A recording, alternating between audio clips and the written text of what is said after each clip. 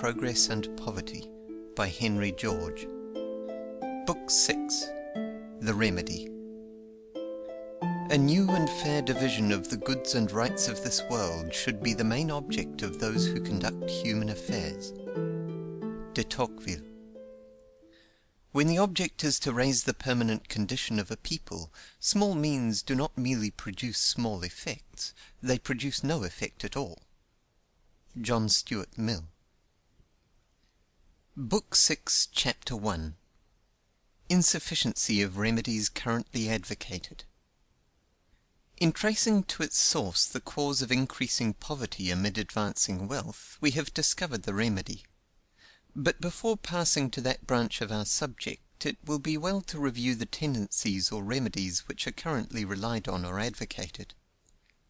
The remedy to which our conclusions point is at once radical and simple; so radical that, on the one side, it will not be fairly considered so long as any faith remains in the efficacy of less caustic measures; so simple that, on the other side, its real efficacy and comprehensiveness are likely to be overlooked until the effect of more elaborate measures is estimated.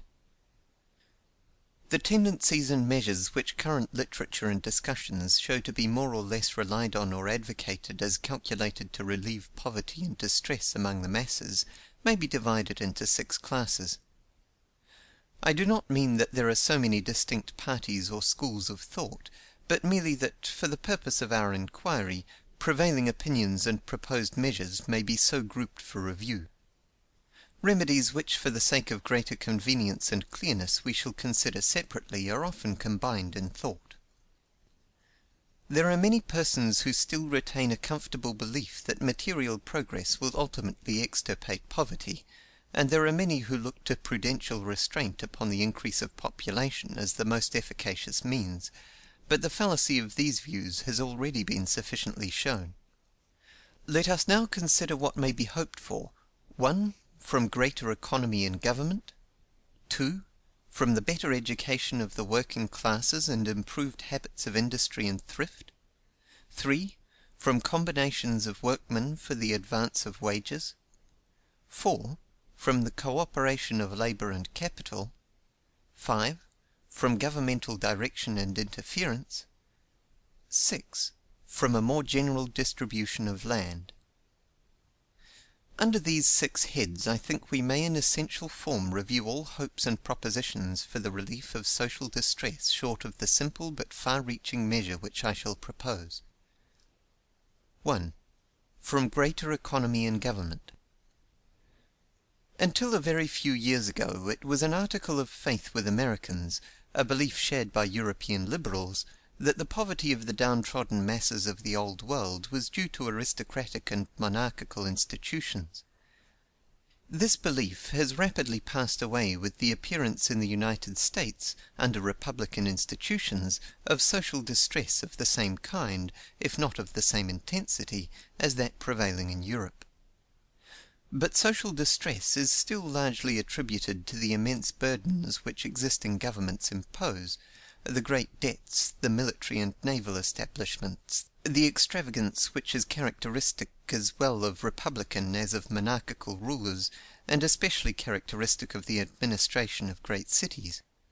To these must be added, in the United States, the robbery involved in the protective tariff, which for every 25 cents it puts in the treasury takes $1, and it may be 4 or 5 out of the pocket of the consumer. Now, there seems to be an evident connection between the immense sums thus taken from the people and the privations of the lower classes, and it is upon a superficial view natural to suppose that a reduction in the enormous burdens thus uselessly imposed would make it easier for the poorest to get a living. But a consideration of the matter in the light of the economic principles heretofore traced out will show that this would not be the effect. A reduction in the amount taken from the aggregate produce of a community by taxation would be simply equivalent to an increase in the power of net production.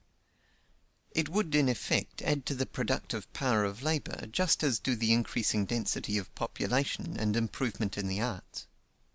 And as the advantage in the one case goes, and must go, to the owners of land in increased rent, so would the advantage in the other. From the produce of the labour and capital of England are now supported the burden of an immense debt, an established church, an expensive royal family, a large number of sinecurists, a great army and great navy. Suppose the debt repudiated, the church disestablished, the royal family set adrift to make a living for themselves, the sinecurists cut off, the army disbanded, the officers and men of the navy discharged, and the ships sold. An enormous reduction in taxation would thus become possible. There would be a great addition to the net produce which remains to be distributed among the parties to production. But it would be only such an addition as improvement in the arts has been for a long time constantly making, and not so great an addition as steam and machinery have made within the last 20 or 30 years. And as these additions have not alleviated pauperism, but have only increased rent, so would this. English landowners would reap the whole benefit. I will not dispute that if all these things could be done suddenly, and without the destruction and expense involved in a revolution, there might be a temporary improvement in the condition of the lowest class. But such a sudden and peaceable reform is manifestly impossible. And if it were, any temporary improvement would, by the process we now see going on in the United States, be ultimately swallowed up by increased land values. And so, in the United States, if we were to reduce public expenditures to the lowest possible point, and meet them by revenue taxation, the benefit could certainly not be greater than that which railroads have brought.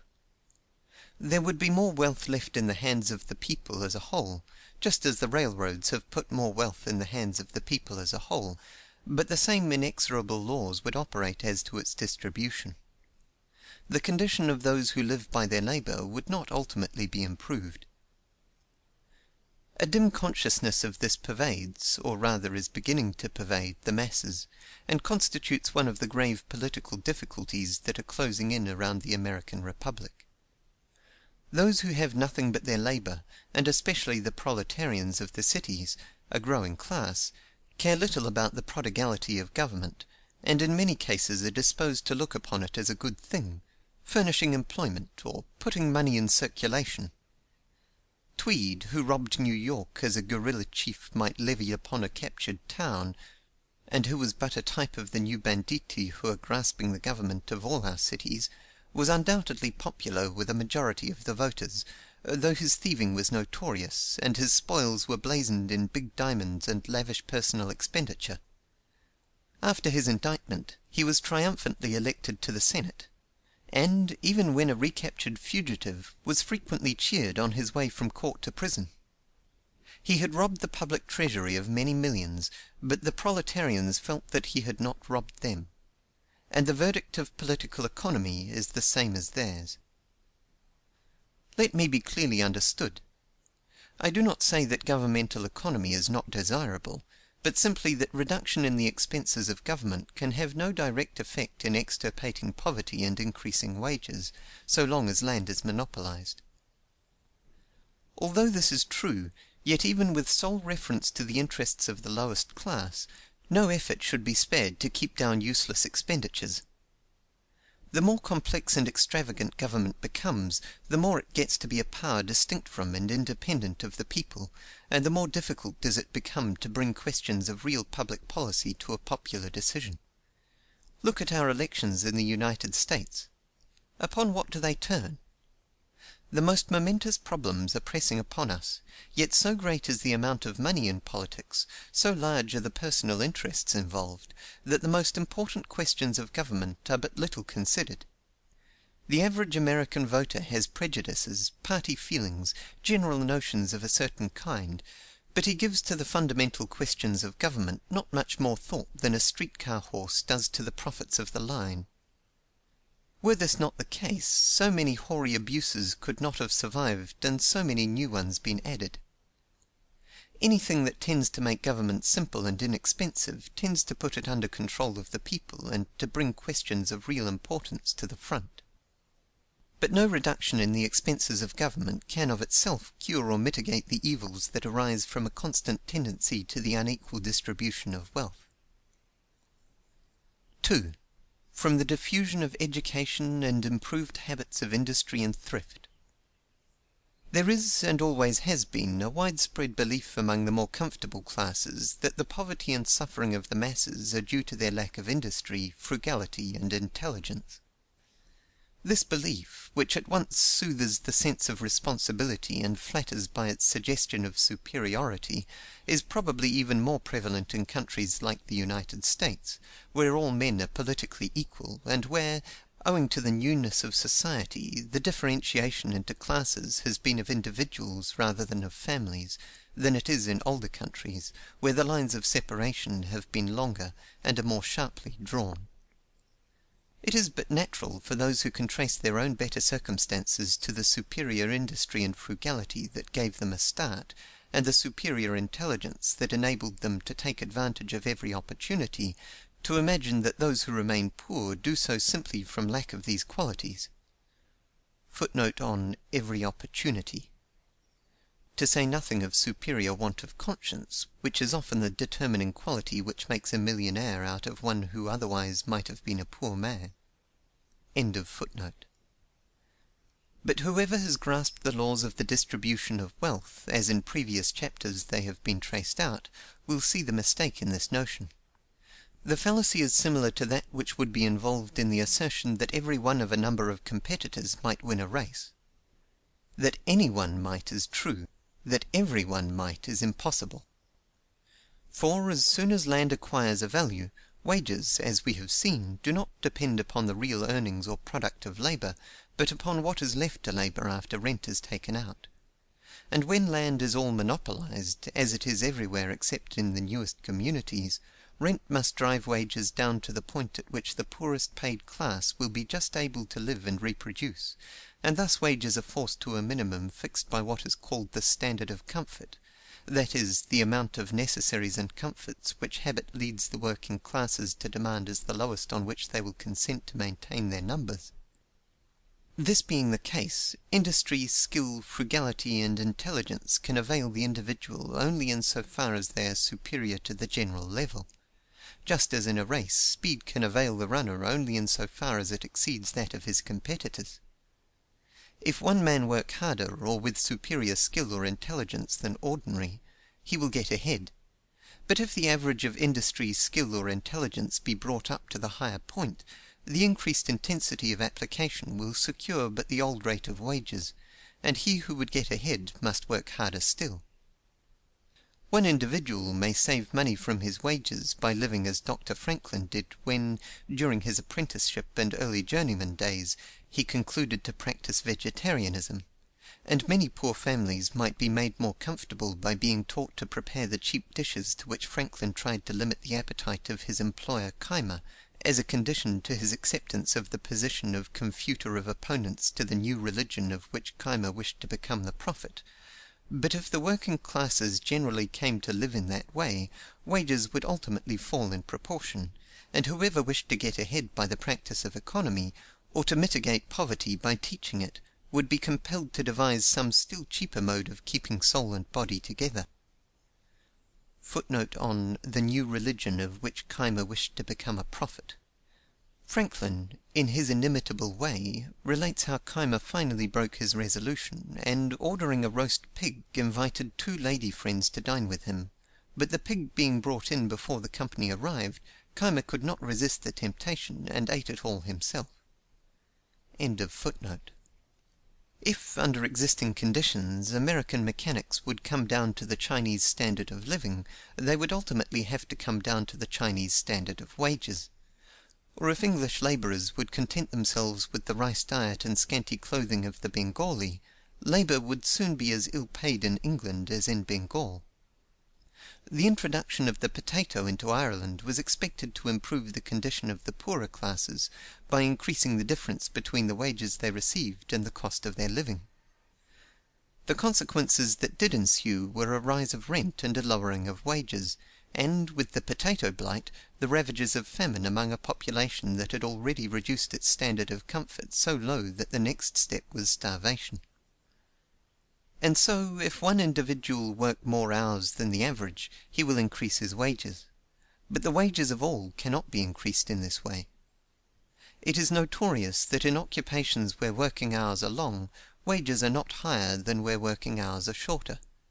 Generally the reverse, for the longer the working day, the more helpless does the labourer become, the less time has he to look around him and develop other powers than those called forth by his work, the less becomes of his ability to change his occupation or to take advantage of circumstances. And so the individual workman who gets his wife and children to assist him may thus increase his income.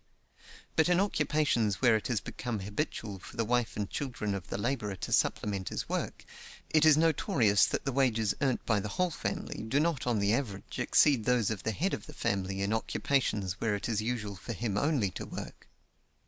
Swiss family labour in watchmaking competes in cheapness with American machinery. The bohemian cigar makers of New York, who work, men, women, and children, in their tenement house rooms, have reduced the prices of cigar making to less than the Chinese in San Francisco were getting.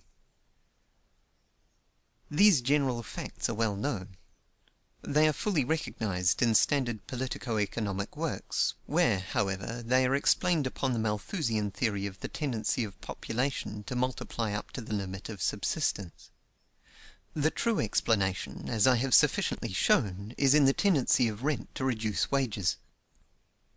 As to the effects of education, it may be worthwhile to say a few words specially, for there is a prevailing disposition to attribute to it something like a magical influence. Now, education is only education in so far as it enables a man more effectively to use his natural powers, and this is something that what we call education in very great part fails to do. I remember a little girl, pretty well along in her school geography and astronomy, who was much astonished to find that the ground in her mother's backyard was really the surface of the earth, and, if you talk with them, you will find that a good deal of the knowledge of many college graduates is much like that of the little girl. They seldom think any better, and sometimes not so well, as men who have never been to college.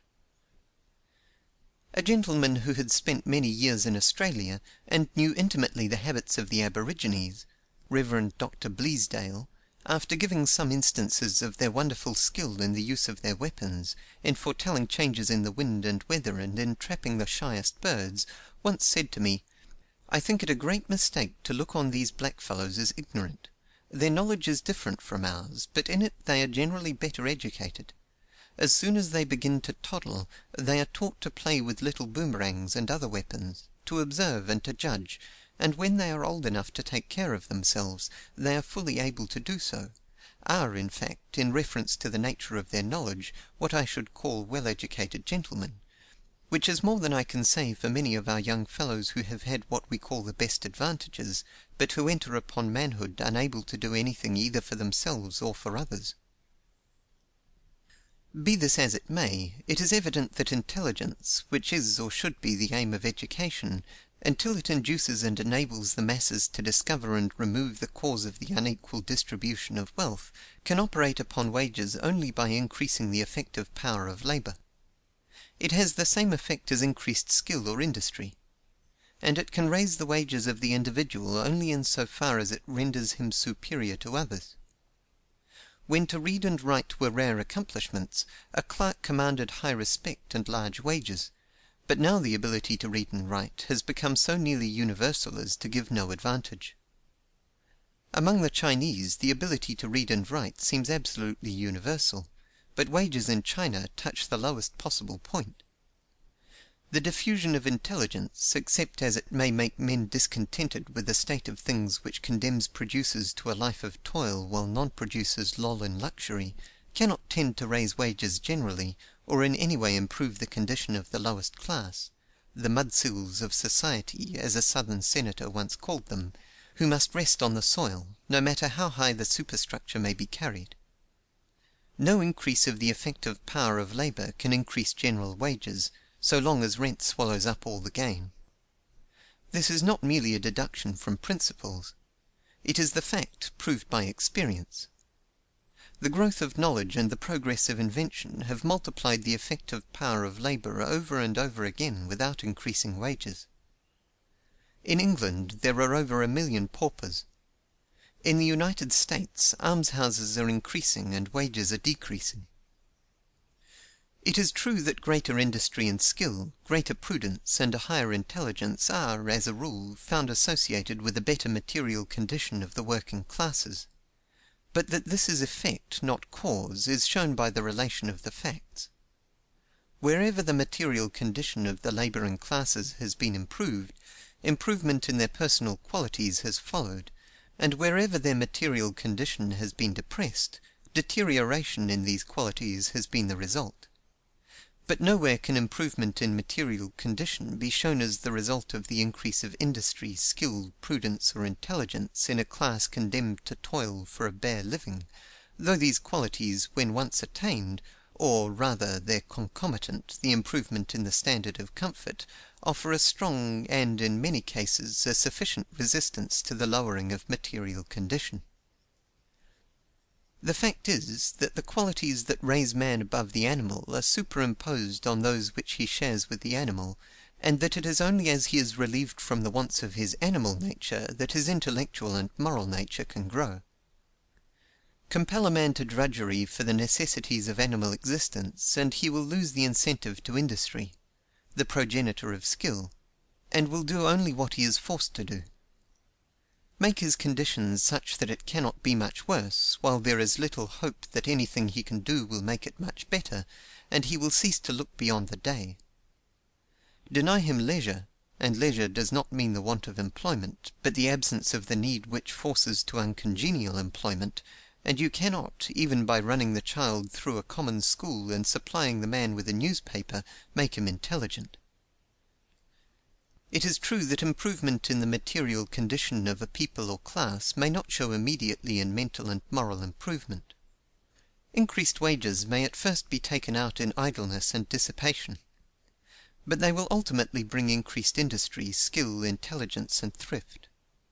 Comparisons between different countries, between different classes in the same country, between the same people at different periods, and between the same people when their conditions are changed by emigration, show, as an invariable result, that the personal qualities of which we are speaking appear as material conditions are improved and disappear as material conditions are depressed. Poverty is the slough of despond which Bunyan saw in his dream, and into which good books may be tossed forever without result. To make people industrious, prudent, skilful, and intelligent, they must be relieved from want. If you would have the slave show the virtues of the free man, you must first make him free.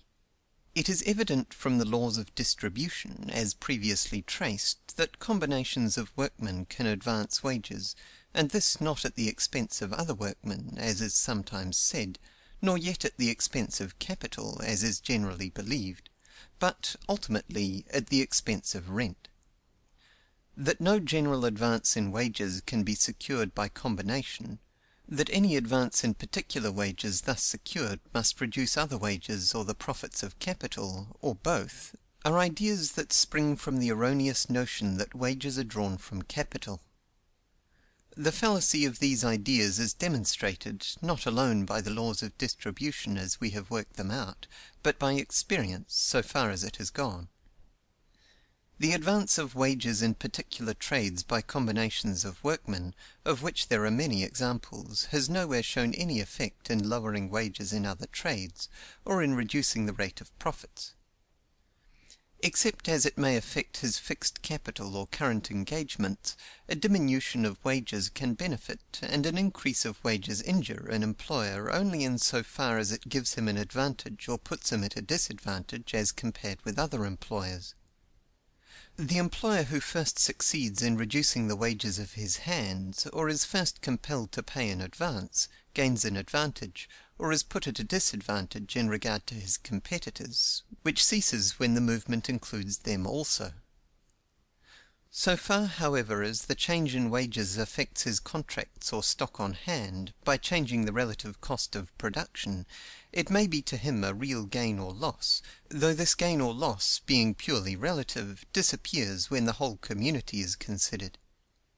And, if the change in wages works a change in the relative demand, it may render capital fixed in machinery, buildings, or otherwise, more or less profitable.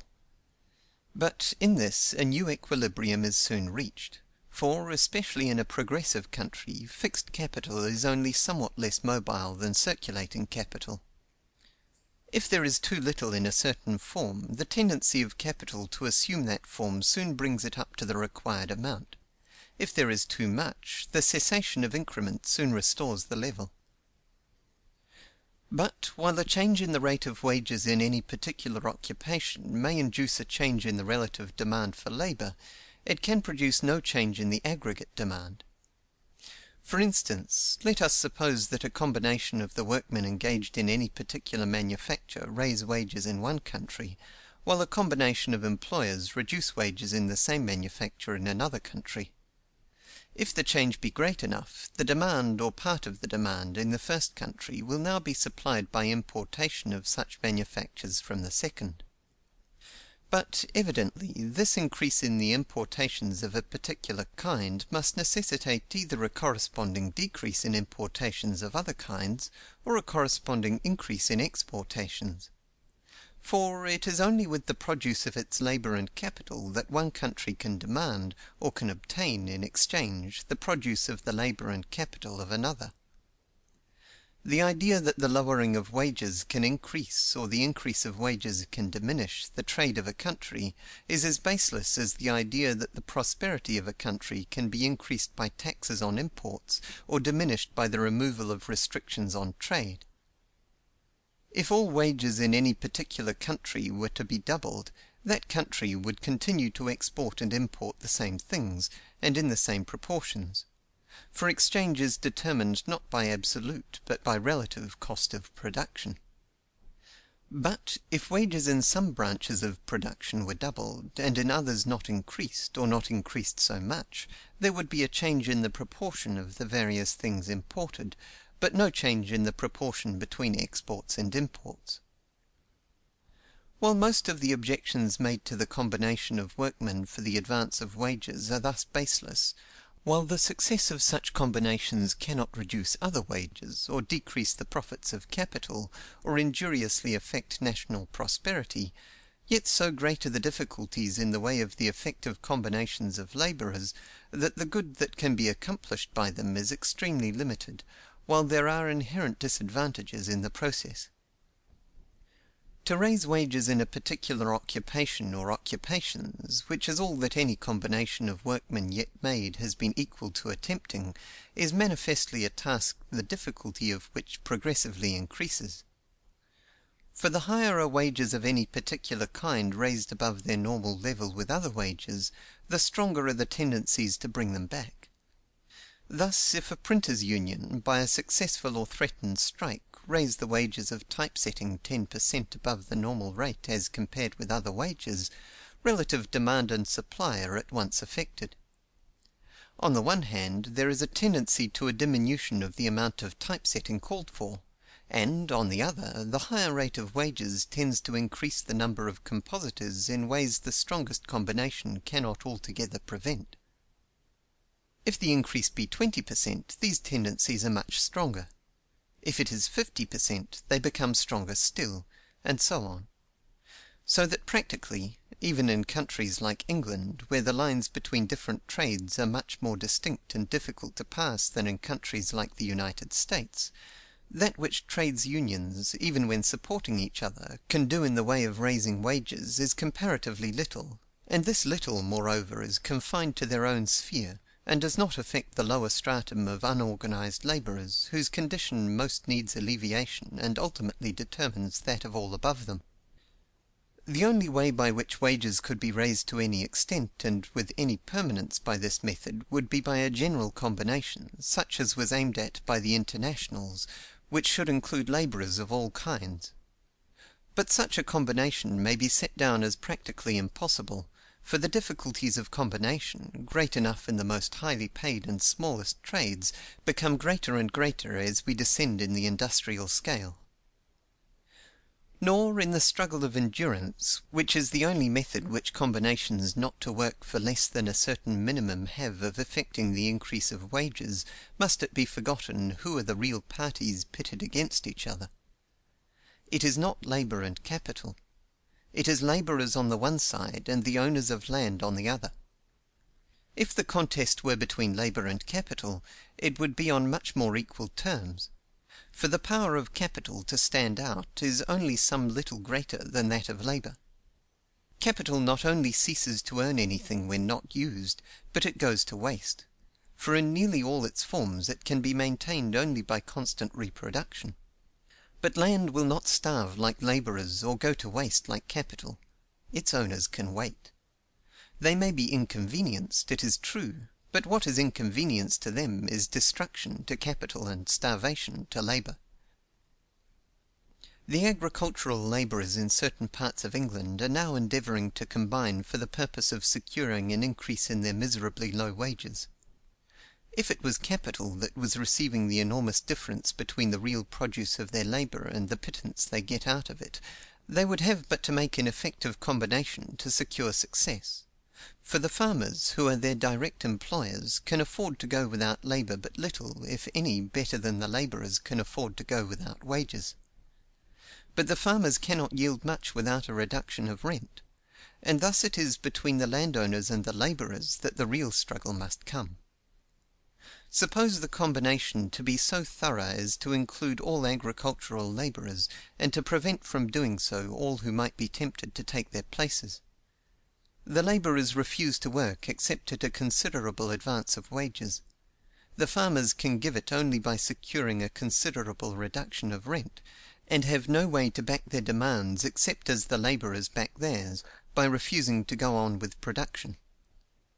If cultivation thus come to a deadlock, the landowners would lose only their rent, while the land improved by lying fallow; but the laborers would starve. And if English laborers of all kinds were united in one grand league for a general increase of wages, the real contest would be the same, and under the same conditions.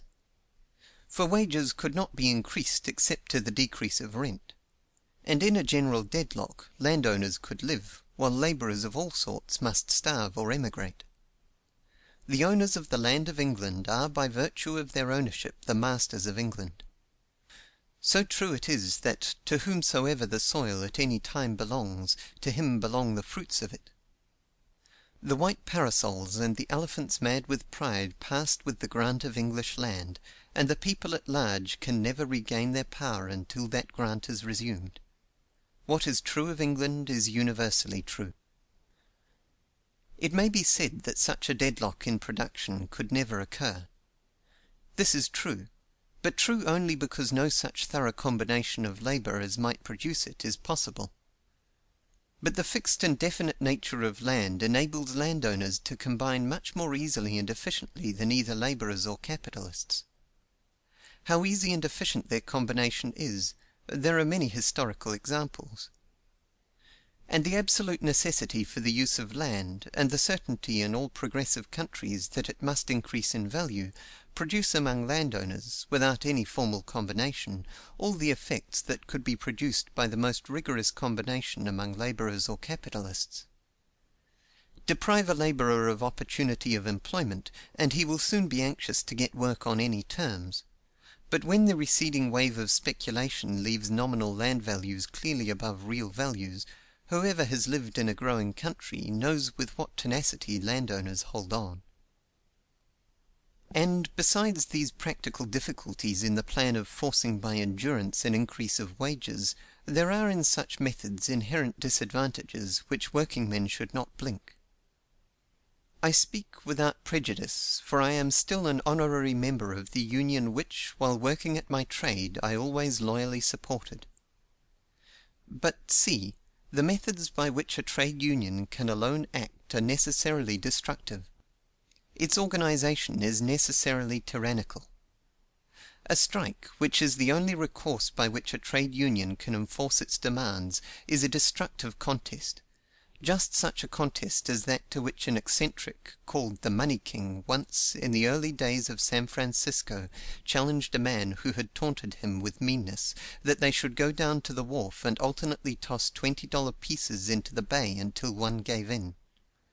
The struggle of endurance involved in a strike is, really, what it has often been compared to, a war, and, like all war, it lessens wealth. And the organization for it must, like the organization for war, be tyrannical. As even the man who would fight for freedom must, when he enters an army, give up his personal freedom and become a mere part in a great machine, so must it be with workmen who organize for a strike. These combinations are, therefore, necessarily destructive of the very things which workmen seek to gain through them: wealth and freedom. There is an ancient Hindu mode of compelling the payment of a just debt, traces of something akin to which Sir Henry Maine has found in the laws of the Irish Brehons. It is called sitting dharna, the creditor seeking enforcement of his debt by sitting down at the door of the debtor and refusing to eat or drink until he is paid. Like this is the method of labour combinations. In their strikes, trades unions sit dharna. But, unlike the Hindu, they have not the power of superstition to back them. 4. From cooperation. It is now, and has been for some time, the fashion to preach cooperation as the sovereign remedy for the grievances of the working classes. But, unfortunately for the efficacy of cooperation as a remedy for social evils, these evils, as we have seen, do not arise from any conflict between labour and capital. And if cooperation were universal, it could not raise wages or relieve poverty. This is readily seen. Cooperation is of two kinds: cooperation in supply and cooperation in production. Now, cooperation in supply, let it go as far as it may in excluding middlemen, only reduces the cost of exchanges. It is simply a device to save labour and eliminate risk, and its effect upon distribution can be only that of the improvements and inventions which have in modern times so wonderfully cheapened and facilitated exchanges, viz., to increase rent. And cooperation in production is simply a reversion to that form of wages which still prevails in the whaling service, and is there termed a lay. It is the substitution of proportionate wages for fixed wages, a substitution of which there are occasional instances in almost all employments. Or, if the management is left to the workman, and the capitalist but takes his proportion of the net produce, it is simply the system that has prevailed to a large extent in European agriculture since the days of the Roman Empire, the colonial or Mattea system. All that is claimed for cooperation in production is, that it makes the workman more active and industrious; in other words, that it increases the efficiency of labour. Thus its effect is in the same direction as the steam engine, the cotton gin, the reaping machine; in short, all the things in which material progress consists, and it can produce only the same result, viz., the increase of rent. It is a striking proof of how first principles are ignored in dealing with social problems, that in current economic and semi-economic literature so much importance is attached to cooperation as a means for increasing wages and relieving poverty, that it can have no such general tendency is apparent. Waiving all the difficulties that under present conditions beset cooperation either of supply or of production, and supposing it so extended as to supplant present methods, that cooperative stores made the connection between producer and consumer with the minimum of expense, and cooperative workshops, factories, farms, and mines abolished the employing capitalist who pays fixed wages, and greatly increased the efficiency of labour, what then? Why, simply that it would become possible to produce the same amount of wealth with less labour, and consequently that the owners of land, the source of all wealth, could command a greater amount of wealth for the use of their land. This is not a matter of mere theory; it is proved by experience and by existing facts.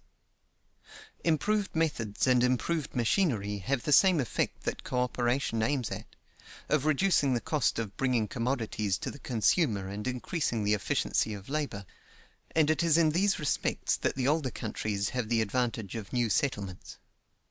But, as experience has amply shown, improvements in the methods and machinery of production and exchange have no tendency to improve the condition of the lowest class, and wages are lower and poverty deeper where exchange goes on at the minimum of cost, and production has the benefit of the best machinery. The advantage but adds to rent. But suppose cooperation between producers and landowners. That would simply amount to the payment of rent in kind, the same system under which much land is rented in California and the southern states, where the landowner gets a share of the crop. Save as a matter of computation, it in no wise differs from the system which prevails in England of a fixed money rent. Call it cooperation if you choose, the terms of the cooperation would still be fixed by the laws which determine rent, and wherever land was monopolized, increase in productive power would simply give the owners of the land the power to demand a larger share.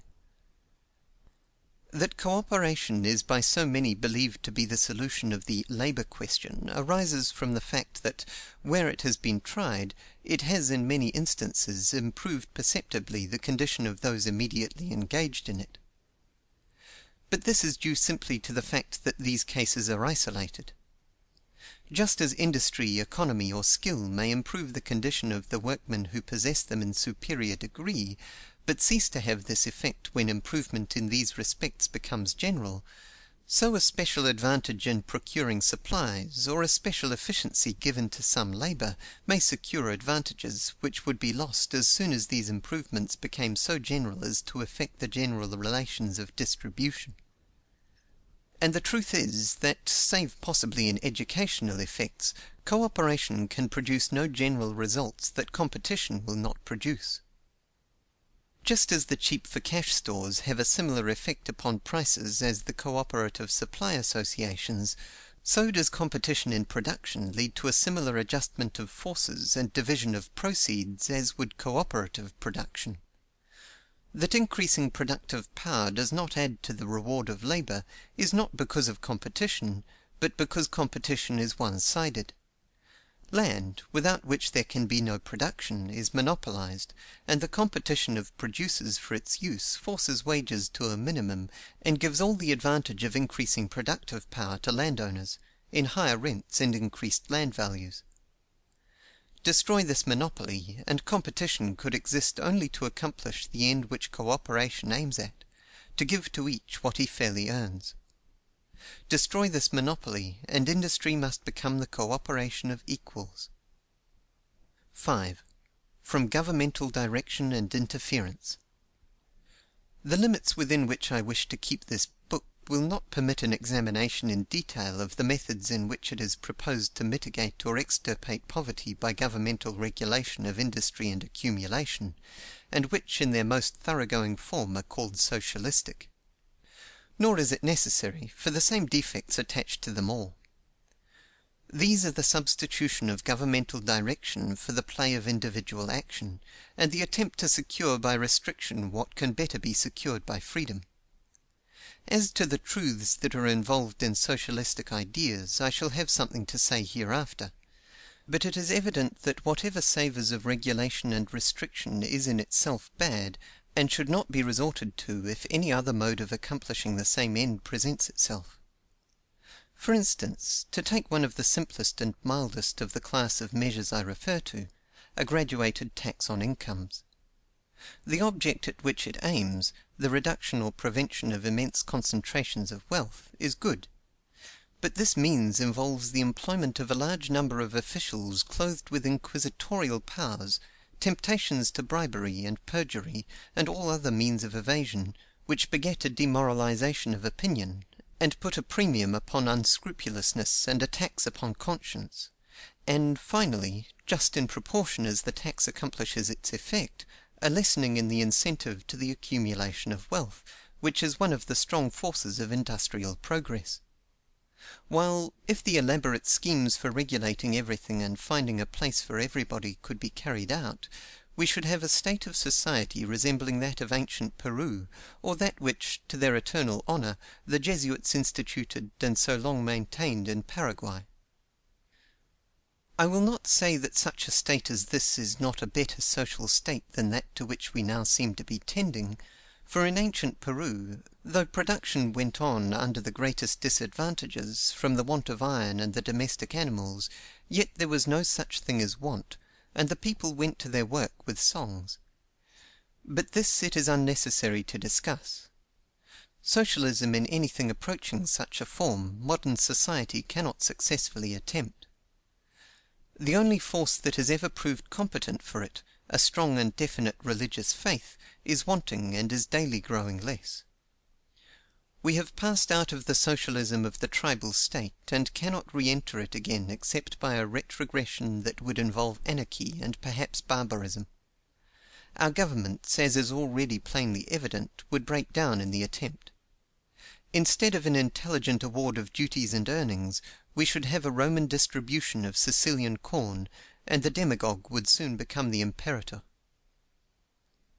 The ideal of socialism is grand and noble, and it is, I am convinced, possible of realization, but such a state of society cannot be manufactured; it must grow. Society is an organism, not a machine. It can live only by the individual life of its parts. And in the free and natural development of all the parts will be secured the harmony of the whole. All that is necessary to social regeneration is included in the motto of those Russian patriots sometimes called nihilists: land and liberty. 6. From a more general distribution of land. There is a rapidly growing feeling that the tenure of land is in some manner connected with the social distress which manifests itself in the most progressive countries. But this feeling as yet mostly shows itself in propositions which look to the more general division of landed property: in England, free trade in land, tenant right, or the equal partition of landed estates among heirs; in the United States, restrictions upon the size of individual holdings. It has been also proposed in England that the state should buy out the landlords, and in the United States that grants of money should be made to enable the settlements of colonies upon public lands. The former proposition let us pass for the present. The latter, so far as its distinctive feature is concerned, falls into the category of the measures considered in the last section. It needs no argument to show to what abuses and demoralization grants of public money or credit would lead. How what the English writers call free trade in land, the removal of duties and restrictions upon conveyances, could facilitate the division of ownership in agricultural land, I cannot see, though it might to some extent have that effect as regards town property. The removal of restrictions upon buying and selling would merely permit the ownership of land to assume more quickly the form to which it tends. Now, that the tendency in Great Britain is to concentration is shown by the fact that, in spite of the difficulties interposed by the cost of transfer, land ownership has been and is steadily concentrating there; and that this tendency is a general one is shown by the fact that the same process of concentration is observable in the United States. I say this unhesitatingly in regard to the United States, although statistical tables are sometimes quoted to show a different tendency.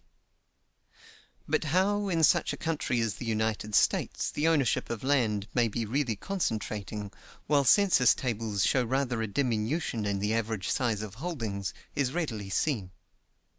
As land is brought into use, and, with the growth of population, passes from a lower to a higher or intenser use, the size of holdings tends to diminish. A small stock range would be a large farm; a small farm would be a large orchard, vineyard, nursery, or vegetable garden; and a patch of land which would be small even for these purposes would make a very large city property. Thus the growth of population, which puts lands to higher or intenser uses, tends naturally to reduce the size of holdings, by a process very marked in new countries. But with this may go on a tendency to the concentration of land ownership, which, though not revealed by tables which show the average size of holdings, is just as clearly seen. Average holdings of 1 acre in a city may show a much greater concentration of land ownership than average holdings of 640 acres in a newly settled township. I refer to this to show the fallacy in the deductions drawn from the tables which are frequently paraded in the United States to show that land monopoly is an evil that will cure itself.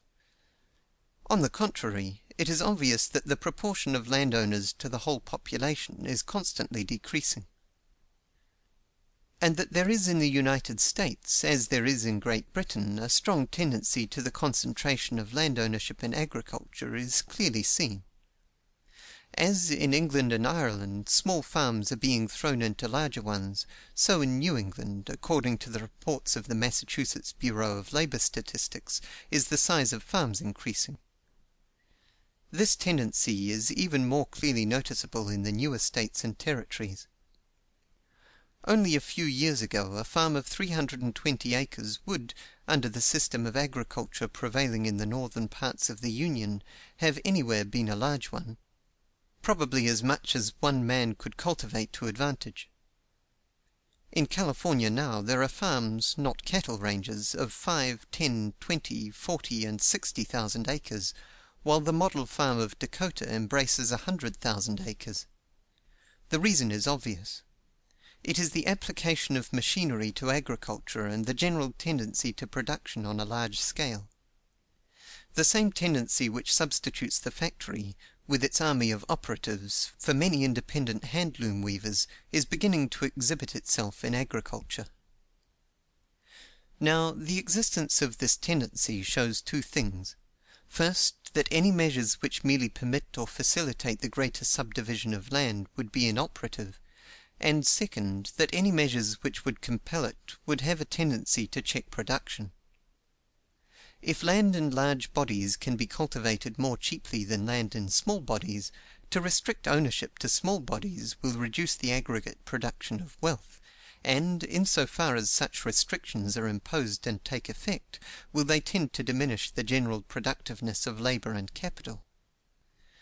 The effort, therefore, to secure a fairer division of wealth by such restrictions is liable to the drawback of lessening the amount to be divided. The device is like that of the monkey, who, dividing the cheese between the cats, equalized matters by taking a bite off the biggest piece. But there is not merely this objection, which weighs against every proposition to restrict the ownership of land, with a force that increases with the efficiency of the proposed measure. There is the further and fatal objection that restriction will not secure the end which is alone worth aiming at, a fair division of the produce. It will not reduce rent, and therefore cannot increase wages. It may make the comfortable classes larger, but will not improve the condition of those in the lowest class. If what is known as the Ulster tenant right were extended to the whole of Great Britain, it would be but to carve out of the estate of the landlord an estate for the tenant. The condition of the labourer would not be a whit improved. If landlords were prohibited from asking an increase of rent from their tenants, and from ejecting a tenant so long as the fixed rent was paid, the body of the producers would gain nothing. Economic rent would still increase, and would still steadily lessen the proportion of the produce going to labour and capital. The only difference would be that the tenants of the first landlords, who would become landlords in their turn, would profit by the increase.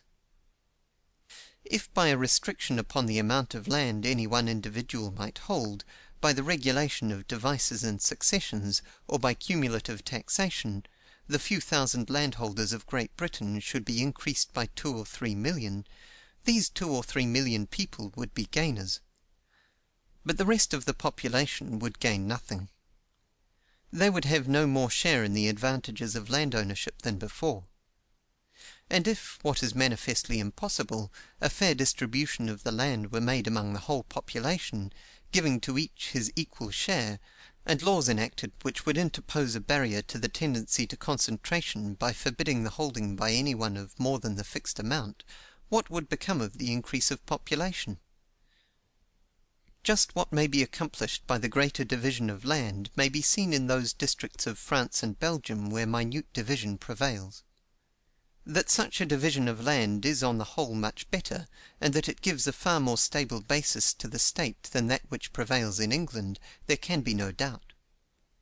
But that it does not make wages any higher or improve the condition of the class who have only their labour, is equally clear. These French and Belgian peasants practice a rigid economy unknown to any of the English-speaking peoples. And if such striking symptoms of the poverty and distress of the lowest class are not apparent as on the other side of the Channel, it must, I think, be attributed, not only to this fact, but to another fact, which accounts for the continuance of the minute division of the land, that material progress has not been so rapid. Neither has population increased with the same rapidity; on the contrary, it has been nearly stationary, nor have improvements in the modes of production been so great. Nevertheless, M. de Lavalier, all of whose prepossessions are in favour of small holdings, and whose testimony will therefore carry more weight than that of English observers, who may be supposed to harbour a prejudice for the system of their own country, states in his paper on the land systems of Belgium and Holland, printed by the Cobden Club, that the condition of the labourer is worse under this system of the minute division of land than it is in England, while the tenant farmers, for tenancy largely prevails even where the morcellement is greatest, are rack-rented with a mercilessness unknown in England and even in Ireland, and the franchise, so far from raising them in the social scale, is but a source of mortification and humiliation to them, for they are forced to vote according to the dictates of the landlord instead of following the dictates of their own inclination and convictions. But while the subdivision of land can thus do nothing to cure the evils of land monopoly, while it can have no effect in raising wages or in improving the condition of the lowest classes, its tendency is to prevent the adoption or even advocacy of more thoroughgoing measures, and to strengthen the existing unjust system by interesting a larger number in its maintenance. M. de Lavalier, in concluding the paper from which I have quoted, urges the greater division of land as the surest means of securing the great landowners of England from something far more radical. Although in the districts where land is so minutely divided, the condition of the labourer is, he states, the worst in Europe, and the renting farmer is much more ground down by his landlord than the Irish tenant, yet feelings hostile to social order, M. de Lavalier goes on to say, do not manifest themselves, because the tenant, although ground down by the constant rise of rents, lives among his equals, peasants like himself, who have tenants whom they use just as the large landholder does his. His father, his brother, perhaps the man himself, possesses something like an acre of land, which he lets at as high a rent as he can get. In the public house peasant proprietors will boast of the high rents they get for their lands, just as they might boast of having sold their pigs or potatoes very dear. Letting at as high a rent as possible comes thus to seem to him to be quite a matter of course, and he never dreams of finding fault with either the landowners as a class or with property in land. His mind is not likely to dwell on the notion of a caste of domineering landlords, of bloodthirsty tyrants fattening on the sweat of impoverished tenants and doing no work themselves, for those who drive the hardest bargains are not the great landowners but his own fellows. Thus the distribution of a number of small properties among the peasantry forms a kind of rampart and safeguard for the holders of large estates, and peasant property may without exaggeration be called the lightning conductor that averts from society dangers which might otherwise lead to violent catastrophes. The concentration of land in large estates among a small number of families is a sort of provocation of levelling legislation. The position of England, so enviable in many respects, seems to me to be in this respect full of danger for the future. To me, for the very same reason that M. de Lavalier expresses, the position of England seems full of hope. Let us abandon all attempt to get rid of the evils of land monopoly by restricting land ownership. An equal distribution of land is impossible, and anything short of that would be only a mitigation, not a cure, and a mitigation that would prevent the adoption of a cure. Nor is any remedy worth considering that does not fall in with the natural direction of social development, and swim, so to speak, with the current of the times. That concentration is the order of development there can be no mistaking. The concentration of people in large cities, the concentration of handicrafts in large factories, the concentration of transportation by railroad and steamship lines, and of agricultural operations in large fields. The most trivial businesses are being concentrated in the same way. Errands are run and carpet sacks are carried by corporations. All the currents of the time run to concentration. To resist it successfully, we must throttle steam and discharge electricity from human service. End of Book 6, Chapter 1. Book 6, Chapter 2. The True Remedy. We have traced the unequal distribution of wealth which is the curse and menace of modern civilization to the institution of private property in land. We have seen that so long as this institution exists, no increase in productive power can permanently benefit the masses, but, on the contrary, must tend still further to depress their condition. We have examined all the remedies, short of the abolition of private property in land, which are currently relied on or proposed for the relief of poverty and the better distribution of wealth, and have found them all inefficacious or impracticable. There is but one way to remove an evil, and that is to remove its cause. Poverty deepens as wealth increases, and wages are forced down while productive power grows, because land, which is the source of all wealth and the field of all labor, is monopolized. To extirpate poverty, to make wages what justice commands they should be, the full earnings of the laborer, we must therefore substitute for the individual ownership of land a common ownership. Nothing else will go to the cause of the evil. In nothing else is there the slightest hope. This, then, is the remedy for the unjust and unequal distribution of wealth apparent in modern civilization, and for all the evils which flow from it. We must make land common property. We have reached this conclusion by an examination in which every step has been proved and secured. In the chain of reasoning no link is wanting and no link is weak. Deduction and induction have brought us to the same truth, that the unequal ownership of land necessitates the unequal distribution of wealth. And as, in the nature of things, unequal ownership of land is inseparable from the recognition of individual property in land, it necessarily follows that the only remedy for the unjust distribution of wealth is in making land common property. But this is a truth which, in the present state of society, will arouse the most bitter antagonism, and must fight its way inch by inch. It will be necessary, therefore, to meet the objections of those who, even when driven to admit this truth, will declare that it cannot be practically applied. In doing this, we shall bring our previous reasoning to a new and crucial test. Just as we try addition by subtraction and multiplication by division, so may we, by testing the sufficiency of the remedy, prove the correctness of our conclusions as to the cause of the evil. The laws of the universe are harmonious, and if the remedy to which we have been led is the true one, it must be consistent with justice. It must be practicable of application. It must accord with the tendencies of social development, and must harmonize with other reforms. All this I propose to show.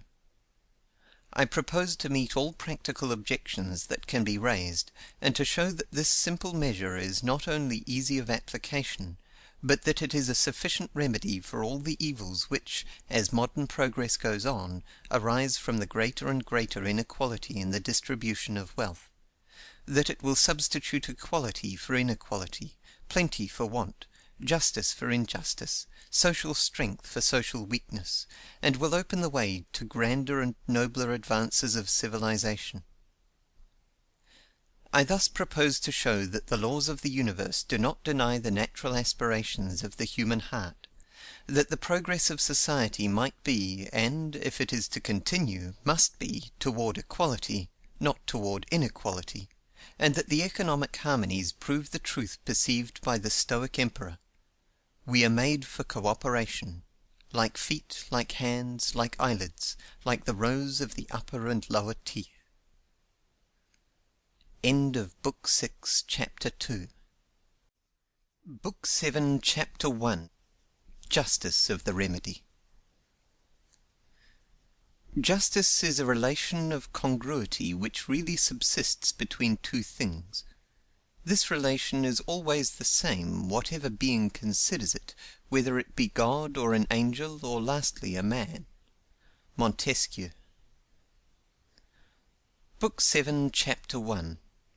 The Injustice of Private Property in Land. When it is proposed to abolish private property in land, the first question that will arise is that of justice.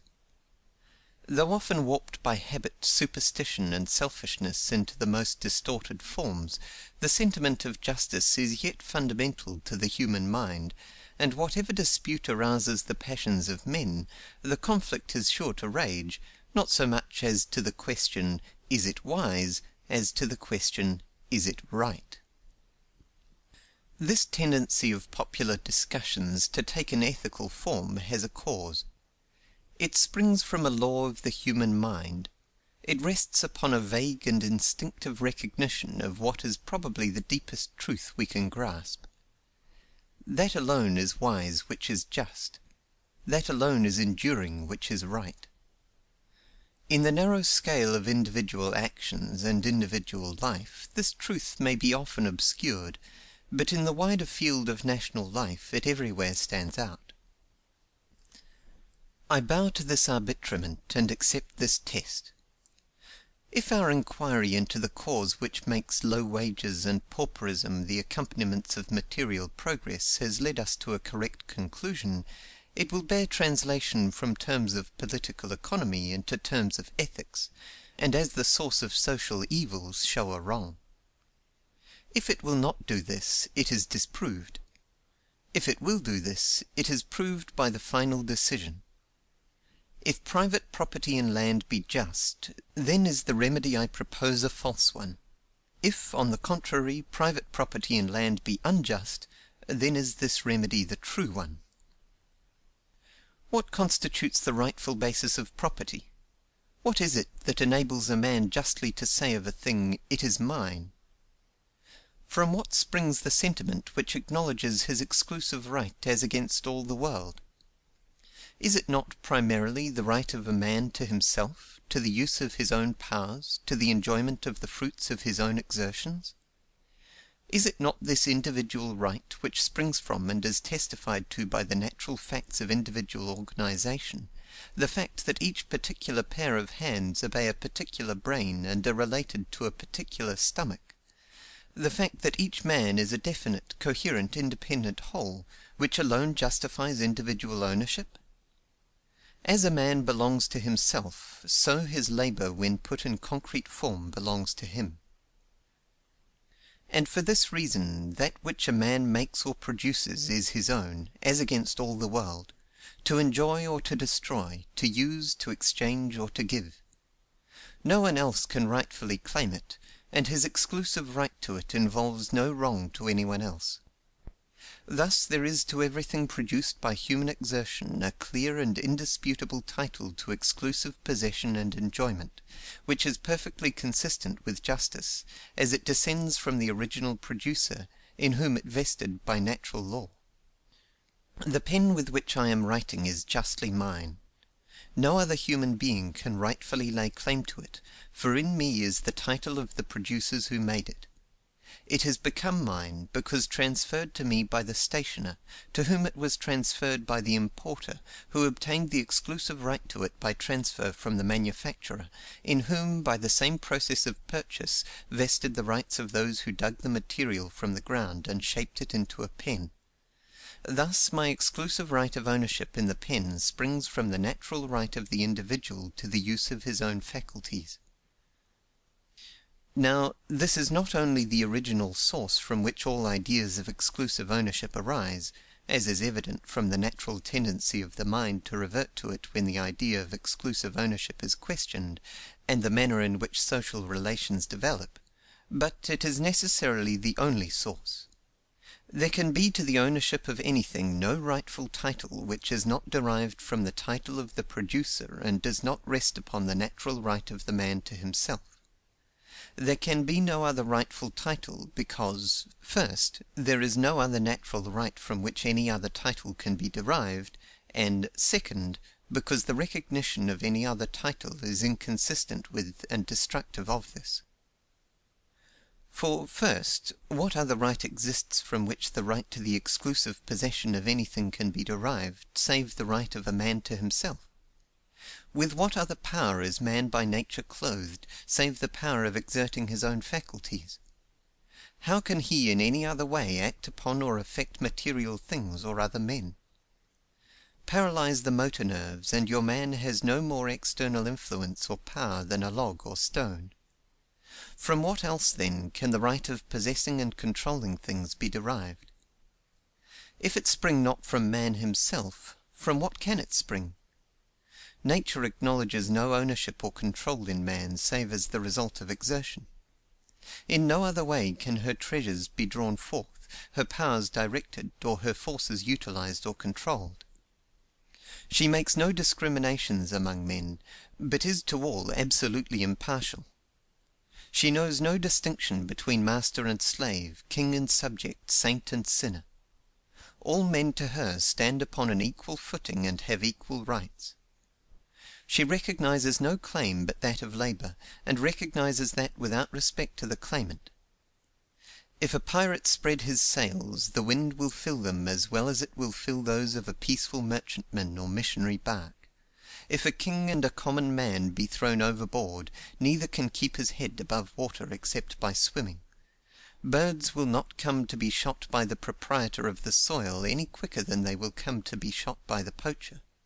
Fish will bite or will not bite at a hook in utter disregard as to whether it is offered them by a good little boy who goes to Sunday school or a bad little boy who plays truant. Grain will grow only as the ground is prepared and the seed is sown. It is only at the call of labor that ore can be raised from the mine.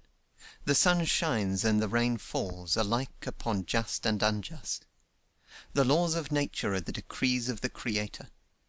There is written in them no recognition of any right save that of labor, and in them is written broadly and clearly the equal right of all men to the use and enjoyment of nature, to apply to her by their exertions, and to receive and possess her reward.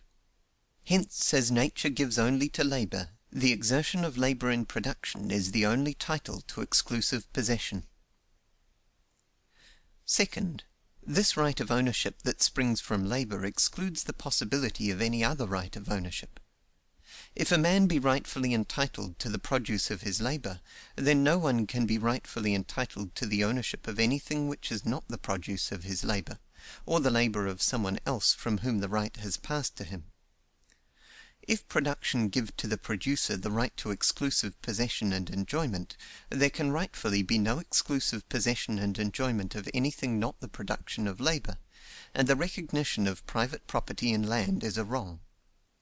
For the right to the produce of labor cannot be enjoyed without the right to the free use of the opportunities offered by nature, and to admit the right of property in these is to deny the right of property in the produce of labor.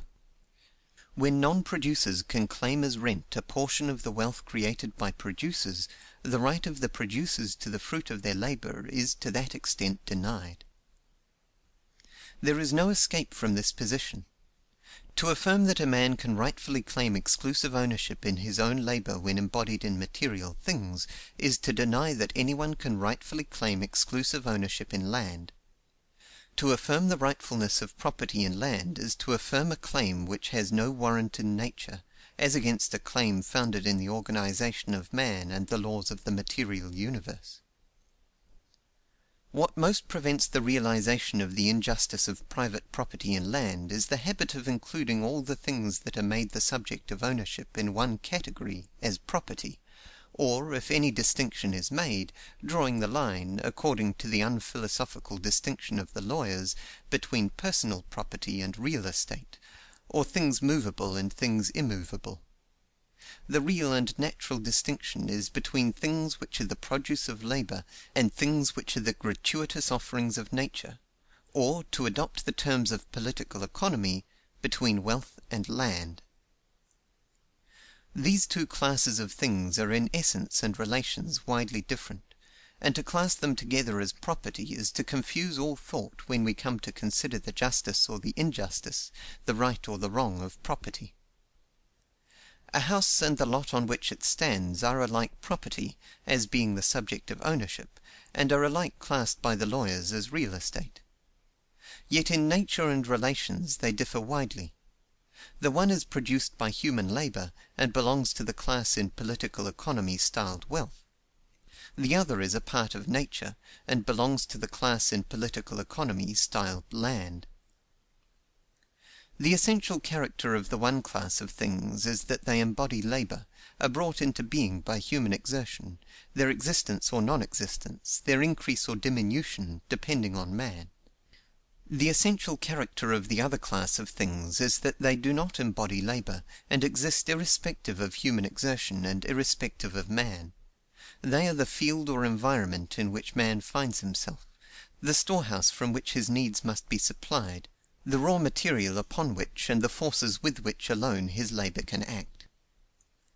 The moment this distinction is realized, that moment is it seen that the sanction which natural justice gives to one species of property is denied to the other, that the rightfulness which attaches to individual property in the produce of labor implies the wrongfulness of individual property in land, that, whereas the recognition of the one places all men upon equal terms, securing to each the due reward of his labor, the recognition of the other is the denial of the equal rights of men, permitting those who do not labor to take the natural reward of those who do. Whatever may be said for the institution of private property in land, it is therefore plain that it cannot be defended on the score of justice. The equal right of all men to the use of land is as clear as their equal right to breathe the air. It is a right proclaimed by the fact of their existence. For we cannot suppose that some men have a right to be in this world, and others no right. If we are all here by the equal permission of the Creator, we are all here with an equal title to the enjoyment of His bounty, with an equal right to the use of all that nature so impartially offers. Footnote. In saying that private property in land can, in the ultimate analysis, be justified only on the theory that some men have a better right to existence than others, I am stating only what the advocates of the existing system have themselves perceived. What gave to Malthus his popularity among the ruling classes, what caused his illogical book to be received as a new revelation, induced sovereigns to send him decorations, and the meanest rich man in England to propose to give him a living, was the fact that he furnished a plausible reason for the assumption that some have a better right to existence than others, an assumption which is necessary for the justification of private property in land, and which Malthus clearly states in the declaration that the tendency of population is constantly to bring into the world human beings for whom nature refuses to provide, and who consequently have not the slightest right to any share in the existing store of the necessaries of life, whom she tells as interlopers to be gone, and does not hesitate to extort by force obedience to her mandates, employing for that purpose hunger and pestilence, war and crime, mortality and neglect of infantine life, prostitution and syphilis. And today this Malthusian doctrine is the ultimate defense upon which those who justify private property in land fall back. In no other way can it be logically defended. End of footnote. This is a right which is natural and inalienable. It is a right which vests in every human being as he enters the world, and which, during his continuance in the world, can be limited only by the equal rights of others. There is in nature no such thing as a fee simple in land. There is on earth no power which can rightfully make a grant of exclusive ownership in land. If all existing men were to unite to grant away their equal rights, they could not grant away the right of those who follow them. For what are we but tenants for a day? Have we made the earth that we should determine the rights of those who after us shall tenant it in their turn? The Almighty, who created the earth for man, and man for the earth, has entailed it upon all the generations of the children of men by a decree written upon the constitution of all things, a decree which no human action can bar and no prescription determine. Let the parchments be ever so many, or possession ever so long, natural justice can recognize no right in one man to the possession and enjoyment of land that is not equally the right of all his fellows. Though his titles have been acquiesced in by generation after generation, to the landed estates of the Duke of Westminster the poorest child that is born in London today has as much right as has his eldest son. Footnote: This natural and inalienable right to the equal use and enjoyment of land is so apparent that it has been recognized by men wherever force or habit has not blunted first perceptions. To give but one instance, the white settlers of New Zealand found themselves unable to get from the Maoris what the latter considered a complete title to land, because, although a whole tribe might have consented to a sale, they would still claim with every new child born among them an additional payment on the ground that they had parted with only their own rights, and could not sell those of the unborn. The government was obliged to step in and settle the matter by buying land for a tribal annuity, in which every child that is born acquires a share. End of footnote.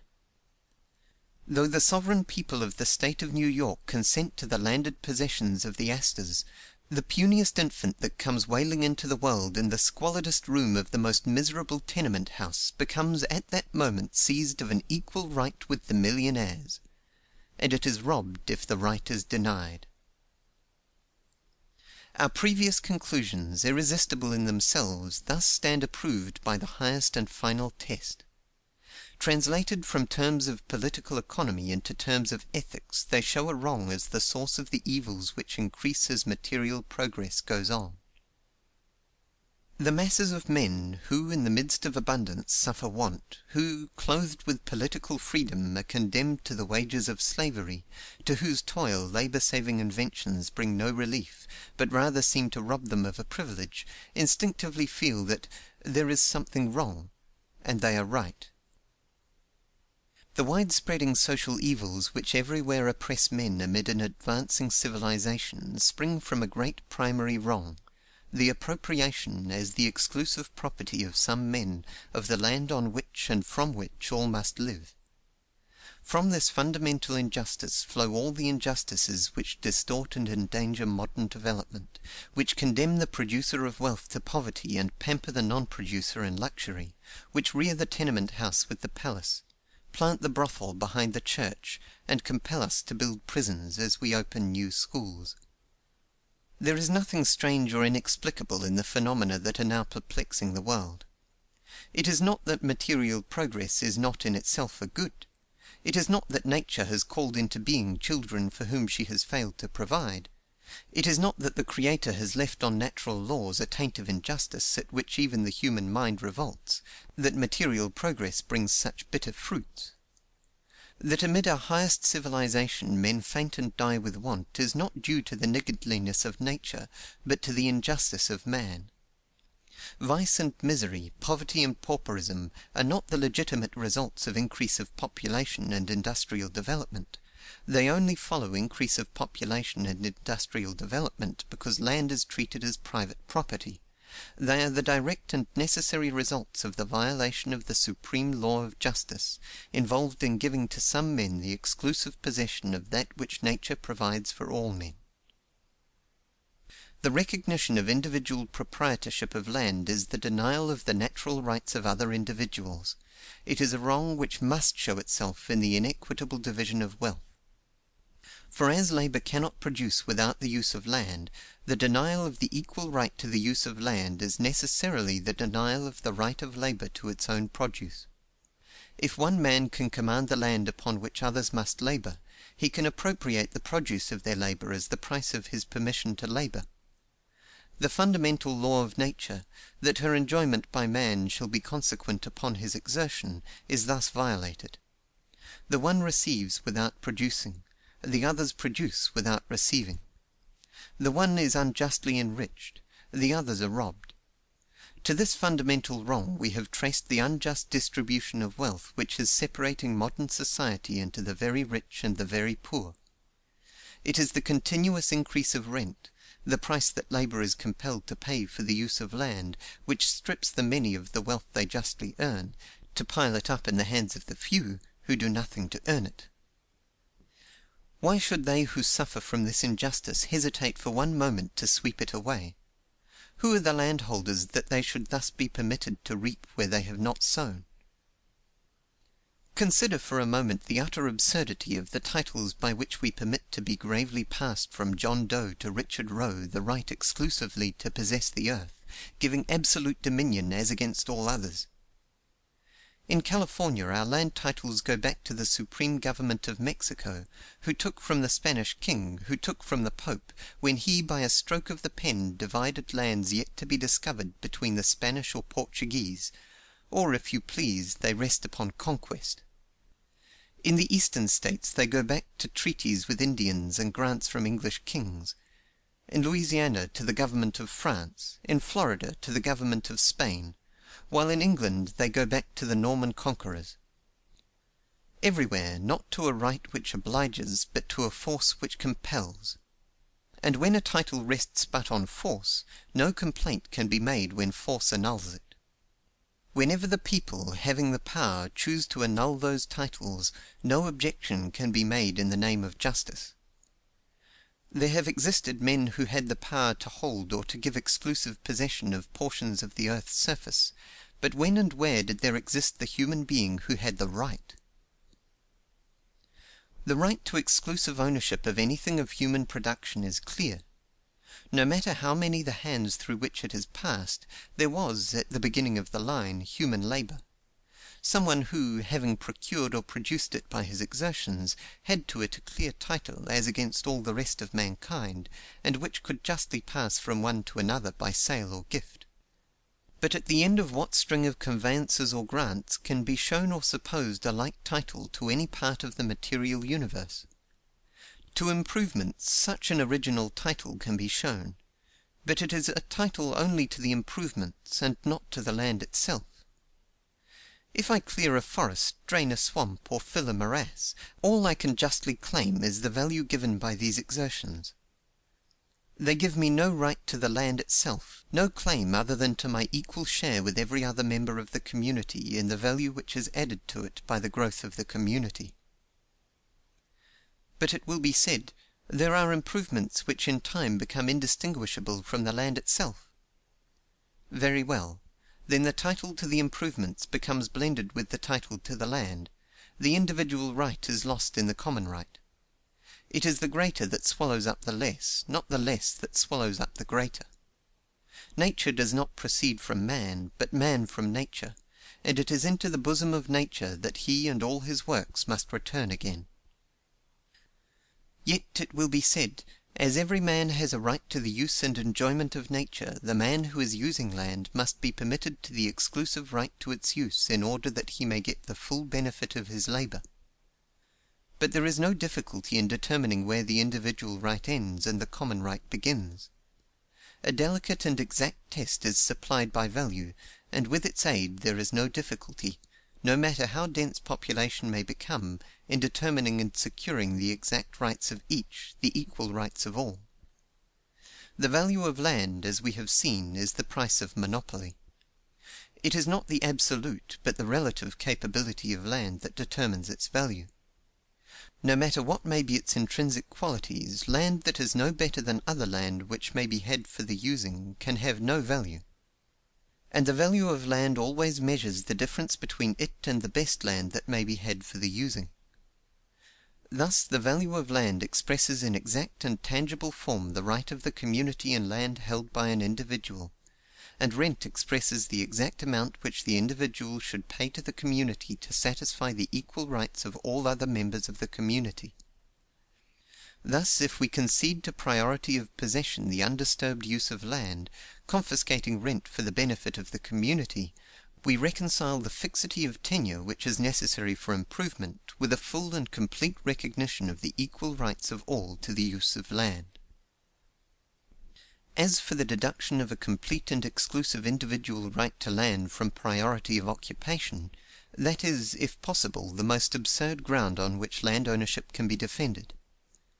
Priority of occupation give exclusive and perpetual title to the surface of a globe on which, in the order of nature, countless generations succeed each other.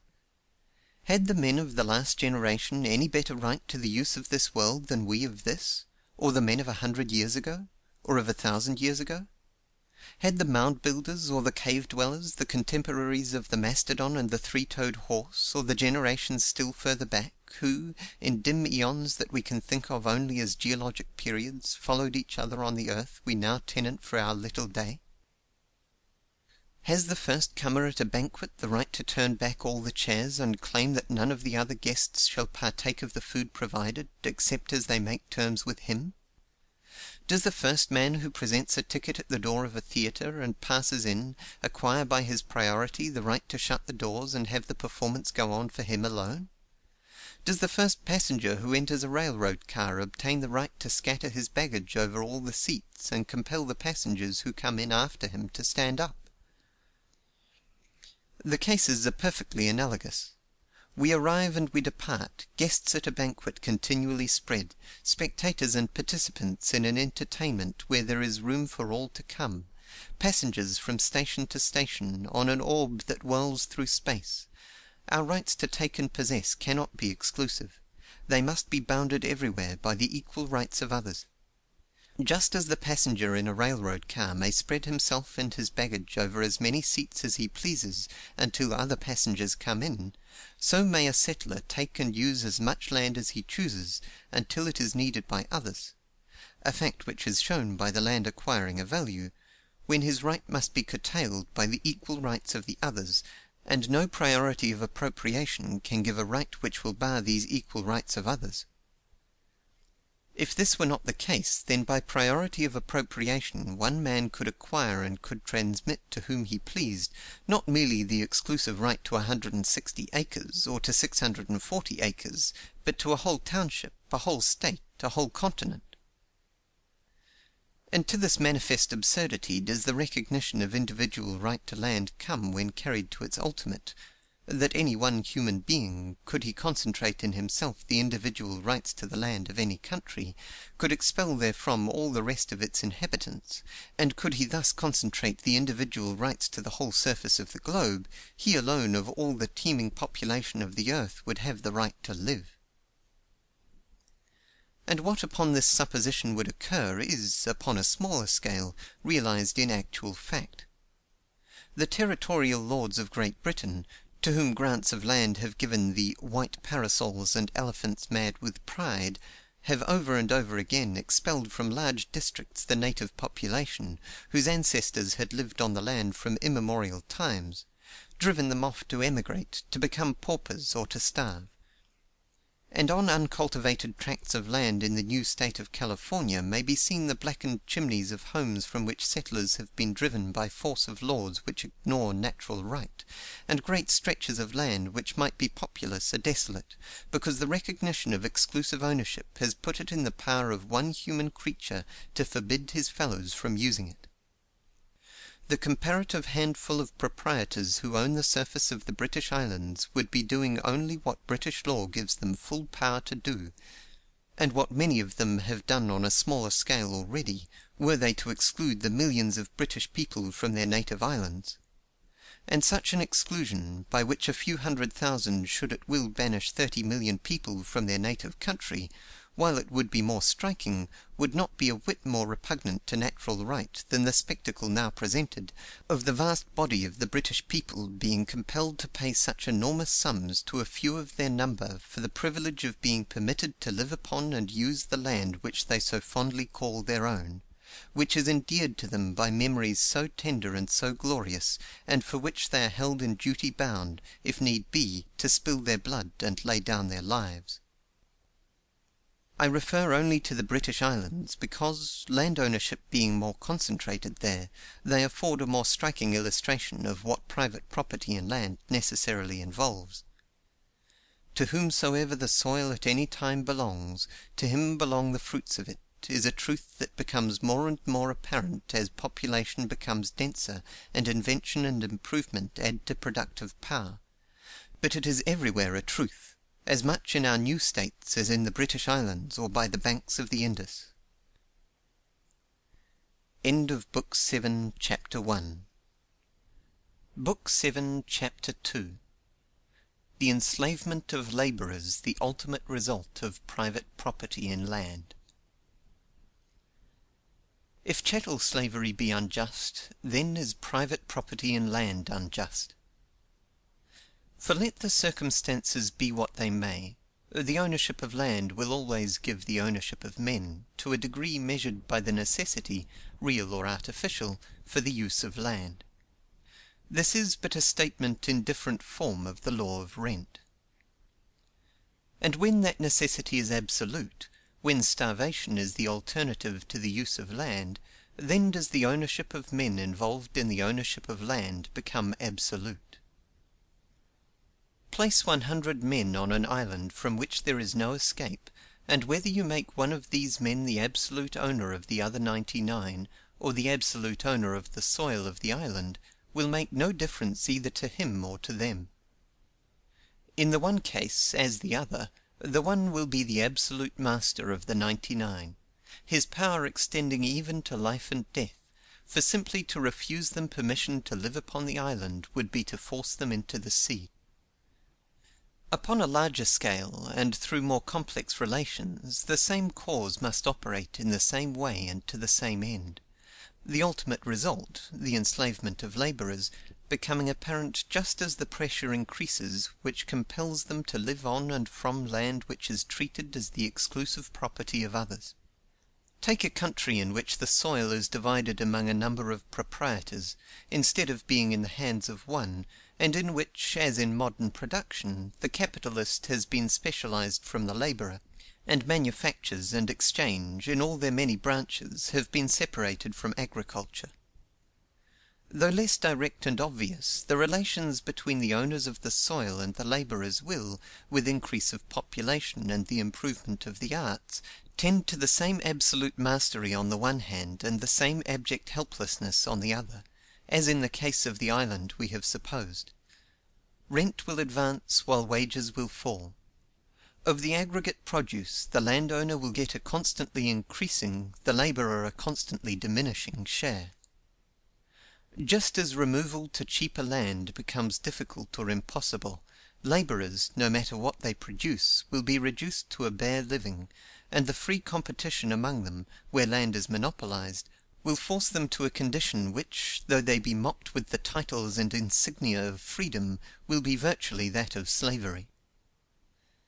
There is nothing strange in the fact that, in spite of the enormous increase in productive power which this century has witnessed, and which is still going on, the wages of labor in the lower and wider strata of industry should everywhere tend to the wages of slavery, just enough to keep the laborer in working condition. For the ownership of the land on which and from which a man must live is virtually the ownership of the man himself; and in acknowledging the right of some individuals to the exclusive use and enjoyment of the earth, we condemn other individuals to slavery as fully and as completely as though we had formerly made them chattels.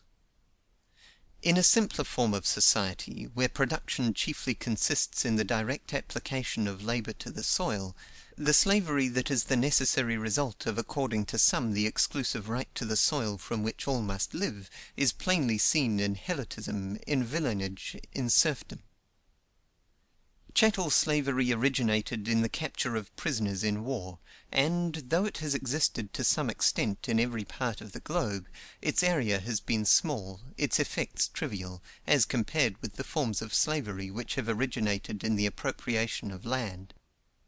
No people as a mass have ever been reduced to chattel slavery to men of their own race, nor yet on any large scale has any people ever been reduced to slavery of this kind by conquest. The general subjection of the many to the few, which we meet with wherever society has reached a certain development, has resulted from the appropriation of land as individual property. It is the ownership of the soil that everywhere gives the ownership of the men that live upon it. It is slavery of this kind to which the enduring pyramids and the colossal monuments of Egypt yet bear witness, and of the institution of which we have, perhaps, a vague tradition in the biblical story of the famine during which the Pharaoh purchased up the lands of the people. It was slavery of this kind to which, in the twilight of history, the conquerors of Greece reduced the original inhabitants of that peninsula, transforming them into helots by making them pay rent for their lands.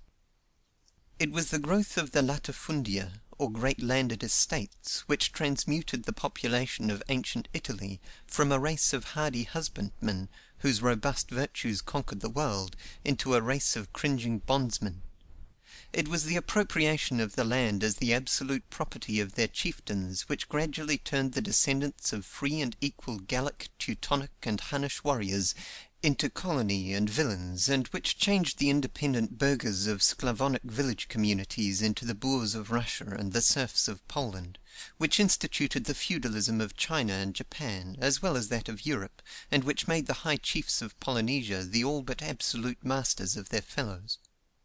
How it came to pass that the Aryan shepherds and warriors who, as comparative philology tells us, descended from the common birthplace of the Indo-Germanic race into the lowlands of India, were turned into the suppliant and cringing Hindoo, the Sanskrit verse which I have before quoted gives us a hint.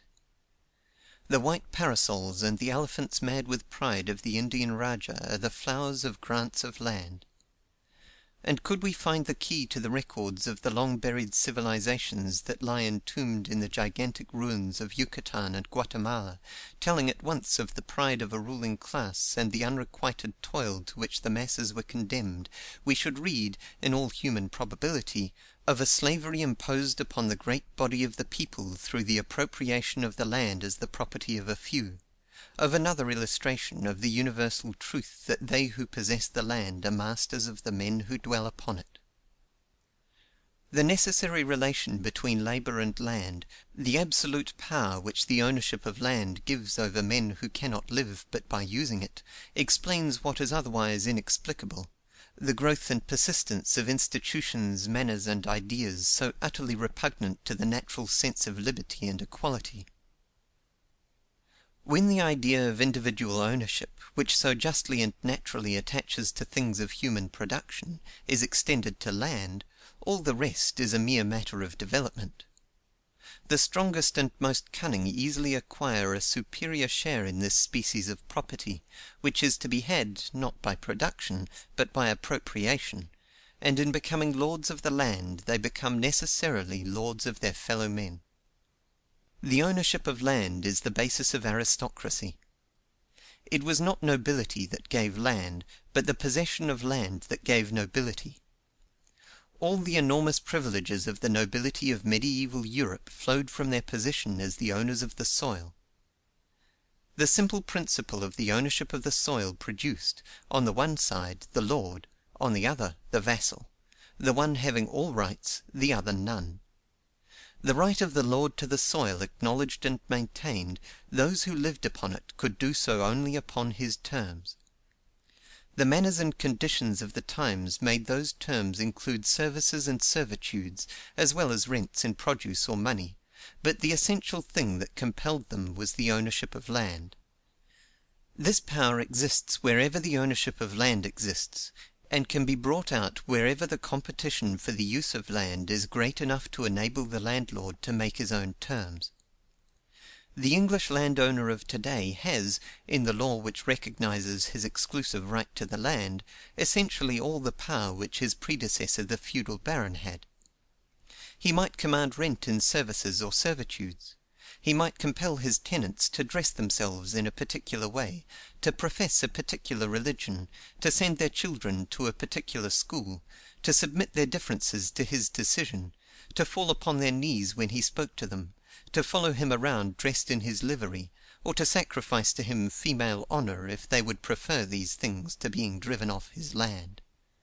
He could demand, in short, any terms on which men would still consent to live on his land, and the law could not prevent him so long as it did not qualify his ownership, for compliance with them would assume the form of a free contract or voluntary act. And English landlords do exercise such of these powers as in the manners of the times they care to. Having shaken off the obligation of providing for the defense of the country, they no longer need the military service of their tenants, and the possession of wealth and power being now shown in other ways than by long trains of attendants, they no longer care for personal service. But they habitually control the votes of their tenants, and dictate to them in many little ways. That Right Reverend Father in God, Bishop Lord Plunket, evicted a number of his poor Irish tenants because they would not send their children to Protestant Sunday schools; and to that Earl of Leitrim for whom Nemesis tarried so long before she sped the bullet of an assassin, even darker crimes are imputed; while, at the cold promptings of greed, cottage after cottage has been pulled down and family after family forced into the roads. The principle that permits this is the same principle that in ruder times and a simpler social state enthralled the great masses of the common people and placed such a wide gulf between noble and peasant. Where the peasant was made a serf, it was simply by forbidding him to leave the estate on which he was born, thus artificially producing the condition we supposed on the island. In sparsely settled countries this is necessary to produce absolute slavery. But where land is fully occupied, competition may produce substantially the same conditions. Between the condition of the rack-rented Irish peasant and the Russian serf, the advantage was in many things on the side of the serf. The serf did not starve. Now, as I think I have conclusively proved, it is the same cause which has in every age degraded and enslaved the laboring masses that is working in the civilized world today. Personal liberty, that is to say, the liberty to move about, is everywhere conceded, while of political and legal inequality there are in the United States no vestiges, and in the most backward civilized countries but few. But the great cause of inequality remains, and is manifesting itself in the unequal distribution of wealth. The essence of slavery is that it takes from the laborer all he produces save enough to support an animal existence, and to this minimum the wages of free labor, under existing conditions, unmistakably tend. Whatever be the increase of productive power, rent steadily tends to swallow up the gain, and more than the gain. Thus the condition of the masses in every civilized country is, or is tending to become, that of virtual slavery under the forms of freedom. And it is probable that of all kinds of slavery this is the most cruel and relentless. For the laborer is robbed of the produce of his labor and compelled to toil for a mere subsistence, but his taskmasters, instead of human beings, assume the form of imperious necessities. Those to whom his labor is rendered and from whom his wages are received are often driven in their turn; contact between the laborers and the ultimate beneficiaries of their labor is sundered, and individuality is lost. The direct responsibility of master to slave, a responsibility which exercises a softening influence upon the great majority of men, does not arise. It is not one human being who seems to drive another to unremitting and ill-requited toil, but the inevitable laws of supply and demand, for which no one in particular is responsible.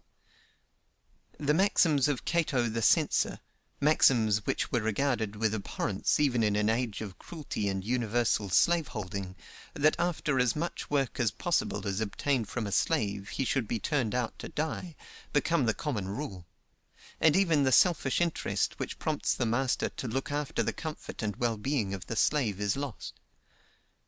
Labor has become a commodity, and the laborer a machine. There are no masters and slaves, no owners and owned, but only buyers and sellers. The higgling of the market takes the place of every other sentiment. When the slaveholders of the South looked upon the condition of the free laboring poor in the most advanced civilized countries, it is no wonder that they easily persuaded themselves of the divine institution of slavery. That the field hands of the South were as a class better fed, better lodged, better clothed, that they had less anxiety and more of the amusements and enjoyments of life than the agricultural laborers of England, there can be no doubt. And even in the northern cities, visiting slaveholders might see and hear of things impossible under what they called their organization of labor. In the Southern States, during the days of slavery, the master who would have compelled his negroes to work and live as large classes of free white men and women are compelled in free countries to work and live, would have been deemed infamous; and if public opinion had not restrained him, his own selfish interest in the maintenance of the health and strength of his chattels would. But in London, New York, and Boston, among people who have given, and would give again, money and blood to free the slave, where no one could abuse a beast in public without arrest and punishment, barefooted and ragged children may be seen running around the streets even in the winter time, and in squalid garrets and noisome cellars women work away their lives for wages that fail to keep them in proper warmth and nourishment. Is it any wonder that to the slaveholders of the South the demand for the abolition of slavery seemed like the cant of hypocrisy? And now that slavery has been abolished, the planters of the South find they have sustained no loss. Their ownership of the land upon which the freedmen must live gives them practically as much command of labor as before, while they are relieved of responsibility, sometimes very expensive. The negroes as yet have the alternative of emigrating, and a great movement of that kind seems now about commencing; but as population increases and land becomes dear, the planters will get a greater proportionate share of the earnings of their laborers than they did under the system of chattel slavery, and the laborers a less share; for under the system of chattel slavery the slaves always got at least enough to keep them in good physical health, but in such countries as England there are large classes of laborers who do not get that. [Footnote: One of the anti-slavery agitators, Colonel J.A. Collins, on a visit to England, addressed a large audience in a Scotch manufacturing town, and wound up as he had been used to in the United States, by giving the ration which in the slave codes of some of the states fixed the minimum of maintenance for a slave. He quickly discovered that to many of his hearers it was an anticlimax. End of footnote. The influences which, wherever there is personal relation between master and slave, slip in to modify chattel slavery, and to prevent the master from exerting to its fullest extent his power over the slave, also showed themselves in the ruder forms of serfdom that characterized the earlier periods of European development, and aided by religion, and, perhaps as in chattel slavery, by the more enlightened but still selfish interests of the lord, and hardening into custom, universally fixed a limit to what the owner of the land could extort from the serf or peasant, so that the competition of men without means of existence bidding against each other for access to the means of existence was nowhere suffered to go to its full length and exert its full power of deprivation and degradation. The helots of Greece, the Mateias of Italy, the serfs of Russia and Poland, the peasants of feudal Europe, rendered to their landlords a fixed proportion either of their produce or their labor, and were not generally squeezed past that point. But the influences which thus stepped in to modify the extortive power of land ownership, and which may still be seen on English estates where the landlord and his family deem it their duty to send medicines and comforts to the sick and infirm, and to look after the well-being of their cottagers, just as the southern planter was accustomed to look after his negroes, are lost in the more refined and less obvious form which serfdom assumes in the more complicated processes of modern production, which separates so widely and by so many intermediate gradations the individual whose labor is appropriated from him who appropriates it, and makes the relations between the members of the two classes not direct and particular, but indirect and general. In modern society, competition has free play to force from the laborer the very utmost he can give, and with what terrific force it is acting may be seen in the condition of the lowest class in the centers of wealth and industry. That the condition of this lowest class is not yet more general, is to be attributed to the great extent of fertile land which has hitherto been open on this continent, and which has not merely afforded an escape for the increasing population of the older sections of the Union, but has greatly relieved the pressure in Europe; in one country, Ireland, the emigration having been so great as actually to reduce the population. This avenue of relief cannot last forever. It is already fast closing up, and as it closes, the pressure must become harder and harder. It is not without reason that the wise crow in the Ramayana, the crow Bushanda, who has lived in every part of the universe and knows all events from the beginnings of time, declares that, though contempt of worldly advantages is necessary to supreme felicity, yet the keenest pain possible is inflicted by extreme poverty. The poverty to which in advancing civilization great masses of men are condemned is not the freedom from distraction and temptation which sages have sought and philosophers have praised. It is a degrading and embruting slavery that cramps the higher nature, dulls the finer feelings, and drives men by its pain to acts which the brutes would refuse. It is into this helpless, hopeless poverty, that crushes manhood and destroys womanhood, that robs even childhood of its innocence and joy, that the working classes are being driven by a force which acts upon them like a resistless and unpitying machine. The Boston collar manufacturer who pays his girls 2 cents an hour may commiserate their condition, but he, as they, is governed by the law of competition, and cannot pay more and carry on his business, for exchange is not governed by sentiment. And so, through all intermediate gradations, up to those who receive the earnings of labor without return, in the rent of land, it is the inexorable laws of supply and demand, a power with which the individual can no more quarrel or dispute than with the winds and the tides, that seem to press down the lower classes into the slavery of want. But in reality the cause is that which always has and always must result in slavery, the monopolization by some of what nature has designed for all.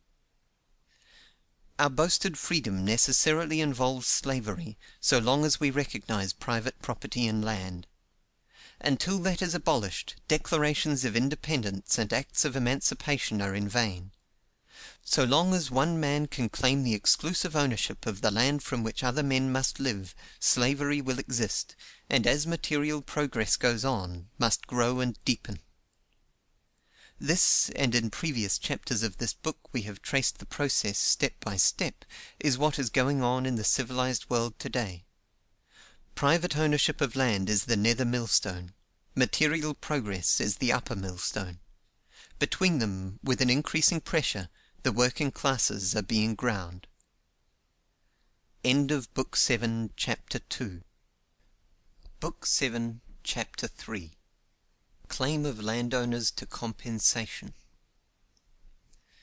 The truth is, and from this truth there can be no escape, that there is and can be no just title to an exclusive possession of the soil, and that private property in land is a bold, bare, enormous wrong, like that of chattel slavery.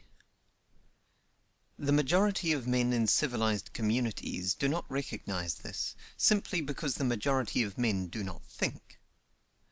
With them whatever is right, until its wrongfulness has been frequently pointed out, and in general they are ready to crucify whoever first attempts this. But it is impossible for anyone to study political economy, even as at present taught, or to think at all upon the production and distribution of wealth, without seeing that property in land differs essentially from property in things of human production, and that it has no warrant in abstract justice. This is admitted, either expressly or tacitly, in every standard work on political economy, but in general merely by vague admission or omission. Attention is in general called away from the truth, as a lecturer on moral philosophy in a slaveholding community might call away attention from too close a consideration of the natural rights of men, and private property in land is accepted without comment, as an existing fact, or is assumed to be necessary to the proper use of land and the existence of the civilized state. The examination through which we have passed has proved conclusively that private property in land cannot be justified on the ground of utility, that, on the contrary, it is the great cause to which are to be traced the poverty, misery, and degradation, the social disease and the political weakness which are showing themselves so menacingly amid advancing civilization. Expediency, therefore, joins justice in demanding that we abolish it.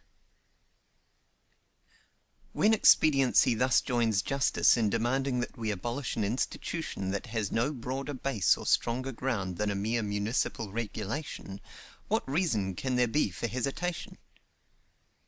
The consideration that seems to cause hesitation, even on the part of those who see clearly that land by right is common property, is the idea that having permitted land to be treated as private property for so long, we should, in abolishing it, be doing a wrong to those who have been suffered to base their calculations upon its permanence; that having permitted land to be held as rightful property, we should by the resumption of common rights be doing injustice to those who have purchased it with what was unquestionably their rightful property. Thus it is held that if we abolish private property in land, justice requires that we should fully compensate those who now possess it, as the British government, in abolishing the purchase and sale of military commissions, felt itself bound to compensate those who held commissions which they had purchased in the belief that they could sell them again, or as in abolishing slavery in the British West Indies $100 million was paid the slaveholders. Even Herbert Spencer, who in his Social Statics has so clearly demonstrated the invalidity of every title by which the exclusive possession of land is claimed, gives countenance to this idea, though it seems to me inconsistently, by declaring that justly to estimate and liquidate the claims of the present landholders, who have either by their own acts or by the acts of their ancestors given for their estates equivalents of honestly earned wealth, to be one of the most intricate problems society will one day have to solve. It is this idea that suggests the proposition, which finds advocates in Great Britain, that the government shall purchase at its market price the individual proprietorship of the land of the country; and it was this idea which led John Stuart Mill, although clearly perceiving the essential injustice of private property in land, to advocate, not a full resumption of the land, but only a resumption of accruing advantages in the future. His plan was that a fair and even liberal estimate should be made of the market value of all the land in the kingdom, and that future additions to that value, not due to the improvements of the proprietor, should be taken by the state. To say nothing of the practical difficulties which such cumbrous plans involve, in the extension of the functions of government which they would require and the corruption they would beget, their inherent and essential defect lies in the impossibility of bridging over by any compromise the radical difference between wrong and right. Just in proportion as the interests of the landholders are conserved, just in that proportion must general interests and general rights be disregarded; and if landholders are to lose nothing of their special privileges, the people at large can gain nothing. To buy up individual property rights would merely be to give the landholders in another form a claim of the same kind and amount that their possession of land now gives them. It would be to raise for them by taxation the same proportion of the earnings of labor and capital that they are now enabled to appropriate in rent. Their unjust advantage would be preserved, and the unjust disadvantage of the non-landholders would be continued. To be sure, there would be a gain to the people at large when the advance of rents had made the amount which the landholders would take under the present system greater than the interest upon the purchase price of the land at present rates, but this would be only a future gain, and in the meanwhile there would not only be no relief, but the burden imposed upon labor and capital for the benefit of the present landholders would be much increased. For one of the elements in the present market value of land is the expectation of future increase of value, and thus to buy up the lands at market rates and pay interest upon the purchase money would be to saddle producers not only with the payment of actual rent, but with the payment in full of speculative rent. Or, to put it in another way, the land would be purchased at prices calculated upon a lower than ordinary rate of interest, for the prospect of increase in land values always makes the market price of land much greater than would be the price of anything else yielding the same present return, and interest upon the purchase money would be paid at the ordinary rate. Thus, not only all that the land yields them now would have to be paid to the landowners, but a considerably larger amount.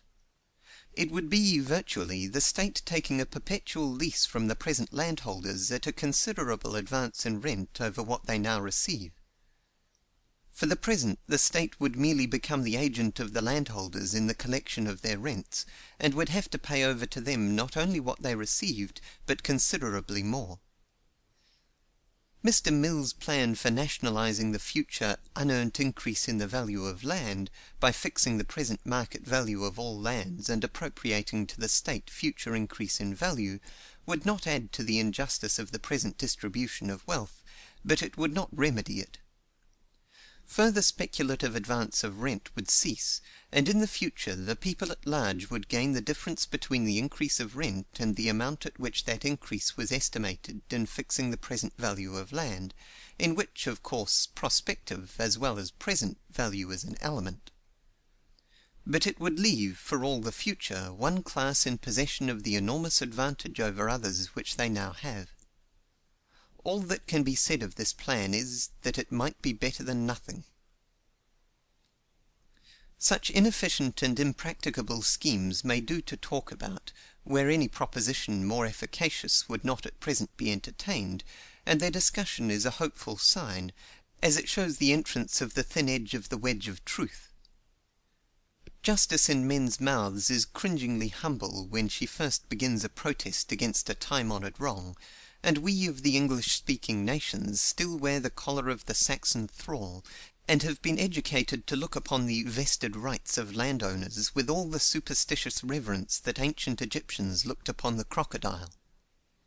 But when the times are ripe for them, ideas grow, even though insignificant in their first appearance. One day the third estate covered their heads when the king put on his hat. A little while thereafter, and the head of a son of St. Louis rolled from the scaffold. The anti-slavery movement in the United States commenced with talk of compensating owners, but when 4 millions of slaves were emancipated, the owners got no compensation, nor did they clamour for any. And by the time the people of any such country as England or the United States are sufficiently aroused to the injustice and disadvantages of individual ownership of land to induce them to attempt its nationalization, they will be sufficiently aroused to nationalize it in a much more direct and easy way than by purchase. They will not trouble themselves about compensating the proprietors of land. Nor is it right that there should be any concern about the proprietors of land. That such a man as John Stuart Mill should have attached so much importance to the compensation of landowners as to have urged the confiscation merely of the future increase in rent, is explainable only by his acquiescence in the current doctrines that wages are drawn from capital, and that population constantly tends to press upon subsistence. These blinded him as to the full effects of the private appropriation of land. He saw that the claim of the landholder is altogether subordinate to the general policy of the state, and that, when private property in land is not expedient, it is unjust. Footnote: Principles of Political Economy, Book 1, Chapter 2, Section 6. End of footnote. But, entangled in the toils of the Malthusian doctrine, he attributed, as he expressly states in a paragraph I have previously quoted, the want and suffering that he saw around him to the niggardliness of nature, not to the injustice of man, and thus to him the nationalization of land seemed comparatively a little thing, that could accomplish nothing toward the eradication of pauperism and the abolition of want, ends that could be reached only as men learnt to repress a natural instinct. Great as he was, and pure as he was, warm heart and noble mind, yet he never saw the true harmony of economic laws, nor realized how from this one great fundamental wrong flow want and misery, and vice and shame. Else he could never have written this sentence: "The land of Ireland, the land of every country, belongs to the people of that country. The individuals called landowners have no right in morality and in justice to anything but the rent, or compensation for its saleable value." In the name of the Prophet, figs! If the land of any country belong to the people of that country, what right in morality and justice have the individuals called landowners to the rent? If the land belong to the people, why in the name of morality and justice should the people pay its saleable value for their own? Herbert Spencer says, Had we to deal with the parties who originally robbed the human race of its heritage, we might make short work of the matter. Footnote on Herbert Spencer says, Social Statistics, page 142. It may be well to say in the new reprint of this book, 1897, that this and all other references to Herbert Spencer's Social Statics are from the edition of that book published by D. Appleton and Co., New York, with his consent, from 1864 to 1892. At that time Social Statics was repudiated, and a new edition under the name of Social Statics Abridged and Revised has taken its place. From this, all that the first Social Statics had said in denial of property in land has been eliminated, and it of course contains nothing here referred to. Mr. Spencer has also been driven by the persistent heckling of the English single tax men, who insisted on asking him the questions suggested in the first Social Statics, to bring out a small volume, entitled Mr. Herbert Spencer on the Land Question, in which are reprinted in parallel columns Chapter 9 of Social Statics, with what he considers valid answers to himself as given in Justice, 1891. This has also been reprinted by D. Appleton and Co., and constitutes, I think, the very funniest answer to himself ever made by a man who claimed to be a philosopher. End of footnote. Why not make short work of the matter anyhow? For this robbery is not like the robbery of a horse or a sum of money that ceases with the act. It is a fresh and continuous robbery that goes on every day and every hour. It is not from the produce of the past that rent is drawn, it is from the produce of the present. It is a toll levied upon labour constantly and continuously. Every blow of the hammer, every stroke of the pick, every thrust of the shuttle, every throb of the steam-engine, pays its tribute. It levies upon the earnings of the men who, deep underground, risk their lives, and of those who over white surges hang to reeling masts. It claims the just reward of the capitalist and the fruits of the inventor's patient effort. It takes little children from play and from school, and compels them to work before their bones are hard or their muscles are firm. It robs the shivering of warmth, the hungry of food, the sick of medicine, the anxious of peace. It debases and embrutes and embitters. It crowds families of 8 and 10 into a single squalid room. It herds like swine agricultural gangs of boys and girls. It fills the gin palace and groggery with those who have no comfort in their homes. It makes lads who might be useful men candidates for prisons and penitentiaries. It fills brothels with girls who might have known the pure joy of motherhood. It sends greed and all evil passions prowling through society as a hard winter drives the wolves to the abodes of men. It darkens faith in the human soul, and across the reflection of a just and merciful Creator draws the veil of a hard and blind and cruel fate. It is not merely a robbery in the past, it is a robbery in the present, a robbery that deprives of their birthright the infants that are now coming into the world. Why should we hesitate about making short work of such a system? Because I was robbed yesterday, and the day before, and the day before that, is it any reason that I should suffer myself to be robbed today and tomorrow? Any reason that I should conclude that the robber has acquired a vested right to rob me? If the land belonged to the people, why continue to permit landowners to take the rent, or compensate them in any manner for the loss of rent? Consider what rent is. It does not arise spontaneously from land. It is due to nothing that the landowners have done. It represents a value created by the whole community. Let the landholders have, if you please, all that the possession of the land would give them in the absence of the rest of the community. But rent, the creation of the whole community, necessarily belongs to the whole community. Try the case of the landholders by the maxims of the common law by which the rights of man and man are determined. The common law, we are told, is the perfection of reason, and certainly the landowners cannot complain of its decision, for it has been built up by and for landowners. Now what does the law allow to the innocent possessor when the land for which he paid his money is adjudged rightfully to belong to another? Nothing at all. That he purchased in good faith gives him no right or claim whatever. The law does not concern itself with the intricate question of compensation to the innocent purchaser. The law does not say, as John Stuart Mill says, "The land belongs to A, therefore B, who has thought himself the owner, has no right to anything but the rent, or compensation for its saleable value." For that would be indeed like a famous fugitive slave case decision, in which the court was said to have given the law to the north and the nigger to the south. The law simply says, "The land belongs to A, let the sheriff put him in possession."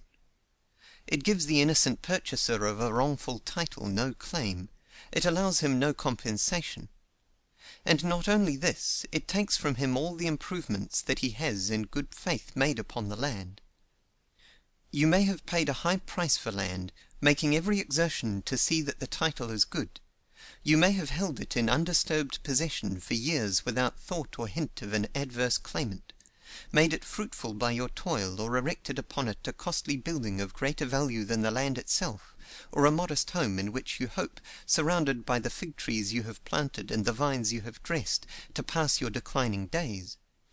Yet if Quirk, Gammon, and Snap can mouse out a technical flaw in your parchments, or hunt up some forgotten heir who never dreamed of his rights, not merely the land, but all your improvements may be taken away from you. And not merely that. According to the common law, when you have surrendered the land and given up your improvements, you may be called upon to account for the profits you derived from the land during the time you had it. Now if we apply to this case of the people versus the landowners the same maxims of justice that have been formulated by landowners into law, and are applied every day in English and American courts to disputes between man and man, we shall not only not think of giving the landholders any compensation for the land, but shall take all the improvements and whatever else they may have as well. But I do not propose, and do not suppose that any one else will propose, to go so far. It is sufficient if the people resume the ownership of the land. Let the landowners retain their improvements and personal property in secure possession. And in this measure of justice would be no oppression, no injury to any class. The great cause of the present unequal distribution of wealth, with the suffering, degradation, and waste that it entails, would be swept away. Even landholders would share in the general gain. The gain of even the large landholders would be a real one. The gain of the small landholders would be enormous. For in welcoming justice, men welcome the handmaid of love. Peace and plenty follow in her train, bringing their good gifts, not to some, but to all.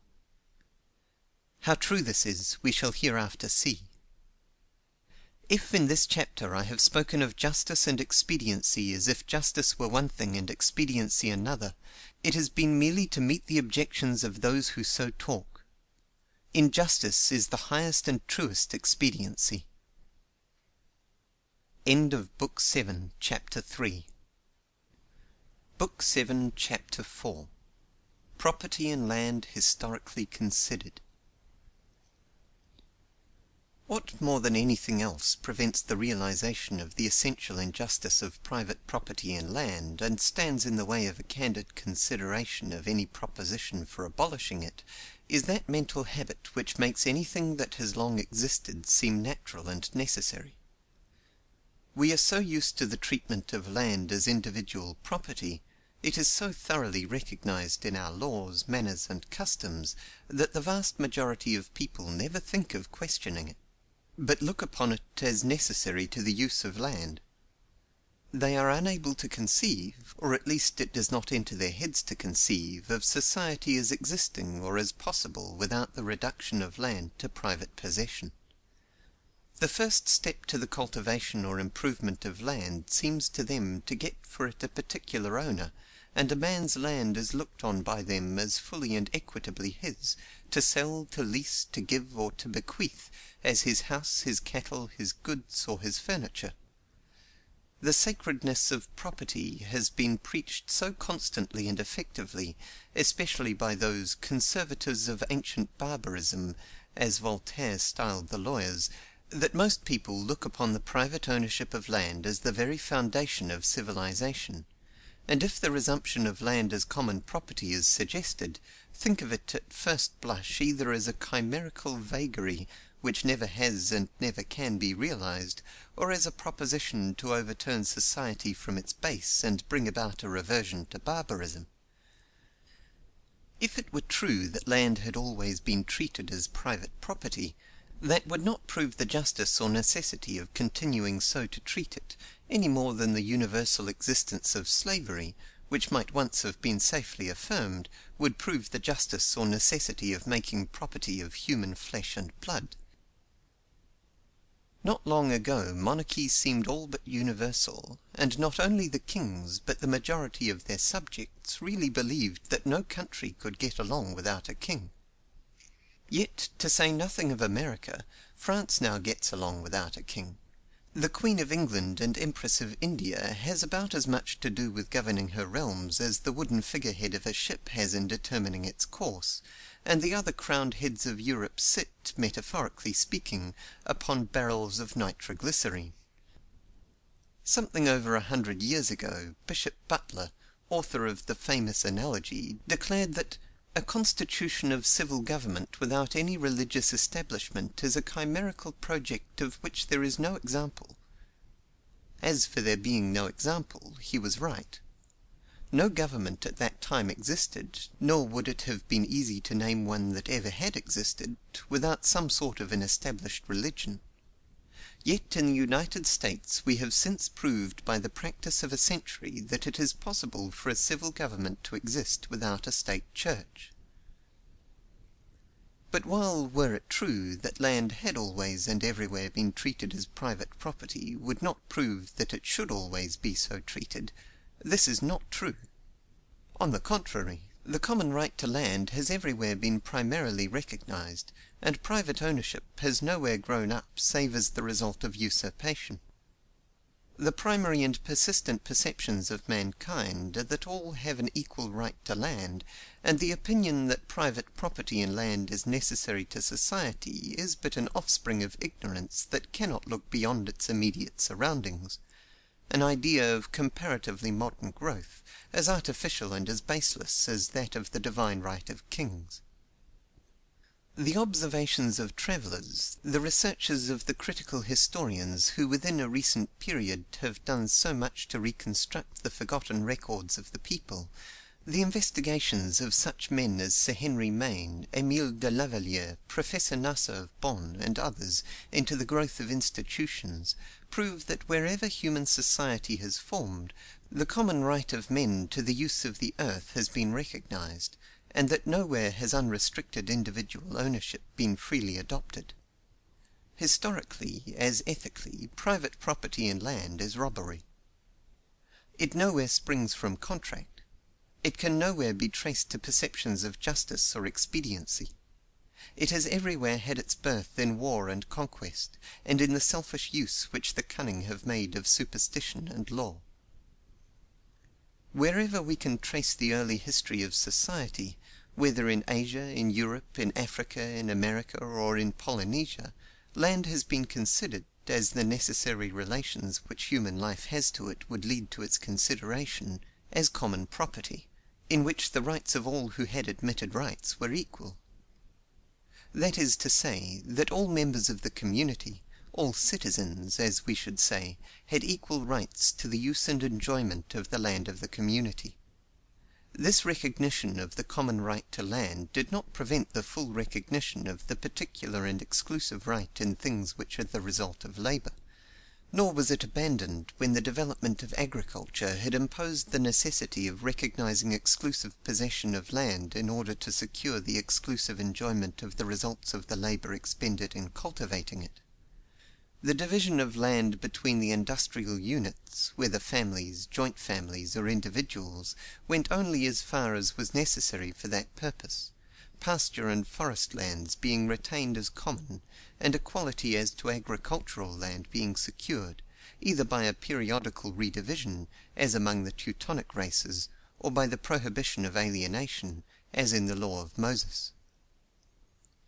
This primary adjustment still exists in more or less intact form in the village communities of India, Russia, and the Slavonic countries yet or until recently subjected to Turkish rule, in the mountain cantons of Switzerland, among the Kabilas in the north of Africa, and the Kafirs in the south, among the native population of Java and the aborigines of New Zealand; that is to say, wherever extraneous influences have left intact the form of primitive social organization.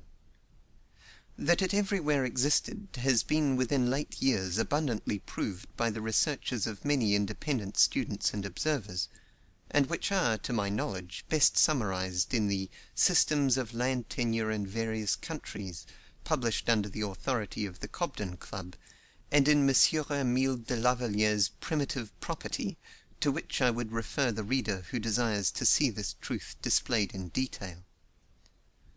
In all primitive societies, says M. de Lavaliere, as the result of an investigation which leaves no part of the world unexplored, in all primitive societies the soil was the joint property of the tribes and was subject to periodical distribution among all the families, so that all might live by their labor as nature has ordained. The comfort of each was thus proportioned to his energy and intelligence. No one, at any rate, was destitute of the means of subsistence, and inequality increasing from generation to generation was provided against. If M. de Lavaliere be right in this conclusion, and that he is right there can be no doubt, how, it will be asked, has the reduction of land to private ownership become so general? The causes which have operated to supplant this original idea of the equal right to the use of land by the idea of exclusive and unequal rights may, I think, be everywhere vaguely but certainly traced. They are everywhere the same which have led to the denial of equal personal rights and to the establishment of privileged classes. These causes may be summarized as the concentration of power in the hands of chieftains and the military class, consequent on a state of warfare which enabled them to monopolize common lands; the effect of conquest in reducing the conquered to a state of predial slavery, and dividing their lands among the conquerors, and in disproportionate share to the chiefs; the differentiation and influence of a sacerdotal class, and the differentiation and influence of a class of professional lawyers, whose interests were served by the substitution of exclusive, in place of common, property in land; inequality once produced, always tending to greater inequality, by the law of attraction. Footnote on property in land. The influence of the lawyers has been very marked in Europe, both on the continent and in Great Britain, in destroying all vestiges of the ancient tenure, and substituting the idea of the Roman law, exclusive ownership. End of footnote. It was the struggle between this idea of equal rights to the soil and the tendency to monopolize it in individual possession that caused the internal conflicts of Greece and Rome. It was the check given to this tendency in Greece by such institutions as those of Lycurgus and Solon, and in Rome by the Licinian law and subsequent divisions of land, that gave to each their days of strength and glory, and it was the final triumph of this tendency that destroyed both. Great estates ruined Greece, as afterward great estates ruined Italy, and as the soil, in spite of the warnings of great legislators and statesmen, passed finally into the possession of a few, population declined, art sank, the intellect became emasculate, and the race in which humanity had attained its most splendid development became a byword and reproach among men. Footnote on Great Estates ruined Italy. Latifundia perdere Italiam. Pliny. End of footnote. The idea of absolute individual property in land, which modern civilization derived from Rome, reached its full development there in historic times. When the future mistress of the world first looms up, each citizen had his little homestead plot, which was inalienable, and the general domain, the cornland which was of public right, was subject to common use, doubtless under regulations or customs which secured equality, as in the Teutonic mark and Swiss almend. It was from this public domain, constantly extended by conquest, that the patrician families succeeded in carving their great estates. These great estates, by the power with which the great attracts the less, in spite of temporary checks by legal limitation and recurring divisions, finally crushed out all the small proprietors, adding their little patrimonies to the latifundia of the enormously rich, while they themselves were forced into the slave gangs, became rent-paying colony, or else were driven into the freshly conquered foreign provinces, where land was given to the veterans of the legions, or to the metropolis, to swell the ranks of the proletariat who had nothing to sell but their votes. Caesarism, soon passing into an unbridled despotism of the Eastern type, was the inevitable political result, and the empire, even while it embraced the world, became in reality a shell, kept from collapse only by the healthier life of the frontiers, where the land had been divided among military settlers or the primitive usages longer survived. But the latifundia, which had devoured the strength of Italy, crept steadily outward, carving the surface of Sicily, Africa, Spain, and Gaul into great estates cultivated by slaves or tenants. The hardy virtues born of personal independence died out, an exhaustive agriculture impoverished the soil, and wild beasts supplanted men, until at length, with a strength nurtured in equality, the barbarians broke through. Rome perished, and of a civilization once so proud nothing was left but ruins. Thus came to pass that marvellous thing, which at the time of Rome's grandeur would have seemed as impossible as it seems now to us that the Comanches or Flatheads should conquer the United States, or the Laplanders should desolate Europe. The fundamental cause is to be sought in the tenure of land. On the one hand, the denial of the common right to land had resulted in decay; on the other, equality gave strength. Freedom, says M. de Lavalier, Primitive Property, page 116. Freedom, and as a consequence the ownership of an undivided share of the common property, to which the head of every family in the clan was equally entitled, were in the German village essential rights. This system of absolute equality impressed a remarkable character on the individual, which explains how small bands of barbarians made themselves masters of the Roman Empire, in spite of its skilful administration, its perfect centralization, and its civil law, which has preserved the name of written reason.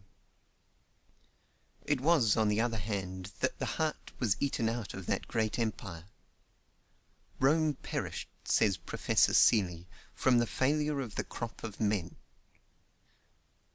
In his lectures on the history of civilization in Europe, and more elaborately in his lectures on the history of civilization in France, M. Guizot has vividly described the chaos that in Europe succeeded the fall of the Roman Empire, a chaos which, as he says, carried all things in its bosom, and from which the structure of modern society was slowly evolved. It is a picture which cannot be compressed into a few lines, but suffice it to say that the result of this infusion of rude but vigorous life into Romanized society was a disorganization of the German as well as the Roman structure, both a blending and an admixture of the idea of common rights in the soil with the idea of exclusive property, substantially as occurred in those provinces of the Eastern Empire subsequently overrun by the Turks. The feudal system, which was so readily adopted and so widely spread, was the result of such a blending. But underneath and side by side with the feudal system, a more primitive organization, based on the common rights of the cultivators, took root or revived, and has left its traces all over Europe.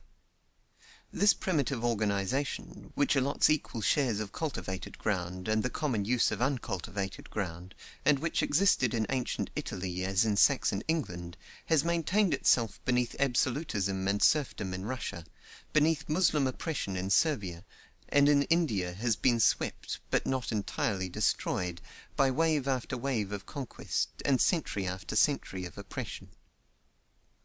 The feudal system, which is not peculiar to Europe, but seems to be the natural result of the conquest of a settled country by a race among whom equality and individuality are yet strong, clearly recognized, in theory at least, that the land belongs to society at large, not to the individual.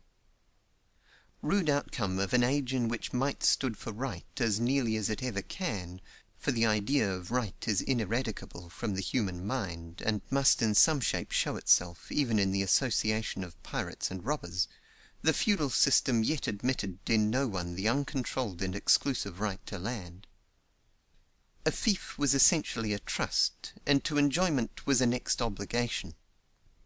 The sovereign, theoretically the representative of the collective power and rights of the whole people, was in feudal view the only absolute owner of land. And though land was granted to individual possession, yet in its possession were involved duties, by which the enjoyer of its revenues was supposed to render back to the commonwealth an equivalent for the benefits which from the delegation of the common right he received. In the feudal scheme the crown lands supported public expenditures which are now included in the civil list. The church lands defrayed the cost of public worship and instruction, of the care of the sick and of the destitute, and maintained a class of men who were supposed to be, and no doubt to a great extent were, devoting their lives to purposes of public good, while the military tenures provided for the public defence. In the obligation under which the military tenant lay to bring into the field such and such a force when need should be, as well as in the aid he had to give when the sovereign's eldest son was knighted, his daughter married, or the sovereign himself made prisoner of war, was a rude and inefficient recognition, but still unquestionably a recognition, of the fact, obvious to the natural perceptions of all men, that land is not individual but common property. Nor yet was the control of the possessor of land allowed to extend beyond his own life. Although the principle of inheritance soon displaced the principle of selection, as where power is concentrated it always must, yet feudal law required that there should always be some representative of a fief capable of discharging the duties as well as of receiving the benefits which were annexed to a landed estate, and who this should be was not left to individual caprice, but rigorously determined in advance. Hence wardship and other feudal incidents. The system of primogeniture and its outgrowth, the entail, were in their beginnings not the absurdities they afterward became. The basis of the feudal system was the absolute ownership of the land, an idea which the barbarians readily acquired in the midst of a conquered population to whom it was familiar. But over this feudalism threw a superior right, and the process of infeudation consisted of bringing individual dominion into subordination to the superior dominion, which represented the larger community or nation. Its units were the landowners, who by virtue of their ownership were absolute lords on their own domains, and who there performed the office of protection which Monsieur Taine has so graphically described, though perhaps with too strong a colouring, in the opening chapter of his Ancien Régime.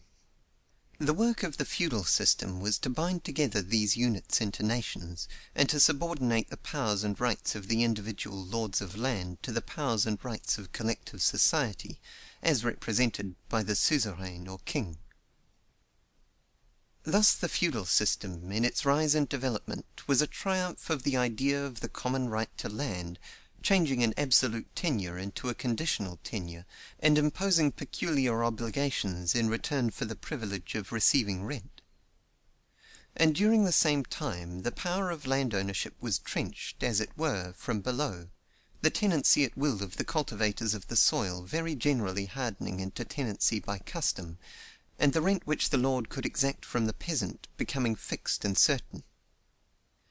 And amid the feudal system there remained, or there grew up, communities of cultivators, more or less subject to feudal dues, who tilled the soil as common property; and although the lords, where and when they had the power, claimed pretty much all they thought worth claiming, yet the idea of common right was strong enough to attach itself by custom to a considerable part of the land. The commons in feudal ages must have embraced a very large proportion of the area of most European countries.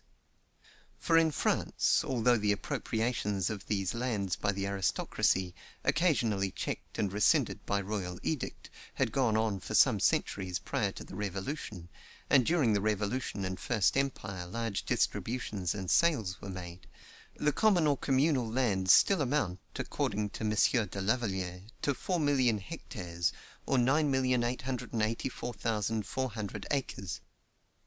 The extent of the common land of England during the feudal ages may be inferred from the fact that though enclosures by the landed aristocracy began during the reign of Henry VII., it is stated that no less than 7,660,413 acres of common lands were enclosed under acts passed between 1710 and 1843, of which 600,000 acres have been enclosed since 1845, and it is estimated that there still remain 2,000,000 acres of common in England, though of course the most worthless parts of the soil. In addition to these common lands, there existed in France until the Revolution, and in parts of Spain until our own day, a custom having all the force of law, by which cultivated lands, after the harvest had been gathered, became common for purposes of pasturage or travel, until the time had come to use the ground again; and in some places a custom by which any one had the right to go upon the ground which its owner neglected to cultivate, and there to sow and reap a crop in security; and if he chose to use manure for the first crop, he acquired the right to sow and gather a second crop without let or hindrance from the owner. It is not merely the Swiss almend, the Dithmarsh mark, the Servian and Russian village communities, not merely the long ridges which on English ground, now the exclusive property of individuals, still enable the antiquarian to trace out the great fields in ancient time devoted to the triennial rotation of crops, and in which each villager was annually allotted his equal plot; not merely the documentary evidence which careful students have within late years drawn from old records, but the very institutions under which modern civilization has developed, which prove the universality and long persistence of the recognition of the common right to the use of the soil. There still remain in our legal systems survivals that have lost their meaning, that, like the still existing remains of the ancient commons of England, point to this. The doctrine of eminent domain, existing as well in Mohammedan law, which makes the sovereign theoretically the only absolute owner of land, springs from nothing but the recognition of the sovereign as the representative of the collective rights of the people. Primogeniture and entail, which still exist in England, and which existed in some of the American states 100 years ago, are but distorted forms of what was once an outgrowth of the apprehension of land as common property. The very distinction made in legal terminology between real and personal property is but the survival of a primitive distinction between what was originally looked upon as common property, and what from its nature was always considered the peculiar property of the individual. And the greater care and ceremony which are yet required for the transfer of land is but a survival, now meaningless and useless, of the more general and ceremonious consent once required for the transfer of rights which were looked upon, not as belonging to any one member, but to every member of a family or tribe. The general course of the development of modern civilization since the feudal period has been to the subversion of these natural and primary ideas of collective ownership in the soil. Paradoxical as it may appear, the emergence of liberty from feudal bonds has been accompanied by a tendency in the treatment of land to the form of ownership which involves the enslavement of the working classes, and which is now beginning to be strongly felt all over the civilized world, in the pressure of an iron yoke, which cannot be relieved by any extension of mere political power or personal liberty, and which political economists mistake for the pressure of natural laws, and workmen for the oppressions of capital. This is clear, that in Great Britain today the right of the people as a whole to the soil of their native country is much less fully acknowledged than it was in feudal times. A much smaller proportion of the people own the soil, and their ownership is much more absolute. The commons, once so extensive and so largely contributing to the independence and support of the lower classes, have, all but a small remnant of yet worthless land, been appropriated to individual ownership and enclosed. The great estates of the Church, which were essentially common property devoted to a public purpose, have been diverted from that trust to enrich individuals, The dues of the military tenants have been shaken off, and the cost of maintaining the military establishment and paying the interest upon an immense debt accumulated by wars has been settled upon the whole people, in taxes upon the necessaries and comforts of life. The crown lands have mostly passed into private possession, and for the support of the royal family and all the petty princelings who marry into it, the British workman must pay in the price of his mug of beer and pipe of tobacco. The English yeoman, the sturdy breed who won Crécy and Poitiers and Agincourt, is as extinct as the mastodon. The Scottish clansman, whose right to the soil of his native hills was then as undisputed as that of his chieftain, has been driven out to make room for the sheep ranges or deer parks of that chieftain's descendant. The tribal right of the Irishman has been turned into a tenancy at will. 30,000 men have legal power to expel the whole population from 5/6 of the British islands, and the vast majority of the British people have no right whatever to their native land save to walk the streets or trudge the roads. To them may be fittingly applied the words of a tribune of the Roman people. "Men of Rome," said Tiberius Gracchus, "men of Rome, you are called the lords of the world, yet have no right to a square foot of its soil. The wild beasts have their dens, but the soldiers of Italy have only water and air." The result has, perhaps, been more marked in England than anywhere else, but the tendency is observable everywhere, having gone further in England owing to circumstances which have developed it with greater rapidity. The reason, I take it, that with the extension of the idea of personal freedom has gone on an extension of the idea of private property in land, is that as in the progress of civilization the grosser forms of supremacy connected with land ownership were dropped or abolished or became less obvious, attention was diverted from the more insidious but really more potential forms, and the landowners were easily enabled to put property in land on the same basis as other property.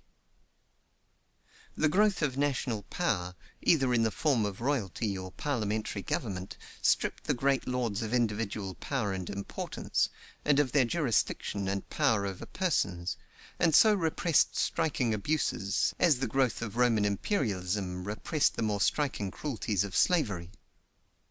The disintegration of the large feudal estates, which, until the tendency to concentration arising from the modern tendency to production upon a large scale is strongly felt, operated to increase the number of landowners, and the abolition of the restraints by which landowners, when population was sparser, endeavored to compel laborers to remain on their estates, also contributed to draw away attention from the essential injustice involved in private property in land, while the steady progress of legal ideas drawn from the Roman law, which has been the great mine and storehouse of modern jurisprudence, tended to level the natural distinction between property in land and property in other things.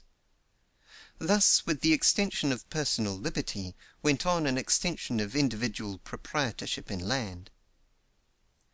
The political power of the barons was, moreover, not broken by the revolt of the classes who could clearly feel the injustice of land ownership. Such revolts took place again and again, but again and again were they repressed with terrific cruelties. What broke the power of the barons was the growth of the artisan and trading classes, between whose wages and rent there is not the same obvious relation.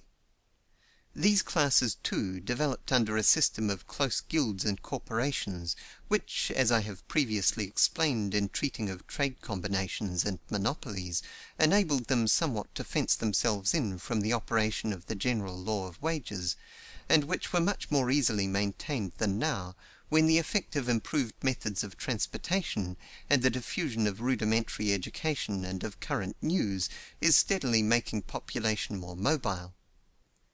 These classes did not see, and do not yet see, that the tenure of land is the fundamental fact which must ultimately determine the conditions of industrial, social, and political life. And so the tendency has been to assimilate the idea of property in land with that of property in things of human production, and even steps backward have been taken, and been hailed as steps in advance. The French Constituent Assembly, in 1789, thought it was sweeping away a relic of tyranny when it abolished tithes and imposed the support of the clergy on general taxation. The Abbé Sieyès stood alone when he told them that they were simply remitting to the proprietors a tax which was one of the conditions on which they held their lands, and reimposing it on the labour of the nation. But in vain. The Abbé Sieyès, being a priest, was looked on as defending the interests of his order, when in truth he was defending the rights of man. In those tithes, the French people might have retained a large public revenue which would not have taken 1 centime from the wages of labour or the earnings of capital. And so the abolition of the military tenures in England by the Long Parliament, ratified after the accession of Charles II, though simply an appropriation of public revenues by the feudal landholders, who thus got rid of the consideration on which they held the common property of the nation, and settled it on the people at large, in the taxation of all consumers, has long been characterized, and is still held up in the law books, as a triumph of the spirit of freedom. Yet here is the source of the immense debt and heavy taxation of England. Had the form of these feudal dues been simply changed into one better adapted to the changed times, English wars need never have occasioned the incurring of debt to the amount of a single pound, and the labour and capital of England need not have been taxed a single farthing for the maintenance of a military establishment. All this would have come from rent, which the landholders since that time have appropriated to themselves, from the tax which land ownership levies on the earnings of labour and capital. The landholders of England got their land on terms which required them even in the sparse population of Norman days to put in the field, upon call, 60,000 perfectly equipped horsemen, and on the further condition of various fines and incidents which amounted to a considerable part of the rent.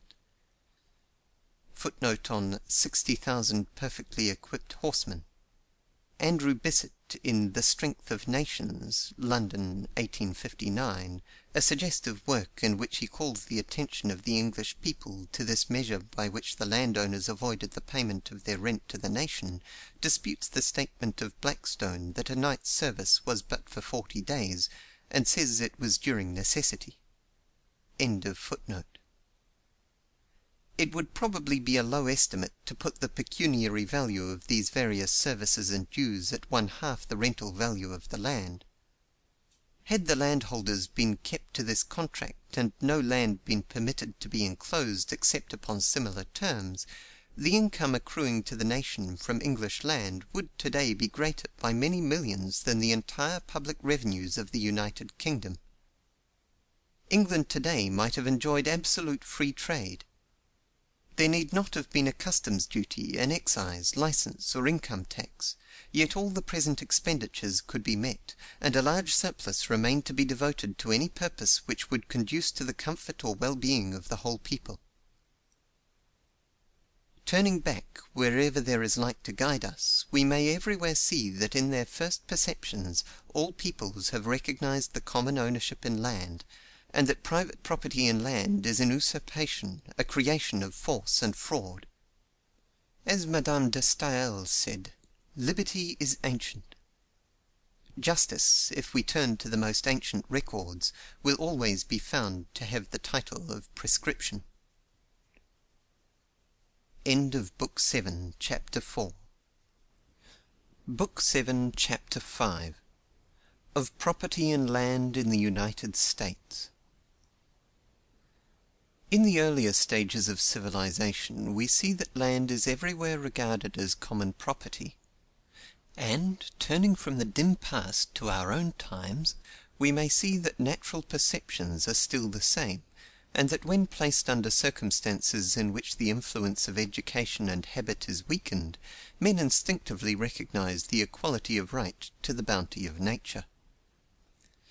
The discovery of gold in California brought together in a new country men who had been used to look on land as the rightful subject of individual property, and of whom probably not 1 in 1,000 had ever dreamed of drawing any distinction between property in land and property in anything else. But, for the first time in the history of the Anglo-Saxon race, These men were brought into contact with land from which gold could be obtained by the simple operation of washing it out. Had the land with which they were thus called upon to deal been agricultural or grazing or forest land of peculiar richness, had it been land which derived peculiar value from its situation for commercial purposes, or by reason of the water power which it afforded, or even had it contained rich mines of coal, iron, or lead, the land system to which they had been used would have been applied, and it would have been reduced to private ownership in large tracts, as even the Pueblo lands of San Francisco, really the most valuable in the state, which by Spanish law had been set apart to furnish homes for the future residents of that city, were reduced, without any protest worth speaking of. But the novelty of the case broke through habitual ideas, and threw men back upon first principles, and it was by common consent declared that this gold-bearing land should remain common property, of which no one might take more than he could reasonably use, or hold for a longer time than he continued to use it. This perception of natural justice was acquiesced in by the general government and the courts, and while placer mining remained of importance, no attempt was made to overrule this reversion to primitive ideas. The title to the land remained in the government, and no individual could acquire more than a possessory claim. The miners in each district fixed the amount of ground an individual could take and the amount of work that must be done to constitute use. If this work were not done, anyone could relocate the ground. Thus no one was allowed to forestall or to lock up natural resources. Labor was acknowledged as the creator of wealth, was given a free field, and secured in its reward. The device would not have assured complete equality of rights under the conditions that in most countries prevail, but under the conditions that there and then existed, a sparse population, an unexplored country, and an occupation in its nature a lottery, it secured substantial justice. One man might strike an enormously rich deposit, and others might vainly prospect for months and years, but all had an equal chance. No one was allowed to play the dog in the manger with the bounty of the Creator. The essential idea of the mining regulations was to prevent forestalling and monopoly. Upon the same principle are based the mining laws of Mexico, and the same principle was adopted in Australia, in British Columbia, and in the diamond fields of South Africa, for it accords with natural perceptions of justice. With the decadence of placer mining in California, the accustomed idea of private property finally prevailed in the passage of a law permitting the patenting of mineral lands. The only effect is to lock up opportunities, to give the owner of mining ground the power of saying that no one else may use what he does not choose to use himself. And there are many cases in which mining ground is thus withheld from use for speculative purposes, just as valuable building lots and agricultural land are withheld from use. But while thus preventing use, the extension to mineral land of the same principle of private ownership which marks the tenure of other lands has done nothing for the security of improvements. The greatest expenditures of capital in opening and developing mines, expenditures that in some cases amounted to millions of dollars, were made upon possessory titles. Had the circumstances which beset the first English settlers in North America been such as to call their attention de novo to the question of land ownership, there can be no doubt that they would have reverted to first principles, just as they reverted to first principles in matters of government, and individual land ownership would have been rejected, just as aristocracy and monarchy were rejected. But while in the country from which they came this system had not yet fully developed itself, nor its effects been fully felt, the fact that in the new country an immense continent invited settlement prevented any question of the justice and policy of private property in land from arising. For in a new country equality seems sufficiently assured if no one is permitted to take land to the exclusion of the rest. At first no harm seems to be done by treating this land as absolute property. There is plenty of land left for those who choose to take it, and the slavery that in a later stage of development necessarily springs from the individual ownership of land is not felt. In Virginia and to the south, where the settlement had an aristocratic character, the natural complement of the large estates into which the land was carved was introduced in the shape of negro slaves. But the first settlers of New England divided the land as, 12 centuries before, their ancestors had divided the land of Britain, giving to each head of a family his town lot and his seed lot, while beyond lay the free common. So far as concerned the great proprietors whom the English kings by letters patent endeavoured to create, the settlers saw clearly enough the injustice of the attempted monopoly, and none of these proprietors got much from their grants. But the plentifulness of land prevented attention from being called to the monopoly which individual land ownership, even when the tracts are small, must involve when land becomes scarce.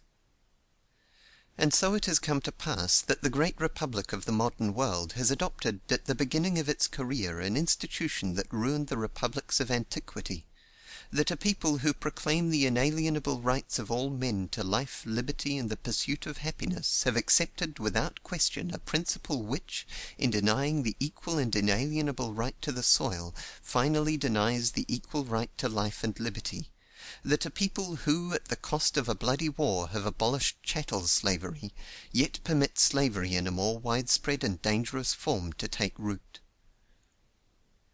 The continent has seemed so wide, the area over which population might yet pour so vast, that familiarized by habit with the idea of private property in land, we have not realized its essential injustice.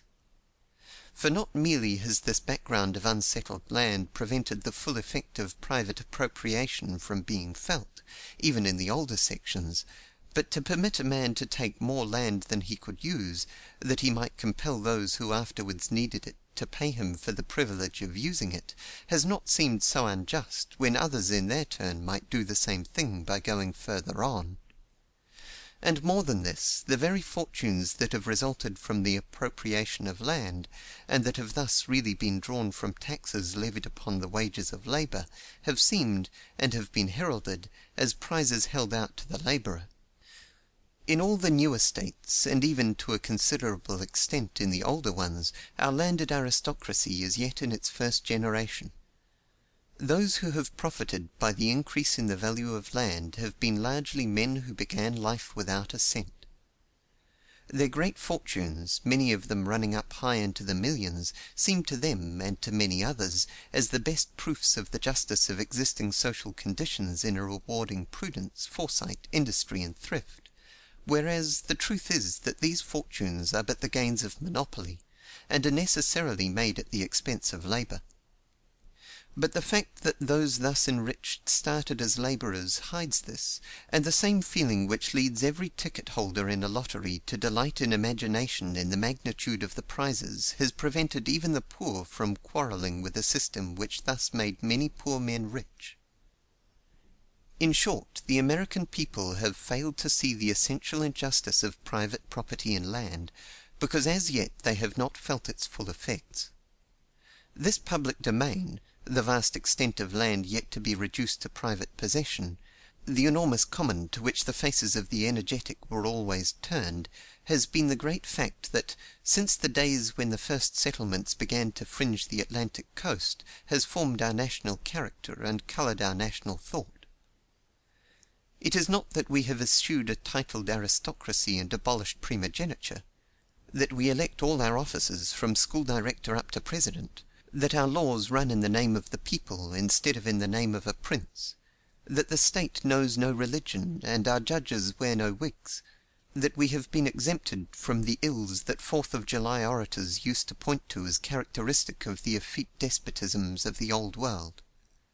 The general intelligence, the general comfort, the active invention, the power of adaptation and assimilation, the free, independent spirit, the energy and hopefulness that have marked our people, are not causes but results. They have sprung from unfenced land. This public domain has been the transmuting force which has turned the thriftless, unambitious European peasant into the self-reliant Western farmer. It has given a consciousness of freedom even to the dweller in crowded cities, and has been a wellspring of hope even to those who have never thought of taking refuge upon it. The child of the people, as he grows to manhood in Europe, finds all the best seats at the banquet of life marked "taken," and must struggle with his fellows for the crumbs that fall, without one chance in 1,000 of forcing or sneaking his way to a seat. In America, whatever his condition, there has always been the consciousness that the public domain lay behind him, and the knowledge of this fact, acting and reacting, has penetrated our whole national life, giving to it generosity and independence, elasticity and ambition.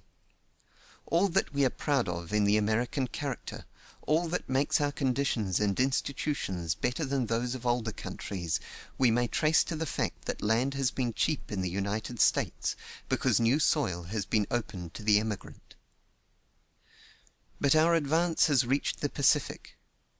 Further west we cannot go, and increasing population can but expand north and south and fill up what has been passed over. North it is already filling up the valley of the Red River, pressing into that of the Saskatchewan and preempting Washington Territory. South it is covering western Texas and taking up the arable valleys of New Mexico and Arizona. The Republic has entered upon a new era, an era in which the monopoly of the land will tell with accelerating effect. The great fact which has been so potent is ceasing to be. The public domain is almost gone.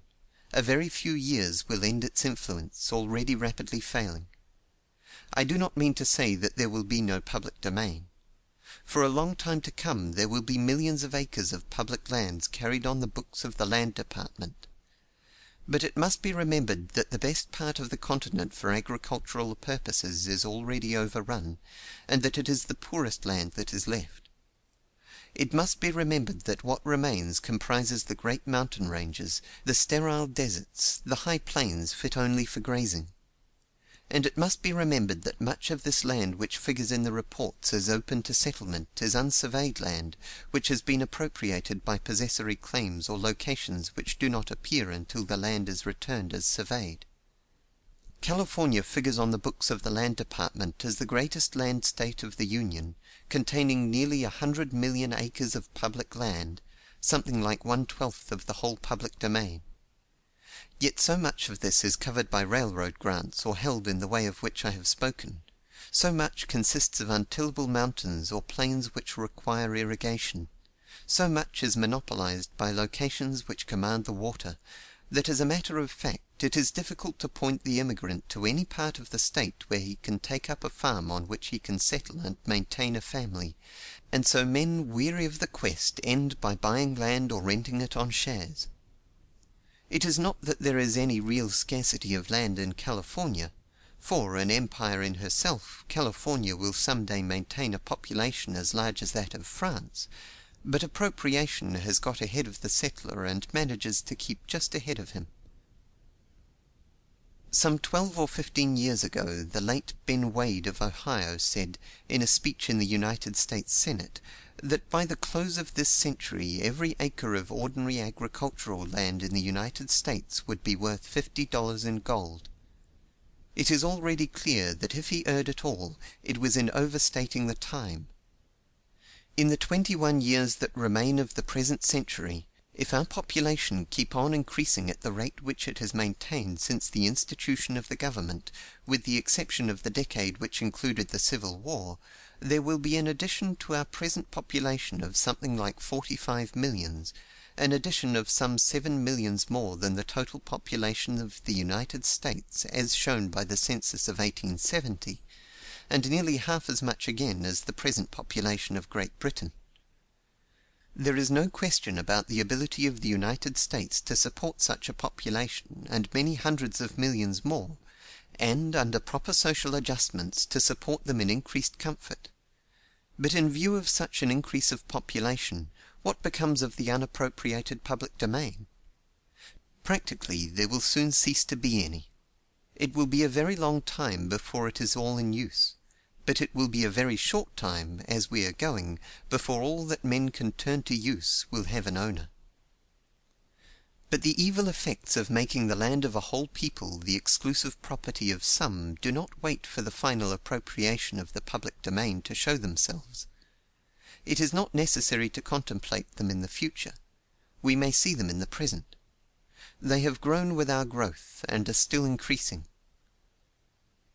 We plough new fields, we open new mines, we found new cities, we drive back the Indian and exterminate the buffalo, we girdle the land with iron roads and lace the air with telegraph wires, we add knowledge to knowledge and utilize invention after invention, we build schools and endow colleges, yet it becomes no easier for the masses of our people to make a living. On the contrary, it is becoming harder. The wealthy class is becoming more wealthy, but the poorer class is becoming more dependent. The gulf between the employed and the employer is growing wider. Social contrasts are becoming sharper. As liveried carriages appear, so do barefooted children. We are becoming used to talk of the working classes and the propertied classes. Beggars are becoming so common that where it was once thought a crime little short of highway robbery to refuse food to one who asked for it, the gate is now barred and the bulldog loosed, while laws are passed against vagrants which suggest those of Henry VIII. We call ourselves the most progressive people on earth. But what is the goal of our progress, if these are its wayside fruits? These are the results of private property in land, the effects of a principle that must act with increasing and increasing force. It is not that labourers have increased faster than capital. It is not that population is pressing against subsistence. It is not that machinery has made work scarce. It is not that there is any real antagonism between labour and capital. It is simply that land is becoming more valuable, that the terms on which labour can obtain access to the natural opportunities which alone enable it to produce are becoming harder and harder. The public domain is receding and narrowing. Property in land is concentrating. The proportion of our people who have no legal right to the land on which they live is becoming steadily larger. Says the New York World, "A non-resident proprietary like that of Ireland is getting to be the characteristic of large farming districts in New England, adding yearly to the nominal value of leasehold farms, advancing yearly the rent demanded, and steadily degrading the character of the tenantry." And the Nation, alluding to the same section, says, "Increased nominal value of land, higher rents, fewer farms occupied by owners, diminished product, lower wages, a more ignorant population, increasing number of women employed at hard outdoor labor, surest sign of a declining civilization, and a steady deterioration in the style of farming, these are the conditions described by a cumulative mass of evidence that is perfectly irresistible." The same tendency is observable in the new states, where the large scale of cultivation recalls the latifundia that ruined ancient Italy. In California, a very large proportion of the farming land is rented from year to year, at rates varying from a fourth to even half the crop.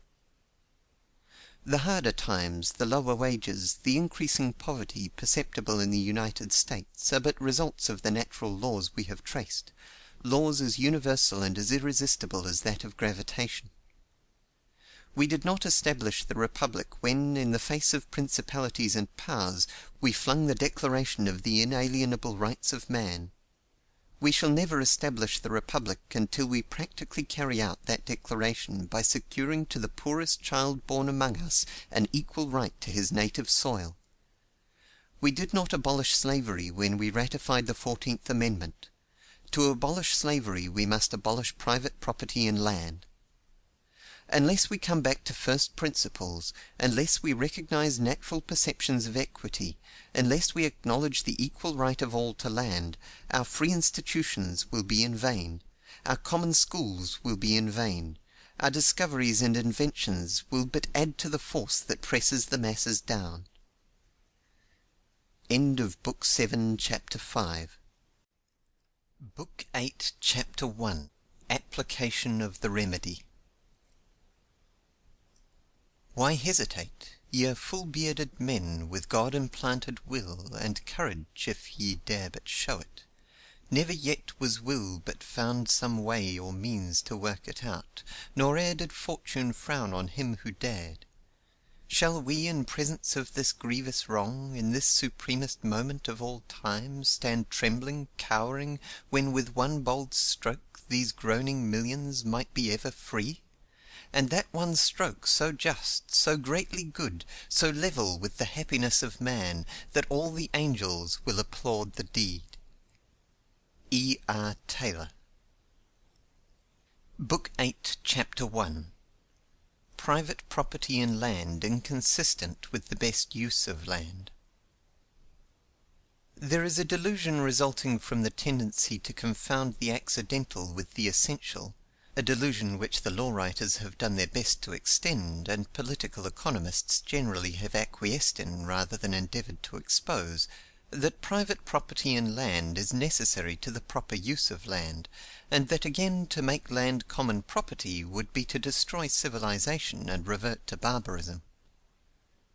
This delusion may be likened to the idea which, according to Charles Lamb, so long prevailed among the Chinese after the savour of roast pork had been accidentally discovered by the burning down of Ho Ti's hut, that to cook a pig it was necessary to set fire to a house.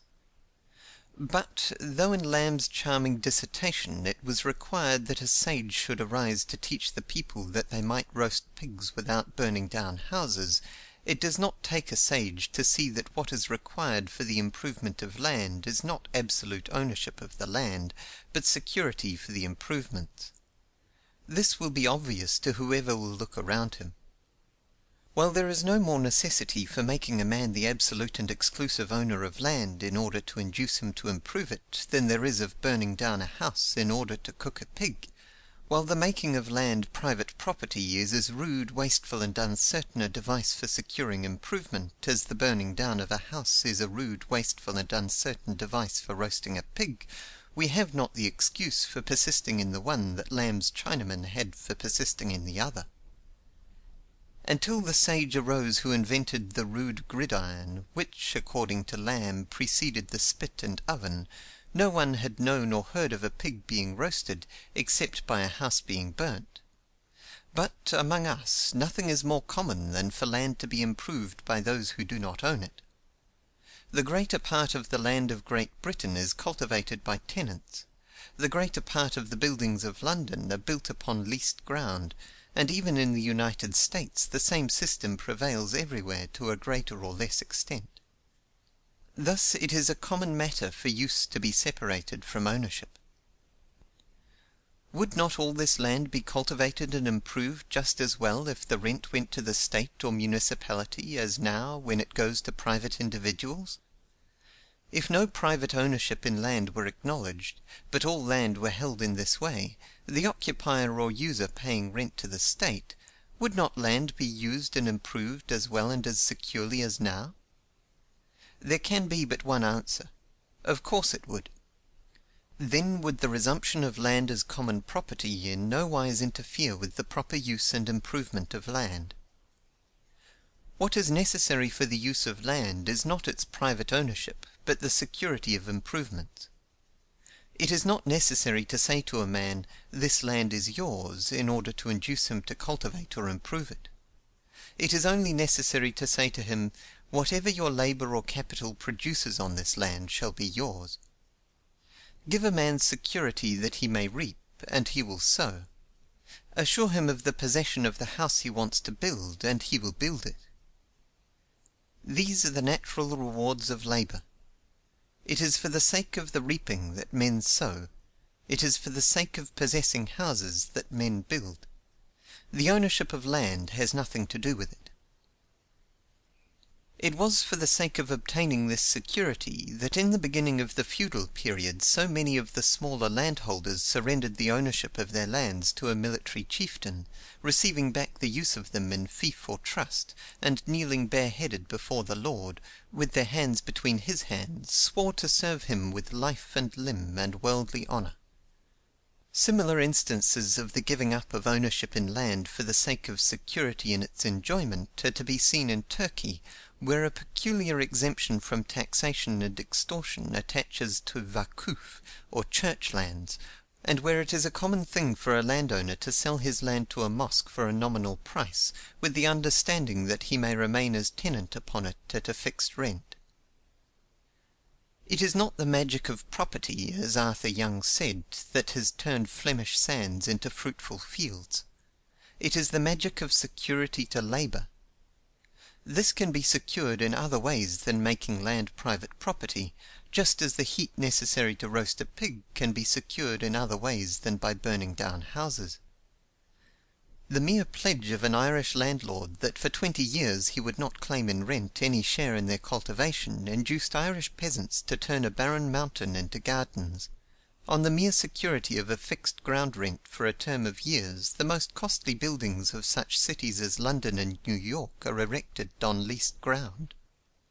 If we give improvers such security, we may safely abolish private property in land. The complete recognition of common rights to land need in no way interfere with the complete recognition of individual right to improvements or produce.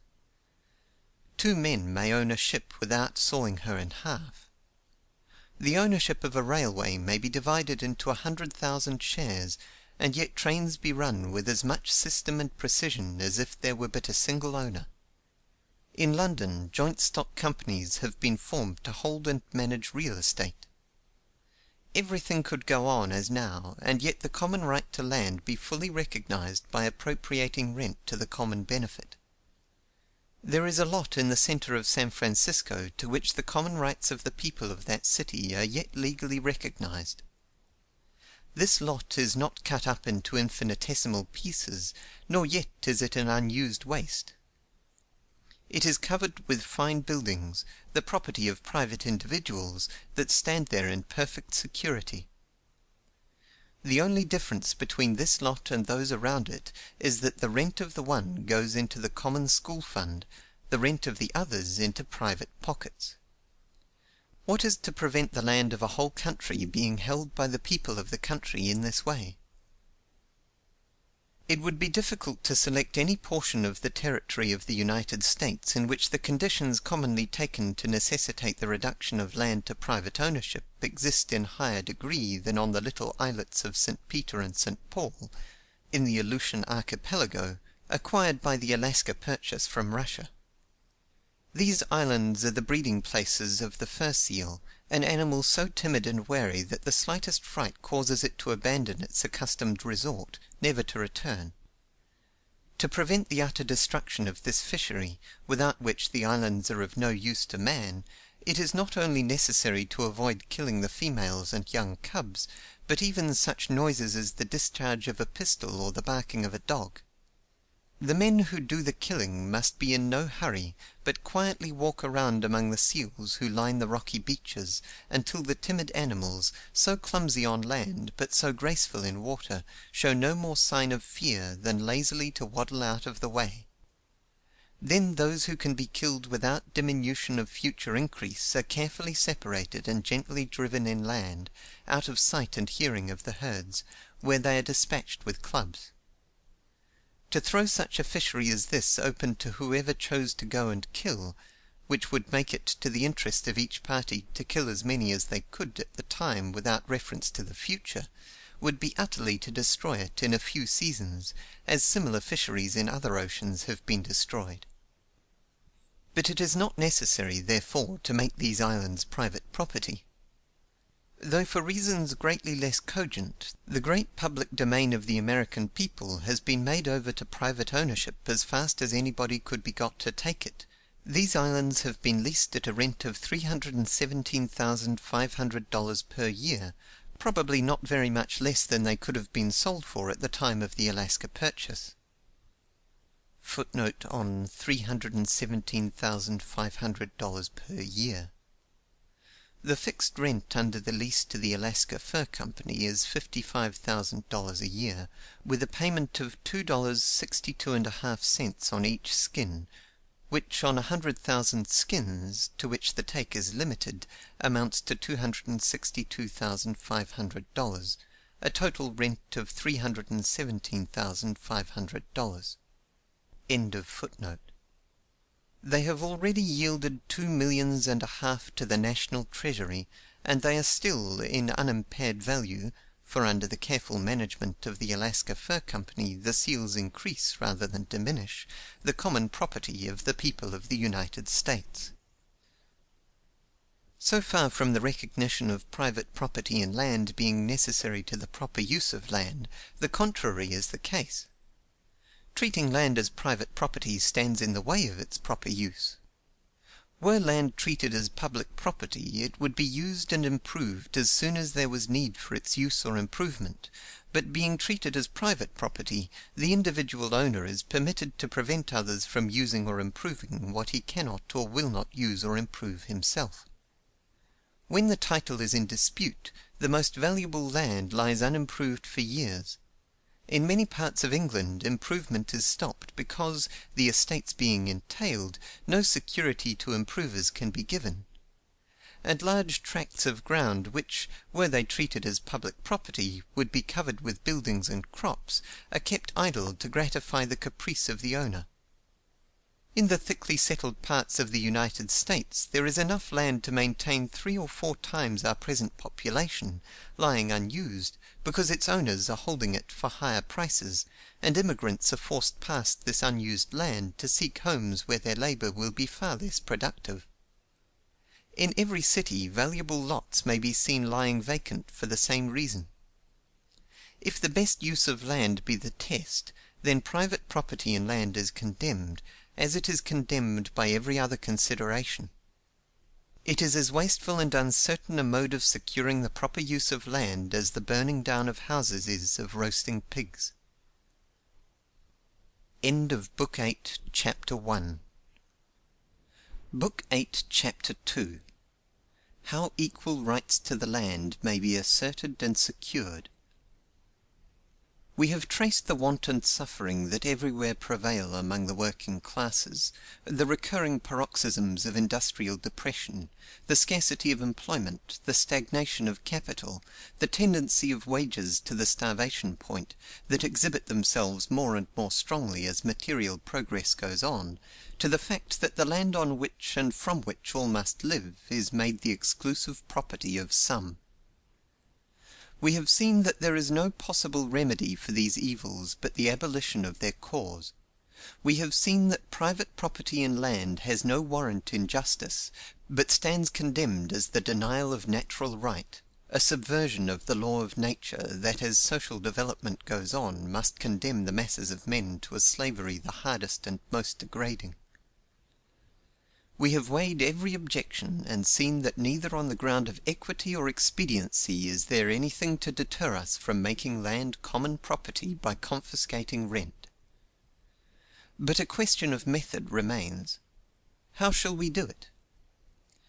We should satisfy the law of justice, we should meet all economic requirements, by at one stroke abolishing all private titles, declaring all land public property, and letting it out to the highest bidders in lots to suit, under such conditions as would sacredly guard the private right to improvements. Thus we should secure, in a more complex state of society, the same equality of rights that in a ruder state were secured by equal partitions of the soil, and by giving the use of the land to whoever could procure the most from it, we should secure the greatest production.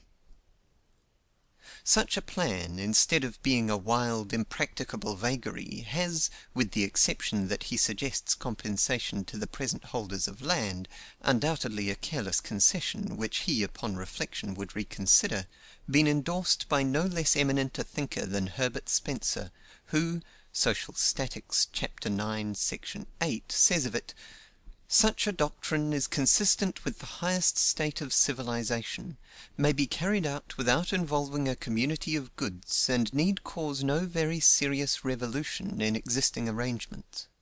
The change required would simply be a change of landlords. Separate ownership would merge into the joint stock ownership of the public.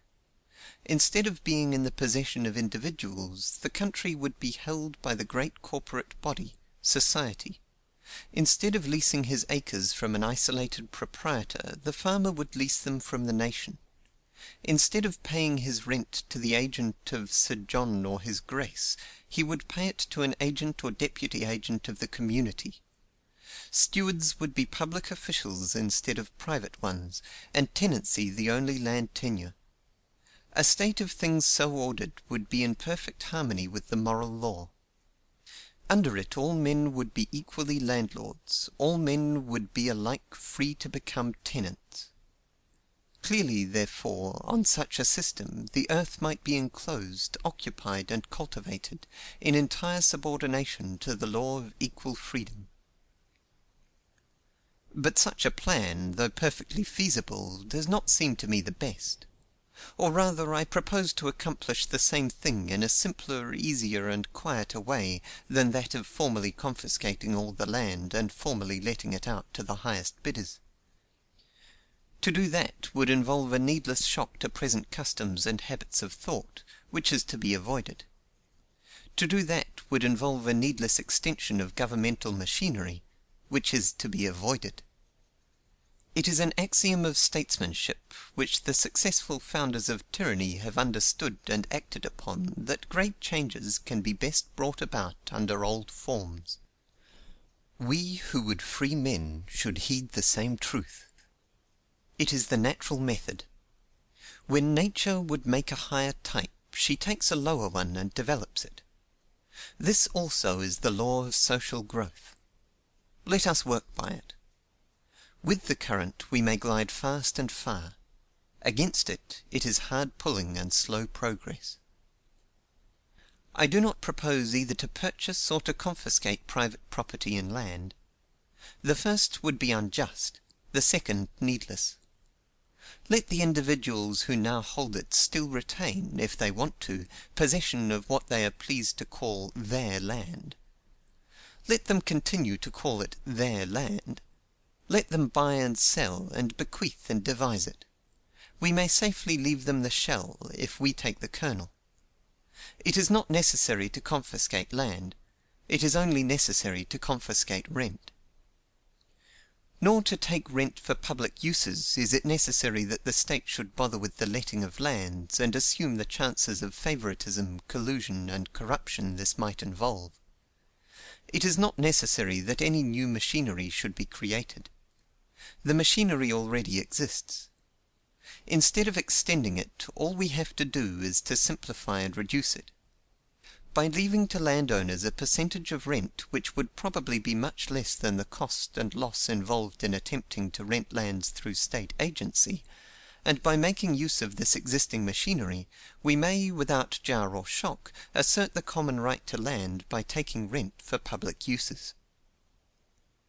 We already take some rent in taxation. We have only to make some changes in our modes of taxation to take it all. What I therefore propose, as the simple yet sovereign remedy, which will raise wages, increase the earnings of capital, extirpate pauperism, abolish poverty, give remunerative employment to whoever wishes it, afford free scope to human powers, lessen crime, elevate morals and taste and intelligence, purify government, and carry civilization to yet nobler heights, is to appropriate rent by taxation. In this way the state may become the universal landlord without calling herself so, and without assuming a single new function. In form, the ownership of land would remain just as now. No owner of land need be dispossessed, and no restriction need be placed upon the amount of land any one could hold. For, rent being taken by the state in taxes, land, no matter in whose name it stood, or in what parcels it was held, would be really common property, and every member of the community would participate in the advantages of its ownership. Now, insomuch as the taxation of rent or land values must necessarily be increased just as we abolish other taxes, we may put the proposition into practical form by proposing to abolish all taxation save that upon land values. As we have seen, the value of land is at the beginning of society nothing, but as society develops by the increase of population and the advance of the arts, it becomes greater and greater. In every civilized country, even the newest, the value of the land taken as a whole is sufficient to bear the entire expenses of government. In the better developed countries it is much more than sufficient. Hence it will not be enough merely to place all taxes upon the value of land. It will be necessary, where rent exceeds the present governmental revenues, commensurately to increase the amount demanded in taxation, and to continue this increase as society progresses and rent advances. But this is so natural and easy a matter that it may be considered as involved, or at least understood, in the proposition to put all taxes on the value of land. That is the first step upon which the practical struggle must be made. When the hare is once caught and killed, cooking him will follow as a matter of course. When the common right to land is so far appreciated that all taxes are abolished save those which fall upon rent, there is no danger of much more than is necessary to induce them to collect the public revenues being left to individual landholders. Experience has taught me, for I have been for some years endeavoring to popularize this proposition, that wherever the idea of concentrating all taxation upon land values finds lodgment sufficient to induce consideration, it invariably makes way, but that there are few of the classes most to be benefited by it, or even for a long time afterward, see its full significance and power. It is difficult for working men to get over the idea that there is a real antagonism between capital and labor. It is difficult for small farmers and homestead owners to get over the idea that to put all taxes on the value of land would be unduly to tax them. It is difficult for both classes to get over the idea that to exempt capital from taxation would be to make the rich richer and the poor poorer. These ideas spring from confused thought. But behind ignorance and prejudice there is a powerful interest, which has hitherto dominated literature, education, and opinion. A great wrong always dies hard, and the great wrong which in every civilized country condemns the masses of men to poverty and want will not die without a bitter struggle. I do not think the ideas of which I speak can be entertained by the reader who has followed me thus far, but inasmuch as any popular discussion must deal with the concrete rather than the abstract, let me ask him to follow me somewhat further, that we may try the remedy I have proposed by the accepted canons of taxation. In doing so, many incidental bearings may be seen that otherwise might escape notice. End of Book 8, Chapter 2. Book 8, Chapter 3. The proposition tried by the canons of taxation. The best tax by which public revenues can be raised is evidently that which will closest conform to the following conditions. 1. That it bear as lightly as possible upon production, so as least to check the increase of the general fund from which taxes must be paid and the community maintained. 2. That it be easily and cheaply collected, and fall as directly as may be upon the ultimate payers, so as to take from the people as little as possible in addition to what it yields the government. 3. That it be certain, so as to give the least opportunity for tyranny or corruption on the part of officials, and the least temptation to law-breaking and evasion on the part of the taxpayers. 4. That it bear equally, so as to give no citizen an advantage or put any at a disadvantage as compared with others. Let us consider what form of taxation best accords with these conditions. Whatever it be, that evidently will be the best mode in which the public revenues can be raised. 1. The effect of taxes upon production. All taxes must evidently come from the produce of land and labor, since there is no other source of wealth than the union of human exertion with the material and forces of nature. But the manner in which equal amounts of taxation may be imposed may very differently affect the production of wealth. Taxation which lessens the reward of the producer necessarily lessens the incentive to production. Taxation which is conditioned upon the act of production, or the use of any of the three factors of production, necessarily discourages production. Thus, taxation which diminishes the earnings of the laborer or the returns of the capitalist tends to render the one less industrious and intelligent, the other less disposed to save and invest. Taxation which falls upon the processes of production interposes an artificial obstacle to the creation of wealth. Taxation which falls upon labor as it is exerted, wealth as it is used as capital, land as it is cultivated, will manifestly tend to discourage production much more powerfully than taxation to the same amount levied upon laborers, whether they work or play, upon wealth, whether used productively or unproductively, or upon land, whether cultivated or left waste. The mode of taxation is, in fact, quite as important as the amount. As a small burden badly placed may distress a horse that could carry with ease a much larger one properly adjusted, so a people may be impoverished and their power of producing wealth destroyed by taxation, which, if levied in another way, could be borne with ease. A tax on date trees, imposed by Muhammad Ali, caused the Egyptian fellahs to cut down their trees, but a tax of twice the amount imposed on the land produced no such result. The tax of 10% on all sales, imposed by the Duke of Alva in the Netherlands, would, had it been maintained, have all but stopped exchange, while yielding but little revenue. But we need not go abroad for illustrations.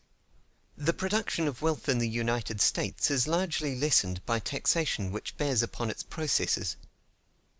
Shipbuilding, in which we excelled, has been all but destroyed, so far as the foreign trade is concerned, and many branches of production and exchange seriously crippled by taxes which divert industry from more to less productive forms. This checking of production is in greater or less degree characteristic of most of the taxes by which the revenues of modern governments are raised. All taxes upon manufactures, all taxes upon commerce, all taxes upon capital, all taxes upon improvements, are of this kind. Their tendency is the same as that of Muhammad Ali's tax on date trees, though their effect may not be so clearly seen. All such taxes have a tendency to reduce the production of wealth, and should, therefore, never be resorted to when it is possible to raise money by taxes which do not check production. This becomes possible as society develops and wealth accumulates. Taxes which fall upon ostentation would simply turn into the public treasury what otherwise would be wasted in vain show for the sake of show, and taxes upon wills and devises of the rich would probably have little effect in checking the desire for accumulation, which, after it has fairly got hold of a man, becomes a blind passion. But the great class of taxes from which revenue may be derived without interference with production are taxes upon monopolies, for the profit of monopoly is in itself a tax levied upon production, and to tax it is simply to divert into the public coffers what production must in any event pay. There are among us various sorts of monopolies. For instance, there are the temporary monopolies created by the patent and copyright laws. These it would be extremely unjust and unwise to tax, inasmuch as they are but recognitions of the right of labor to its intangible productions, and constitute a reward held out to invention and authorship. Footnote: following the habit of confounding the exclusive right granted by a patent and that granted by a copyright as recognitions of the right of labor to its intangible productions, I in this fell into error which I subsequently acknowledged and corrected in the Standard of June 23, 1888. The two things are not alike, but essentially different. The copyright is not a right to the exclusive use of a fact, an idea, or a combination, which by the natural law of property all are free to use, but only to the labor expended in the thing itself. It does not prevent anyone from using for himself the facts, the knowledge, the laws or combinations for a similar production, but only from using the identical form of the particular book or other production, the actual labor which has in short been expended in producing it. It rests therefore upon the natural moral right of each one to enjoy the products of his own exertion, and involves no interference with the similar right of anyone else to do likewise. The patent, on the other hand, prohibits anyone from doing a similar thing, and involves, usually for a specified time, an interference with the equal liberty on which the right of ownership rests. The copyright is therefore in accordance with the moral law. It gives to the man who has expended the intangible labor required to write a particular book or paint a picture security against the copying of that identical thing. The patent is in defiance of this natural right. It prohibits others from doing what has been already attempted. Everyone has a moral right to think what I think, or to perceive what I perceive, or to do what I do, no matter whether he gets the hint from me or independently of me. Discovery can give no right of ownership, for whatever is discovered must have been already here to be discovered. If a man make a wheelbarrow, or a book, or a picture, he has a moral right to that particular wheelbarrow, or book, or picture, but no right to ask that others be prevented from making similar things. Such a prohibition, though given for the purpose of stimulating discovery and invention, really in the long run operates as a check upon them. End of footnote.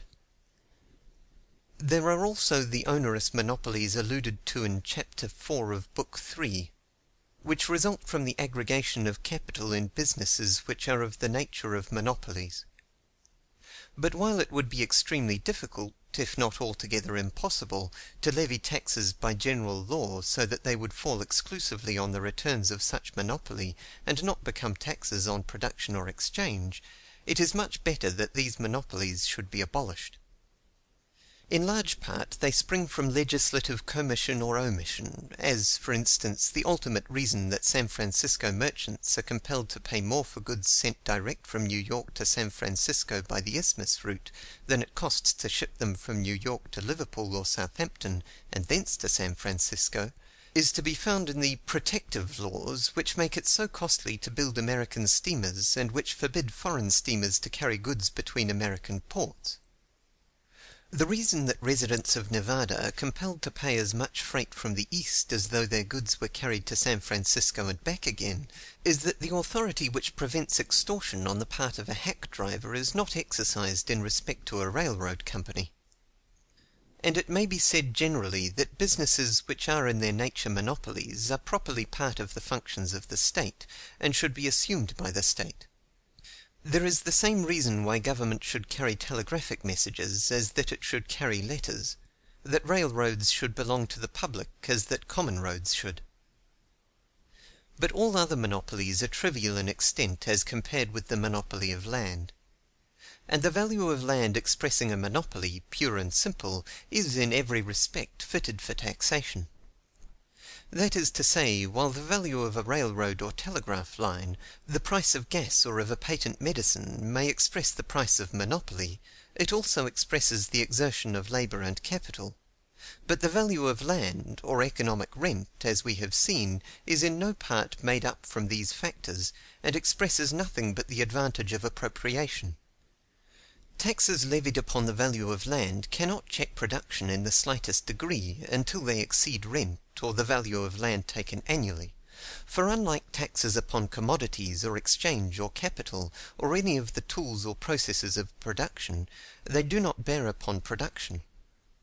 The value of land does not express the reward of production, as does the value of crops, of cattle, of buildings, or any of the things which are styled personal property and improvements. It expresses the exchange value of monopoly. It is not in any case the creation of the individual who owns the land; it is created by the growth of the community. Hence the community can take it all without in any way lessening the incentive to improvement, or in the slightest degree lessening the production of wealth. Taxes may be imposed upon the value of land until all rent is taken by the state, without reducing the wages of labor or the reward of capital one iota, without increasing the price of a single commodity, or making production in any way more difficult. But more than this, taxes on the value of land not only do not check production as do most other taxes, but they tend to increase production by destroying speculative rent. How speculative rent checks production may be seen not only in the valuable land withheld from use, But in the paroxysms of industrial depression, which, originating in the speculative advance in land values, propagate themselves over the whole civilized world, everywhere paralyzing industry, and causing more waste and probably more suffering than would a general war. Taxation which would take rent for public uses would prevent all this; while if land were taxed to anything near its rental value, no one could afford to hold land that he was not using, and, consequently, land not in use would be thrown open to those who would use it. Settlement would be closer, and, consequently, labor and capital would be enabled to produce much more with the same exertion. The dog in the manger, who, in this country especially, so wastes productive power, would be choked off. There is yet an even more important way by which, through its effect upon distribution, the taking of rent to public uses by taxation would stimulate the production of wealth. But reference to that may be reserved. It is sufficiently evident that with regard to production, the tax upon the value of land is the best tax that can be imposed. Tax manufactures, and the effect is to check manufacturing. Tax improvements, and the effect is to lessen improvement. Tax commerce, and the effect is to prevent exchange. Tax capital, and the effect is to drive it away. But the whole value of land may be taken in taxation, and the only effect will be to stimulate industry, to open new opportunities to capital, and to increase the production of wealth. 2. As to ease and cheapness of collection. With, perhaps, the exception of certain licenses and stamp duties, which may be made almost to collect themselves, but which can be relied on for only a trivial amount of revenue, a tax upon land values can, of all taxes, be most easily and cheaply collected. For land cannot be hidden or carried off. Its value can be readily ascertained, and the assessment once made, nothing but a receiver is required for collection. And as under all fiscal systems some part of the public revenues is collected from taxes on land, and the machinery for that purpose already exists and could as well be made to collect all as a part, the cost of collecting the revenue now obtained by other taxes might be entirely saved by substituting the tax on land values for all other taxes. What an enormous saving might thus be made can be inferred from the horde of officials now engaged in collecting these taxes. This saving would largely reduce the difference between what taxation now costs the people and what it yields, but the substitution of a tax on land values for all other taxes would operate to reduce this difference in an even more important way. A tax on land values does not add to prices, and is thus paid directly by the persons on whom it falls, whereas all taxes upon things of unfixed quantity increase prices, and in the course of exchange are shifted from seller to buyer, increasing as they go. If we impose a tax upon money loaned, as has been often attempted, the lender will charge the tax to the borrower, and the borrower must pay it or not obtain the loan.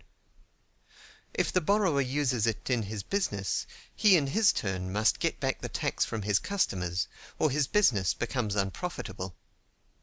If we impose a tax upon buildings, the users of buildings must finally pay it, for the erection of buildings will cease until building rents become high enough to pay the regular profit and the tax besides.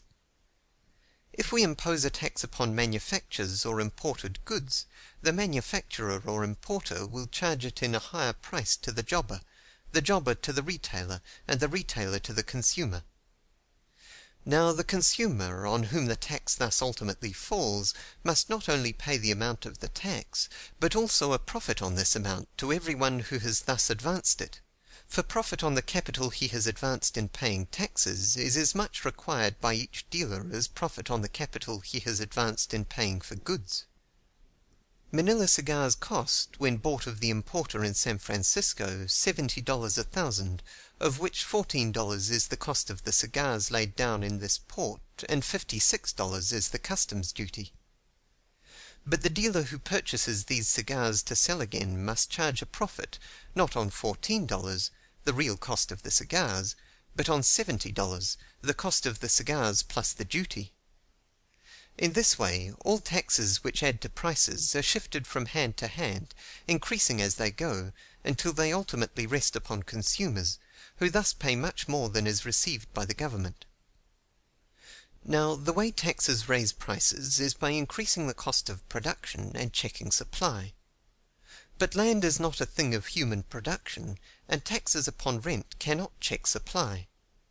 Therefore, though a tax on rent compels the landowners to pay more, it gives them no power to obtain more for the use of their land, as it in no way tends to reduce the supply of land.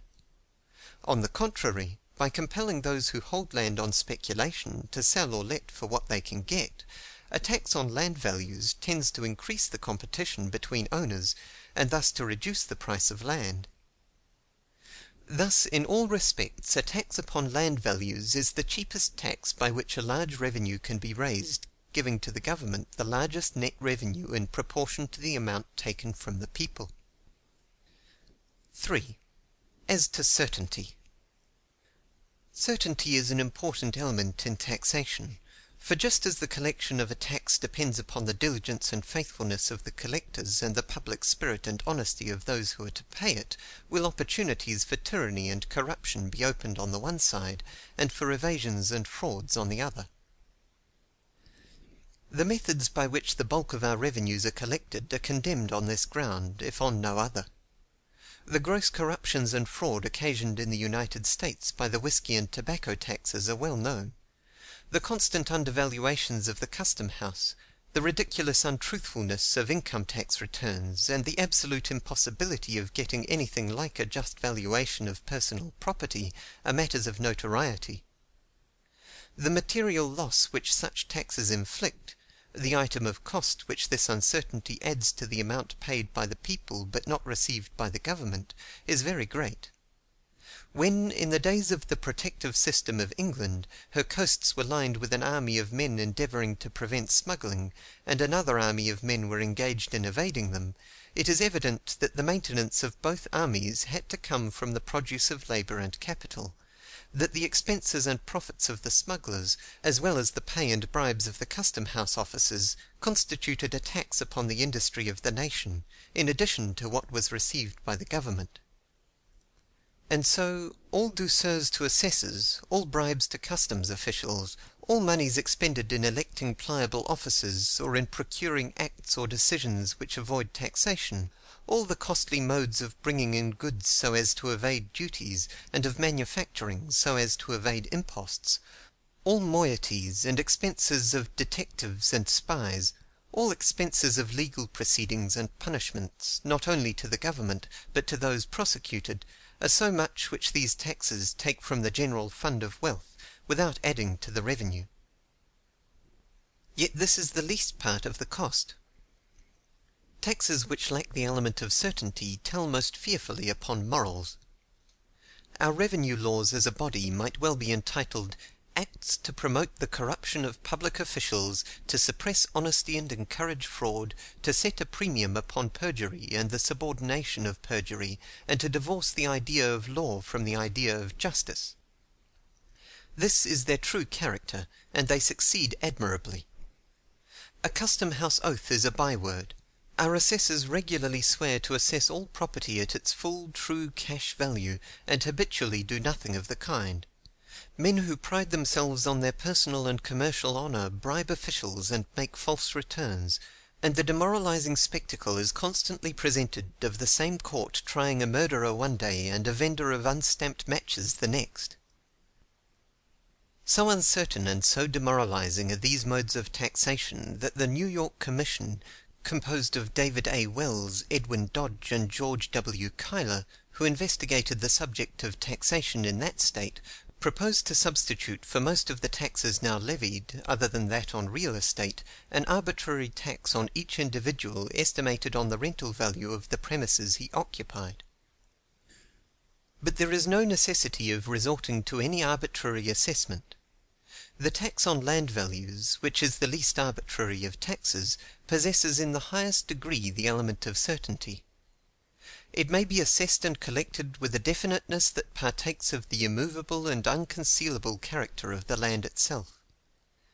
Taxes levied on land may be collected to the last cent, and though the assessment of land is now often unequal, yet the assessment of personal property is far more unequal, and these inequalities in the assessment of land largely arise from the taxation of improvements with land, and from the demoralization that, springing from the causes to which I have referred, affects the whole scheme of taxation. Were all taxes placed upon land values, irrespective of improvements, the scheme of taxation would be so simple and clear, and public attention would be so directed to it, that the valuation of taxation could and would be made with the same certainty that a real estate agent can determine the price a seller can get for a lot. 4. As to equality.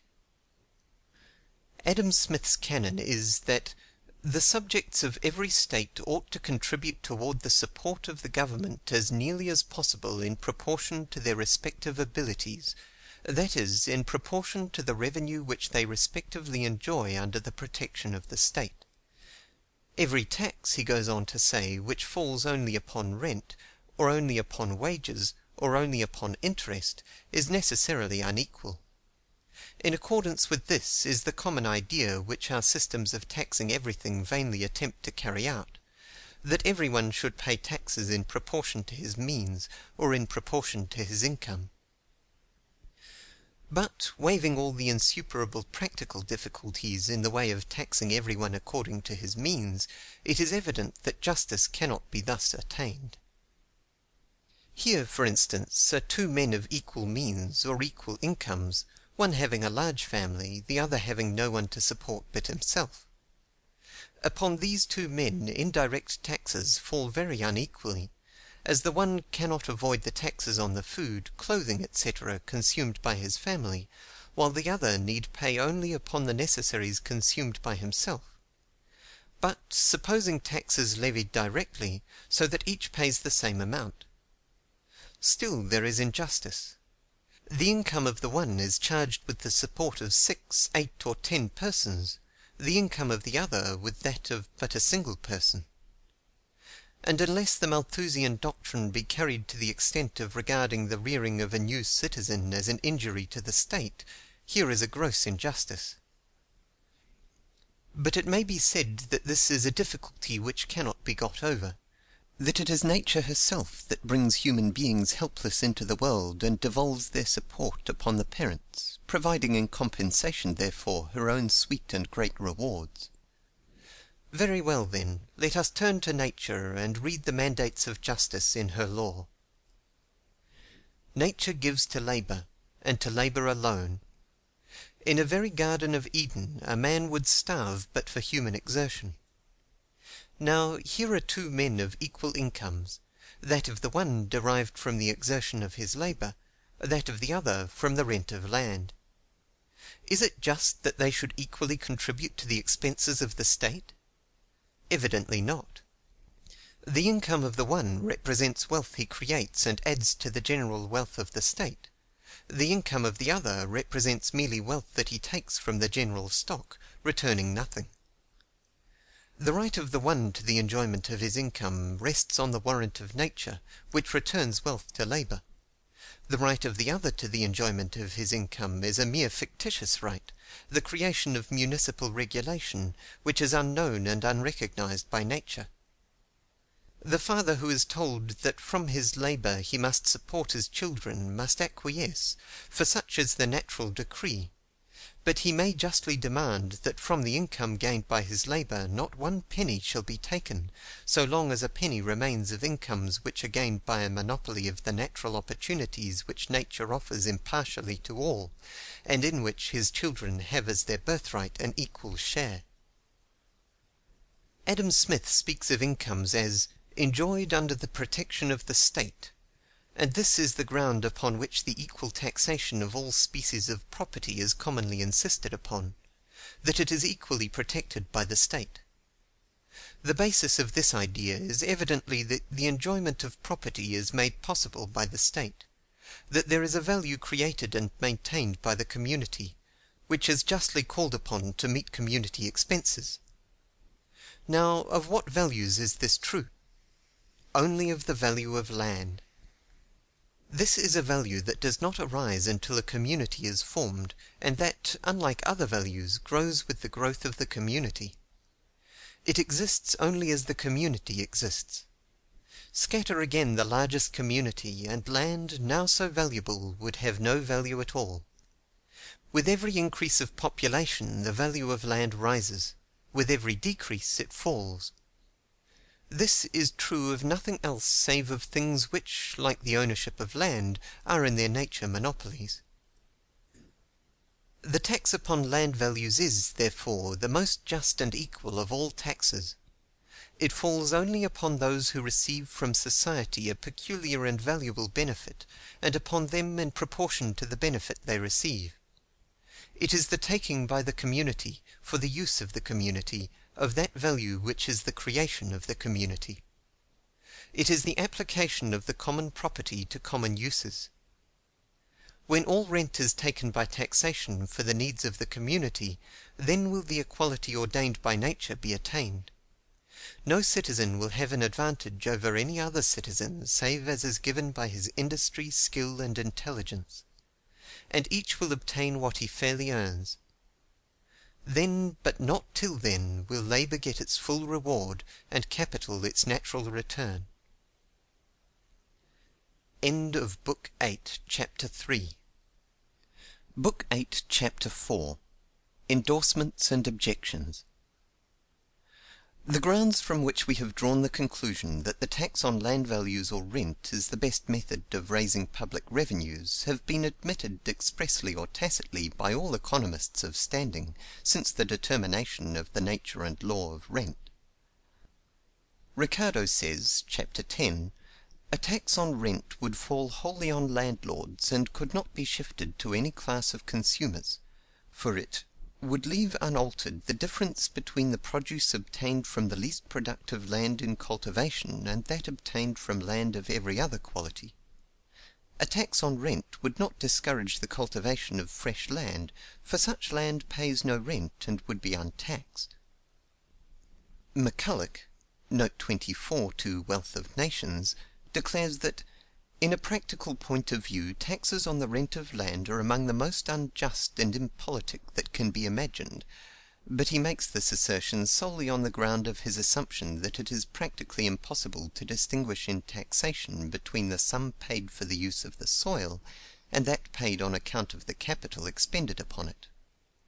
But, supposing that this separation could be effected, he admits that the sum paid to landlords for the use of the natural powers of the soil might be entirely swept away by a tax, without their having it in their power to throw any portion of the burden upon any one else, and without affecting the price of produce.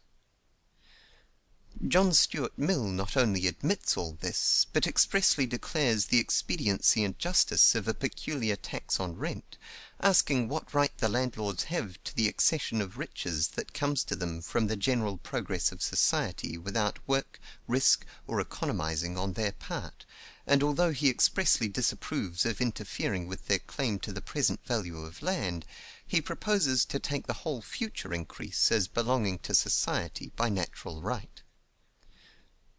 Mrs. Fawcett, in the little compendium of the writings of her husband, entitled Political Economy for Beginners, says, "The land tax, whether small or great in amount, partakes of the nature of a rent paid by the owner of land to the state. In a great part of India the land is owned by the government, and therefore the land tax is rent paid direct to the state. The economic perfection of this system of tenure may be readily perceived.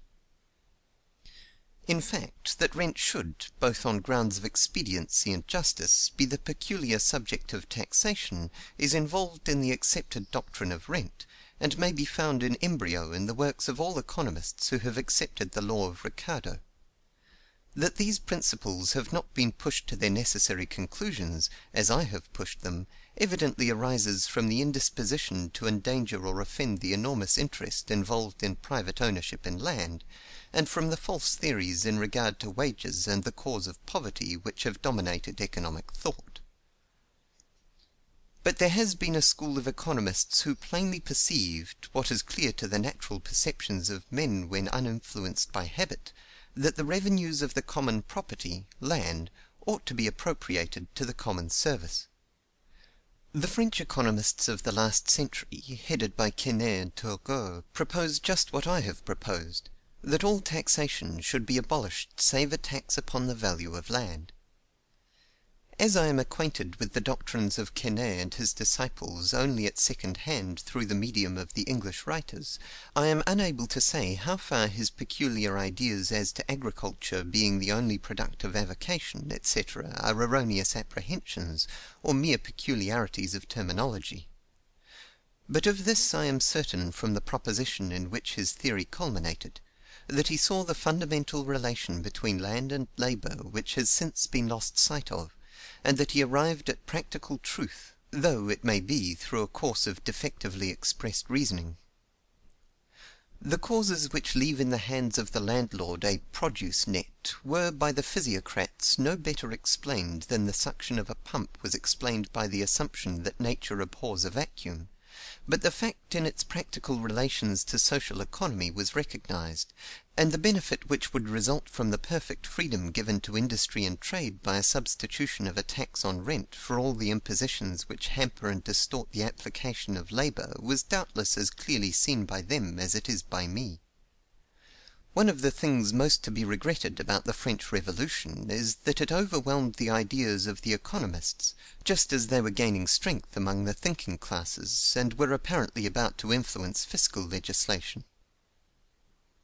Without knowing anything of Quesnay or his doctrines, I have reached the same practical conclusion by a route which cannot be disputed, and have based it on grounds which cannot be questioned by the accepted political economy.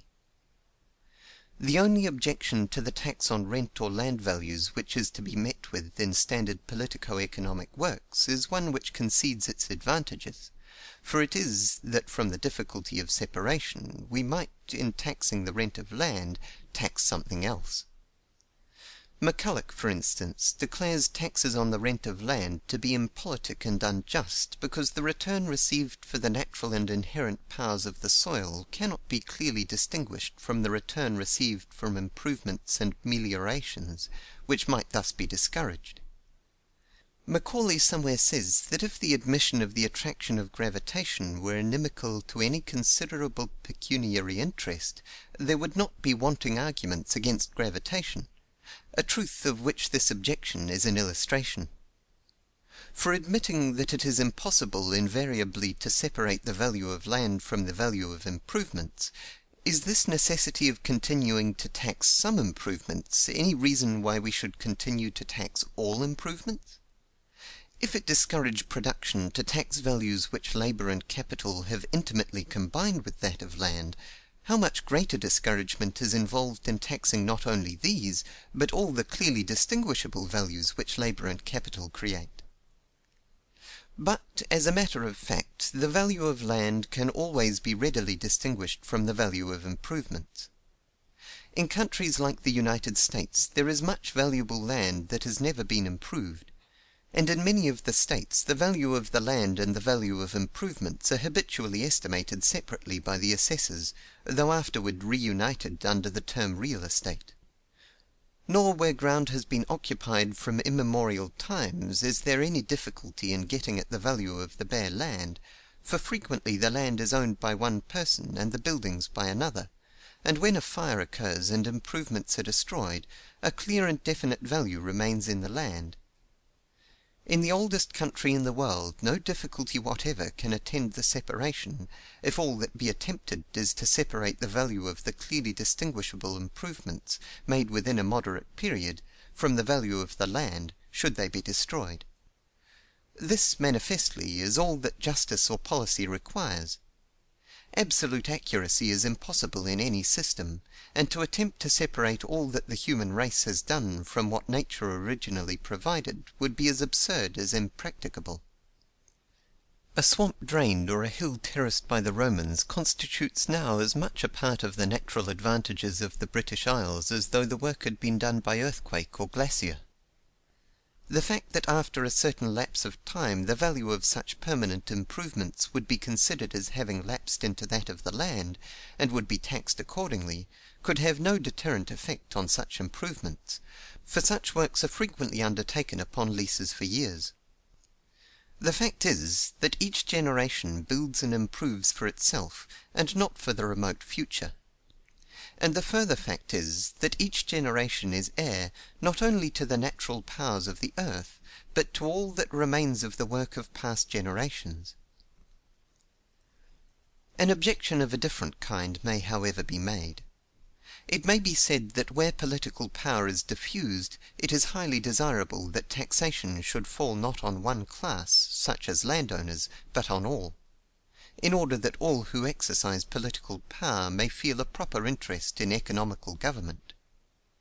Taxation and representation, it will be said, cannot safely be divorced. But however desirable it may be to combine with political power the consciousness of public burdens, the present system certainly does not secure it. Indirect taxes are largely raised from those who pay little or nothing consciously. In the United States, the class is rapidly growing who not only feel no interest in taxation, but who have no concern in good government.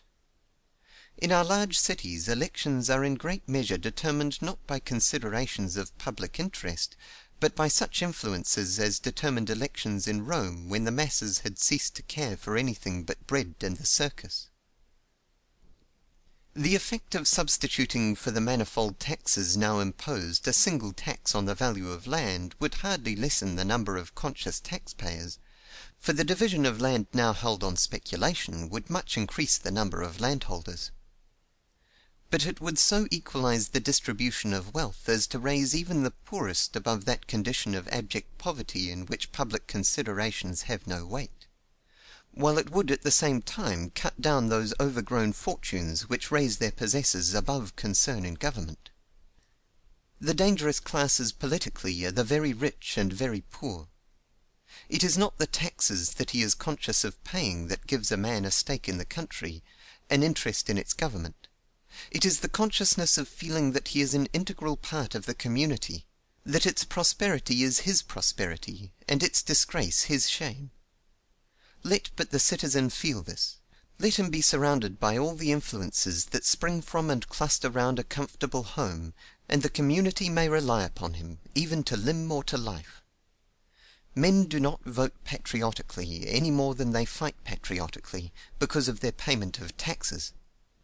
Whatever conduces to the comfortable and independent material condition of the masses will best foster public spirit, will make the ultimate governing power more intelligent and more virtuous. But it may be asked, if the tax on land values is so advantageous a mode of raising revenue, how is it that so many other taxes are resorted to in preference by all governments? The answer is obvious. The tax on land values is the only tax of any importance that does not distribute itself. It falls upon the owners of land, and there is no way in which they can shift the burden upon anyone else. Hence a large and powerful class are directly interested in keeping down the tax on land values and substituting, as a means for raising the required revenue, taxes on other things, just as the landowners of England, 200 years ago, succeeded in establishing an excise, which fell on all consumers, for the Jews under the feudal tenures, which fell only on them. There is thus a definite and powerful interest opposed to the taxation of land values. But to the other taxes upon which modern governments so largely rely there is no special opposition. The ingenuity of statesmen has been exercised in devising schemes of taxation which drain the wages of labor and the earnings of capital, as the vampire bat is said to suck the lifeblood of its victim. Nearly all of these taxes are ultimately paid by that indefinable being, the consumer, and he pays them in a way which does not call his attention to the fact that he is paying a tax, pays them in such small amounts and in such insidious modes that he does not notice it, and is not likely to take the trouble to remonstrate effectually. Those who pay the money directly to the tax collector are not only not interested in opposing a tax which they so easily shift from their own shoulders, but are very frequently interested in its imposition and maintenance, as are other powerful interests which profit, or expect to profit, by the increase of prices which such taxes bring about. Nearly all of the manifold taxes by which the people of the United States are now burdened have been imposed rather with a view to private advantage than to the raising of revenue, and the great obstacle to the simplification of taxation is these private interests, whose representatives cluster in the lobby whenever a reduction of taxation is proposed, to see that the taxes by which they profit are not reduced. The fastening of a protective tariff upon the United States has been due to these influences, and not to the acceptance of absurd theories of protection upon their own merits. The large revenue which the Civil War rendered necessary was the golden opportunity of these special interests, and taxes were piled up on every possible thing, not so much to raise revenue as to enable particular classes to participate in the advantages of tax gathering and tax pocketing. And since the war, these interested parties have constituted the great obstacle to the reduction of taxation, those taxes which cost the people least having, for this reason, been found easier to abolish than those taxes which cost the people most.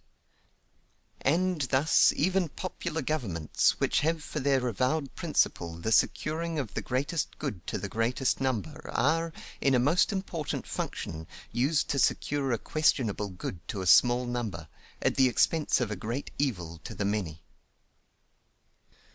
License taxes are generally favored by those on whom they are imposed, as they tend to keep others from entering the business. Imposts upon manufactures are frequently grateful to large manufacturers for similar reasons, as was seen in the opposition of the distillers to the reduction of the whisky tax.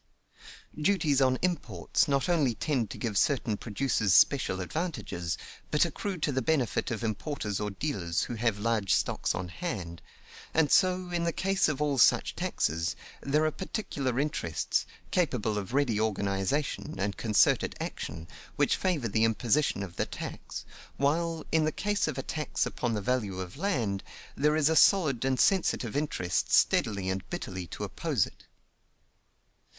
But if once the truth which I am trying to make clear is understood by the masses, it is easy to see how a union of political forces strong enough to carry it into practice becomes possible. End of Book 8, Chapter 4. Book 9, Chapter 1. Effects of the Remedy.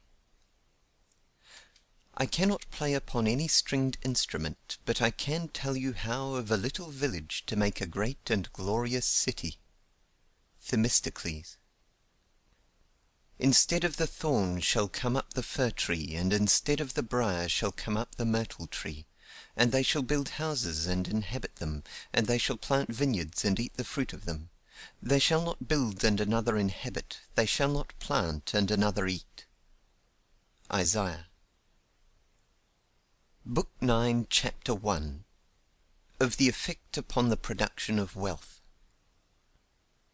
The elder Mirabeau, we are told, ranked the proposition of Quesnay to substitute one single tax on rent, the impôt unique, for all other taxes, as a discovery equal in utility to the invention of writing or the substitution of the use of money for barter. To whomsoever will think over the matter, this saying will appear an evidence of penetration rather than of extravagance.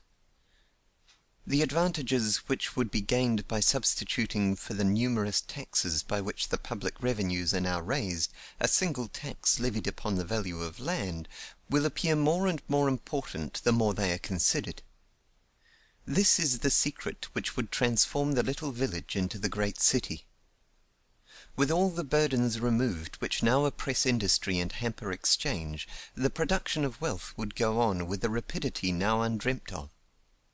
This in its turn would lead to an increase in the value of land, a new surplus which society might take for general purposes. And released from the difficulties which attend the collection of revenue in a way that begets corruption and renders legislation the tool of special interests, society could assume functions which the increasing complexity of life makes it desirable to assume, but which the prospect of political demoralization under the present system now leads thoughtful men to shrink from. Consider the effect upon the production of wealth. To abolish the taxation which, acting and reacting, now hampers every wheel of exchange and presses upon every form of industry, would be like removing an immense weight from a powerful spring. Imbued with fresh energy, production would start into new life, and trade would receive a stimulus which would be felt to the remotest arteries. The present method of taxation operates upon exchange like artificial deserts and mountains. It costs more to get goods through a custom house than it does to carry them around the world. It operates upon energy and industry and skill and thrift like a fine upon those qualities. If I have worked harder and built myself a good house, while you have been contented to live in a hovel, the tax-gatherer now comes annually to make me pay a penalty for my energy and industry, by taxing me more than you. If I have saved while you wasted, I am mulcted, while you are exempt. If a man build a ship, we make him pay for his temerity, as though he had done an injury to the state. If a railroad be opened, down comes the tax collector upon it, as though it were a public nuisance. If a manufactory be erected, we levy upon it an annual sum which would go far toward making a handsome profit. We say we want capital, but if any one accumulate it or bring it among us, we charge him for it as though we were giving him a privilege. We punish with a tax the man who covers barren fields with ripening grain. We fine him who puts up machinery, and him who drains a swamp. How heavily these taxes burden production only those realize who have attempted to follow our system of taxation through its ramifications. For, as I have before said, the heaviest part of taxation is that which falls in increased prices. But manifestly these taxes are in their nature akin to the Egyptian Pasha's tax upon date trees. If they do not cause the trees to be cut down, they at least discourage the planting. To abolish these taxes would be to lift the whole enormous weight of taxation from productive industry. The needle of the seamstress and the great manufactory, the cart-horse and the locomotive, the fishing boat and the steamship, the farmer's plough and the merchant's stock, would be alike untaxed. All would be free to make or to save, to buy or to sell, unfined by taxes, unannoyed by the tax-gatherer. Instead of saying to the producer, as it does now, "The more you add to the general wealth, the more shall you be taxed," the state would say to the producer, "Be as industrious, as thrifty, as enterprising as you choose, you shall have your full reward. You shall not be fined for making 2 blades of grass grow where 1 grew before. You shall not be taxed for adding to the aggregate wealth." And will not the community gain by thus refusing to kill the goose that lays the golden eggs, by thus refraining from muzzling the ox that treadeth out the corn, by thus leaving to industry and thrift and skill their natural reward, full and unimpaired? For there is to the community also a natural reward. The law of society is, each for all, as well as all for each. No one can keep to himself the good he may do, any more than he can keep the bad. Every productive enterprise, besides its return to those who undertake it, yields collateral advantages to others. If a man plant a fruit tree, his gain is that he gathers the fruit in its time and season. But in addition to his gain, there is a gain to the whole community. Others than the owner are benefited by the increased supply of fruit. The birds which it shelters fly far and wide. The rain which it helps to attract falls not alone on his field, and, even to the eye which rests upon it from a distance, it brings a sense of beauty. And so with everything else. The building of a house, a factory, a ship, or a railroad, benefits others besides those who get the direct profits. Nature laughs at a miser. He is like the squirrel who buries his nuts and refrains from digging them up again. Lo, they sprout and grow into trees! In fine linen, steeped in costly spices, the mummy is laid away. Thousands and thousands of years thereafter, the Bedouin cooks his food by a fire of its encasings. It generates the steam by which the traveller is whirled on his way, or it passes into far-off lands to gratify the curiosity of another race. The bee fills the hollow tree with honey, and along comes the bear or the man. Well may the community leave to the individual producer all that prompts him to exertion. Well may it let the labourer have the full reward of his labour, and the capitalist the full return of his capital. For the more that labour and capital produce, the greater grows the common wealth in which all may share. And in the value or rent of land is this general gain expressed in a definite and concrete form. Here is a fund which the state may take while leaving to labour and capital their full reward. With increased activity of production this would commensurately increase. And to shift the burden of taxation from production and exchange to the value or rent of land would not merely be to give new stimulus to the production of wealth, it would be to open new opportunities. For under this system no one would care to hold land unless to use it, and land now withheld from use would everywhere be thrown open to improvement. The selling price of land would fall, land speculation would receive its death blow, land monopolization would no longer pay. Millions and millions of acres from which settlers are now shut out by high prices would be abandoned by their present owners, or sold to settlers upon nominal terms. And this not merely on the frontiers, but within what are now considered well-settled districts. Within 100 miles of San Francisco would be thus thrown open land enough to support, even with present modes of cultivation, an agricultural population equal to that now scattered from the Oregon boundary to the Mexican line, a distance of 800 miles. In the same degree would this be true of most of the western states, and in a great degree of the older eastern states. For even in New York and Pennsylvania is population yet sparse as compared with the capacity of the land. And even in densely populated England would such a policy throw open to cultivation many hundreds of thousands of acres now held as private parks, deer preserves, and shooting grounds. For this simple device of placing all taxes on the value of land would be in effect putting up the land at auction to whosoever would pay the highest rent to the state. The demand for land fixes its value, and hence, if taxes were placed so as very nearly to consume that value, the man who wished to hold land without using it would have to pay very nearly what it would be worth to anyone who wanted to use it. And it must be remembered that this would apply not merely to agricultural land, but to all land.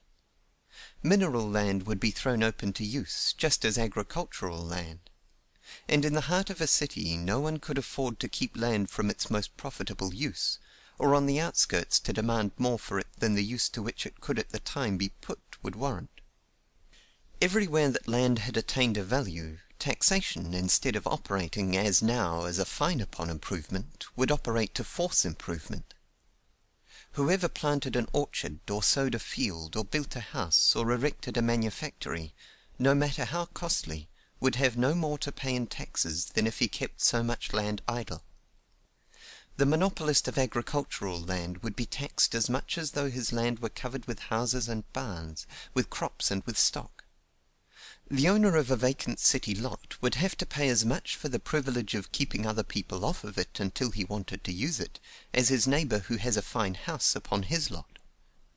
It would cost as much to keep a row of tumble-down shanties upon valuable land as though it were covered with a grand hotel or a pile of great warehouses filled with costly goods.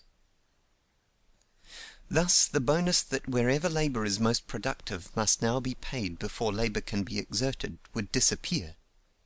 The farmer would not have to pay out half his means or mortgage his labour for years in order to obtain land to cultivate.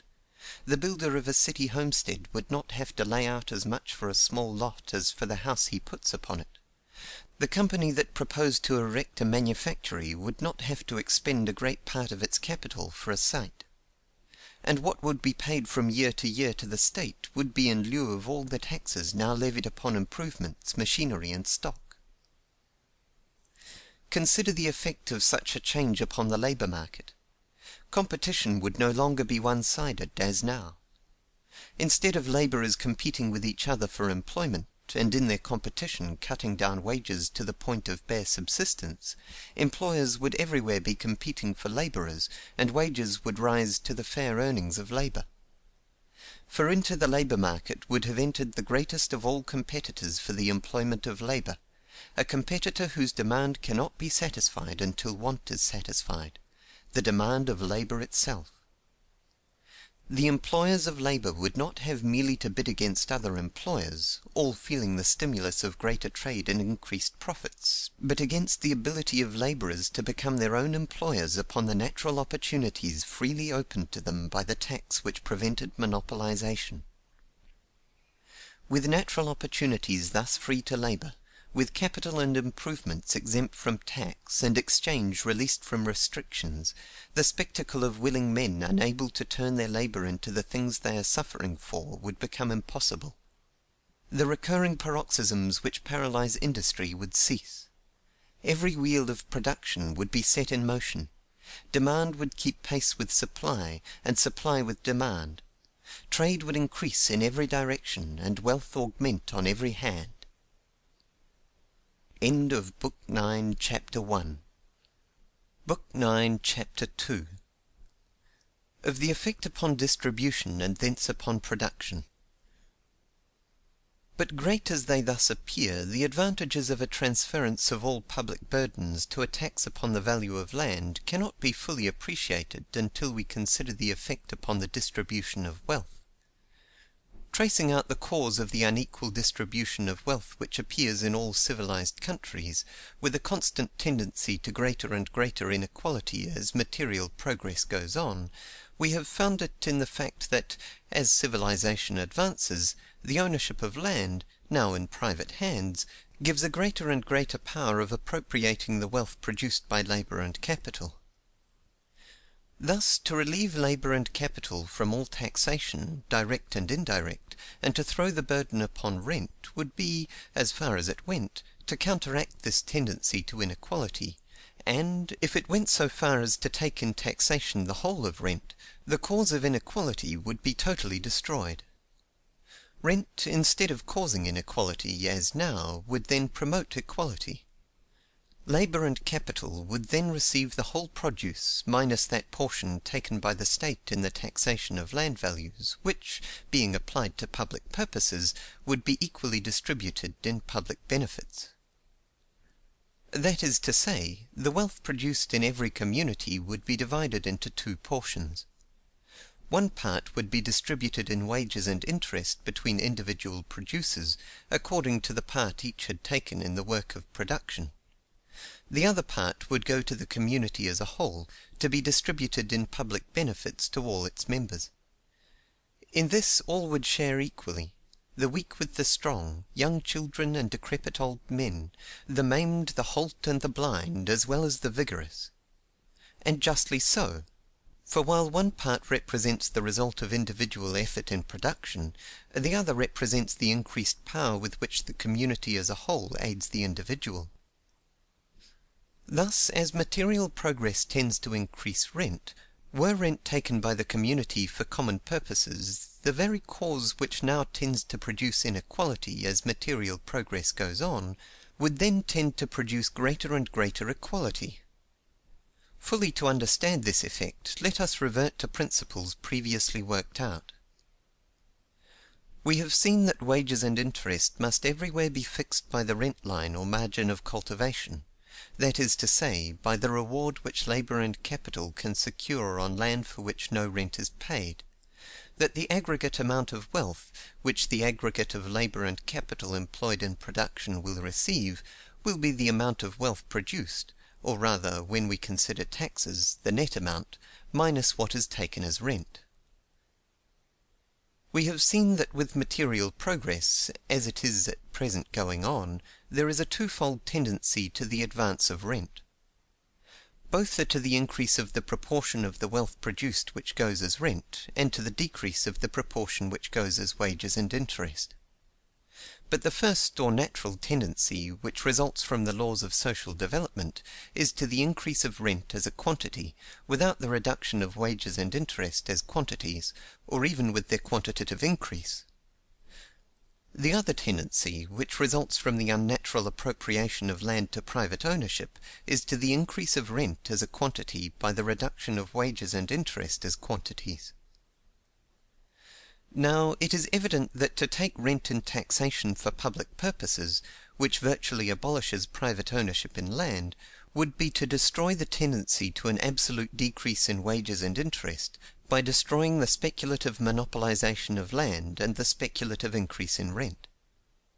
It would be very largely to increase wages and interest by throwing open natural opportunities now monopolized and reducing the price of land. Labor and capital would thus not merely gain what is now taken from them in taxation, but would gain by the positive decline in rent caused by the decrease in speculative land values. A new equilibrium would be established, at which the common rate of wages and interest would be much higher than now. But this new equilibrium established, further advances in productive power, and the tendency in this direction would be greatly accelerated, would result in still increasing rent, not at the expense of wages and interest, but by new gains in production, which, as rent would be taken by the community for public uses, would accrue to the advantage of every member of the community.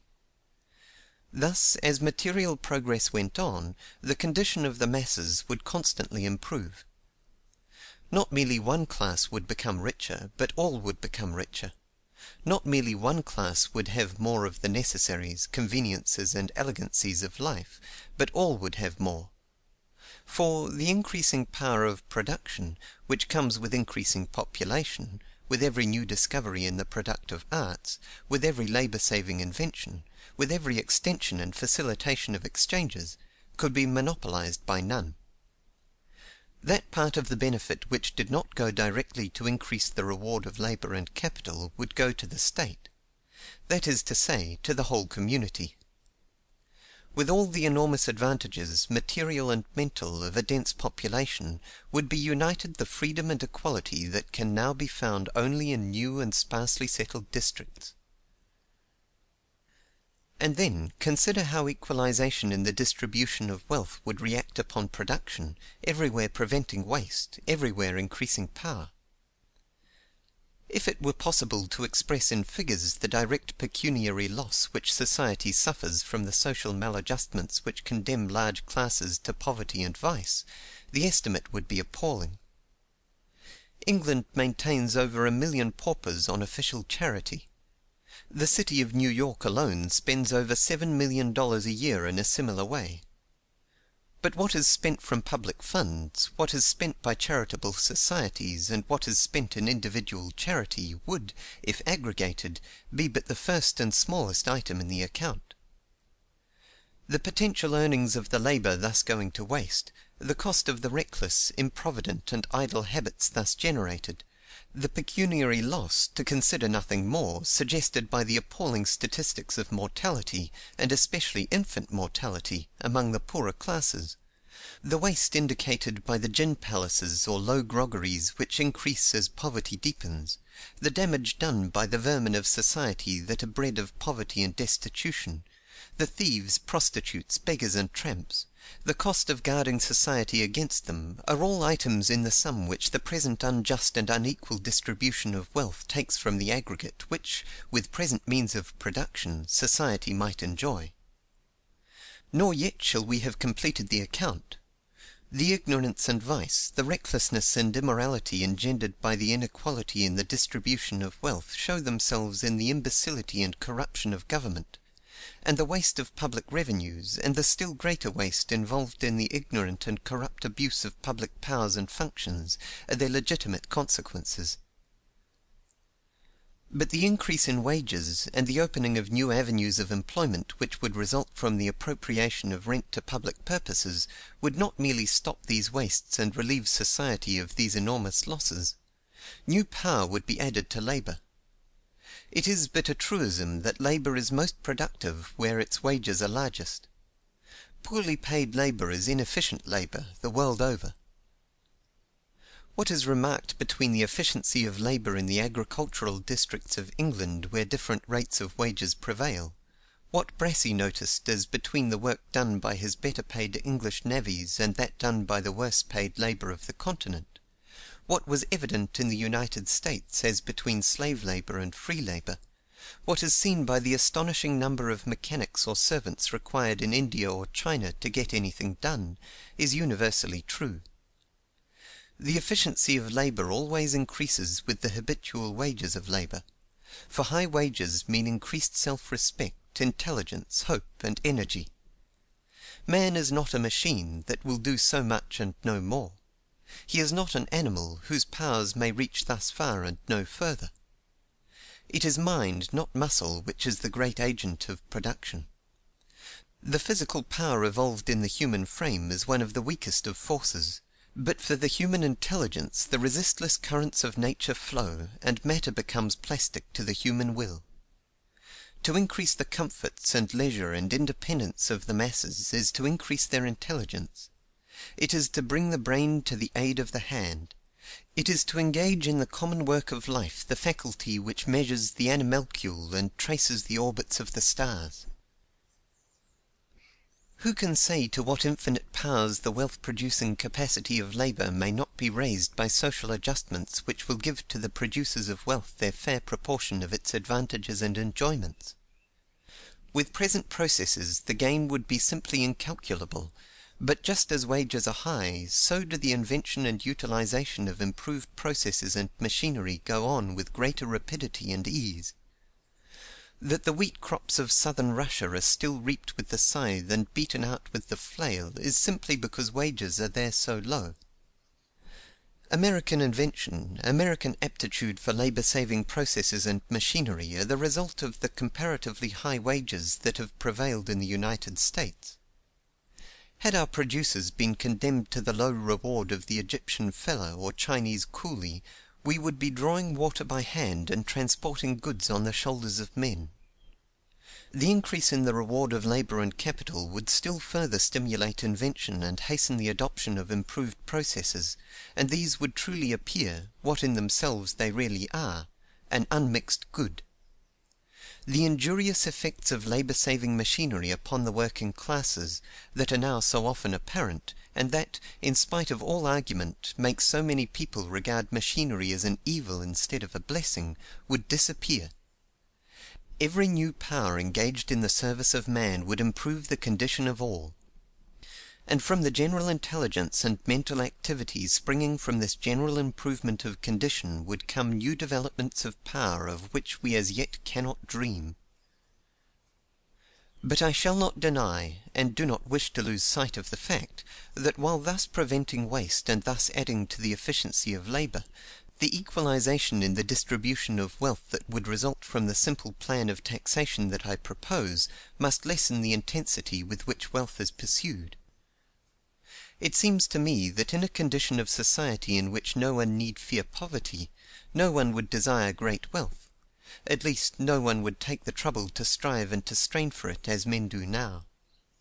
For, certainly, the spectacle of men who have only a few years to live, slaving away their time for the sake of dying rich, is in itself so unnatural and absurd, that in a state of society where the abolition of the fear of want had dissipated the envious admiration with which the masses of men now regard the possession of great riches, whoever would toil to acquire more than he cared to use would be looked upon as we would now look on a man who would thatch his head with 6 hats, or walk around in the hot sun with an overcoat on. When everyone is sure of being able to get enough, no one will care to make a pack-horse of himself. And though this incentive to production be withdrawn, can we not spare it? Whatever may have been its office in an earlier stage of development, it is not needed now. The dangers that menace our civilization do not come from the weakness of the springs of production. What it suffers from, and what, if a remedy be not applied, it must die from, is unequal distribution. Nor would the removal of this incentive, regarded only from the standpoint of production, be an unmixed loss. For that the aggregate of production is greatly reduced by the greed with which riches are pursued is one of the most obtrusive facts of modern society. While, were this insane desire to get rich at any cost lessened, mental activities now devoted to scraping together riches would be translated into far higher spheres of usefulness. End of Book 9, Chapter 2. Book 9, Chapter 3. Of the effect upon individuals and classes.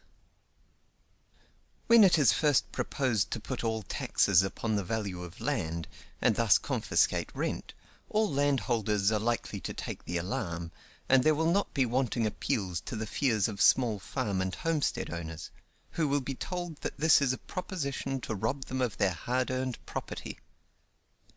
But a moment's reflection will show that this proposition should commend itself to all whose interests as landholders do not largely exceed their interests as labourers or capitalists, or both. And further consideration will show that though the large landholders may lose relatively, yet even in their case there will be an absolute gain.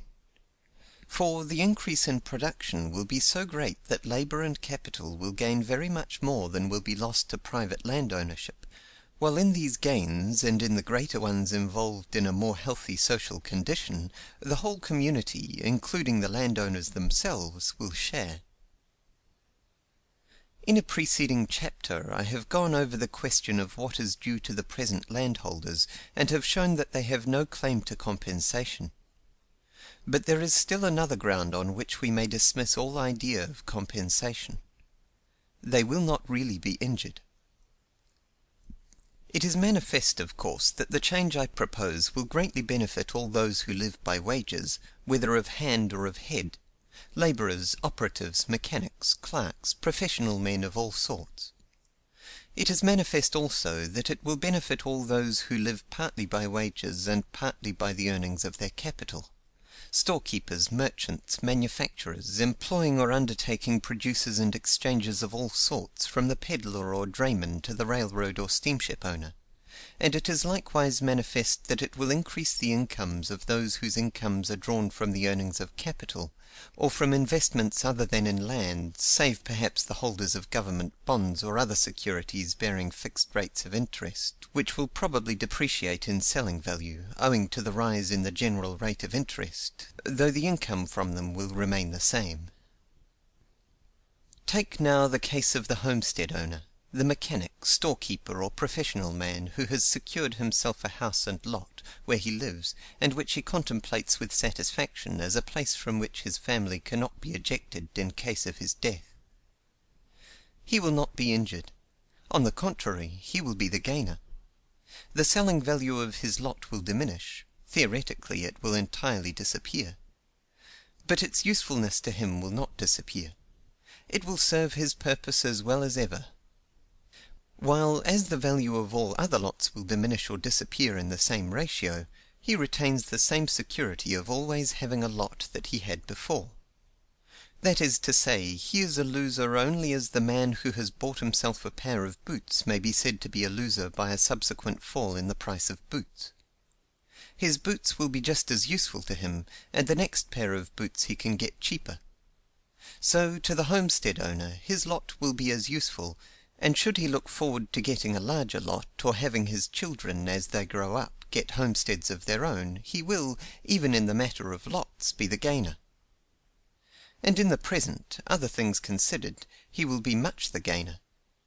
For though he will have more taxes to pay upon his land, he will be released from taxes upon his house and improvements, upon his furniture and personal property, upon all that he and his family eat, drink, and wear, while his earnings will be largely increased by the rise of wages, the constant employment, and the increased briskness of trade.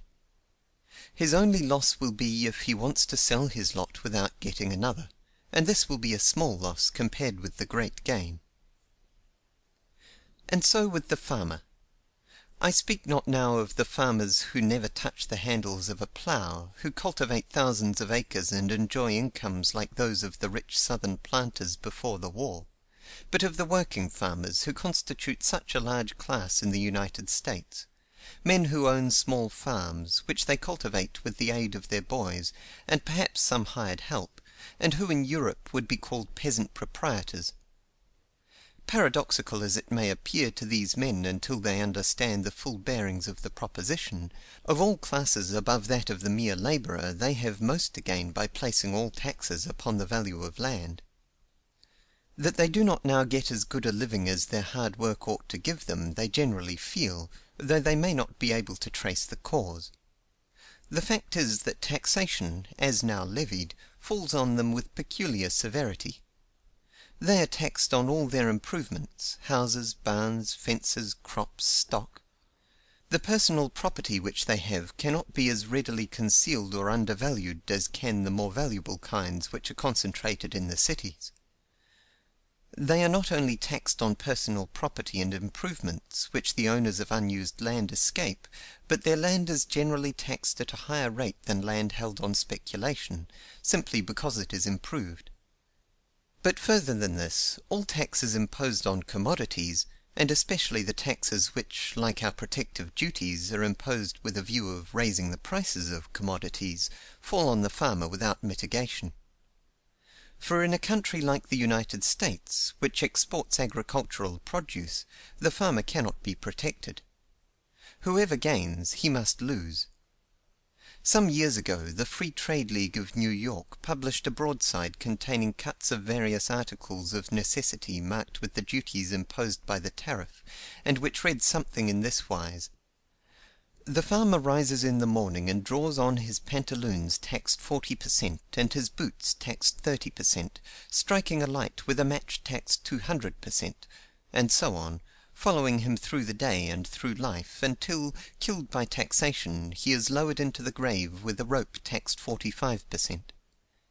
This is but a graphic illustration of the manner in which such taxes ultimately fall. The farmer would be a great gainer by the substitution of a single tax upon the value of land for all these taxes, for the taxation of land values would fall with greatest weight, not upon the agricultural districts, where land values are comparatively small, but upon the towns and cities where land values are high, whereas taxes upon personal property and improvements fall as heavily in the country as in the city. And in sparsely settled districts there would be hardly any taxes at all for the farmer to pay.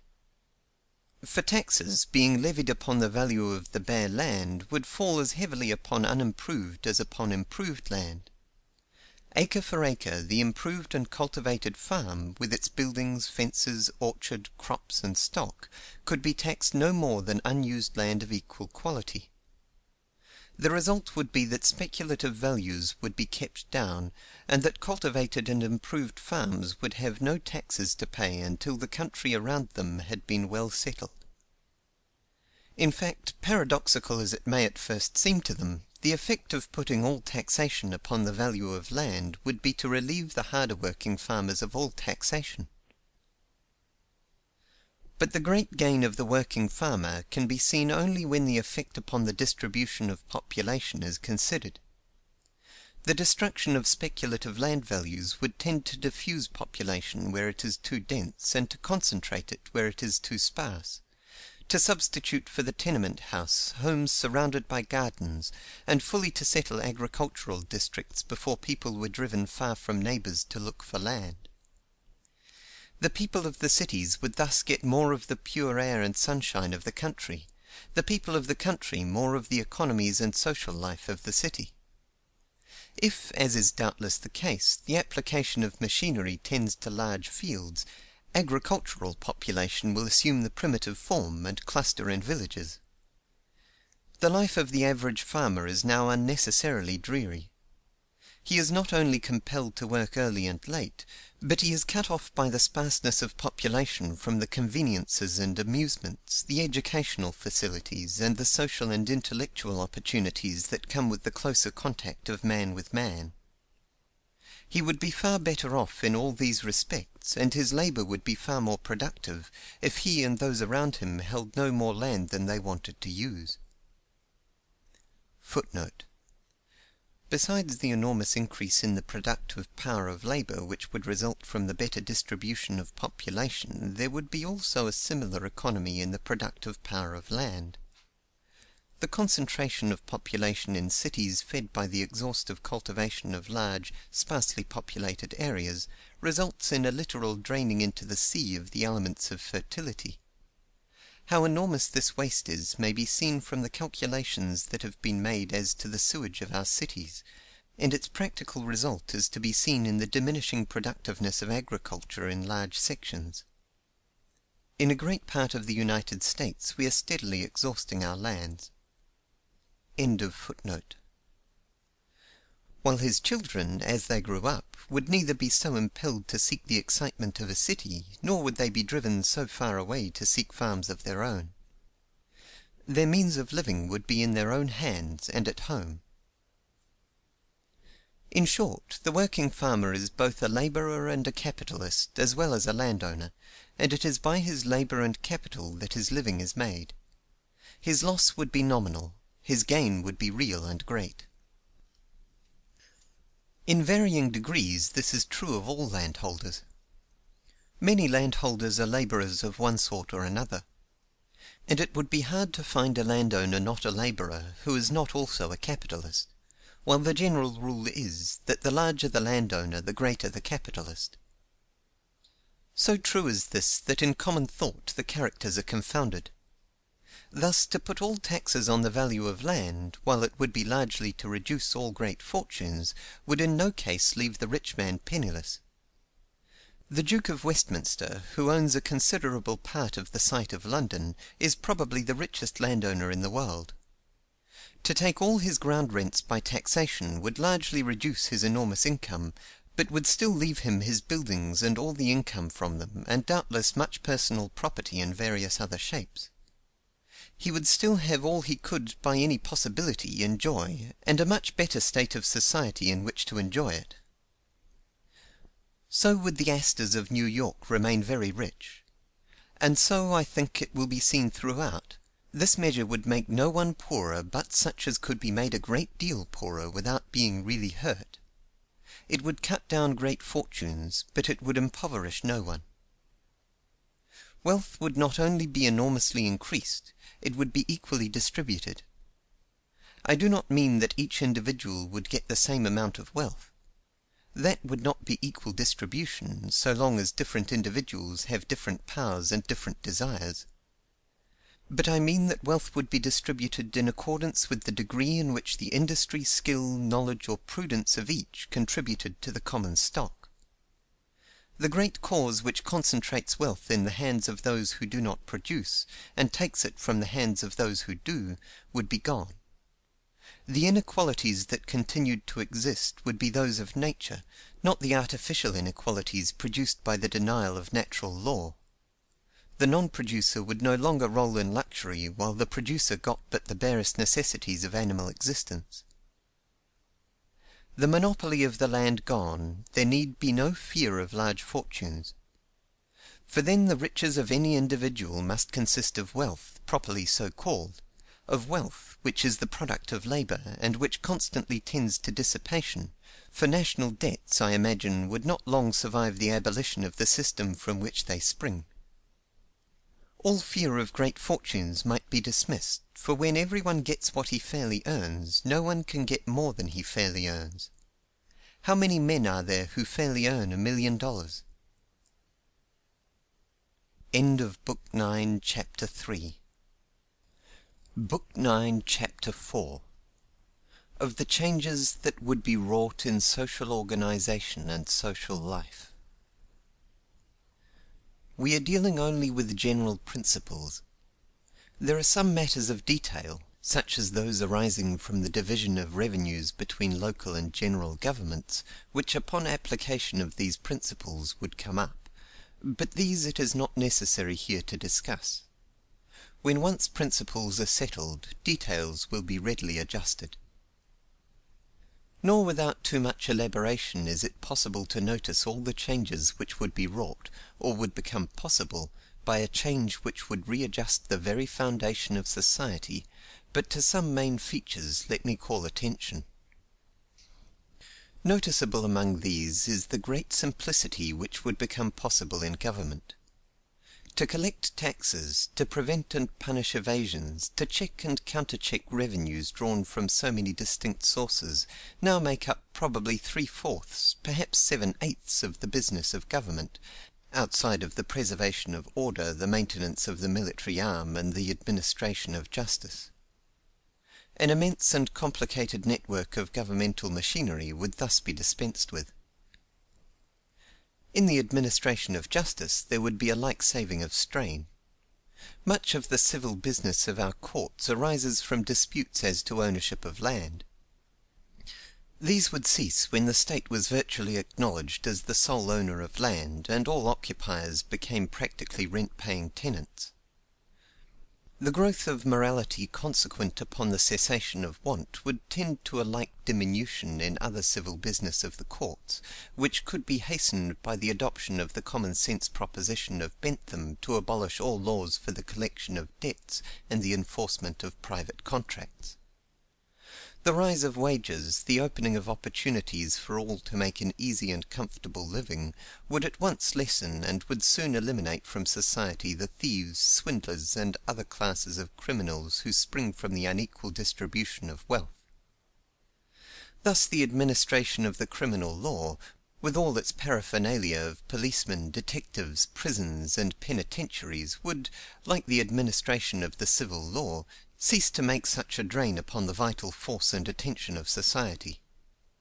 We should get rid not only of many judges, bailiffs, clerks, and prison keepers, but of the great host of lawyers who are now maintained at the expense of producers, and talent now wasted in legal subtleties would be turned to higher pursuits. The legislative, judicial, and executive functions of government would in this way be vastly simplified. Nor can I think that the public debts and the standing armies, which are historically the outgrowth of the change from feudal to allodial tenures, would long remain after the reversion to the old idea that the land of a country is the common right of the people of the country. The former could readily be paid off by a tax that would not lessen the wages of labor nor check production, and the latter, the growth of intelligence and independence among the masses, aided perhaps by the progress of invention, which is revolutionizing the military art, must soon cause to disappear. Society would thus approach the ideal of Jeffersonian democracy, the promised land of Herbert Spencer, the abolition of government. But of government only as a directing and repressive power. It would at the same time, and in the same degree, become possible for it to realize the dream of socialism. All this simplification and abrogation of the present functions of government would make possible the assumption of certain other functions which are now pressing for recognition. Government could take upon itself the transmission of messages by telegraph as well as by mail, of building and operating railroads as well as of opening and maintaining common roads. With present functions so simplified and reduced, functions such as these could be assumed without danger or strain, and would be under the supervision of public attention, which is now distracted. There would be a great and increasing surplus revenue from the taxation of land values, for material progress, which would go on with greatly accelerated rapidity, would tend constantly to increase rent. This revenue arising from the common property could be applied to the common benefit, as were the revenues of Sparta. We might not establish public tables, they would be unnecessary. But we could establish public baths, museums, libraries, gardens, lecture rooms, music and dancing halls, theatres, universities, technical schools, shooting galleries, playgrounds, gymnasiums, etc. Heat, light, and motive power, as well as water, might be conducted through our streets at public expense. Our roads be lined with fruit trees, discoverers and inventors rewarded, scientific investigations supported, and in 1,000 ways the public revenues made to foster efforts for the public benefit. We should reach the ideal of the socialist, but not through government repression. Government would change its character, and would become the administration of a great cooperative society. It would become merely the agency by which the common property was administered for the common benefit. Does this seem impracticable? Consider for a moment the vast changes that would be wrought in social life by a change which would assure to labor its full reward, which would banish want and the fear of want, and give to the humblest freedom to develop in natural symmetry. In thinking of the possibilities of social organization, we are apt to assume that greed is the strongest of human motives, and that systems of administration can be safely based only upon the idea that the fear of punishment is necessary to keep men honest, that selfish interests are always stronger than general interests. Nothing could be further from the truth. From whence springs this lust for gain, to gratify which men tread everything pure and noble under their feet, to which they sacrifice all the higher possibilities of life, which converts civility into a hollow pretence, patriotism into a sham, and religion into hypocrisy, which makes so much of civilized existence an Ishmaelitish warfare, of which the weapons are cunning and fraud? Does it not spring from the existence of want? Carlyle somewhere says that poverty is the hell of which the modern Englishman is most afraid. And he is right. Poverty is the open-mouthed, relentless hell which yawns beneath civilized society. And it is hell enough. The Vedas declare no truer thing than when the wise crow Bhushanda tells the eagle-bearer of Vishnu that the keenest pain is in poverty. For poverty is not merely deprivation. It means shame, degradation, the searing of the most sensitive parts of our moral and mental nature as with hot irons, the denial of the strongest impulses and the sweetest affections, the wrenching of the most vital nerves. You love your wife, you love your children, but would it not be easier to see them die than to see them reduced to the pinch of want in which large classes in every highly civilized community live?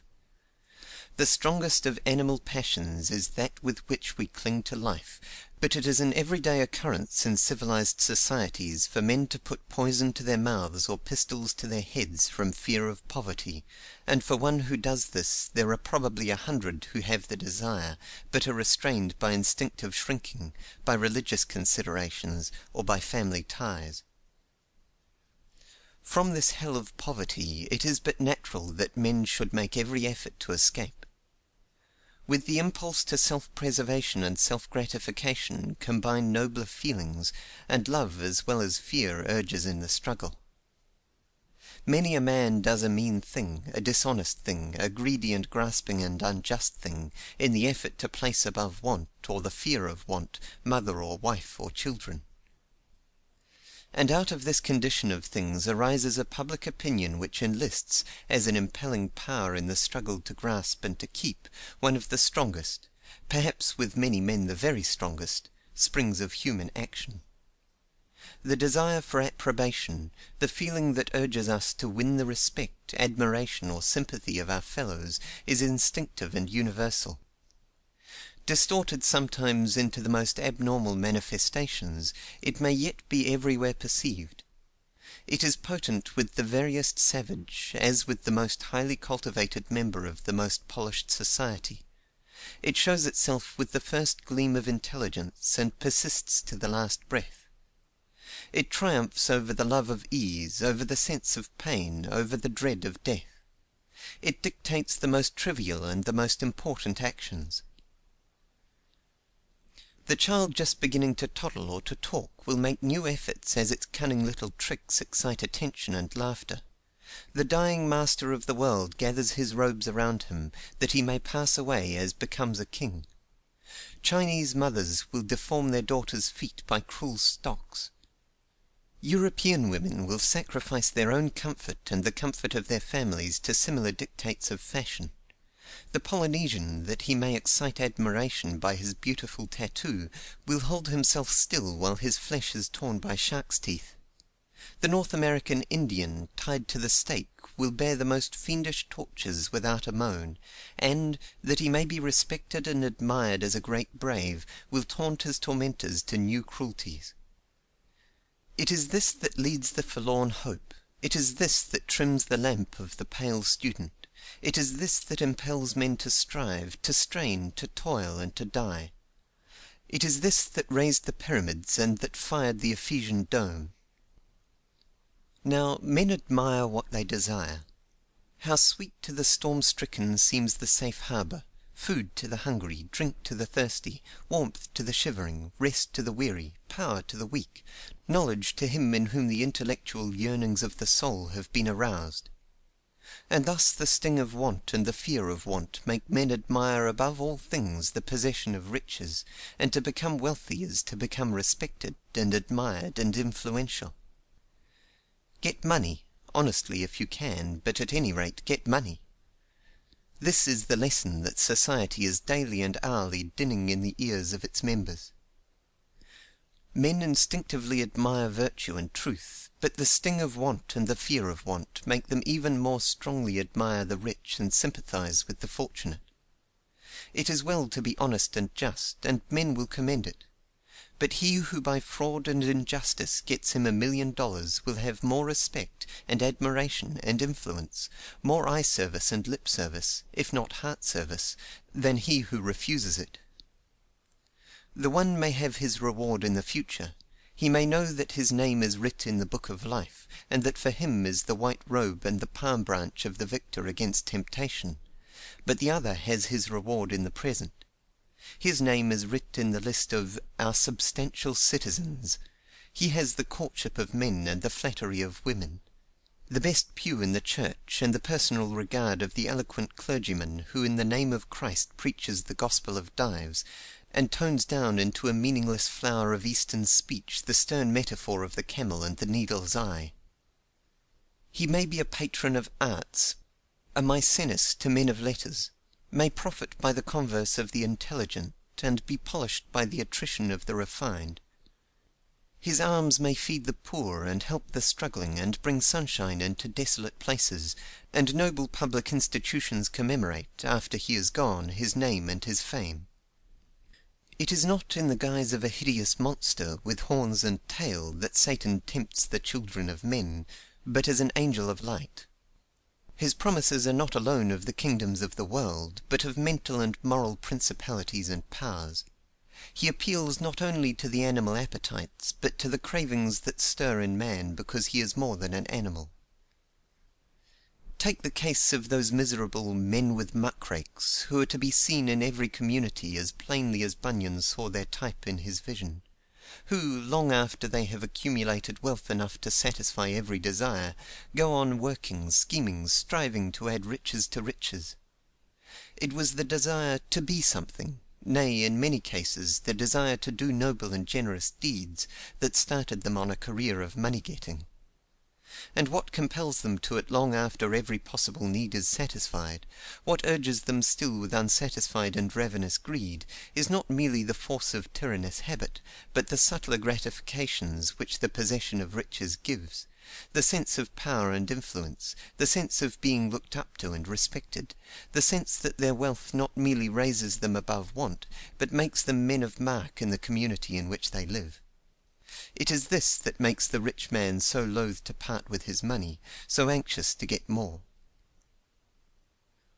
Against temptations that thus appeal to the strongest impulses of our nature, the sanctions of law and the precepts of religion can effect but little, and the wonder is, not that men are so self-seeking, but that they are not much more so. That under present circumstances men are not more grasping, more unfaithful, more selfish than they are, proves the goodness and fruitfulness of human nature, the ceaseless flow of the perennial fountains from which its moral qualities are fed. All of us have mothers, most of us have children, and so faith and purity and unselfishness can never be utterly banished from the world, howsoever bad be social adjustments. But whatever is potent for evil may be made potent for good. The change I have proposed would destroy the conditions that distort impulses in themselves beneficent, and would transmute the forces which now tend to disintegrate society into forces which would tend to unite and purify it. Give labour a free field and its full earnings. Take for the benefit of the whole community that fund which the growth of the community creates, and want and the fear of want would be gone. The springs of production would be set free, and the enormous increase of wealth would give the poorest ample comfort. Men would no more worry about finding employment than they worry about finding air to breathe. They need have no more care about physical necessities than do the lilies of the field. The progress of science, the march of invention, the diffusion of knowledge would bring their benefits to all. With this abolition of want and the fear of want, the admiration of riches would decay, and men would seek the respect and approbation of their fellows in other modes than by the acquisition and display of wealth. In this way there would be brought to the management of public affairs and the administration of common funds the skill, the attention, the fidelity, and integrity that can now be secured only for private interests, and a railroad or gasworks might be operated on public account, not only more economically and efficiently than as at present, under joint stock management, but as economically and efficiently as would be possible under a single ownership. The prize of the Olympian games, that called forth the most strenuous exertions of all Greece, was but a wreath of wild olive. For a bit of ribbon men have over and over again performed services no money could have bought. Short-sighted is the philosophy which counts on selfishness as the master motive of human action. It is blind to facts of which the world is full. It sees not the present, and reads not the past aright. If you would move men to action, to what shall you appeal? Not to their pockets, but to their patriotism; not to selfishness, but to sympathy. Self-interest is, as it were, a mechanical force, potent, it is true, capable of large and wide results. But there is in human nature what may be likened to a chemical force, which melts and fuses and overwhelms, to which nothing seems impossible. All that a man hath will he give for his life. That is self-interest. But in loyalty to higher impulses men will give even life. It is not selfishness that enriches the annals of every people with heroes and saints. It is not selfishness that on every page of the world's history bursts out in sudden splendor of noble deeds, or sheds the soft radiance of benignant lives. It was not selfishness that turned Gautama's back to his royal home, or bade the Maid of Orleans lift the sword from the altar; that held the 300 in the pass of Thermopylae, or gathered into Winkelried's bosom the sheaf of spears; that chained Vincent de Paul to the bench of the galley, or brought little starving children, during the Indian famine, tottering to the relief stations with yet weaker starvelings in their arms. Call it religion, patriotism, sympathy, the enthusiasm for humanity, or the love of God; give it what name you will, there is yet a force which overcomes and drives out selfishness, a force which is the electricity of the moral universe, a force beside which all others are weak. Everywhere that men have lived it has shown its power, and today as ever the world is full of it. To be pitied is the man who has never seen and never felt it. Look around. Among common men and women, amid the care and the struggle of daily life, in the jar of the noisy street and amid the squalor where want hides, every here and there is the darkness lighted with the tremulous play of its lambent flames. He who has not seen it has walked with shut eyes. He who looks may see, as says Plutarch, that the soul has a principle of kindness in itself, and is born to love as well as to perceive, think, or remember. And this force of forces, that now goes to waste or assumes perverted forms, we may use for the strengthening and building up and ennobling of society, if we but will, just as we now use physical forces that once seemed but powers of destruction. All we have to do is but to give it freedom and scope. The wrong that produces inequality, the wrong that in the midst of abundance tortures men with want or harries them with the fear of want, that stunts them physically, degrades them intellectually, and distorts them morally, is what alone prevents harmonious social development. For all that is from the gods is full of providence. We are made for cooperation, like feet, like hands, like eyelids, like the rows of the upper and lower teeth. There are people into whose heads it never enters to conceive of any better state of society than that which now exists, who imagine that the idea that there could be a state of society in which greed would be banished, prisons stand empty, individual interests be subordinated to general interests, and no one seek to rob or to oppress his neighbour, is but the dream of impracticable dreamers, for whom these practical level-headed men, who pride themselves on recognizing facts as they are, have a hearty contempt. But such men, though some of them write books, and some of them occupy the chairs of universities, and some of them stand in pulpits, do not think. If they were accustomed to dine in such eating-houses as are to be found in the lower quarters of London and Paris, where the knives and forks are chained to the table, they would deem it the natural, ineradicable disposition of man to carry off the knife and fork with which he has eaten. Take a company of well-bred men and women dining together. There is no struggling for food, no attempt on the part of any one to get more than his neighbour, no attempt to gorge or to carry off. On the contrary, each one is anxious to help his neighbour before he partakes himself, to offer to others the best rather than pick it out for himself. And should any one show the slightest disposition to prefer the gratification of his own appetite to that of the others, or in any way to act the pig or pilferer, the swift and heavy penalty of social contempt and ostracism would show how such conduct is reprobated by common opinion. All this is so common as to excite no remark, as to seem the natural state of things. Yet it is no more natural that men should not be greedy of food than that they should not be greedy of wealth. They are greedy of food when they are not assured that there will be a fair and equitable distribution which will give each enough. But when these conditions are assured, they cease to be greedy of food. And so in society, as at present constituted, men are greedy of wealth because the conditions of distribution are so unjust that instead of each being sure of enough, many are certain to be condemned to want. It is the devil catch the hindmost of present social adjustments that causes the race and scramble for wealth, in which all considerations of justice, mercy, religion, and sentiment are trampled under foot, in which men forget their own souls, and struggle to the very verge of the grave for what they cannot take beyond. But an equitable distribution of wealth, that would exempt all from the fear of want, would destroy the greed of wealth, just as in polite society the greed of food has been destroyed. On the crowded steamers of the early California lines there was often a marked difference between the manners of the steerage and the cabin, which illustrates this principle of human nature. An abundance of food was provided for the steerage as for the cabin, but in the former there were no regulations which ensured efficient service, and the meals became a scramble. In the cabin, on the contrary, where each was allotted his place, and there was no fear that everyone would not get enough, there was no such scrambling and waste as were witnessed in the steerage. The difference was not in the character of the people, but simply in this fact. The cabin passenger transferred to the steerage would participate in the greedy rush, and the steerage passenger transferred to the cabin would at once become decorous and polite.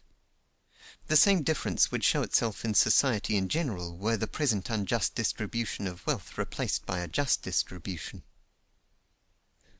Consider this existing fact of a cultivated and refined society, in which all the coarser passions are held in check, not by force, not by law, but by common opinion and the mutual desire of pleasing.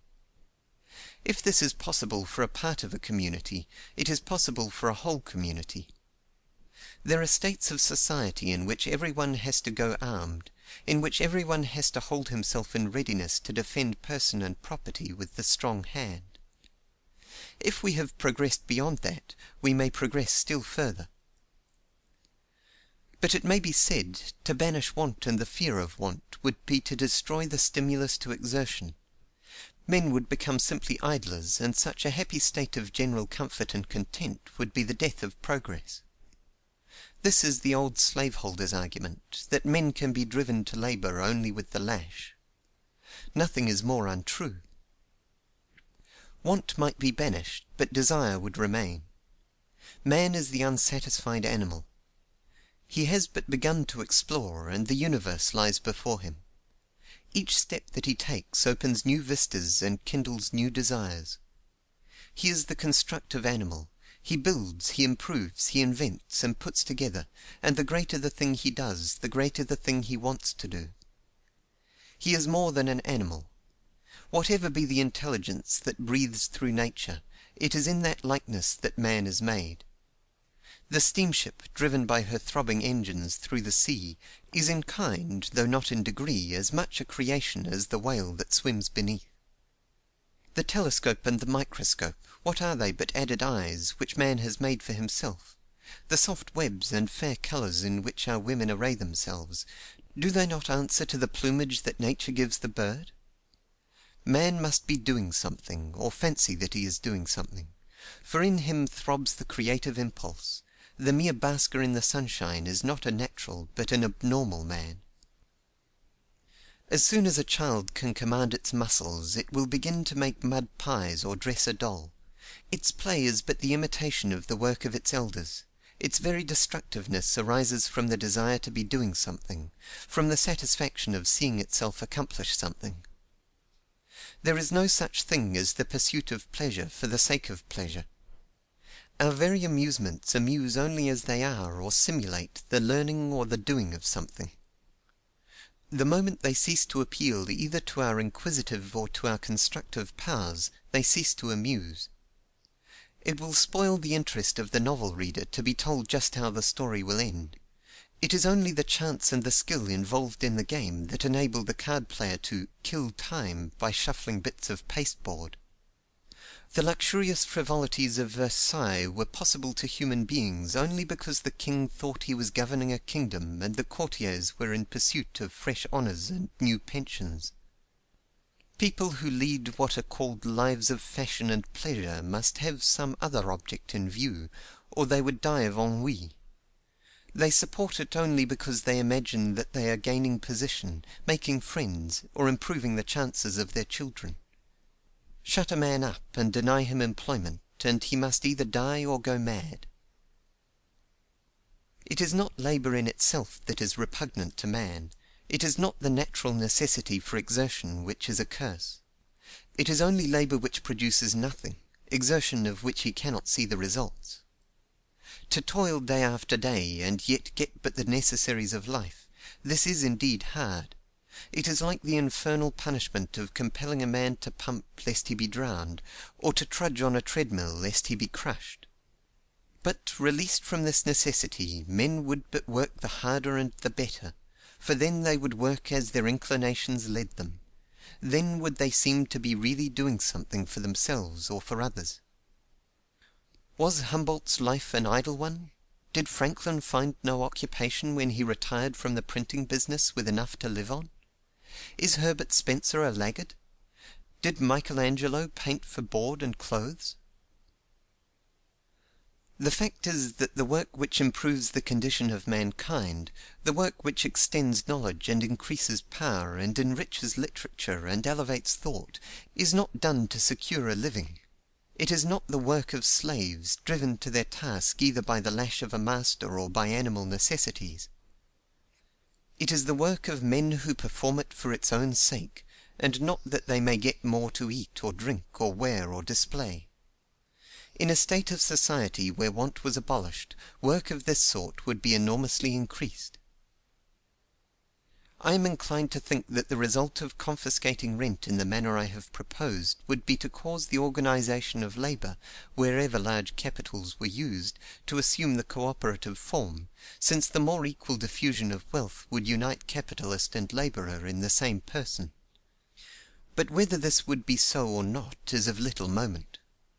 The hard toil of routine labor would disappear.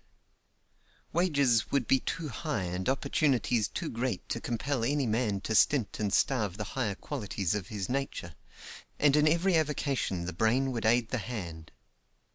Work, even of the coarser kinds, would become a lightsome thing, and the tendency of modern production to subdivision would not involve monotony or the contraction of ability in the worker, but would be relieved by short hours, by change, by the alternation of intellectual with manual occupations.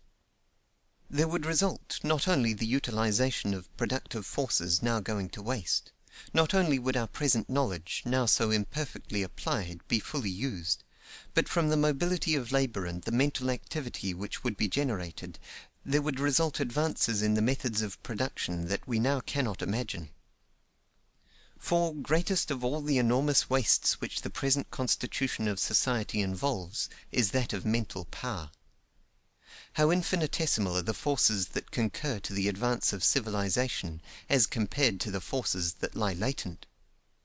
How few are the thinkers, the discoverers, the inventors, the organizers, as compared with the great mass of the people! Yet such men are born in plenty, It is the conditions that permit so few to develop.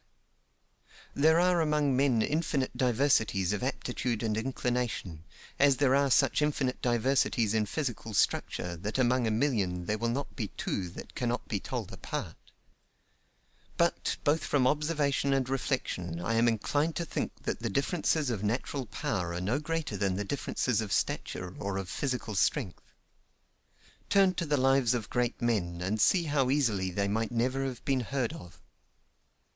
Had Caesar come of a proletarian family, had Napoleon entered the world a few years earlier, had Columbus gone to the church instead of going to sea, had Shakespeare been apprenticed to a cobbler or chimney sweep, had Sir Isaac Newton been assigned by fate the education and the toil of an agricultural labourer, had Dr. Adam Smith been born in the coal hues, or Herbert Spencer forced to get his living as a factory operative, what would their talents have availed? But there would have been, as it will be said, other Caesars or Napoleons, Columbuses or Shakespeares, Newtons, Smiths or Spencers. This is true, and it shows how prolific is our human nature. As the common worker is on need transformed into queen bee, so, when circumstances favour his development, what might otherwise pass for a common man rises into a hero or leader, discoverer or teacher, sage or saint. So widely has the sower scattered the seed, so strong is the germinative force that bids it bud and blossom. But alas for the stony ground, and the birds and the tares! For one who attains his full stature, how many are stunted and deformed! The will within us is the ultimate fact of consciousness. Yet how little have the best of us in acquirements, in position, even in character, that may be credited entirely to ourselves, how much to the influences that have moulded us! Who is there, wise, learned, discreet, or strong, who might not, were he to trace the inner history of his life, turn, like the Stoic emperor, to give thanks to the gods, that by this one and that one, here and there, good examples have been set him, noble thoughts have reached him, and happy opportunities opened before him? Who is there, who, with his eyes about him, has reached the meridian of life, who has not sometimes echoed the thought of the pious Englishman, as the criminal passed to the gallows, "But for the grace of God, there go I"? How little does heredity count as compared with conditions! This one, we say, is the result of 1,000 years of European progress, and that one of 1,000 years of Chinese petrifaction. Yet, placed an infant in the heart of China, and but for the angle of the eye or the shade of the hair, the Caucasian would grow up as those around him, using the same speech, thinking the same thoughts, exhibiting the same tastes. Change Lady Vere de Vere in her cradle with an infant of the slums, and will the blood of 1,000 earls give you a refined and cultured woman? To remove want and the fear of want, to give to all classes leisure and comfort and independence, the decencies and refinements of life, the opportunities of mental and moral development, would be like turning water into a desert. The sterile waste would clothe itself with verdure, and the barren places where life seemed banned would ere long be dappled with the shade of trees and musical with the song of birds. Talents now hidden, virtues unsuspected, would come forth to make human life richer, fuller, happier, nobler. For in these round men who are stuck into three-cornered holes, and three-cornered men who are jammed into round holes, in these men who are wasting their energies in the scramble to be rich, in these who in factories are turned into machines, or are chained by necessity to bench or plough, in these children who are growing up in squalor and vice and ignorance, are powers of the highest order, talents the most splendid. They need but the opportunity to bring them forth. Consider the possibilities of a state of society that gave that opportunity to all. Let imagination fill out the picture. Its colours grow too bright for words to paint. Consider the moral elevation, the intellectual activity, the social life. Consider how by 1,000 actions and interactions the members of every community are linked together, and how in the present condition of things even the fortunate few who stand upon the apex of the social pyramid must suffer, though they know it not, from the want, ignorance, and degradation that are underneath. Consider these, and then say whether the change I propose would not be for the benefit of everyone, even the greatest landholder. Would he not be safer of the future of his children in leaving them penniless in such a state of society than in leaving them the largest fortune in this? Did such a state of society anywhere exist, would he not buy entrance to it cheaply by giving up all his possessions? I have now traced to their source social weakness and disease. I have shown the remedy. I have covered every point and met every objection. But the problems that we have been considering, great as they are, pass into problems greater yet, into the grandest problems with which the human mind can grapple. I am about to ask the reader who has gone with me so far to go with me further, into still higher fields. But I ask him to remember that in the little space which remains of the limits to which this book must be confined, I cannot fully treat the questions which arise. I can but suggest some thoughts which may perhaps serve as hints for further thought. End of Book 9, Chapter 4. Book 10, Chapter 1. The Law of Human Progress. What in me is dark illumine, what is low raise and support, that to the height of this great argument I may assert eternal providence, and justify the ways of God to men. Milton. Book 10, Chapter 1. The current theory of human progress, its insufficiency. If the conclusions at which we have arrived are correct, they will fall under a larger generalization. Let us, therefore, recommence our inquiry from a higher standpoint, whence we may survey a wider field. What is the law of human progress? This is a question which, were it not for what has gone before, I should hesitate to review in the brief space I can now devote to it, as it involves, directly or indirectly, some of the very highest problems with which the human mind can engage. But it is a question which naturally comes up. Are or are not the conclusions to which we have come consistent with the great law under which human development goes on? What is that law? We must find the answer to our question, for the current philosophy, though it clearly recognizes the existence of such a law, gives no more satisfactory account of it than the current political economy does of the persistence of want amid advancing wealth. Let us, as far as possible, keep to the firm ground of facts. Whether man was or was not gradually developed from an animal, it is not necessary to inquire. However intimate may be the connection between questions which relate to men as we know him and questions which relate to his genesis, it is only from the former upon the latter that light can be thrown. Inference cannot proceed from the unknown to the known.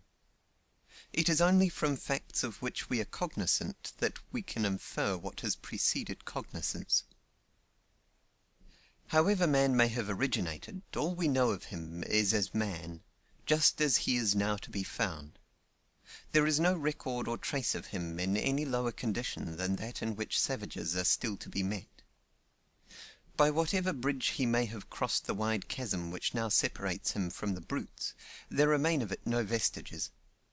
Between the lowest savages of whom we know and the highest animals, there is an irreconcilable difference, a difference not merely of degree but of kind.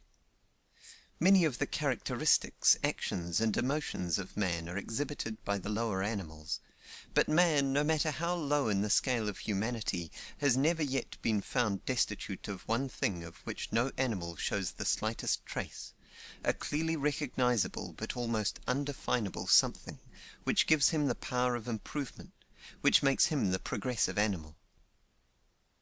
The beaver builds a dam, and the bird a nest, and the bee a cell. But while beavers' dams and birds' nests and bees' cells are always constructed on the same model, the house of the man passes from the rude hut of leaves and branches to the magnificent mansion replete with modern conveniences. The dog can to a certain extent connect cause and effect, and may be taught some tricks, but his capacity in these respects has not been a whit increased during all the ages he has been the associate of improving man, And the dog of civilization is not a whit more accomplished or intelligent than the dog of the wandering savage. We know of no animal that uses clothes, that cooks its food, that makes itself tools or weapons, that breeds other animals that it wishes to eat, or that has an articulate language.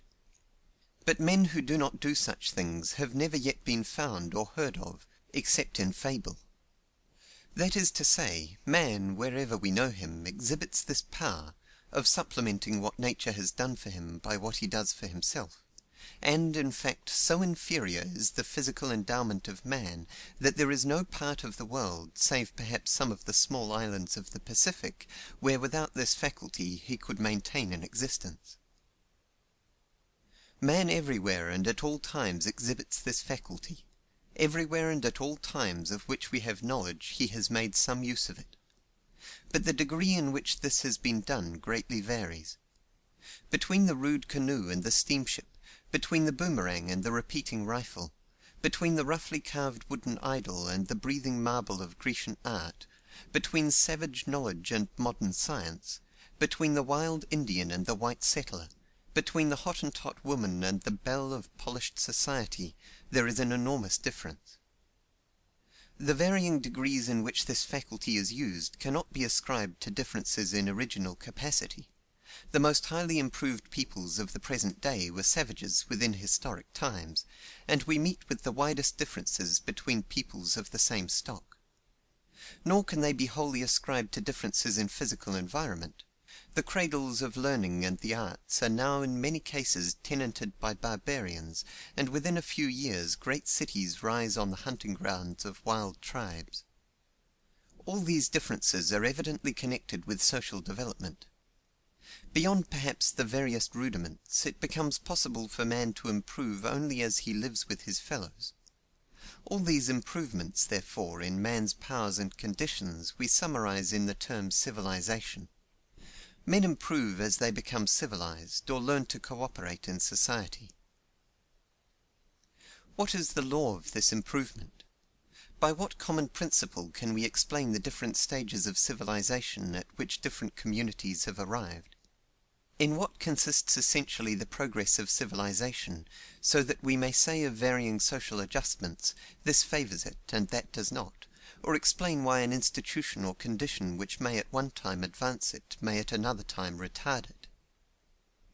The prevailing belief now is that the progress of civilization is a development or evolution, in the course of which man's powers are increased and his qualities improved by the operation of causes similar to those which are relied upon as explaining the genesis of species, viz., the survival of the fittest and the hereditary transmission of acquired qualities.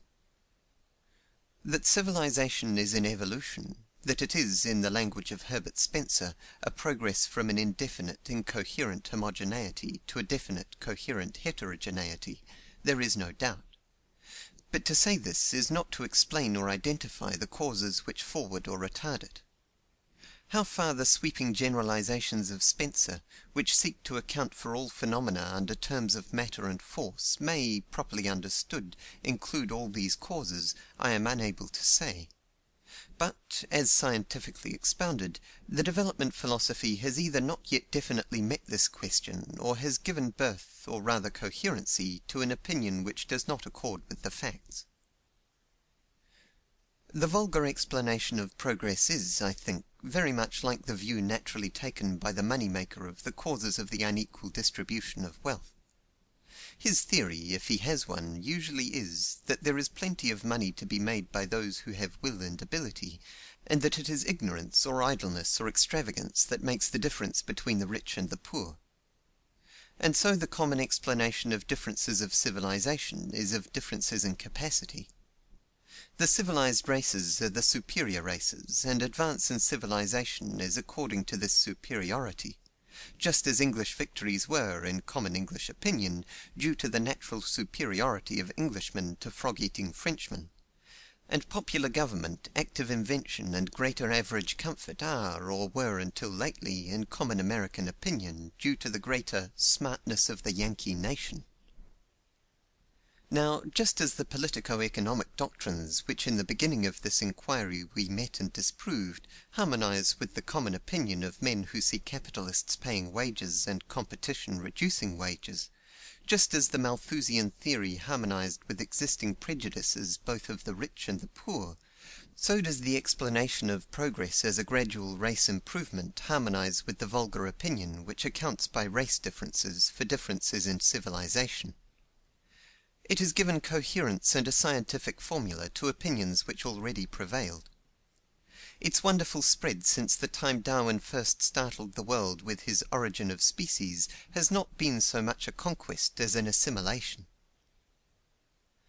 The view which now dominates the world of thought is this: that the struggle for existence, just in proportion as it becomes intense, impels men to new efforts and inventions.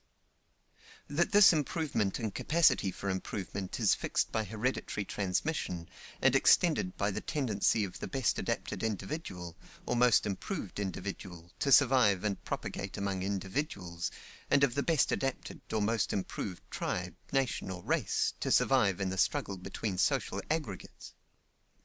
On this theory, the differences between man and the animals, and differences in the relative progress of men, are now explained as confidently, and all but as generally, as a little while ago they were explained upon the theory of special creation and divine interposition. The practical outcome of this theory is in a sort of hopeful fatalism, of which current literature is full. Footnote. In semi-scientific or popularized form, this may perhaps be seen in best, because frankest expression in The Martyrdom of Man, by Winwood Reade, a writer of singular vividness and power. This book is in reality a history of progress, or rather a monograph upon its causes and methods, and will well repay perusal for its vivid pictures, whatever may be thought of the capacity of the author for philosophic generalization. The connection between subject and title may be seen by the conclusion: I give to universal history a strange but true title, The Martyrdom of Man. In each generation the human race has been tortured that their children might profit by their woes. Our own prosperity is founded on the agonies of the past. Is it therefore unjust that we also should suffer for the benefit of those who are to come? End of footnote. In this view, progress is the result of forces which work slowly, steadily, and remorselessly for the elevation of man. War, slavery, tyranny, superstition, famine, and pestilence, the want and misery which fester in modern civilization, are the impelling causes which drive man on, by eliminating poorer types and extending the higher, and hereditary transmission is the power by which advances are fixed, and past advances made the footing for new advances. The individual is the result of changes thus impressed upon and perpetuated through a long series of past individuals, and the social organization takes its form from the individuals of which it is composed. Thus, while this theory is, as Herbert Spencer says, footnote, The Study of Sociology, conclusion, end of footnote, radical to a degree beyond anything which current radicalism conceives, inasmuch as it looks for changes in the very nature of man, it is at the same time conservative to a degree beyond anything conceived by current conservatism, inasmuch as it holds that no change can avail save these slow changes in men's natures. Philosophers may teach that this does not lessen the duty of endeavoring to reform abuses, just as the theologians who taught predestinarianism insisted on the duty of all to struggle for salvation. But, as generally apprehended, the result is fatalism. Do what we may, the mills of the gods grind on, regardless either of our aid or our hindrance. I allude to this only to illustrate what I take to be the opinion now rapidly spreading and permeating common thought. Not that in the search for truth any regard for its effects should be permitted to bias the mind. But this I take to be the current view of civilization, that it is the result of forces operating in the way indicated which slowly change the character and improve and elevate the powers of man, that the difference between civilized man and savage is of a long race education which has become permanently fixed in mental organization, and that this improvement tends to go on increasingly to a higher and higher civilization.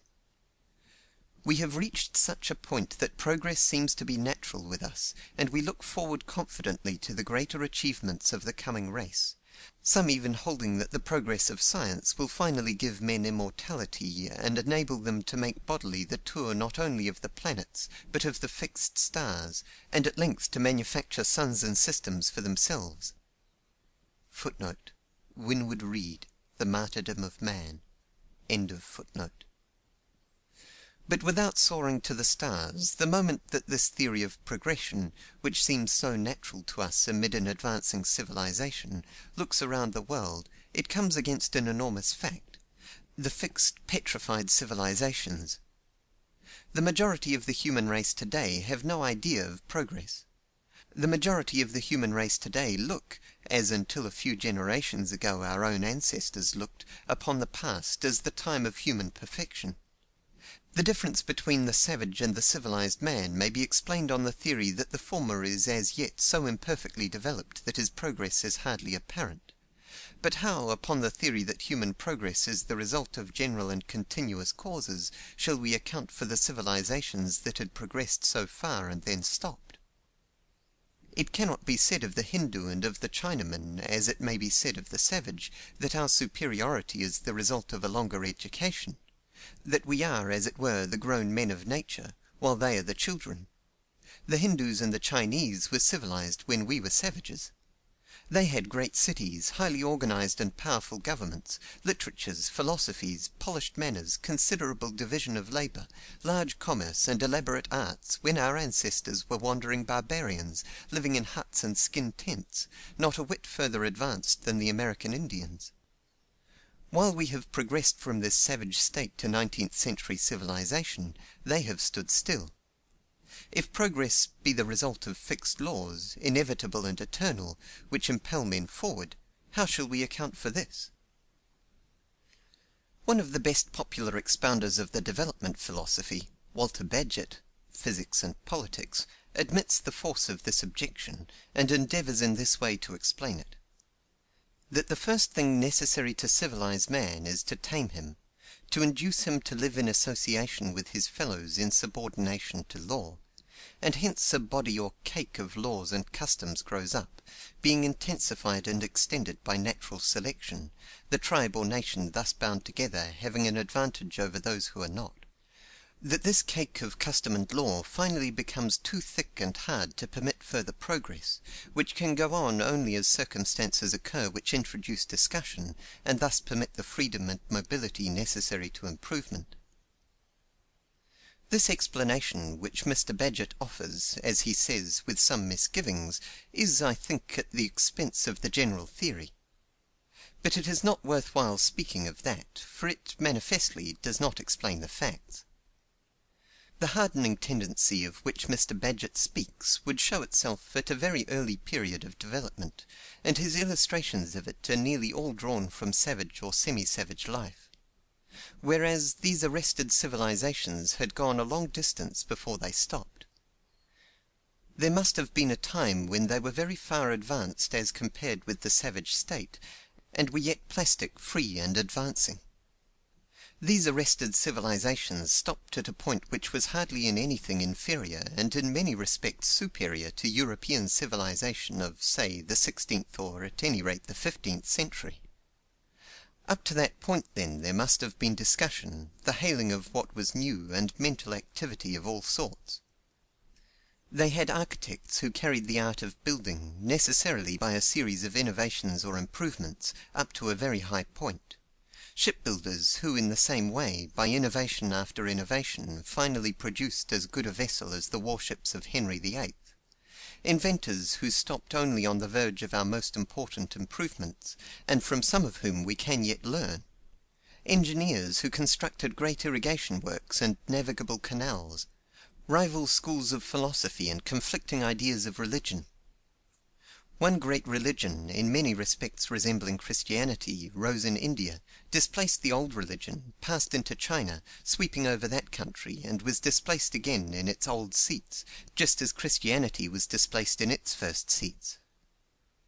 There was life, and active life, and the innovation that begets improvement, long after men had learnt to live together. and, moreover, both India and China have received the infusion of new life in conquering races with different customs and modes of thought. The most fixed and petrified of all civilizations of which we know anything was that of Egypt, where even art finally assumed a conventional and inflexible form. But we know that behind this must have been a time of life and vigor, a freshly developing and expanding civilization such as ours is now, or the arts and sciences could never have been carried to such a pitch. And recent excavations have brought to light from beneath what we before knew of Egypt and earlier Egypt still, in statues and carvings which, instead of a hard and formal type, beam with life and expression, which show art struggling, ardent, natural and free, the sure indication of an active and expanding life. So it must have been once with all now unprogressive civilizations. But it is not merely these arrested civilizations that the current theory of development fails to account for. It is not merely that men have gone so far on the path of progress and then stopped. It is that men have gone far on the path of progress and then gone back. It is not merely an isolated case that thus confronts the theory. It is the universal rule.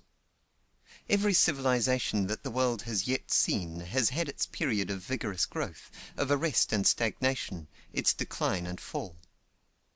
Of all the civilizations that have arisen and flourished, there remain today but those that have been arrested, and our own, which is not yet as old as were the pyramids when Abraham looked upon them, while behind the pyramids were 20 centuries of recorded history.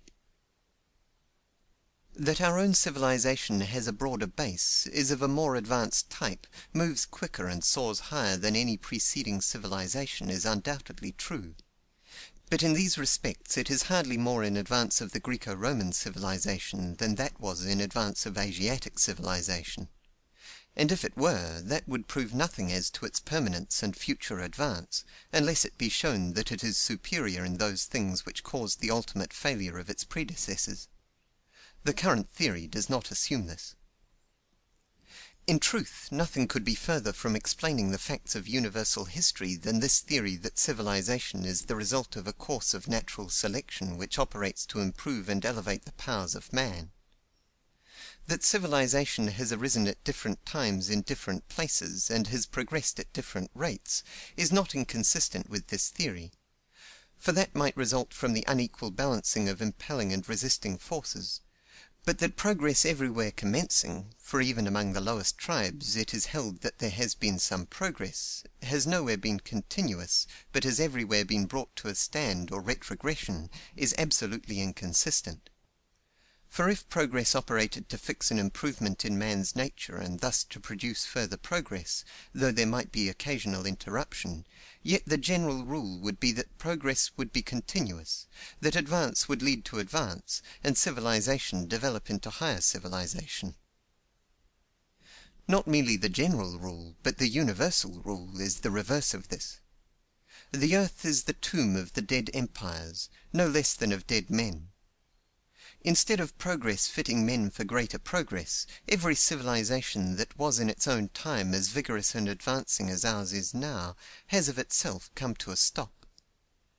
Over and over again, art has declined, learning sunk, power waned, population become sparse, until the people who had built great temples and mighty cities, turned rivers and pierced mountains, cultivated the earth like a garden, and introduced the utmost refinement into the minute affairs of life, remained but in a remnant of squalid barbarians, who had lost even the memory of what their ancestors had done, and regarded the surviving fragments of their grandeur as the work of genii, or of the mighty race before the flood.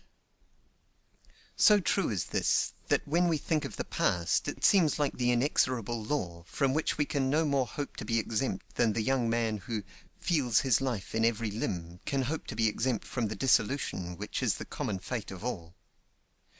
Even this, O Rome, must one day be thy fate, wept Scipio over the ruins of Carthage; and Macaulay's picture of the New Zealander musing upon the broken arch of London Bridge appeals to the imagination of even those who see cities rising in the wilderness and help to lay the foundations of new empire. And so, when we erect a public building, we make a hollow in the largest cornerstone, and carefully seal within it some mementos of our day, looking forward to the time when our works shall be ruins and ourselves forgot. Nor whether this alternate rise and fall of civilization, this retrogression that always follows progression, be or be not the rhythmic movement of an ascending line, and I think, though I will not open the question, that it would be much more difficult to prove the affirmative than is generally supposed, makes no difference, for the current theory is in either case disproved. Civilizations have died and made no sign, and hard-won progress has been lost to the race forever. But even if it be admitted that each wave of progress has made possible a higher wave, and each civilization passed the torch to a greater civilization, the theory that civilization advances by changes wrought in the nature of man fails to explain the facts. For in every case it is not the race that has been educated and hereditarily modified by the old civilization that begins the new, but a fresh race coming from a lower level. It is the barbarians of the one epoch who have been the civilized men of the next, to be in their turn succeeded by fresh barbarians. For it has been heretofore always the case that men under the influences of civilization, though at first improving, afterward degenerate. The civilized man of today is vastly the superior of the uncivilized, but so in the time of its vigor was the civilized man of every dead civilization. But there are such things as the vices, the corruptions, the enervations of civilization, which past a certain point have always heretofore shown themselves. Every civilization that has been overwhelmed by barbarians has really perished from internal decay. This universal fact, the moment that it is recognized, disposes of the theory that progress is by hereditary transmission. Looking over the history of the world, the line of greatest advance does not coincide for any length of time with any line of heredity. On any particular line of heredity, retrogression seems always to follow advance. Shall we therefore say that there is a national or race life, as there is in individual life, that every social aggregate has, as it were, a certain amount of energy, the expenditure of which necessitates decay? This is an old and widespread idea that is yet largely held, and that may be constantly seen cropping out incongruously in the writings of the expounders of the development philosophy. Indeed, I do not see why it may not be stated in terms of matter and of motion, so as to bring it clearly within the generalizations of evolution. For considering its individuals as atoms, the growth of society is an integration of matter and concomitant dissipation of motion, during which the matter passes from an indefinite incoherent homogeneity to a definite coherent heterogeneity, and during which the retained motion undergoes a parallel transformation. Footnote: Herbert Spencer's Definition of Evolution, First Principles, page 396. End of footnote. And thus an analogy may be drawn between the life of a society and the life of a solar system upon the nebula hypothesis. As the heat and light of the sun are produced by the aggregation of atoms evolving motion, which finally ceases when the atoms at length come to a state of equilibrium or rest, and a state of immobility succeeds, which can be broken in again only by the impact of external forces, which reverse the process of evolution, integrating motion and dissipating matter in the form of gas, again to evolve motion by its condensation. So, it may be said, does the aggregation of individuals in a community evolve a force which produces the light and warmth of civilization, but when this process ceases and the individual components are brought into a state of equilibrium, assuming their fixed places, petrifaction ensues, and the breaking up and diffusion caused by an incursion of barbarians is necessary to the recommencement of the process and a new growth of civilization. But analogies are the most dangerous modes of thought. They may connect resemblances and yet disguise or cover up the truth. And all such analogies are superficial. While its members are constantly reproduced in all the fresh vigor of childhood, a community cannot grow old, as does a man, by the decay of its powers. while its aggregate force must be the sum of the forces of its individual components, a community cannot lose vital power unless the vital powers of its components are lessened. Yet in both the common analogy which likens the life power of a nation to that of an individual, and in the one I have supposed, lurks the recognition of an obvious truth: the truth that the obstacles which finally bring progress to a halt are raised by the course of progress, that what has destroyed all previous civilizations has been the conditions produced by the growth of civilization itself. This is a truth which in the current philosophy is ignored, but it is a truth most pregnant. Any valid theory of human progress must account for it. End of Book 10, Chapter 1. Book 10, Chapter 2. Differences in Civilization. To what due? In attempting to discover the law of human progress, the first step must be to determine the essential nature of these differences which we describe as differences in civilization. That the current philosophy, which attributes social progress to changes wrought in the nature of man, does not accord with historical facts, we have already seen. And we may also see, if we consider them, that the differences between communities in different stages of civilization cannot be ascribed to innate differences in the individuals who compose these communities. That there are natural differences is true, and that there is such a thing as hereditary transmission of peculiarities is undoubtedly true. But the great differences between men in different states of society cannot be explained in this way. The influence of heredity, which is now the fashion to rate so highly, is as nothing compared with the influences which mould the man after he comes into the world. What is more ingrained in habit than language, which becomes not merely an automatic trick of the muscles, but the medium of thought? What persists longer or will quicker show nationality? Yet we are not born with a predisposition to any language. Our mother tongue is our mother tongue only because we learnt it in infancy. Although his ancestors have thought and spoken in one language for countless generations, a child who hears from the first nothing else will learn with equal facility any other tongue. And so of other national or local or class peculiarities. They seem to be matters of education and habit, not of transmission. Cases of white children captured by Indians in infancy and brought up in the wigwam show this. They become thorough Indians. And so, I believe, with children brought up by gypsies. That this is not so true of the children of Indians or other distinctly marked races brought up by whites is, I think, due to the fact that they are never treated precisely as white children. A gentleman who had taught a coloured school once told me that he thought the coloured children, up to the age of 10 or 12, were really brighter and learned more readily than white children, but that after that age they seemed to get dull and careless. He thought this proof of innate race inferiority, and so did I at the time. But I afterward heard a highly intelligent negro gentleman, Bishop Hilary, incidentally make a remark which to my mind seems a sufficient explanation. He said, "Our children, when they are young, are fully as bright as white children, and learn as readily. But as soon as they get old enough to appreciate their status, to realize that they are looked upon as belonging to an inferior race, and can never hope to be anything more than cooks, waiters, or something of that sort, they lose their ambition and cease to keep up."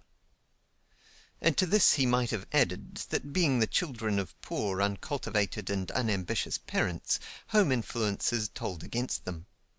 For I believe it is a matter of common observation that in the primary part of education the children of ignorant parents are quite as receptive as the children of intelligent parents, but by and by the latter, as a general rule, pull ahead and make the most intelligent men and women. The reason is plain. As to the first simple things which they learn only at school, they are on a par; but as their studies become more complex, the child who at home is accustomed to good English, hears intelligent conversation, has access to books, can get questions answered, etc., has an advantage which tells. The same thing may be seen in later life. Take a man who has raised himself from the ranks of common labour, and just as he is brought into contact with men of culture and men of affairs, will he become more intelligent and polished. Take two brothers, the sons of poor parents, brought up in the same home and in the same way. One is put to a rude trade and never gets beyond the necessity of making a living by hard daily labour. The other, commencing as an errand boy, gets a start in another direction, and becomes finally a successful lawyer, merchant, or politician. At 40 or 50 the contrast between them will be striking, and the unreflecting will credit it to the greater natural ability which has enabled the one to push himself ahead. But just as striking a difference in manners and intelligence will be manifested between two sisters, one of whom, married to a man who has remained poor, has her life fretted with petty cares and devoid of opportunities, and the other of whom has married a man whose subsequent position brings her into cultured society and opens to her opportunities which refine taste and expand intelligence. And so deteriorations may be seen, that evil communications corrupt good manners is but an expression of the general law that human character is profoundly modified by its conditions and surroundings. I remember once seeing, in a Brazilian seaport, a negro man dressed in what was an evident attempt at the height of fashion, but without shoes and stockings. One of the sailors with whom I was in company, and who had made some runs in the slave trade, had a theory that a negro was not a man, but a sort of monkey, and pointed to this as evidence in proof, contending that it was not natural for a negro to wear shoes, and that in his wild state he would wear no clothes at all. I afterward learnt that it was not considered the thing there for slaves to wear shoes, just as in England it is not considered the thing for a faultlessly attired butler to wear jewellery, though for that matter I have since seen white men at liberty to dress as they pleased get themselves up as incongruously as the Brazilian slave. But a great many of the facts adduced as showing hereditary transmission have really no more bearing than this of our foxhole Darwinian.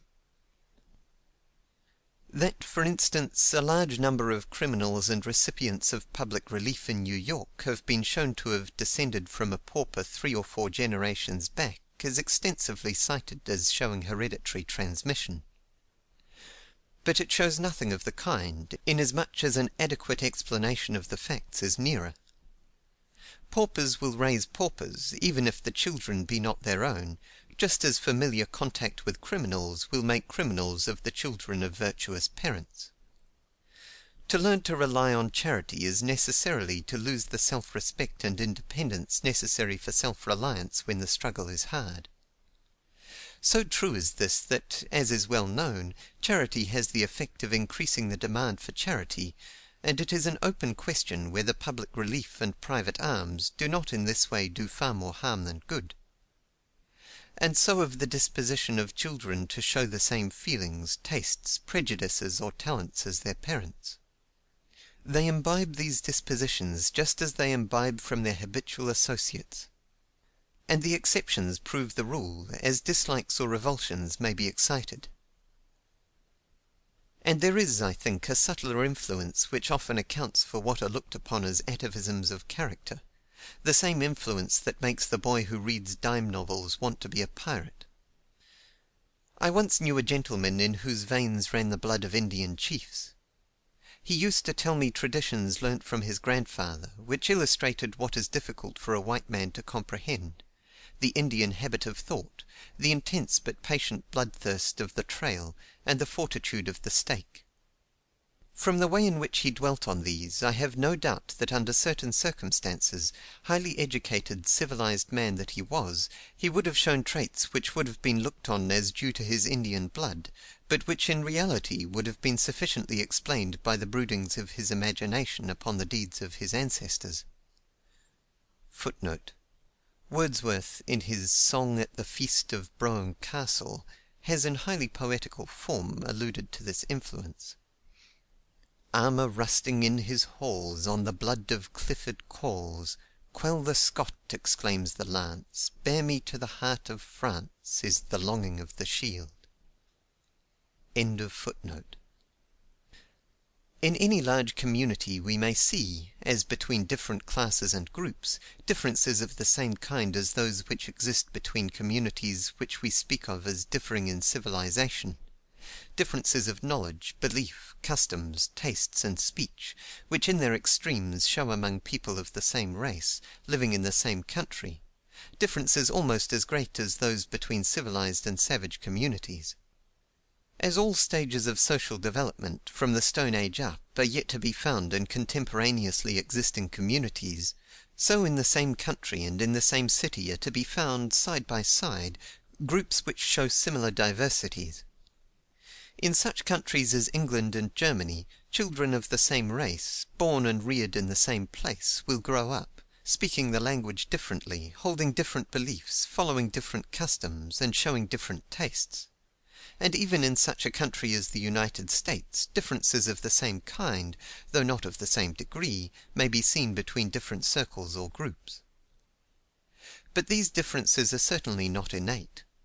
No baby is born a Methodist or Catholic, to drop its H's or to sound them. All these differences which distinguish different groups or circles are derived from association in these circles. The Janissaries were made up of youths torn from Christian parents at an early age, but they were none the less fanatical Muslims and none the less exhibited all the Turkish traits. The Jesuits and other orders show distinct character, but it is certainly not perpetuated by hereditary transmissions; and even such associations as schools or regiments, where the components remain but a short time and are constantly changing, exhibit general characteristics, which are the result of mental impressions perpetuated by association. Now, it is this body of traditions, beliefs, customs, laws, habits, and associations, which arise in every community and which surround every individual, this superorganic environment, as Herbert Spencer calls it, that, as I take it, is the great element in determining national character. It is this, rather than hereditary transmission, which makes the Englishman differ from the Frenchman, the German from the Italian, the American from the Chinaman, and the civilized man from the savage man. It is in this way that national traits are preserved, extended, or altered. Within certain limits, or, if you choose, without limits in itself, hereditary transmission may develop or alter qualities, but this is much more true of the physical than of the mental part of a man, and much more true of animals than it is even of the physical part of man. Deductions from the breeding of pigeons or cattle will not apply to man, and the reason is clear. The life of man, even in his rudest state, is infinitely more complex. He is constantly acted on by an infinitely greater number of influences, amid which the relative influence of heredity becomes less and less.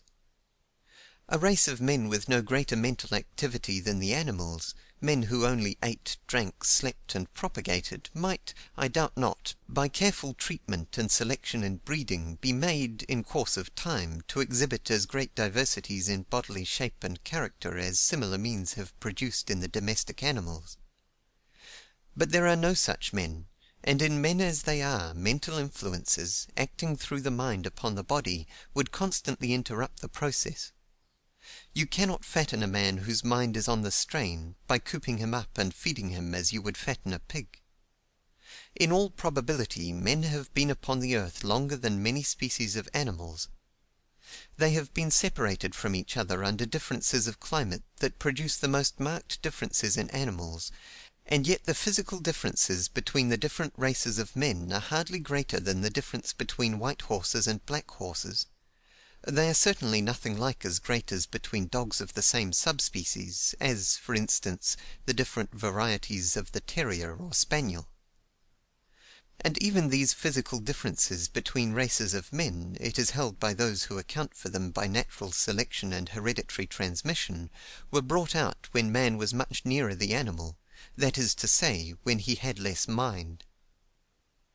And if this be true of the physical constitution of man, in how much higher degree is it true of his mental constitution? All our physical parts we bring with us into the world, but the mind develops afterward.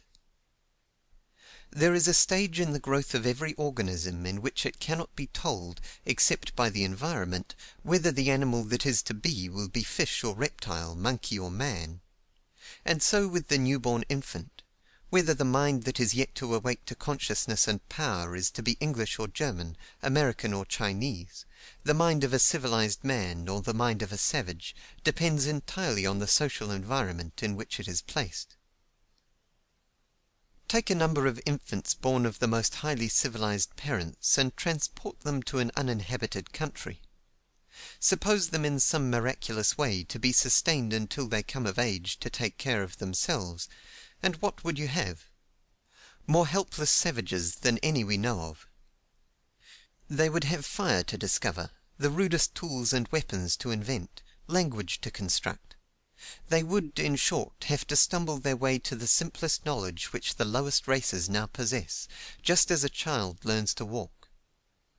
That they would in time do all these things I have not the slightest doubt, for all these possibilities are latent in the human mind, just as the power of walking is latent in the human frame, but I do not believe they would do them any better or worse, any slower or quicker, than the children of barbarian parents placed in the same conditions.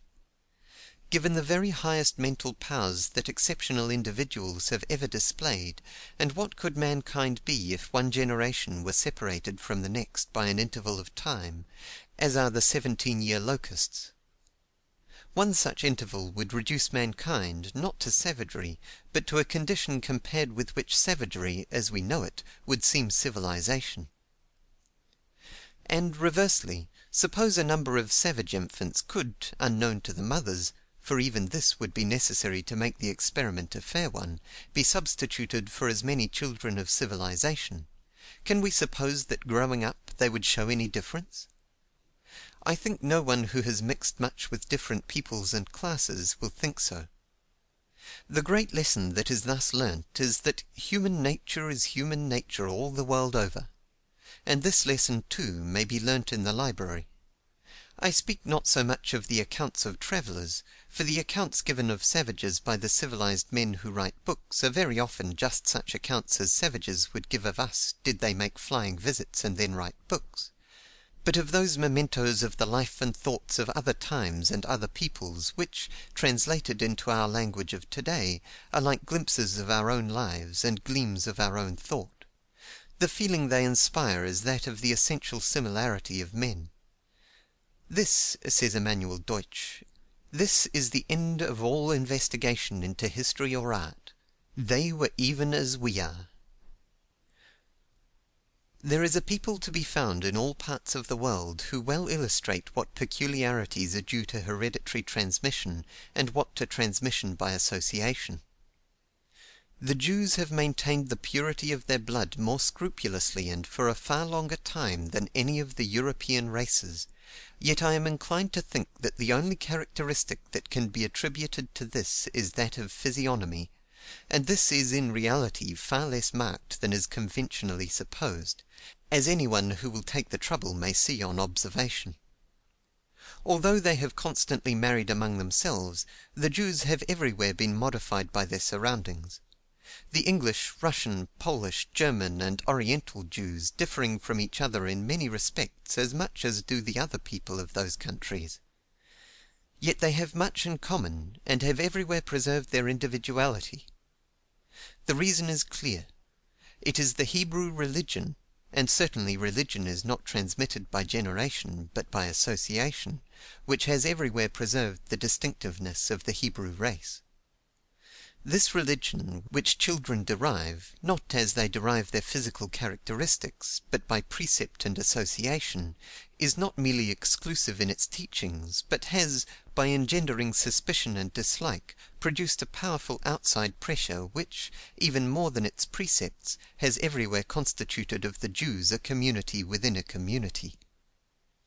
Thus has been built up and maintained a certain peculiar environment which gives a distinctive character. Jewish intermarriage has been the effect, not the cause of this. What persecution which stopped short of taking Jewish children from their parents and bringing them up outside of this peculiar environment could not accomplish, will be accomplished by the lessening intensity of religious belief, as is already evident in the United States, where the distinction between Jew and Gentile is fast disappearing. And it seems to me that the influence of this social net or environment will explain what is so often taken as proof of race differences, the difficulty which less civilized races show in receiving higher civilization, and the manner in which some of them melt away before it. Just as one social environment persists, so does it render it difficult or impossible for those subject to it to accept another. The Chinese character is fixed if that of any people is. Yet the Chinese in California acquire American modes of working, trading, the use of machinery, etc., with such facility as to prove that they have no lack of flexibility or natural capacity. That they do not change in other respects is due to the Chinese environment that still persists and still surrounds them. Coming from China, they look forward to return to China, and live while here in a little China of their own, just as the Englishmen in India maintain a little England. It is not merely that we naturally seek association with those who share our peculiarities, and that thus language, religion, and custom tend to persist where individuals are not absolutely isolated, but that these differences provoke an external pressure which compels such association. These obvious principles fully account for all the phenomena which are seen in the meeting of one stage or body of culture with another, without resort to the theory of ingrained differences. For instance, as comparative philology has shown, the Hindu is of the same race as his English conqueror, and individual instances have abundantly shown that if he could be placed completely and exclusively in the English environment, which, as before stated, could be thoroughly done only by placing infants in English families in such a way that neither they, as they grow up, nor those around them, would be conscious of any distinction, one generation would be all required to thoroughly implant European civilization. But the progress of English ideas and habits in India must be necessarily very slow, because they meet there the web of ideas and habits constantly perpetuated through an immense population, and interlaced with every act of life. Mr. Bagehot, Physics and Politics, endeavors to explain the reason why barbarians waste away before our civilization, while they did not before that of the ancients, by assuming that the progress of civilization has given us tougher physical constitutions. After alluding to the fact that there is no lament in any classical writer for the barbarians, but that everywhere the barbarian endured the contact with the Roman and the Roman allied himself to the barbarian, he says, pages 47 to 48, "Savages in the first year of the Christian era were pretty much what they were in the 1800th, and if they stood the contact of ancient civilized men and cannot stand ours, it follows that our race is presumably tougher than the ancient, for we have to bear, and do bear, the seeds of greater diseases than the ancients carried with them.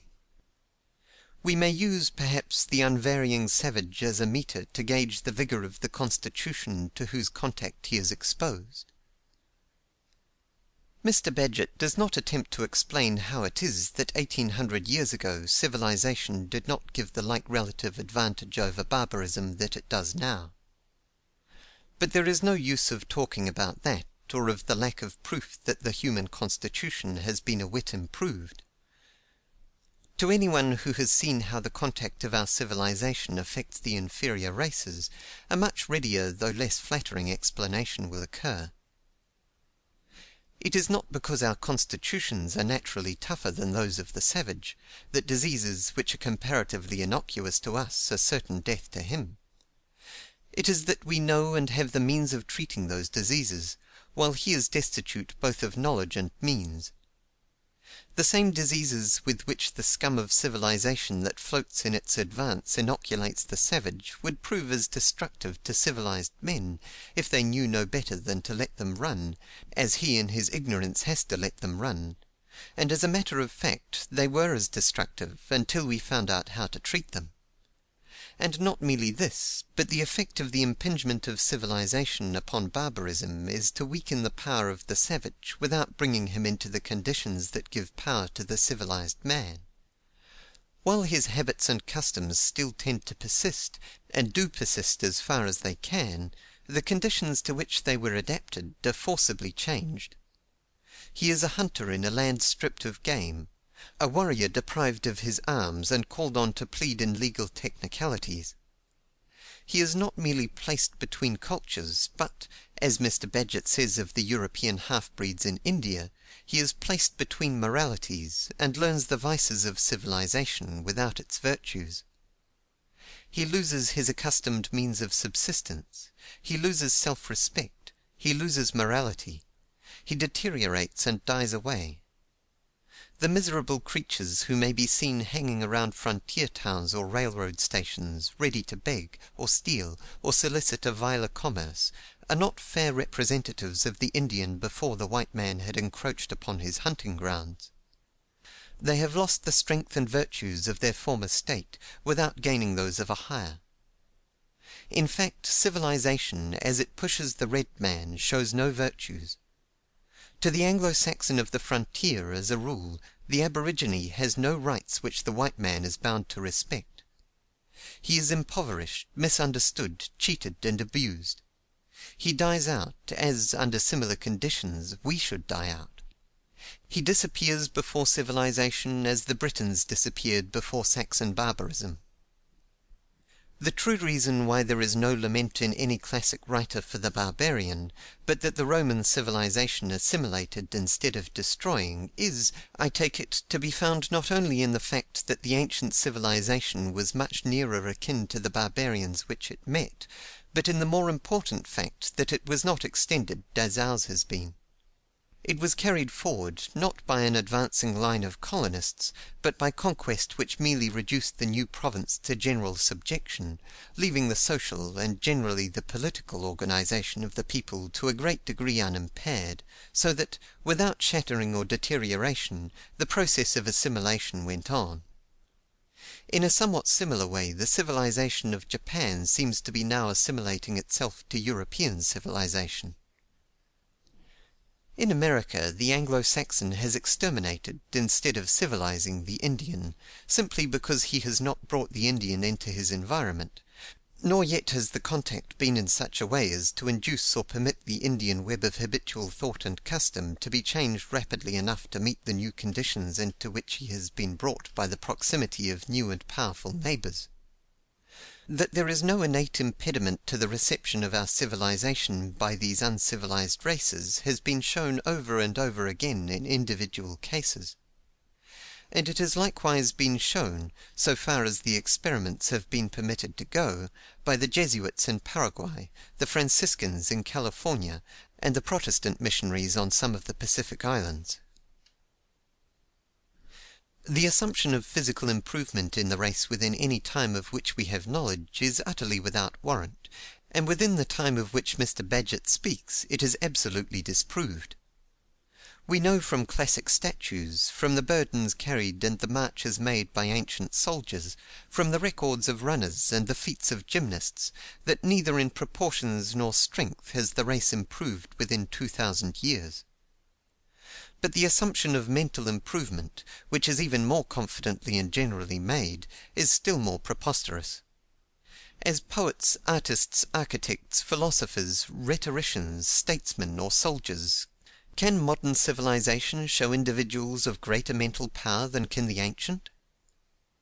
There is no use in recalling names, every schoolboy knows them. For our models and personifications of mental power we go back to the ancients, and if we can for a moment imagine the possibility of what is held by that oldest and most widespread of all beliefs, that belief which Lessing declared on this account the most probably true, though he accepted it on metaphysical grounds, and suppose Homer or Virgil, Demosthenes or Cicero, Alexander, Hannibal or Caesar, Plato or Lucretius, Euclid or Aristotle, as re-entering this life again in the 19th century, can we suppose that they would show any inferiority to the men of today? or if we take any period since the classic age, even the darkest, or any previous period of which we know anything, shall we not find men who in the conditions and degree of knowledge of their times showed mental power of as high an order as men show now?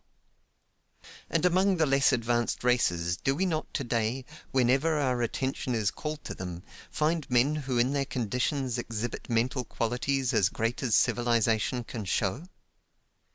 Did the invention of the railroad, coming when it did, prove any greater inventive power than did the invention of the wheelbarrow when wheelbarrows were not? We of modern civilization are raised far above those who have preceded us and those of the less advanced races who are our contemporaries. But it is because we stand on a pyramid, not that we are taller. What the centuries have done for us is not to increase our stature, but to build up a structure on which we may plant our feet. Let me repeat, I do not mean to say that all men possess the same capacities, or are mentally alike, any more than I mean to say that they are physically alike. Among all the countless millions who have come and gone on this earth, there were probably never two who either physically or mentally were exact counterparts. Nor yet do I mean to say that there are not as clearly marked race differences in mind as there are clearly marked race differences in body. I do not deny the influence of heredity in transmitting peculiarities of mind in the same way, and possibly to the same degree, as bodily peculiarities are transmitted. But nevertheless there is, it seems to me, a common standard and natural symmetry of mind, as there is of body, toward which all deviations tend to return.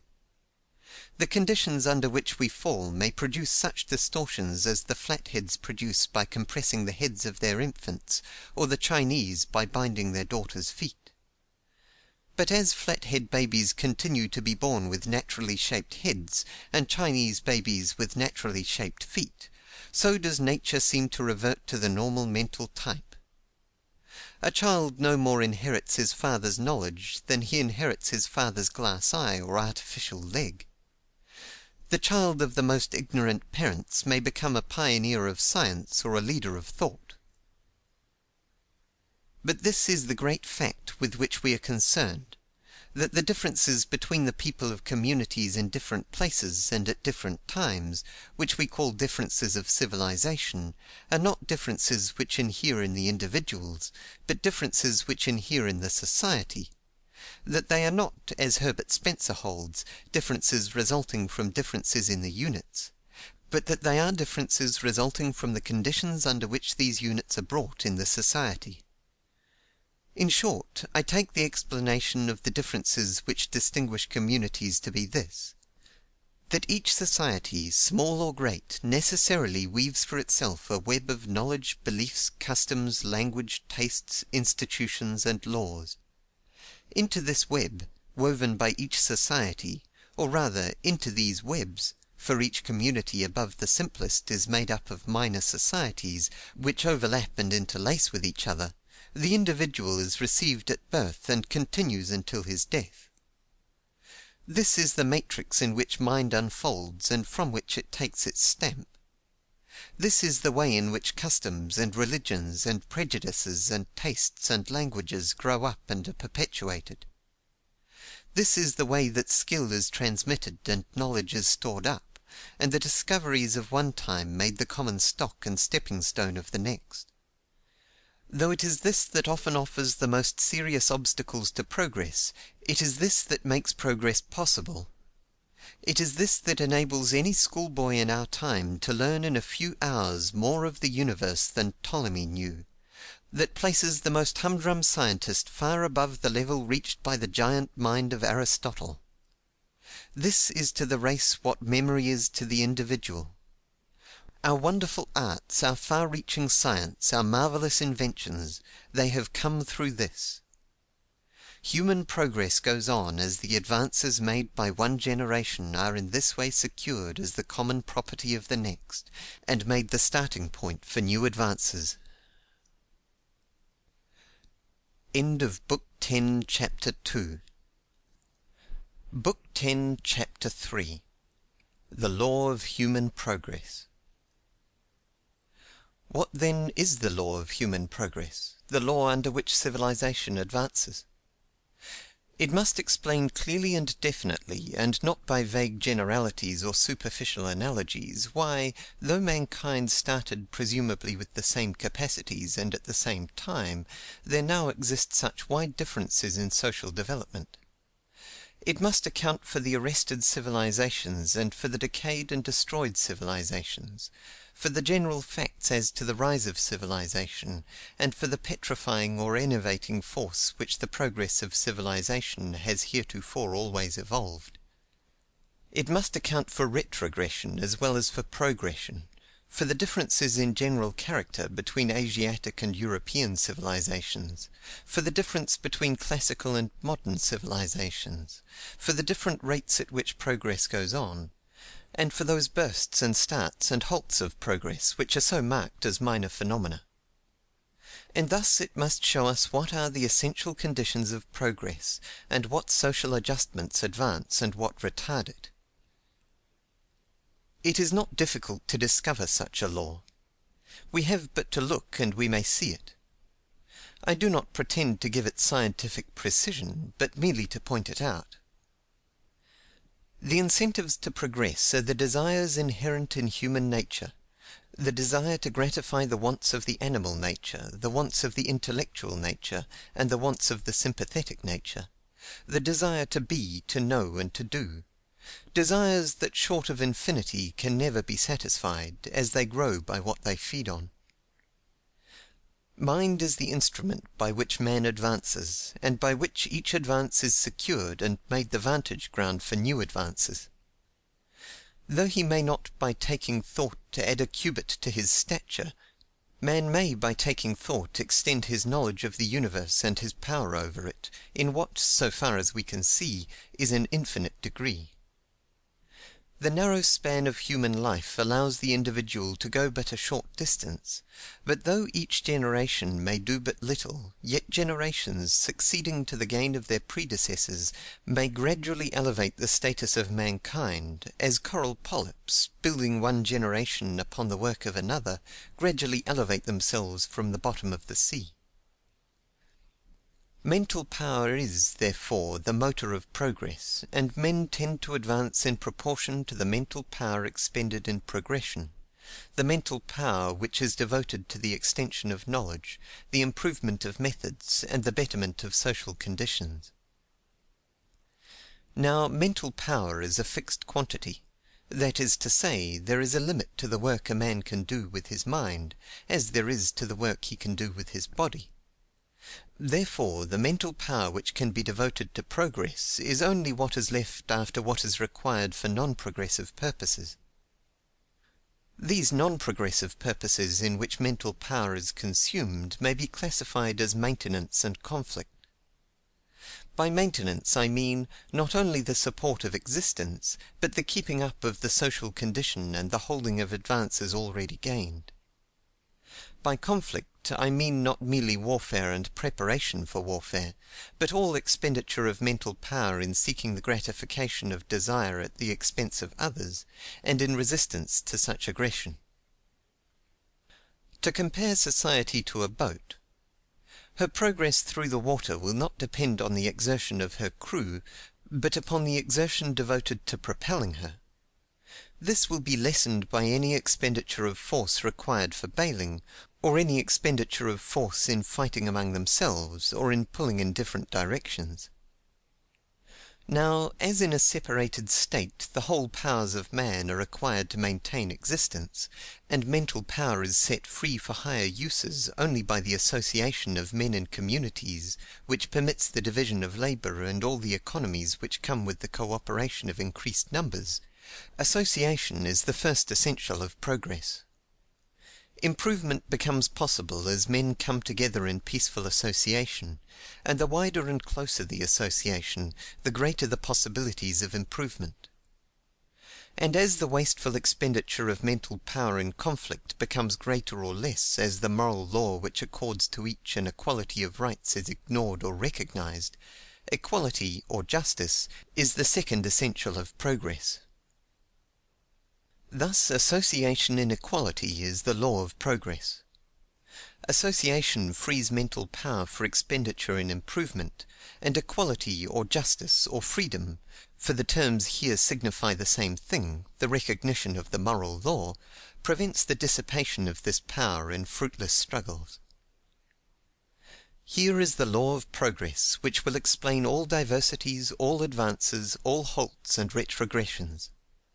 Men tend to progress just as they come closer together, and by cooperation with each other increase the mental power that may be devoted to improvement. But just as conflict is provoked, or association develops inequality of condition and power, this tendency to progression is lessened, checked, and finally reversed. Given the same innate capacity, and it is evident that social development will go on faster or slower, will stop or turn back, according to the resistances it meets. In a general way, these obstacles to improvement may, in relation to the society itself, be classed as external and internal, the first operating with greater force in the earlier stages of civilization, the latter becoming more important in the later stages. Man is social in his nature. He does not require to be caught and tamed in order to induce him to live with his fellows. The utter helplessness with which he enters the world, and the long period required for the maturity of his powers, necessitate the family relation, which, as we may observe, is wider, and in its extension stronger, among the ruder than among the more cultivated peoples. The first societies are families, expanding into tribes, still holding a mutual blood relationship, and even when they have become great nations, claiming a common descent. Given beings of this kind, placed on a globe of such diversified surface and climate as this, and it is evident that, even with equal capacity and an equal start, social development must be very different. The first limit or resistance to association will come from the conditions of physical nature, and as these greatly vary with locality, corresponding differences in social progress must show themselves. The net rapidity of increase, and the closeness with which men, as they increase, can keep together, will, in the rude state of knowledge in which reliance for subsistence must be principally on the spontaneous offerings of nature, very largely depend upon climate, soil, and physical conformation. Where much animal food and warm clothing are required, where the earth seems poor and niggard, where the exuberant life of tropical forests mocks barbarous man's puny efforts to control, where mountains, deserts, or arms of the sea separate and isolate men, association and the power of improvement which it evolves can at first go but a little way. But on the rich plains of warm climates, where human existence can be maintained with a smaller expenditure of force, and from a much smaller area, men can keep closer together, and the mental power which can at first be devoted to improvement is much greater. Hence civilization naturally first arises in the great valleys and table-lands where we find its earliest monuments. But these diversities in natural conditions not merely thus directly produce diversities in social development, but, by producing diversities in social development, bring out in man himself an obstacle, or rather an active counterforce, to improvement. As families and tribes are separated from each other, the social feeling ceases to operate between them, and differences arise in language, custom, tradition, religion; in short, in the whole social web in which each community, however small or large, constantly spins. With these differences, prejudices grow, animosities spring up, contact easily produces quarrels, aggression begets aggression, and wrong kindles revenge. Footnote: How easy it is for ignorance to pass into contempt and dislike! How natural it is for us to consider any difference in manners, customs, religion, etc., as proof of the inferiority of those who differ from us, anyone who has emancipated himself in any degree from prejudice, and who mixes with different classes, may see in civilized society. In religion, for instance, the spirit of the hymn, "I'd rather be a Baptist and wear a shining face, than for to be a Methodist and always fall from grace," is observable in all denominations. As the English bishop said, "Orthodoxy is my doxy, heterodoxy is any other doxy. while the universal tendency is to classify all outside of the orthodoxies and heterodoxies of the prevailing religion as heathens or atheists, and the like tendency is observable as to all other differences. End of footnote. And so between these separate social aggregates arises the feeling of Ishmael and the spirit of Cain. Warfare becomes the chronic and seemingly natural relation of societies to each other, and the powers of men are expended in attack or defence, in mutual slaughter and mutual destruction of wealth, or in warlike preparations. How long this hostility persists, the protective tariffs and the standing armies of the civilized world today bear witness. How difficult it is to get over the idea that it is not theft to steal from a foreigner, the difficulty in procuring an international copyright act will show. Can we wonder at the perpetual hostilities of tribes and clans? Can we wonder that when each community was isolated from the others, when each, uninfluenced by the others, was spinning its separate web of social environment, which no individual can escape, that war should have been the rule and peace the exception? They were even as we are. Now, warfare is the negation of association. The separation of men into diverse tribes, by increasing warfare, thus checks improvement; while in the localities where a large increase in numbers is possible without much separation, civilization gains the advantage of exemption from tribal war, even when the community as a whole is carrying on warfare beyond its borders. Thus, where the resistance of nature to the close association of men is slightest, the counterforce of warfare is likely at first to be least felt, and in the rich plains where civilization first begins, it may rise to a great height while scattered tribes are yet barbarous. And thus, when small separated communities exist in a state of chronic warfare which forbids advance, the first step to their civilization is the advent of some conquering tribe or nation that unites these smaller communities into a larger one, in which internal peace is preserved. Where this power of peaceable association is broken up, either by external assaults or internal dissensions, the advance ceases and retrogression begins. But it is not conquest alone that has operated to promote association, and, by liberating mental power from the necessities of warfare, to promote civilization. If the diversities of climate, soil, and configuration of the earth's surface operate at first to separate mankind, they also operate to encourage exchange. And commerce, which is in itself a form of association or cooperation, operates to promote civilization, not only directly, but by building up interests which are opposed to warfare, and dispelling the ignorance which is the fertile mother of prejudices and animosities. And so of religion. Though the forms it has assumed, and the animosities it has aroused, have often sundered men and produced warfare, yet it has at other times been the means of promoting association. A common worship has often, as among the Greeks, mitigated war and furnished the basis of union, while it is from the triumph of Christianity over the barbarians of Europe that modern civilization springs. Had not the Christian Church existed when the Roman Empire went to pieces, Europe, destitute of any bond of association, might have fallen to a condition not much above that of the North American Indians, or only received civilization with an Asiatic impress from the conquering scimitars of the invading hordes which had been welded into a mighty power by a religion which, springing up in the deserts of Arabia, had united tribes separated from time immemorial, and thence issuing, brought into the association of a common faith a great part of the human race. Looking over what we know of the history of the world, we thus see civilization everywhere springing up where men are brought into association, and everywhere disappearing as this association is broken up. Thus the Roman civilization, spread over Europe by the conquests which ensured internal peace, was overwhelmed by the incursions of the northern nations that broke society again into disconnected fragments. And the progress that now goes on in our modern civilization began as the feudal system again began to associate men in larger communities, and the spiritual supremacy of Rome to bring these communities into a common relation, as her legions had done before.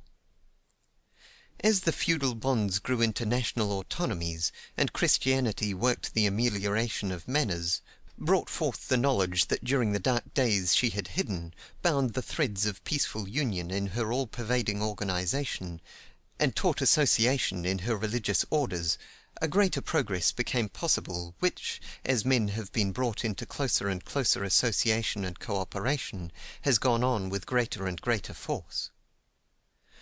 But we shall never understand the course of civilization, and the varied phenomena which its history presents, without a consideration of what I may term the internal resistances, or counterforces, which arise in the heart of advancing society, and which can alone explain how a civilization once fairly started should either come of itself to a halt, or be destroyed by barbarians. The mental power, which is the motor of social progress, is set free by association, which is what, perhaps, it may be more properly called, an integration. Society in this process becomes more complex, its individuals more dependent upon each other. Occupations and functions are specialized. Instead of wandering, population becomes fixed. Instead of each man attempting to supply all of his wants, the various trades and industries are separated. One man acquires skill in one thing, and another in another thing. So too of knowledge, the body of which constantly tends to become vaster than one man can grasp, and is separated into different parts, which different individuals acquire and pursue. So too the performance of religious ceremonies tends to pass into the hands of a body of men specially devoted to that purpose, and the preservation of order, the administration of justice, the assignment of public duties and the distribution of awards, the conduct of war, etc., to be made the special functions of an organized government. In short, to use the language in which Herbert Spencer has defined evolution, the development of society is, in relation to its component individuals, the passing from an indefinite, incoherent homogeneity to a definite, coherent heterogeneity. The lower the stage of social development, the more society resembles one of those lowest of animal organisms which are without organs or limbs, and from which a part may be cut and yet live. The higher the stage of social development, the more society resembles those higher organisms in which functions and powers are specialized, and each member is vitally dependent on the others. Now, this process of integration, of the specialization of functions and powers, as it goes on in society, is, by virtue of what is probably one of the deepest laws of human nature, accompanied by a constant liability to inequality. I do not mean that inequality is the necessary result of social growth, but that it is the constant tendency of social growth, if unaccompanied by changes in social adjustments which, in the new conditions that growth produces, will secure equality. I mean, so to speak, that the garment of laws, customs, and political institutions which each society weaves for itself is constantly tending to become too tight as the society develops. I mean, so to speak, that man, as he advances, threads a labyrinth, in which, if he keeps straight ahead, he will infallibly lose his way, and through which reason and justice can alone keep him continuously in an ascending path. For, while the integration which accompanies growth tends in itself to set free mental power to work improvement, there is, both with increase of numbers and with increasing complexity of the social organization, a counter-tendency set up to the production of a state of inequality, which wastes mental power, and, as it increases, brings improvement to a halt. To trace to its highest expression the law which thus operates to evolve with progress the force which stops progress, would be, it seems to me, to go far to the solution of a problem deeper than that of the genesis of the material universe, the problem of the genesis of evil. Let me content myself with pointing out the manner in which, as society develops, there arise tendencies which check development. There are two qualities of human nature which it will be well, however, first to call to mind. The one is the power of habit, the tendency to continue to do things in the same way. The other is the possibility of mental and moral deterioration. The effect of the first in social development is to continue habits, customs, laws, and methods long after they have lost their original usefulness, and the effect of the other is to permit the growth of institutions and modes of thought from which the normal perceptions of men instinctively revolt. Now the growth and development of society not merely tend to make each more and more dependent upon all, and to lessen the influence of individuals, even over their own conditions, as compared with the influence of society, but the effect of association or integration is to give rise to a collective power which is distinguishable from the sum of individual powers. Analogies, or perhaps rather illustrations of the same law, may be found in all directions. As animal organisms increase in complexity, there arise, above the life and power of the parts, a life and power of the integrated whole; above the capability of involuntary movements, the capability of voluntary movements. The actions and impulses of bodies of men are, as has often been observed, different from those which, under the same circumstances, would be called forth in individuals. The fighting qualities of a regiment may be very different from those of the individual soldiers. But there is no need of illustrations. In our inquiries into the nature and rise of rent, we traced the very thing to which I allude. Where population is sparse, land has no value. Just as men congregate together, the value of land appears and rises, a clearly distinguishable thing from the values produced by individual effort, a value which springs from association, which increases as association grows greater, and disappears as association is broken up. And the same thing is true of power in other forms than those generally expressed in terms of wealth. Now, as society grows, the disposition to continue previous social adjustments tends to lodge this collective power, as it arises, in the hands of a portion of the community. And this unequal distribution of the wealth and power gained as society advances tends to produce greater inequality, since aggression grows by what it feeds on, and the idea of justice is blurred by the habitual toleration of injustice. In this way, the patriarchal organization of society can easily grow into hereditary monarchy, in which the king is as a god on earth, and the masses of the people mere slaves of his caprice. It is natural that the father should be the directing head of the family, and that at his death the eldest son, as the oldest and most experienced member of the little community, should succeed to the headship. But to continue this arrangement as the family expands is to lodge power in a particular line, and the power thus lodged necessarily continues to increase, as the common stock becomes larger and larger, and the power of the community grows. The head of the family passes into the hereditary king, who comes to look upon himself and to be looked upon by others as a being of superior rights. With the growth of the collective power as compared with the power of the individual, his power to reward and to punish increases, and so increase the inducements to flatter and to fear him, until finally, if the process not be disturbed, a nation grovels at the foot of a throne, and 100,000 men toil for 50 years to prepare a tomb for one of their own mortal kind. So the war chief of a little band of savages is but one of their number, whom they follow as their bravest and most wary. But when large bodies come to act together, personal selection becomes more difficult, a blinder obedience becomes necessary and can be enforced, and from the very necessities of warfare when conducted on a large scale absolute power arises. And so of the specialization of function. There is a manifest gain in productive power when social growth has gone so far that instead of every producer being summoned from his work for fighting purposes, a regular military force can be specialized.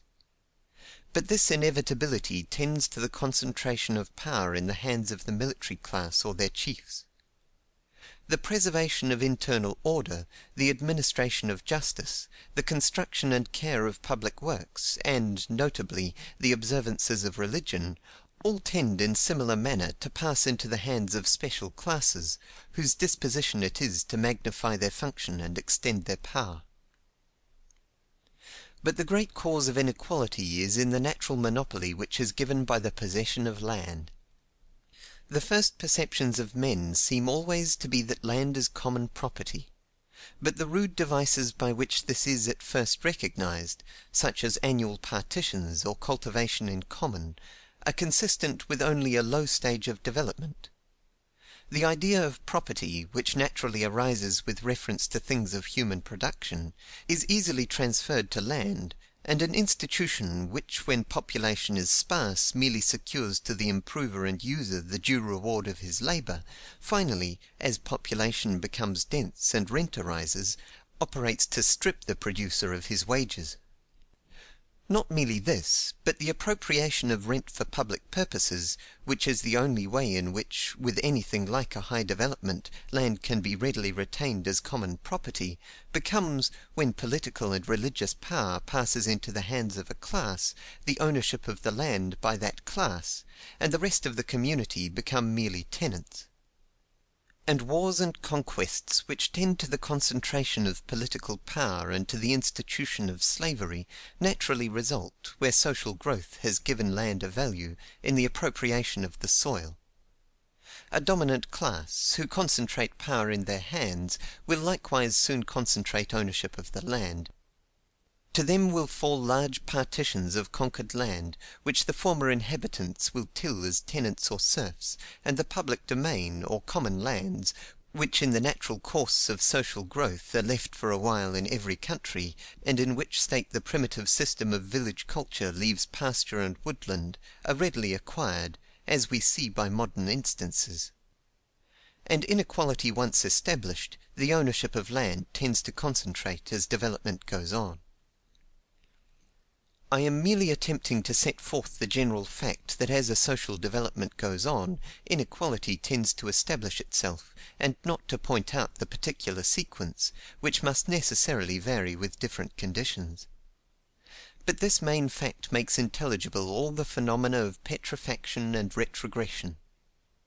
The unequal distribution of the power and wealth gained by the integration of men in society tends to check, and finally to counterbalance, the force by which improvements are made and society advances.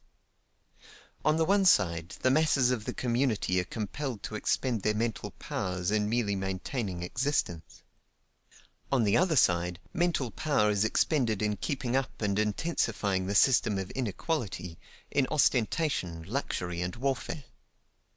A community divided into a class that rules and a class that is ruled, into the very rich and the very poor, may build like giants and finish like jewelers; but it will be monuments of ruthless pride and barren vanity, or of a religion turned from its office of elevating man into an instrument for keeping him down. Invention may for a while to some degree go on, but it will be the invention of refinements in luxury, not the inventions that relieve toil and increase power. In the arcana of temples or in the chambers of court physicians knowledge may still be sought, but it will be hidden as a secret thing, or if it dares come out to elevate common thought or brighten common life, it will be trodden down as a dangerous innovator. For as it tends to lessen the mental power devoted to improvement, so does inequality tend to render men averse to improvement. How strong is the disposition to adhere to old methods among the classes who are kept in ignorance by being compelled to toil for a mere existence, is too well known to require illustration. And on the other hand, the conservatism of the classes to whom the existing social adjustment gives special advantages is equally apparent. This tendency to resist innovation, even though it be improvement, is observable in every special organization: in religion, in law, in medicine, in science, in trade guilds, and it becomes intense just as the organization is close. A close corporation has always an instinctive dislike of innovation and innovators, which is but the expression of an instinctive fear that change may tend to throw down the barriers which hedge it in from the common herd, and so rob it of importance and power; and it is always disposed to guard carefully its special knowledge or skill. It is in this way that petrifaction succeeds progress. The advance of inequality necessarily brings improvement to a halt, and as it still persists or provokes unavailing reactions, draws even upon the mental power necessary for maintenance, and retrogression begins. These principles make intelligible the history of civilization. In the localities where climate, soil, and physical conformation tended least to separate men as they increased, and where, accordingly, the first civilizations grew up, the internal resistances to progress would naturally develop in a more regular and thorough manner than where smaller communities, which in their separation had developed diversities, were afterward brought together into a closer association. It is this, it seems to me, which accounts for the general characteristics of the earlier civilizations as compared with the later civilizations of Europe. Such homogeneous communities, developing from the first without the jar of conflict between different customs, laws, religions, etc., would show a much greater uniformity. The concentrating and conservative forces would all, so to speak, pull together. Rival chieftains would not counterbalance each other, nor diversities of belief hold the growth of priestly influence in check. Political and religious power, wealth and knowledge would thus tend to concentrate in the same centers. The same causes which tended to produce the hereditary king and hereditary priest would tend to produce the hereditary artisan and laborer, and to separate society into castes. The power which association sets free for progress would thus be wasted, and barriers to further progress be gradually raised. The surplus energies of the masses would be devoted to the construction of temples, palaces, and pyramids, to ministering to the pride and pampering the luxury of their rulers; and should any disposition to improvement arise among the classes of leisure, it would at once be checked by the dread of innovation. Society developing in this way must at length stop in a conservatism which permits no further progress. How long such a state of complete petrifaction, when once reached, will continue, seems to depend upon external causes, for the iron bonds of the social environment which grows up repress disintegrating forces as well as improvement. Such a community can be most easily conquered, for the masses of the people are trained to a passive acquiescence in a life of hopeless labor. If the conquerors merely take the place of the ruling class, as the Hyksos did in Egypt and the Tartars in China, everything will go on as before. If they ravage and destroy, the glory of palace and temple remains but in ruins, population becomes sparse, and knowledge and art are lost. European civilization differs in character from civilizations of the Egyptian type because it springs not from the association of a homogeneous people developing from the beginning, or at least for a long time, under the same conditions, but from the association of peoples who in separation had acquired distinctive social characteristics, and whose smaller organizations longer prevented the concentration of power and wealth in one center. The physical conformation of the Grecian peninsula is such as to separate the people at first into a number of small communities. As those petty republics and nominal kingdoms ceased to waste their energies in warfare, and the peaceable cooperation of commerce extended, the light of civilization blazed up. But the principle of association was never strong enough to save Greece from intertribal war, and when this was put an end to by conquest, the tendency to inequality, which had been combated with various devices by Grecian sages and statesmen, worked its result, and Grecian valor, art, and literature became things of the past. And so in the rise and extension, the decline and fall of Roman civilization, may be seen the working of these two principles of association and equality, from the combination of which springs progress. Springing from the association of the independent husbandmen and free citizens of Italy, and gaining fresh strength from conquests which brought hostile nations into common relations, the Roman power hushed the world in peace. But the tendency to inequality, checking real progress from the first, increased as the Roman civilization extended. The Roman civilization did not petrify as did the homogeneous civilizations where the strong bonds of custom and superstition that held the people in subjection probably also protected them, or at any rate kept the peace between rulers and ruled. It rotted, declined, and fell. Long before Goth or Vandal had broken through the cordon of the legions, even while her frontiers were advancing, Rome was dead at the heart. Great estates had ruined Italy. Inequality had dried up the strength and destroyed the vigour of the Roman world. Government became despotism, which even assassination could not temper. Patriotism became servility. Vices the most foul flouted themselves in public. Literature sank to puerilities. Learning was forgotten. Fertile districts became waste without the ravages of war. Everywhere inequality produced decay, political, mental, moral, and material. The barbarism which overwhelmed Rome came not from without, but from within. It was the necessary product of the system which had substituted slaves and colony for the independent husbandmen of Italy, and carved the provinces into estates of senatorial families. Modern civilization owes its superiority to the growth of equality with the growth of association. Two great causes contributed to this: the splitting up of concentrated power into innumerable little centres by the influx of the northern nations, and the influence of Christianity.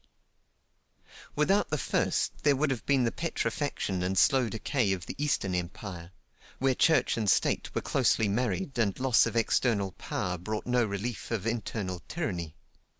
And but for the other, there would have been barbarism, without principle of association or amelioration. The petty chiefs and allodial lords who everywhere grasped local sovereignty held each other in check.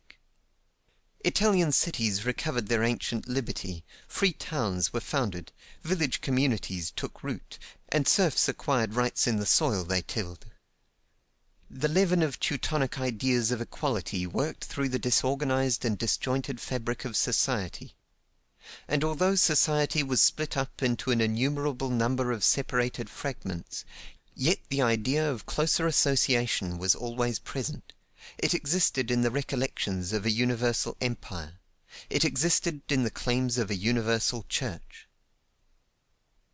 Though Christianity became distorted and alloyed in percolating through a rotting civilization, though pagan gods were taken into her pantheon, and pagan forms into her ritual, and pagan ideas into her creed, yet her essential idea of the equality of men was never wholly destroyed.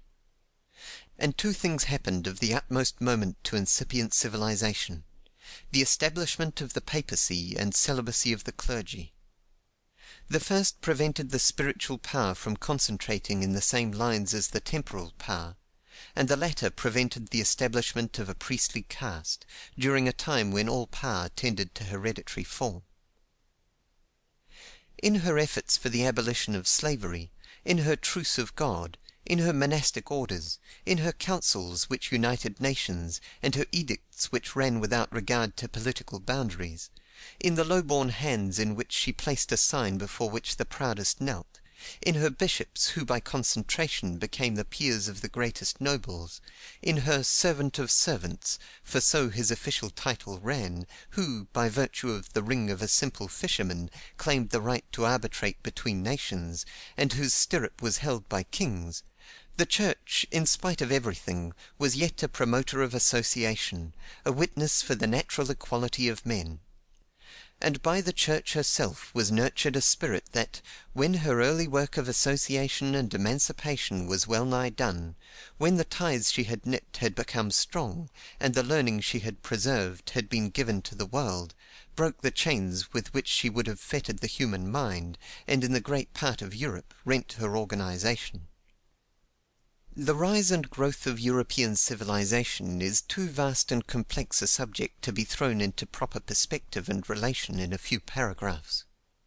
But in all its details, as in its main features, it illustrates the truth that progress goes on just as society tends toward closer association and greater equality. Civilization is cooperation. Union and liberty are its factors. The great extension of association, not alone in the growth of larger and denser communities, but in the increase of commerce and the manifold exchanges which knit each community together and link them with other, though widely separated, communities.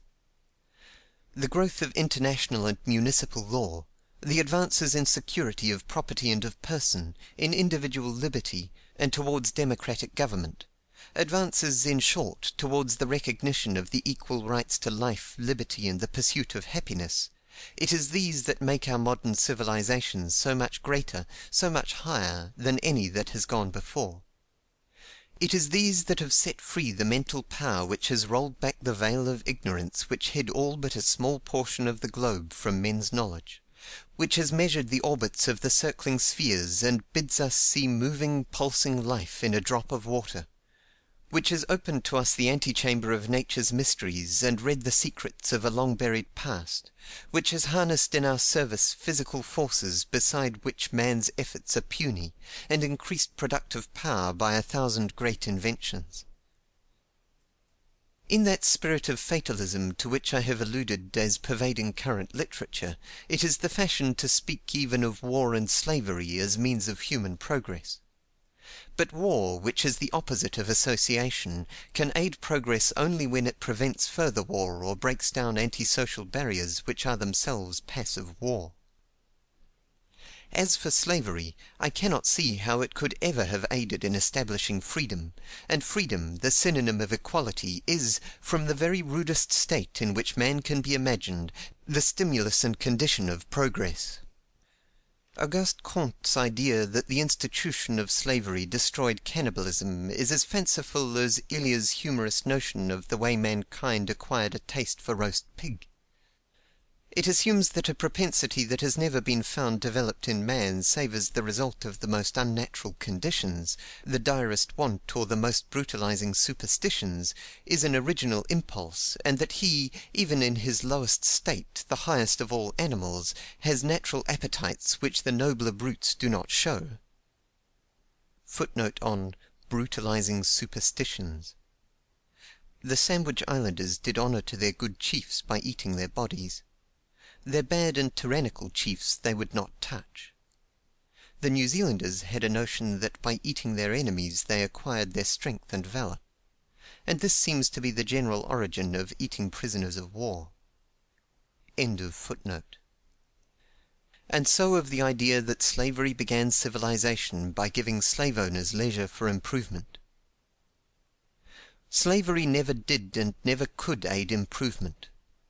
Whether the community consist of a single master and a single slave, or of thousands of masters and millions of slaves, slavery necessarily involves a waste of human power; for not only is slave labor less productive than free labor, but the power of masters is likewise wasted in holding and watching their slaves, and is called away from directions in which real improvement lies. From first to last, slavery, like every other denial of the natural equality of men, has hampered and prevented progress.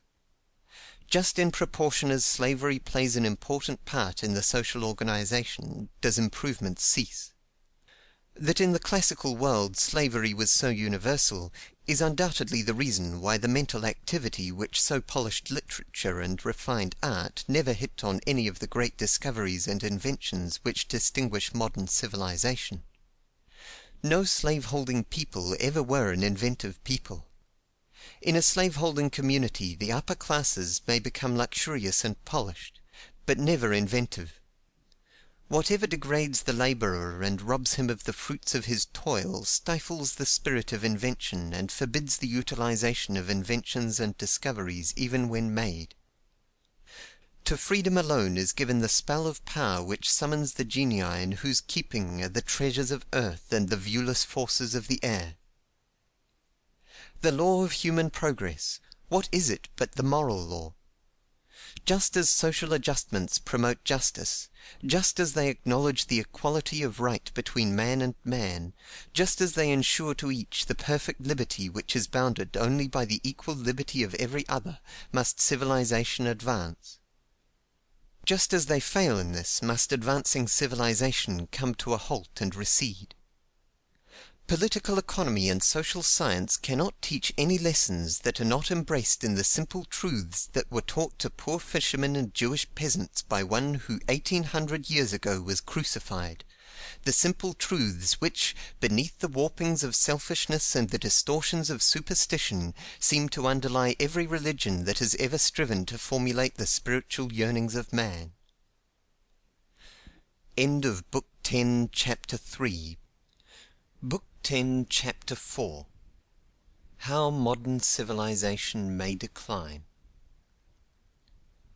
The conclusion we have thus reached harmonizes completely with our previous conclusions. This consideration of the law of human progress not only brings the politico-economic laws, which in this inquiry we have worked out, within the scope of higher law, perhaps the very highest law our minds can grasp, but it proves that the making of land common property in the way I have proposed would give an enormous impetus to civilization, while the refusal to do so must entail retrogression. A civilization like ours must either advance or go back; it cannot stand still. It is not like those homogeneous civilizations, such as that of the Nile Valley, which moulded men for their places and put them in it like bricks into a pyramid. It much more resembles that civilization whose rise and fall is within historic times, and from which it sprung. There is just now a disposition to scoff at any implication that we are not in all respects progressing, and the spirit of our times is that of the edict which the flattering premier proposed to the Chinese emperor who burnt the ancient books, that all who may dare to speak together about the she and the shu be put to death, that those who make mention of the past so as to blame the present be put to death along with their relatives. Yet it is evident that there have been times of decline, just as there have been times of advance, and it is further evident that these epochs of decline could not at first have been generally recognized. He would have been a rash man who, when Augustus was changing the Rome of brick to the Rome of marble, when wealth was augmenting and magnificence increasing, when victorious legions were extending the frontier, when manners were becoming more refined, language more polished, and literature rising to higher splendors, he would have been a rash man who then would have said that Rome was entering her decline. Yet such was the case. And whoever will look may see that though our civilization is apparently advancing with greater rapidity than ever, the same cause which turned Roman progress into retrogression is operating now. What has destroyed every previous civilization has been the tendency to the unequal distribution of wealth and power. This same tendency, operating with increasing force, is observable in our civilization today, showing itself in every progressive community, and with greater intensity the more progressive the community. Wages and interest tend constantly to fall, rent to rise, the rich to become very much richer, the poor to become more helpless and hopeless, and the middle class to be swept away. I have traced this tendency to its cause. I have shown by what simple means this cause may be removed. I now wish to point out how, if this is not done, progress must turn to decadence, and modern civilization decline to barbarism, as have all previous civilizations. It is worth while to point out how this may occur, as many people, being unable to see how progress may pass into retrogression, conceive such a thing impossible. Gibbon, for instance, thought that modern civilization could never be destroyed because there remained no barbarians to overrun it, and it is a common idea that the invention of printing, by so multiplying books, has prevented the possibility of knowledge ever again being lost. The conditions of social progress, as we have traced the law, are association and equality. The general tendency of modern development, since the time when we can first discern the gleams of civilization in the darkness which followed the fall of the Western Empire, has been toward political and legal equality, to the abolition of slavery, to the abrogation of status, to the sweeping away of hereditary privileges, to the substitution of parliamentary for arbitrary government, to the right of private judgment in matters of religion, to the more equal security in person and property of high and low, weak and strong, to the greater freedom of movement and occupation, of speech and of the press. The history of modern civilization is the history of advances in this direction, of the struggles and triumphs of personal, political, and religious freedom. And the general law is shown by the fact that just as this tendency has asserted itself, civilization has advanced, while just as it has been repressed or forced back, civilization has been checked.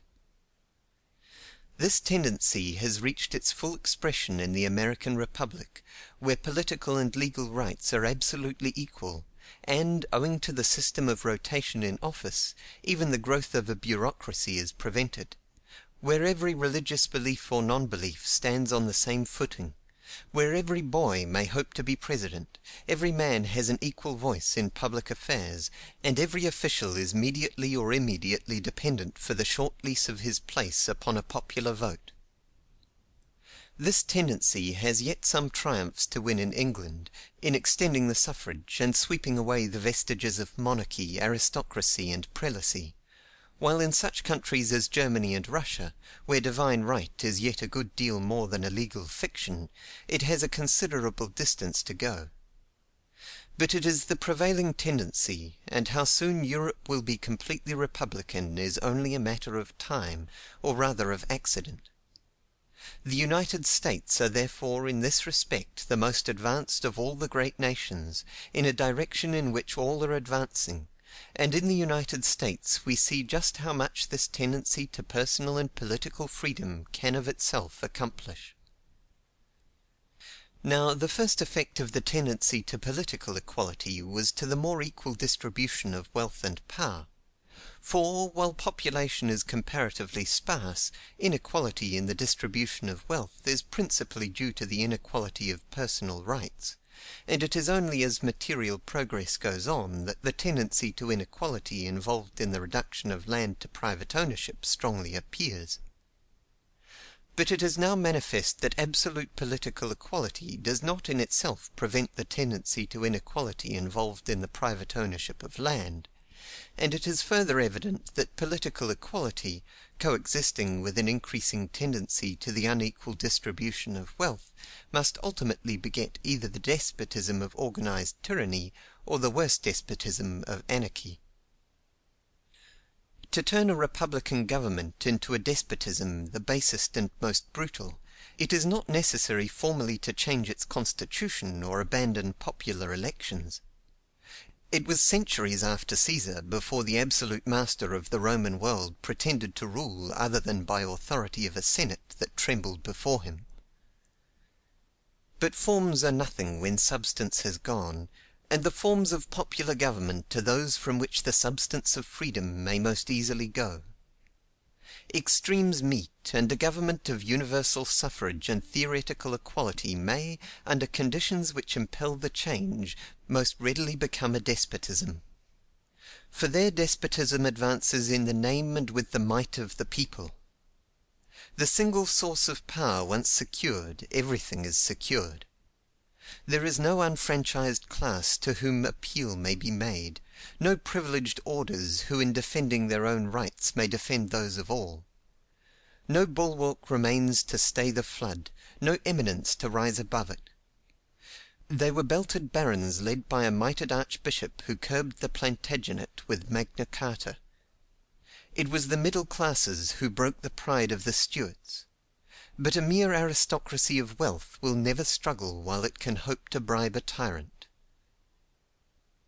And when the disparity of condition increases, so does universal suffrage make it easy to seize the source of power, for the greater is the proportion of power in the hands of those who feel no direct interest in the conduct of government, who, tortured by want and imbruted by poverty, are ready to sell their votes to the highest bidder or follow the lead of the most blatant demagogue, or who, made bitter by hardships, may even look upon profligate and tyrannous government with the satisfaction we may imagine the proletarians and slaves of Rome to have felt as they saw a Caligula or a Nero raging among the rich patricians.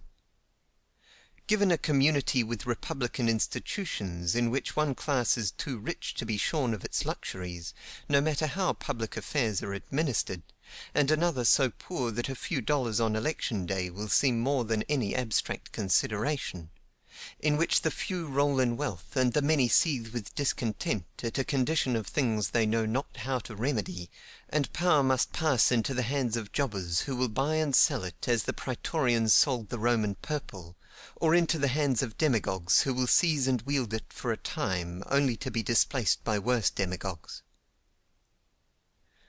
Where there is anything like an equal distribution of wealth, that is to say, where there is general patriotism, virtue, and intelligence, the more democratic the government, the better it will be.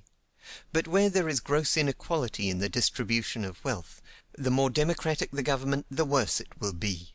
For, while rotten democracy may not in itself be worse than rotten autocracy, its effects upon national character will be worse.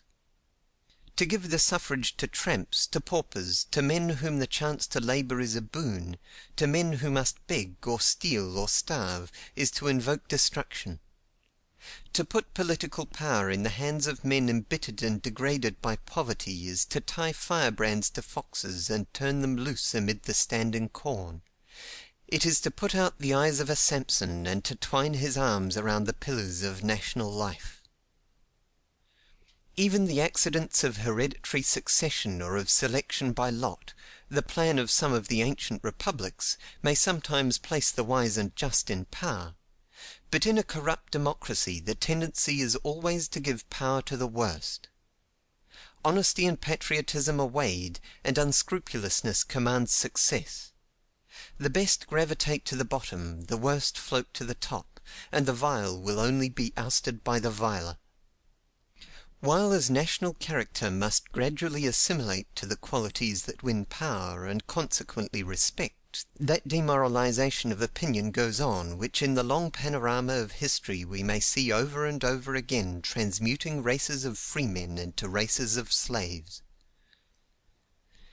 As in England in the last century, when Parliament was but a close corporation of the aristocracy, a corrupt oligarchy, clearly fenced off from the masses, may exist without much effect on national character, because in that case power is associated in the popular mind with other things than corruption.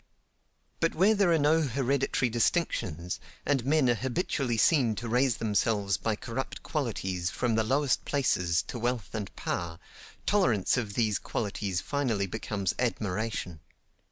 A corrupt democratic government must finally corrupt the people, and when a people become corrupt there is no resurrection.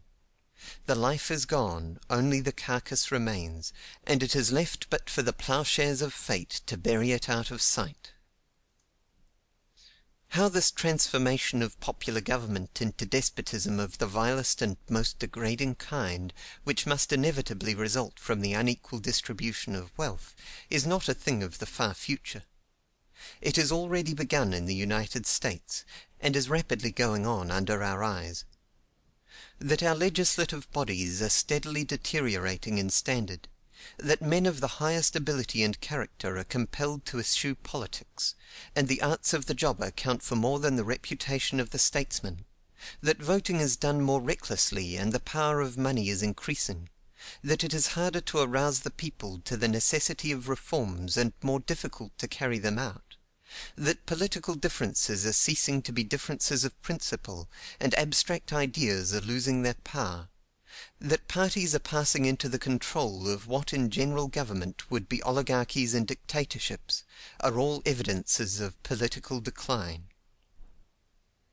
The type of modern growth is the great city. Here are to be found the greatest wealth and the deepest poverty, and it is here that popular government has most clearly broken down. In all the great American cities there is today as clearly defined a ruling class as in the most aristocratic countries of the world. Its members carry wards in their pockets, make up the slates for nominating conventions, distribute offices as they bargain together, and, though they toil not, neither do they spin, wear the best of raiment and spend money lavishly. They are men of power, whose favour the ambitious must court, and whose vengeance he must avoid. Who are these men? The wise, the good, the learned, men who have earned the confidence of their fellow citizens by the purity of their lives, the splendour of their talents, their probity in public trusts, their deep study of the problems of government? No, They are gamblers, saloon-keepers, pugilists, or worse, who have made a trade of controlling votes and of buying and selling offices and official acts. They stand to the government of these cities as the Praetorian Guards did to that of declining Rome. He who would wear the purple, fill the curule chair, or have the fasces carried before him, must go or send his messengers to their camps, give them donatives, and make them promises. It is through these men that the rich corporations and powerful pecuniary interests can pack the Senate and the bench with their creatures. It is these men who make school directors, supervisors, assessors, members of the legislature, congressmen. Why, there are many election districts in the United States in which a George Washington, a Benjamin Franklin, or a Thomas Jefferson could no more go to the lower house of a state legislature than under the Ancien Régime a base-born peasant could become a Marshal of France. Their very character would be an insuperable disqualification. In theory we are intense democrats. The proposal to sacrifice swine in the temple would hardly have excited greater horror and indignation in Jerusalem of old than would among us that of conferring a distinction of rank upon our most eminent citizen. But is there not growing up among us a class who have all the power without any of the virtues of aristocracy? We have simple citizens who control thousands of miles of railroad, millions of acres of land, the means of livelihood of great numbers of men, who name the governors of sovereign states as they name their clerks, choose senators as they choose attorneys, and whose will is as supreme with legislatures as that of a French king's sitting in a bed of justice. The undercurrents of the times seem to sweep us back again to the old conditions from which we dreamt we had escaped. The development of the artisan and commercial classes gradually broke down feudalism after it had become so complete that men thought heaven as organized on a feudal basis, and ranked the first and second persons of the Trinity as suzerain and tenant-in-chief. But now the development of manufactures and exchange, acting in a social organization in which land is made private property, threatens to compel every worker to seek a master, as the insecurity which followed the final break-up of the Roman Empire compelled every freeman to seek a lord. Nothing seems exempt from this tendency. Industry everywhere tends to assume a form in which one is master and many serve. And when one is master and the others serve, the one will control the others, even in such matters as votes. Just as the English landlord votes his tenants, so does the New England mill owner vote his operatives. There is no mistaking it. The very foundations of society are being sapped before our eyes, while we ask, how is it possible that such a civilization as this, with its railroads and daily newspapers and electric telegraphs, should ever be destroyed? While literature breathes but the belief that we have been, are, and for the future must be, leaving the savage state further and further behind us, there are indications that we are actually turning back again toward barbarism. Let me illustrate. One of the characteristics of barbarism is the low regard for the rights of person and of property. That the laws of our Anglo-Saxon ancestors imposed as penalty for murder a fine proportioned to the rank of the victim, while our law knows no distinction of rank, and protects the lowest from the highest, the poorest from the richest, by the uniform penalty of death, is looked upon as evidence of their barbarism and our civilization. And so that piracy and robbery and slave trading and blackmailing were once regarded as legitimate occupations is conclusive proof of the rude state of development from which we have so far progressed. But it is a matter of fact that, in spite of our laws, anyone who has money enough and wants to kill another may go into any one of our great centers of population and business, and gratify his desire, and then surrender himself to justice, with the chances as 100 to 1 that he will suffer no greater penalty than a temporary imprisonment and the loss of a sum proportioned partly to his own wealth and partly to the wealth and standing of the man he kills. His money will be paid, not to the family of the murdered man, who have lost their protector, not to the state, which has lost a citizen, but to lawyers who understand how to secure delays, to find witnesses, and get juries to disagree. And so, if a man steal enough, he may be sure that his punishment will practically amount but to the loss of a part of the proceeds of his theft; and if he steal enough to get off with a fortune, he will be greeted by his acquaintances as a Viking might have been greeted after a successful cruise. Even though he robbed those who trusted him, even though he robbed the widow and the fatherless, he has only to get enough, and he may safely flaunt his wealth in the eyes of day. Now, the tendency in this direction is an increasing one. It is shown in greatest force where the inequalities in the distribution of wealth are greatest, and it shows itself as they increase. If it be not a return to barbarism, what is it? The failures of justice to which I have alluded are only illustrative of the increasing debility of our legal machinery in every department.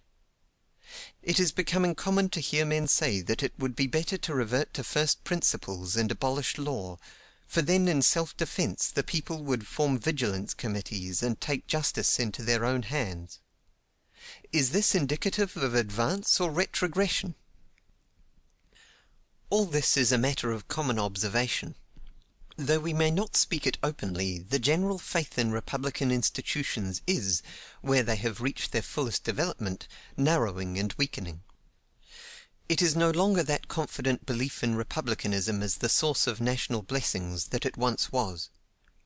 Thoughtful men are beginning to see its dangers, without seeing how to escape them, are beginning to accept the view of Macaulay and distrust that of Jefferson. Footnote: see Macaulay's letter to Randall, the biographer of Jefferson. End of footnote. And the people at large are becoming used to the growing corruption. The most ominous political sign in the United States today is the growth of a sentiment which either doubts the existence of an honest man in public office or looks on him as a fool for not seizing his opportunities. That is to say, the people themselves are becoming corrupted. Thus in the United States today is republican government running the course it must inevitably follow under conditions which cause the unequal distribution of wealth.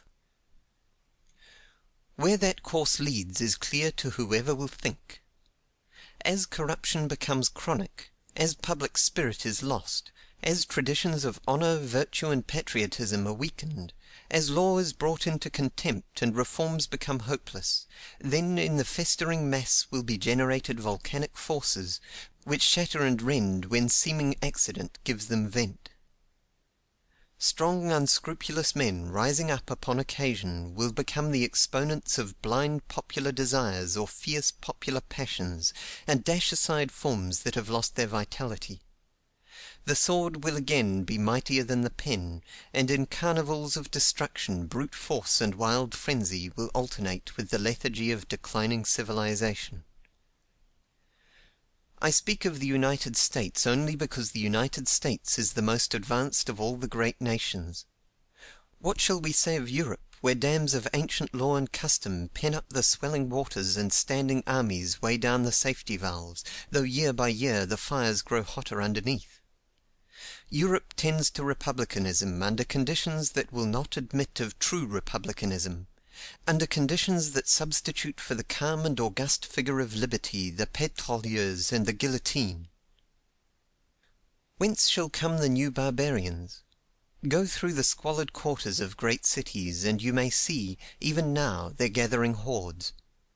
How shall learning perish? Men will cease to read, and books will kindle fires and be turned into cartridges. It is startling to think how slight the traces that would be left of our civilization did it pass through the throes which have accompanied the decline of every previous civilization. Paper will not last like parchment, nor are our most massive buildings and monuments to be compared in solidity with the rock-hewn temples and titanic edifices of the old civilizations. Footnote: it is also, it seems to me, instructive to note how inadequate and utterly misleading would be the idea of our civilization which could be gained from the religious and funereal monuments of our time, which are all we have from which to gain our ideas of the buried civilizations. End of footnote.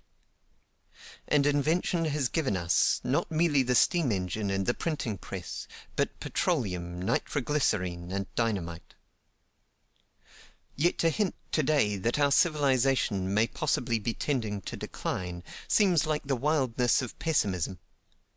The special tendencies to which I have alluded are obvious to thinking men, but with the majority of thinking men, as with the great masses, the belief in substantial progress is yet deep and strong, a fundamental belief which admits not the shadow of a doubt. But anyone who will think over the matter will see that this must necessarily be the case where advance gradually passes into retrogression. For in social development, as in everything else, motion tends to persist in straight lines, and therefore, where there has been a previous advance, it is extremely difficult to recognize decline, even when it has fully commenced. There is an almost irresistible tendency to believe that the forward movement which has been advance, and is still going on, is still advance. The web of beliefs, customs, laws, institutions, and habits of thought, which each community is constantly spinning, and which produces in the individual environed by it all the differences of national character, is never unravelled. That is to say, in the decline of civilization, communities do not go down by the same paths that they came up. For instance, the decline of civilization as manifested in government would not take us back from republicanism to constitutional monarchy, and thence to the feudal system. It would take us to imperatorship and anarchy. As manifested in religion, it would not take us back into the faiths of our forefathers, into Protestantism or Catholicity, but into new forms of superstition, of which possibly Mormonism and other even grosser isms may give some vague idea. As manifested in knowledge, it would not take us toward Bacon, but toward the literati of China. And how the retrogression of civilization, following a period of advance, may be so gradual as to attract no attention at the time, nay, how that decline must necessarily, by the great majority of men, be mistaken for advance, is easily seen. For instance, there is an enormous difference between Grecian art of the classic period and that of the Lower Empire. Yet the change was accompanied, or rather caused, by a change of taste. The artists who most quickly followed this change of taste were in their day regarded as the superior artists. And so of literature. As it became more vapid, puerile, and stilted, it would be in obedience to an altered taste, which would regard its increasing weakness as increasing strength and beauty. The really good writer would not find readers; he would be regarded as rude, dry, or dull. And so would the drama decline, not because there was a lack of good plays, but because the prevailing taste became more and more that of a less cultured class, who, of course, regard that which they most admire as the best of its kind. And so, too, of religion. The superstitions which a superstitious people will add to it will be regarded by them as improvements; while, as the decline goes on, the return to barbarism, where it is not in itself regarded as an advance, will seem necessary to meet the exigencies of the times.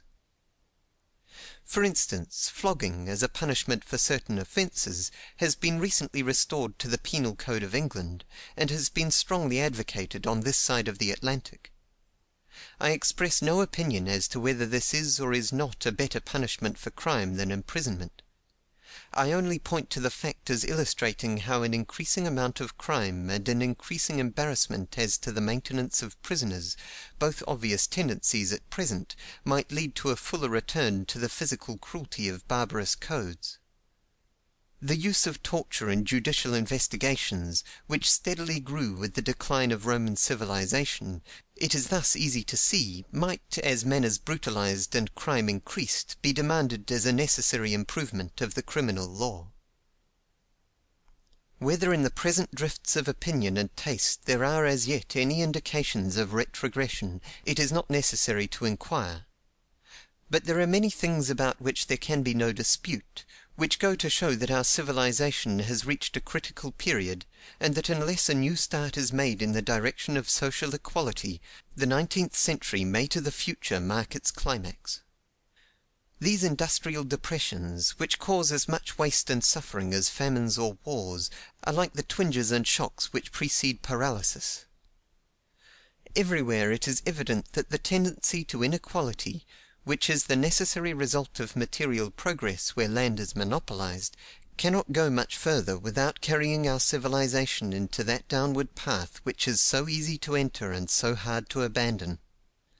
Everywhere the increasing intensity of the struggle to live, the increasing necessity for straining every nerve to prevent being thrown down and trodden underfoot in the scramble for wealth, is draining the forces which gain and maintain improvement.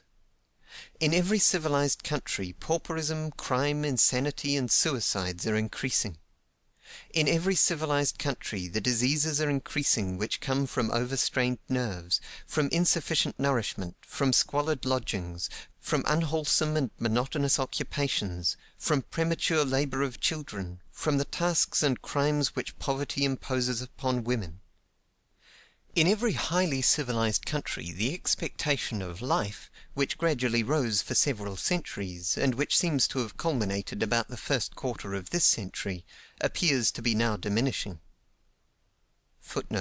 Statistics which show these things are collected in convenient form in a volume entitled Deterioration and Race Education by Samuel Royce, which has been largely distributed by the Venerable Peter Cooper of New York. Strangely enough, the only remedy proposed by Mr. Royce is the establishment of kindergarten schools. It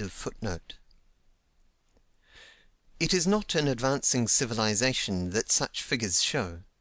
It is a civilization which in its undercurrents has already begun to recede.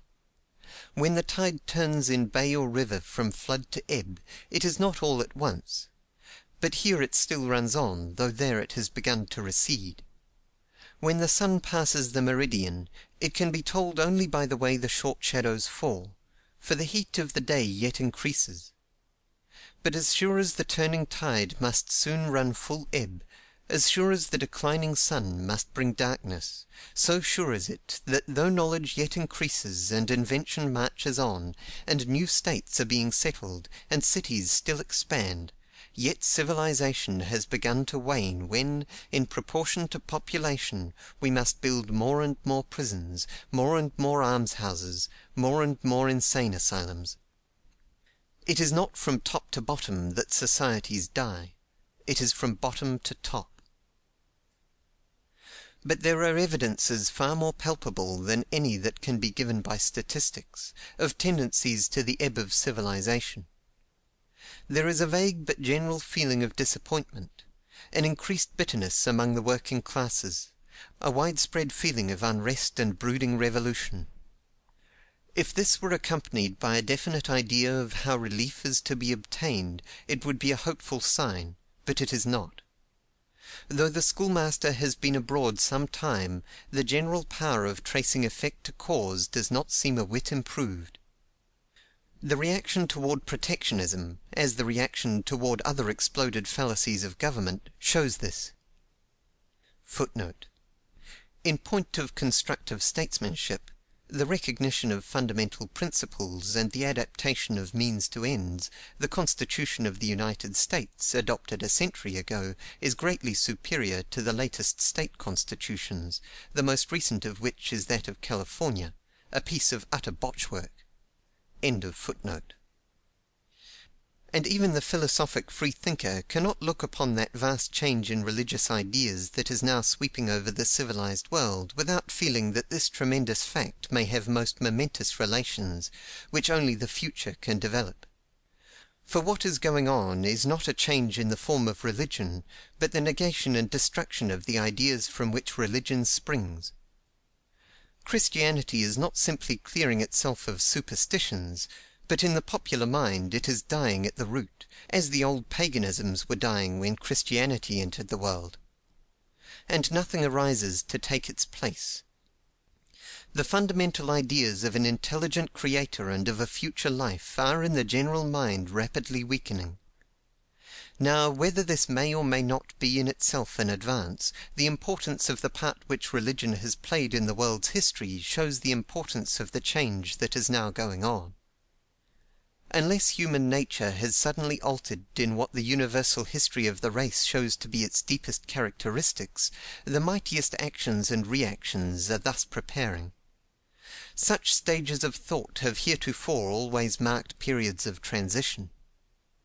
On a smaller scale and to a less depth, for I think anyone who will notice the drift of our literature, and talk upon such subjects with the men he meets, will see that it is subsoil and not surface ploughing that materialistic ideas are now doing. Such a state of thought preceded the French Revolution. But the closest parallel to the wreck of religious ideas now going on is to be found in that period in which ancient civilization began to pass from splendor to decline. What change may come, no mortal man can tell, but that some great change must come, thoughtful men begin to feel. The civilized world is trembling on the verge of a great movement. Either it must be a leap upward, which will open the way to advance as yet undreamt of, or it must be a plunge downward, which will carry us back toward barbarism. End of Book 10, Chapter 4. Book 10, Chapter 5. The Central Truth. In the short space to which this latter part of our inquiry is necessarily confined, I have been obliged to omit much that I would like to say, and to touch briefly where an exhaustive consideration would not be out of place. Nevertheless, this at least is evident, that the truth to which we were led in the politico-economic branch of our inquiry is as clearly apparent in the rise and fall of nations and the growth and decay of civilizations, and that it accords with those deep-seated recognitions of relation and sequence that we denominate moral perceptions. Thus have been given to our conclusions the greatest certitude and highest sanction. This truth involves both a menace and a promise. It shows that the evils arising from the unjust and unequal distribution of wealth, which are becoming more and more apparent as modern civilization goes on, are not incidents of progress, but tendencies which must bring progress to a halt; that they will not cure themselves, but, on the contrary, must, unless their cause is removed, grow greater and greater until they sweep us back into barbarism by the road every previous civilization has trod. But it also shows that these evils are not imposed by natural laws, that they spring solely from social maladjustments which ignore natural laws, and that in removing their cause we shall be giving an enormous impetus to progress. The poverty which in the midst of abundance pinches and imbrutes men, and all the manifold evils which flow from it, spring from a denial of justice. In permitting the monopolization of the opportunities which nature freely offers to all, we have ignored the fundamental law of justice. For, so far as we can see, when we view things upon a large scale, justice seems to be the supreme law of the universe. But by sweeping away this injustice and asserting the rights of all men to natural opportunities, we shall conform ourselves to the law. We shall remove the great cause of unnatural inequality in the distribution of wealth and power. We shall abolish poverty, tame the ruthless passions of greed, dry up the springs of vice and misery, light in dark places the lamp of knowledge, give new vigor to invention and a fresh impulse to discovery, substitute political strength for political weakness, and make tyranny and anarchy impossible. The reform I have proposed accords with all that is politically, socially, or morally desirable. It has the qualities of a true reform, for it will make all other reforms easier. What is it but the carrying out in letter and spirit of the truth enunciated in the Declaration of Independence, the self-evident truth that is the heart and soul of the Declaration, that all men are created equal, that they are endowed by their Creator with certain unalienable rights, and that among these are life, liberty, and the pursuit of happiness. These rights are denied when the equal right to land, on which and by which men alone can live, is denied. Equality of political rights will not compensate for the denial of the equal right to the bounty of nature. Political liberty, when the equal right to land is denied, becomes, as population increases and invention goes on, merely the liberty to compete for employment at starvation wages. This is the truth we have ignored. and so there come beggars in our streets and tramps on our roads, and poverty enslaves men who we boast are political sovereigns, and want breeds ignorance that our schools cannot enlighten, and citizens vote as their masters dictate, and the demagogue usurps the part of the statesman, and gold weighs in the scales of justice, and in high places sit those who do not pay to civic virtue even the compliment of hypocrisy, and the pillars of the republic that we thought so strong already bend under an increasing strain. We honour liberty in name and in form, we set up her statutes and sound her praises, but we have not fully trusted her, and with our growth so grow her demands. She will have no half service. Liberty, it is a word to conjure with, not to vex the ear in empty boastings. For liberty means justice, and justice is the natural law, the law of health and symmetry and strength, of fraternity and co-operation. They who look upon liberty as having accomplished her mission when she has abolished hereditary privileges and given men the ballot, who think of her as having no further relations to the everyday affairs of life, have not seen her real grandeur. To them the poets who have sung of her must seem rhapsodists, and her martyrs fools. As the sun is the lord of life as well as of light, as his beams not merely pierce the clouds, but support all growth, supply all motion, and call forth from what would otherwise be a cold and inert mass all the infinite diversities of being and beauty, so is liberty to mankind. It is not for an abstraction that men have toiled and died, that in every age the witnesses of liberty have stood forth, and the martyrs of liberty have suffered. We speak of liberty as one thing, and of virtue, wealth, knowledge, invention, national strength, and national independence as other things. But, of all these, liberty is the source, the mother, the necessary condition. She is to virtue what light is to colour, to wealth what sunshine is to grain, to knowledge what eyes are to sight. She is the genius of invention, the brawn of national strength, the spirit of national independence. Where liberty rises, there virtue grows, wealth increases, knowledge expands, invention multiplies human powers, and in strength and spirit the freer nation rises among her neighbours as Saul amid his brethren, taller and fairer. Where liberty sinks, there virtue fades, wealth diminishes, knowledge is forgotten, invention ceases, and empires once mighty in arms and arts become a helpless prey to freer barbarians. Only in broken gleams and partial light has the sun of liberty yet beamed among men, but all progress hath she called forth. Liberty came to a race of slaves crouching under Egyptian whips, and led them forth from the house of bondage. She hardened them in the desert, and made of them a race of conquerors. The free spirit of the Mosaic law took their thinkers up to heights where they beheld the unity of God, and inspired their poets with strains that yet phrase the highest exaltations of thought. Liberty dawned on the Phoenician coast, and ships passed the Pillars of Hercules to plough the unknown sea. She shed a partial light on Greece, and marble grew to shapes of ideal beauty, words became the instruments of subtlest thought, and against the scanty militia of free cities the countless hosts of the great king broke like surges against a rock. She cast her beams on the 4-acre farms of Italian husbandmen, and born of her strength the power came forth that conquered the world. They glinted from shields of German warriors, and Augustus wept his legions. Out of the night that followed her eclipse, her slanting rays fell again on free cities, and a lost learning revived, modern civilization began, a new world was unveiled. And as liberty grew, so grew art, wealth, power, knowledge, and refinement. In the history of every nation we may read the same truth. It was the strength born of Magna Carta that won Crécy and Agincourt.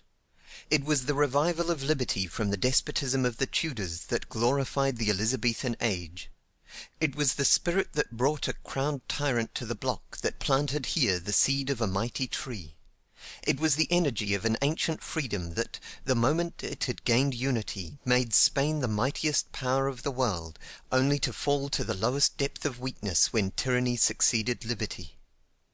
See in France all intellectual vigour dying under the tyranny of the 17th century to revive in splendour as liberty awoke in the 18th, and on the enfranchisement of French peasants in the great Revolution basing the wonderful strength that has in our time defied defeat.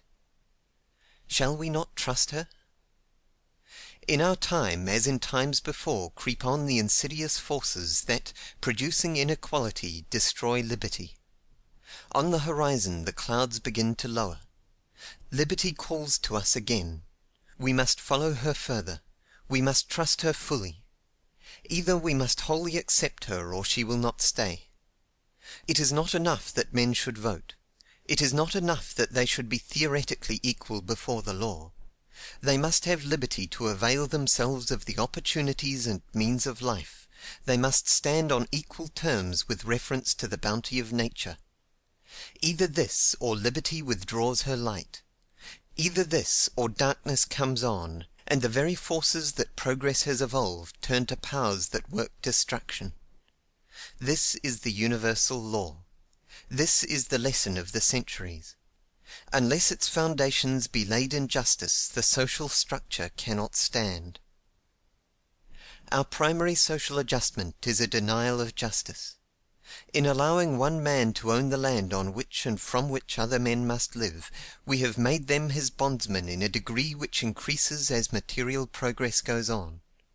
This is the subtle alchemy that in ways they do not realize is extracting from the masses in every civilized country the fruits of their weary toil, that is instituting a harder and more hopeless slavery in place of that which has been destroyed, that is bringing political despotism out of political freedom, and must soon transmute democratic institutions into anarchy.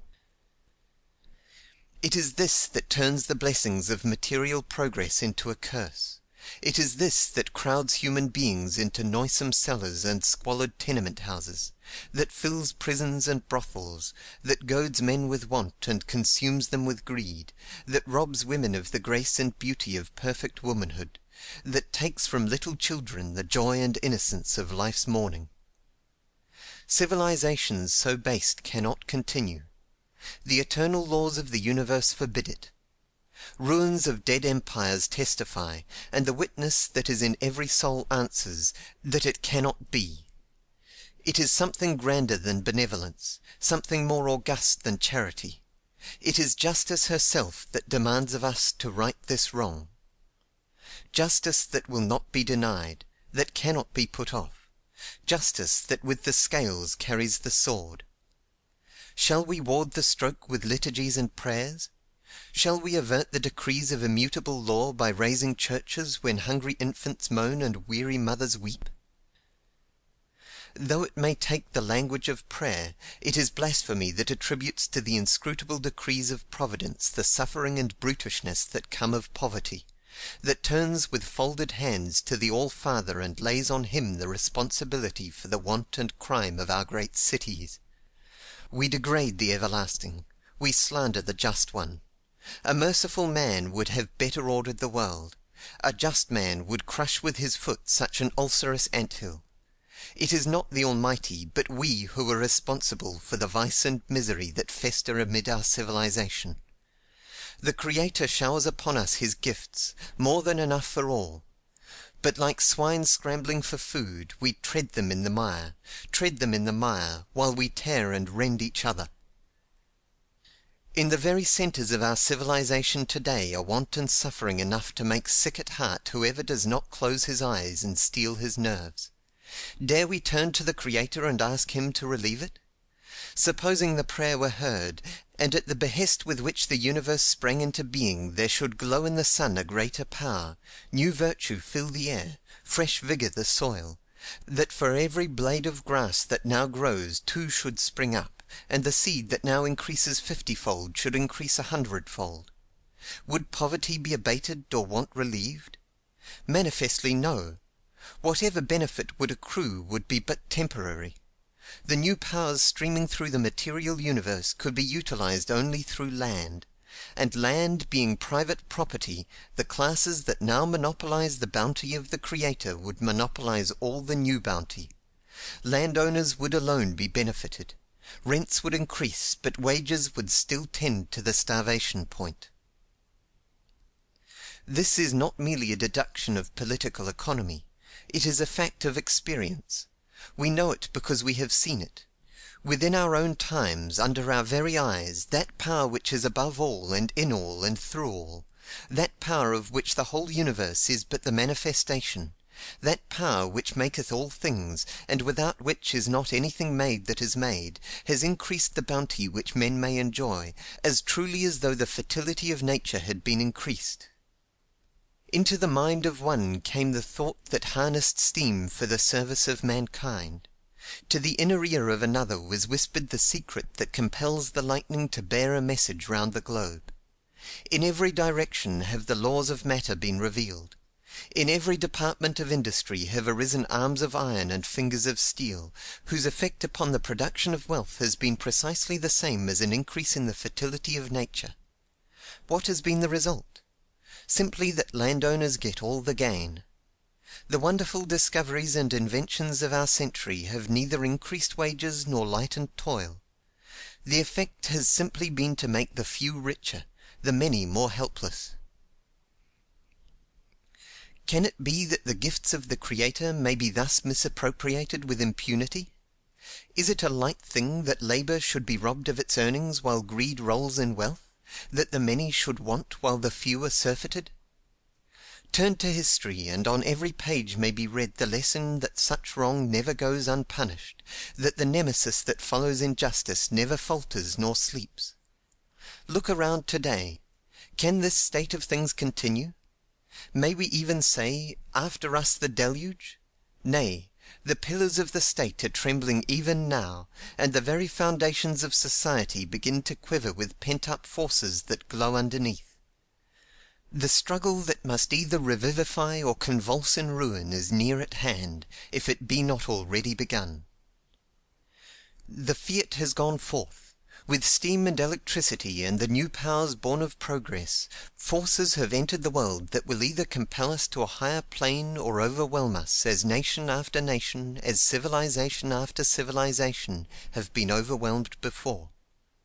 It is the delusion which precedes destruction that sees in the popular unrest with which the civilized world is feverishly pulsing only the passing effect of ephemeral causes. Between democratic ideas and the aristocratic adjustments of society there is an irreconcilable conflict. Here in the United States, as there in Europe, it may be seen arising. We cannot go on permitting men to vote and forcing them to tramp.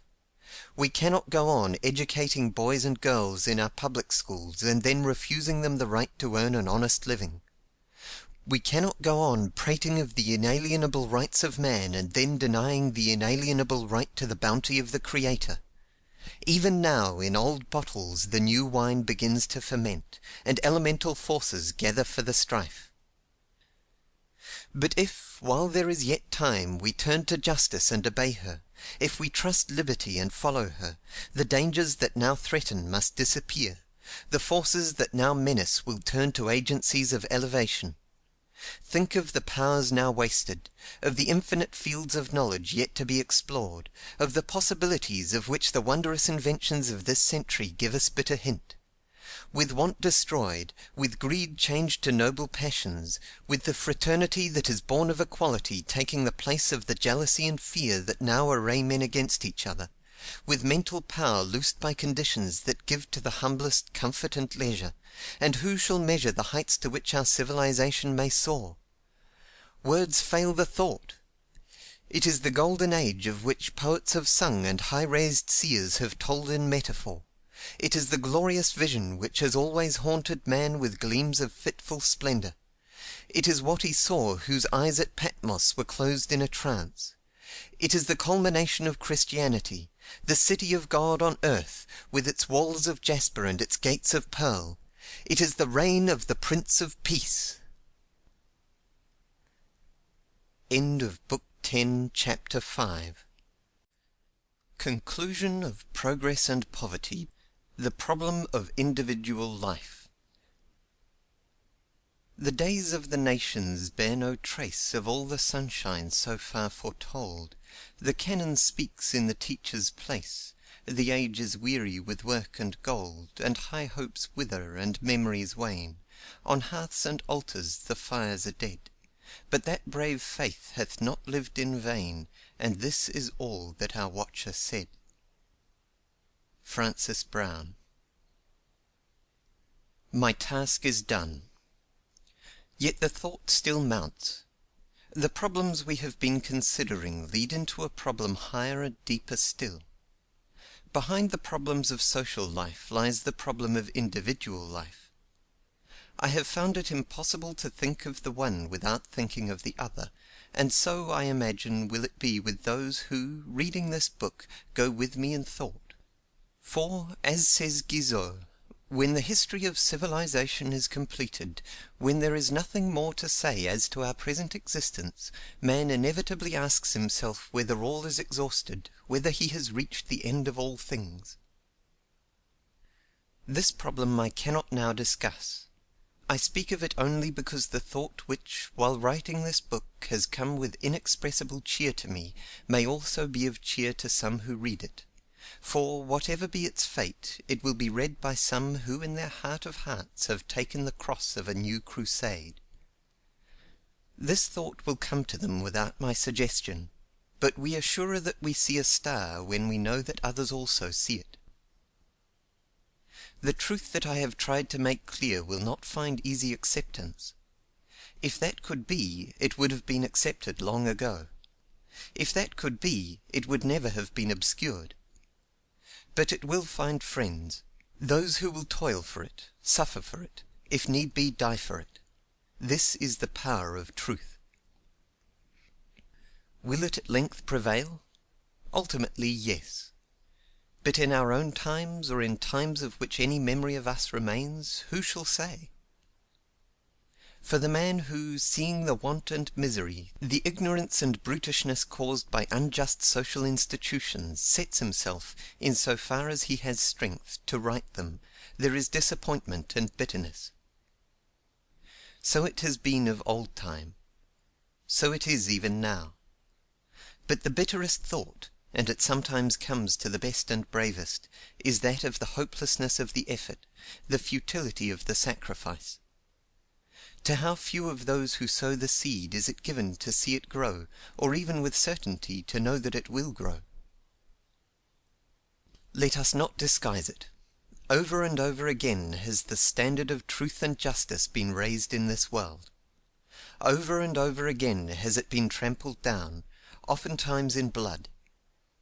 If they are weak forces that are opposed to truth, how should error so long prevail? If justice has but to raise her head to have injustice flee before her, how should the wail of the oppressed so long go up? But for those who see truth and would follow her, for those who recognize justice and would stand for her, success is not the only thing. Success! Why, falsehood has often that to give, and injustice often has that to give. Must not truth and justice have something to give that is their own by proper right, theirs in essence and not by accident? That they have, and that here and now, every one who has felt their exaltation knows. But sometimes the clouds sweep down. It is sad, sad reading the lives of men who would have done something for their fellows. To Socrates they gave the hemlock. Gracchus they killed with sticks and stones. And one, greatest and purest of all, they crucified. These seem but types. Today Russian prisons are full, and in long processions men and women who, but for high-minded patriotism, might have lived in ease and luxury, move in chains towards the death in life of Siberia. And in penury and want, in neglect and contempt, destitute even of the sympathy that would have been so sweet, how many in every country have closed their eyes? This we see. But do we see it all? In writing I have picked up a newspaper. In it is a short account, evidently translated from a semi-official report, of the execution of 3 Nihilists at Kiev. The Prussian subject Brandner, the unknown man calling himself Antonov, and the nobleman Osinski. At the foot of the gallows they were permitted to kiss one another. Then the hangman cut the rope, the surgeons pronounced the victims dead, the bodies were buried at the foot of the scaffold, and the nihilists were given up to eternal oblivion. Thus says the account. I do not believe it. No, not to oblivion. I have in this inquiry followed the course of my own thought. When in mind I set out on it, I had no theory to support, no conclusions to prove. Only when I first realized the squalid misery of a great city, it appalled and tormented me, and would not let me rest, for thinking of what caused it, and how it could be cured. But out of this inquiry has come to me something I did not think to find, and a faith that was dead revives. The yearning for a further life is natural and deep. It grows with intellectual growth, and perhaps none really feel it more than those who have begun to see how great is the universe, and how infinite are the vistas which every advance in knowledge opens before us, vistas which would require nothing short of eternity to explore. But in the mental atmosphere of our times, to the great majority of men on whom mere creeds have lost their hold, it seems impossible to look on this yearning save as a vain and childish hope, arising from man's egotism, and for which there is not the slightest ground or warrant, but which, on the contrary, seems inconsistent with positive knowledge. Now, when we come to analyze and trace up the ideas that thus destroy the hope of a future life, we shall find them, I think, to have their source, not in any revelations of physical science, but in certain teachings of political and social science which have deeply permeated thought in all directions. They have their root in the doctrines that there is a tendency to the production of more human beings than can be provided for, that vice and misery are the result of natural laws and the means by which advance goes on, and that human progress is by a slow race development. These doctrines, which have been generally accepted as approved truth, do what, except as scientific interpretations have been colored by them, the extensions of physical science do not do. They reduce the individual to insignificance. They destroy the idea that there can be in the ordering of the universe any regard for his existence, or any recognition of what we call moral qualities. It is difficult to reconcile the idea of human immortality with the idea that nature wastes men by constantly bringing them into being where there is no room for them.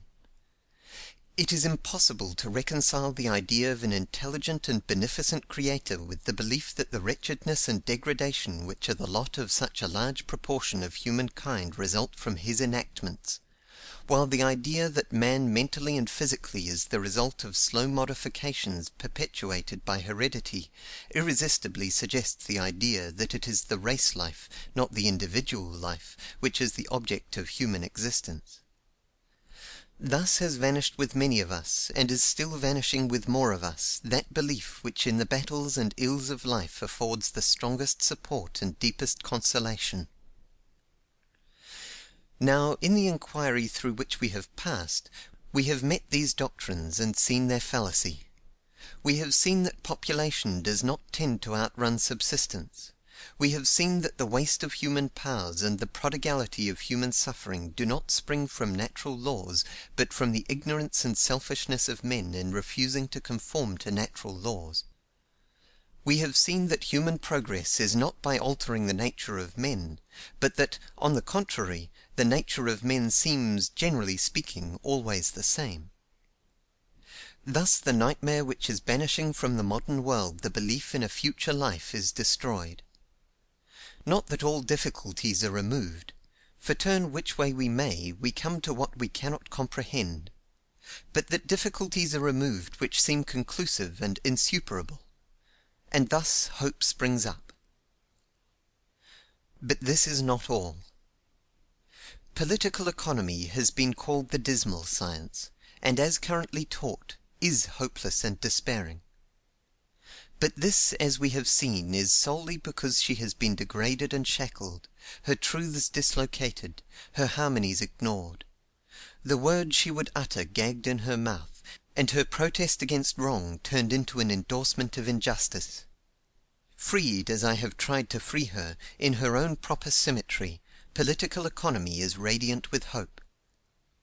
For properly understood, the laws which govern the production and distribution of wealth show that the want and injustice of the present social state are not necessary, but that, on the contrary, a social state is possible in which poverty would be unknown, and all the better qualities and higher powers of human nature would have opportunity for full development.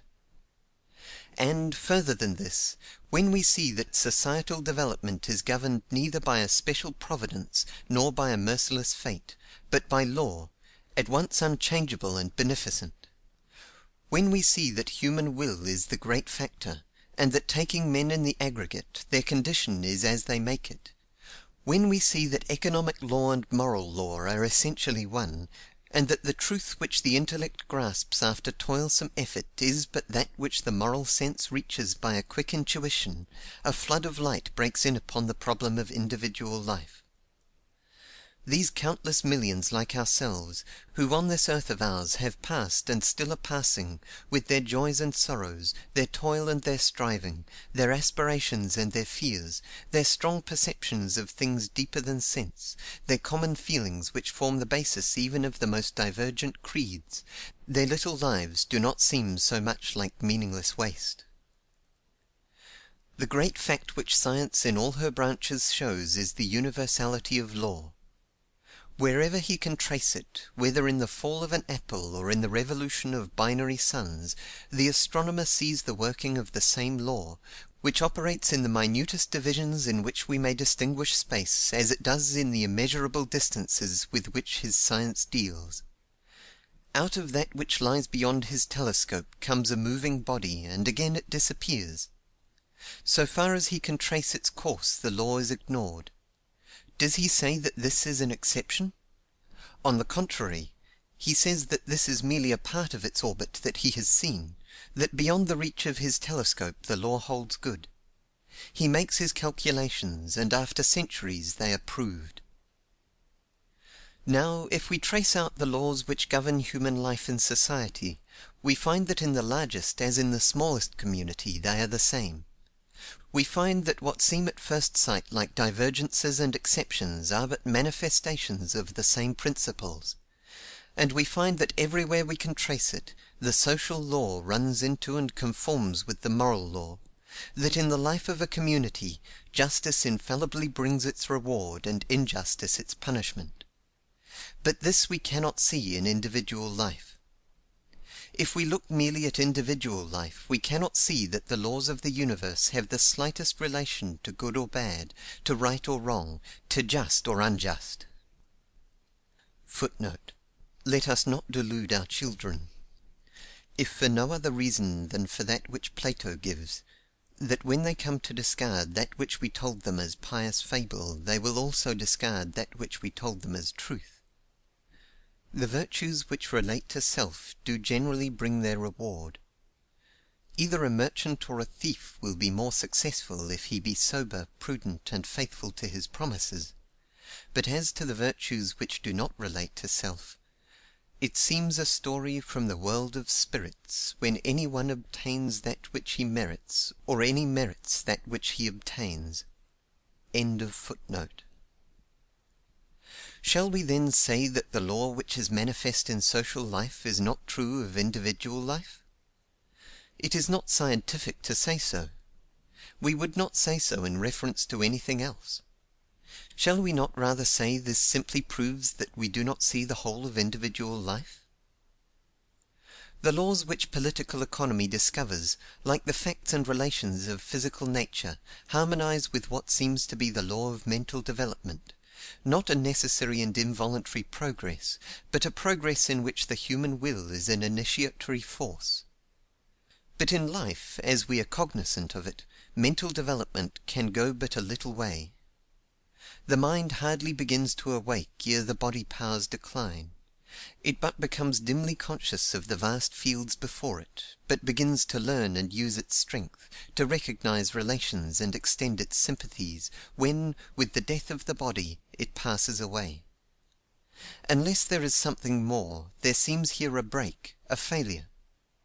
Whether it be a Humboldt or a Herschel, a Moses who looks from Pisgah, a Joshua who leads the host, or one of those sweet and patient souls who in narrow circles live radiant lives, there seems, if mind and character here developed can go no further, a purposelessness inconsistent with what we can see of the linked sequence of the universe.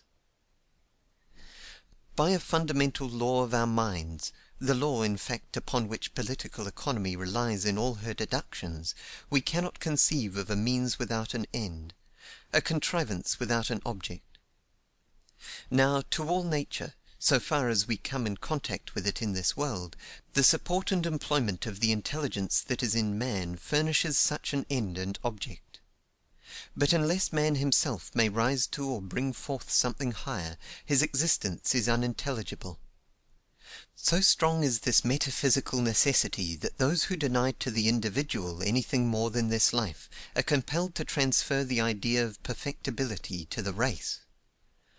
But as we have seen, and the argument could have been made much more complete, there is nothing whatever to show any essential race improvement. Human progress is not the improvement of human nature. The advances in which civilization consists are not secured in the constitution of man, but in the constitution of society.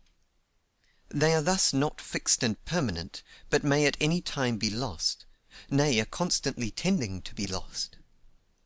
And further than this, if human life does not continue beyond what we see of it here, then we are confronted, with regard to the race, with the same difficulty as with the individual.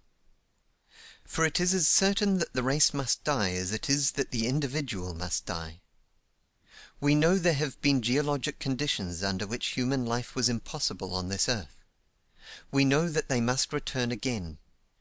Even now, as the earth circles on her appointed orbit, the northern ice cap slowly thickens, and the time gradually approaches when its glaciers will flow again, and austral seas, sweeping northward, bury the seats of present civilization under ocean wastes. As it may be, they now bury what was once as high a civilization as our own. And beyond these periods, science discerns a dead earth, an exhausted sun, a time when, clashing together, the solar system shall resolve itself into a gaseous form, again to begin immeasurable mutations. What then is the meaning of life absolutely and inevitably bounded by death? To me it seems intelligible only as the avenue and vestibule to another life. And its facts seem explainable only upon a theory which cannot be expressed but in myth and symbol, and which, everywhere and at all times, the myths and symbols in which men have tried to portray their deepest perceptions do in some form express. The scriptures of the men who have been and gone, the Bibles, the Zendavestas, the Vedas, the Dhammapadas, and the Korans, the esoteric doctrines of old philosophies, the inner meaning of grotesque religions, the dogmatic constitutions of ecumenical councils, the preachings of Foxes and Wesleys and Savonarolas, the traditions of Red Indians and beliefs of black savages have a heart and core in which they agree, a something which seems like the variously distorted apprehensions of a primary truth. And out of the chain of thought we have been following there seems vaguely to rise a glimpse of what they vaguely saw, a shadowy gleam of ultimate relations, the endeavour to express which inevitably falls into type and allegory. A garden in which are set the trees of good and evil, a vineyard in which there is the Master's work to do, a passage from life behind to life beyond, a trial and a struggle, of which we cannot see the end. Look around today. Lo, here, now, in our civilized society, the old allegories yet have a meaning, the old myths are still true. Into the valley of the shadow of death yet often leads the path of duty. Through the streets of Vanity Fair walk Christian and faithful, and on Great Heart's armour ring the clanging blows. Ormuzd still fights with Ahriman, the Prince of Light with the powers of darkness. He who will hear, to him the clarions of the battle call. How they call, and call, and call, till the heart swells that hears them. Strong soul and high endeavour, the world needs them now. Beauty still lies imprisoned, and iron wheels go over the good and true and beautiful that might spring from human lives. And they who fight with Ormuzd, though they may not know each other, somewhere sometime will the muster roll be called. Though truth and right seem often overborne, we may not see it all. How can we see it all? All that is passing, even here, we cannot tell. The vibrations of matter which give the sensations of light and colour become to us indistinguishable when they pass a certain point. It is only within a like range that we have cognizance of sounds. Even animals have senses which we have not. And here? Compared with the solar system, our earth is but an indistinguishable speck, and the solar system itself shrivels into nothingness when gauged with the star depths. Shall we say that what passes from our sight passes into oblivion? No, not into oblivion. Far, far beyond our ken the eternal laws must hold their sway. The hope that rises is the heart of all religions. The poets have sung it, the seers have told it, and in its deepest pulses the heart of man throbs responsive to its truth. This that Plutarch said is what in all times and in all tongues has been said by the pure-hearted and strong-sighted, who, standing as it were on the mountain tops of thought and looking over the shadowy ocean, have beheld the loom of land. Men's souls, encompassed here with bodies and passions, have no communication with God, except what they can reach to in conception only, by means of philosophy, as by a kind of an obscure dream. But when they are loosed from the body, and removed into the unseen, invisible, impassable, and pure region, this God is then their leader and king.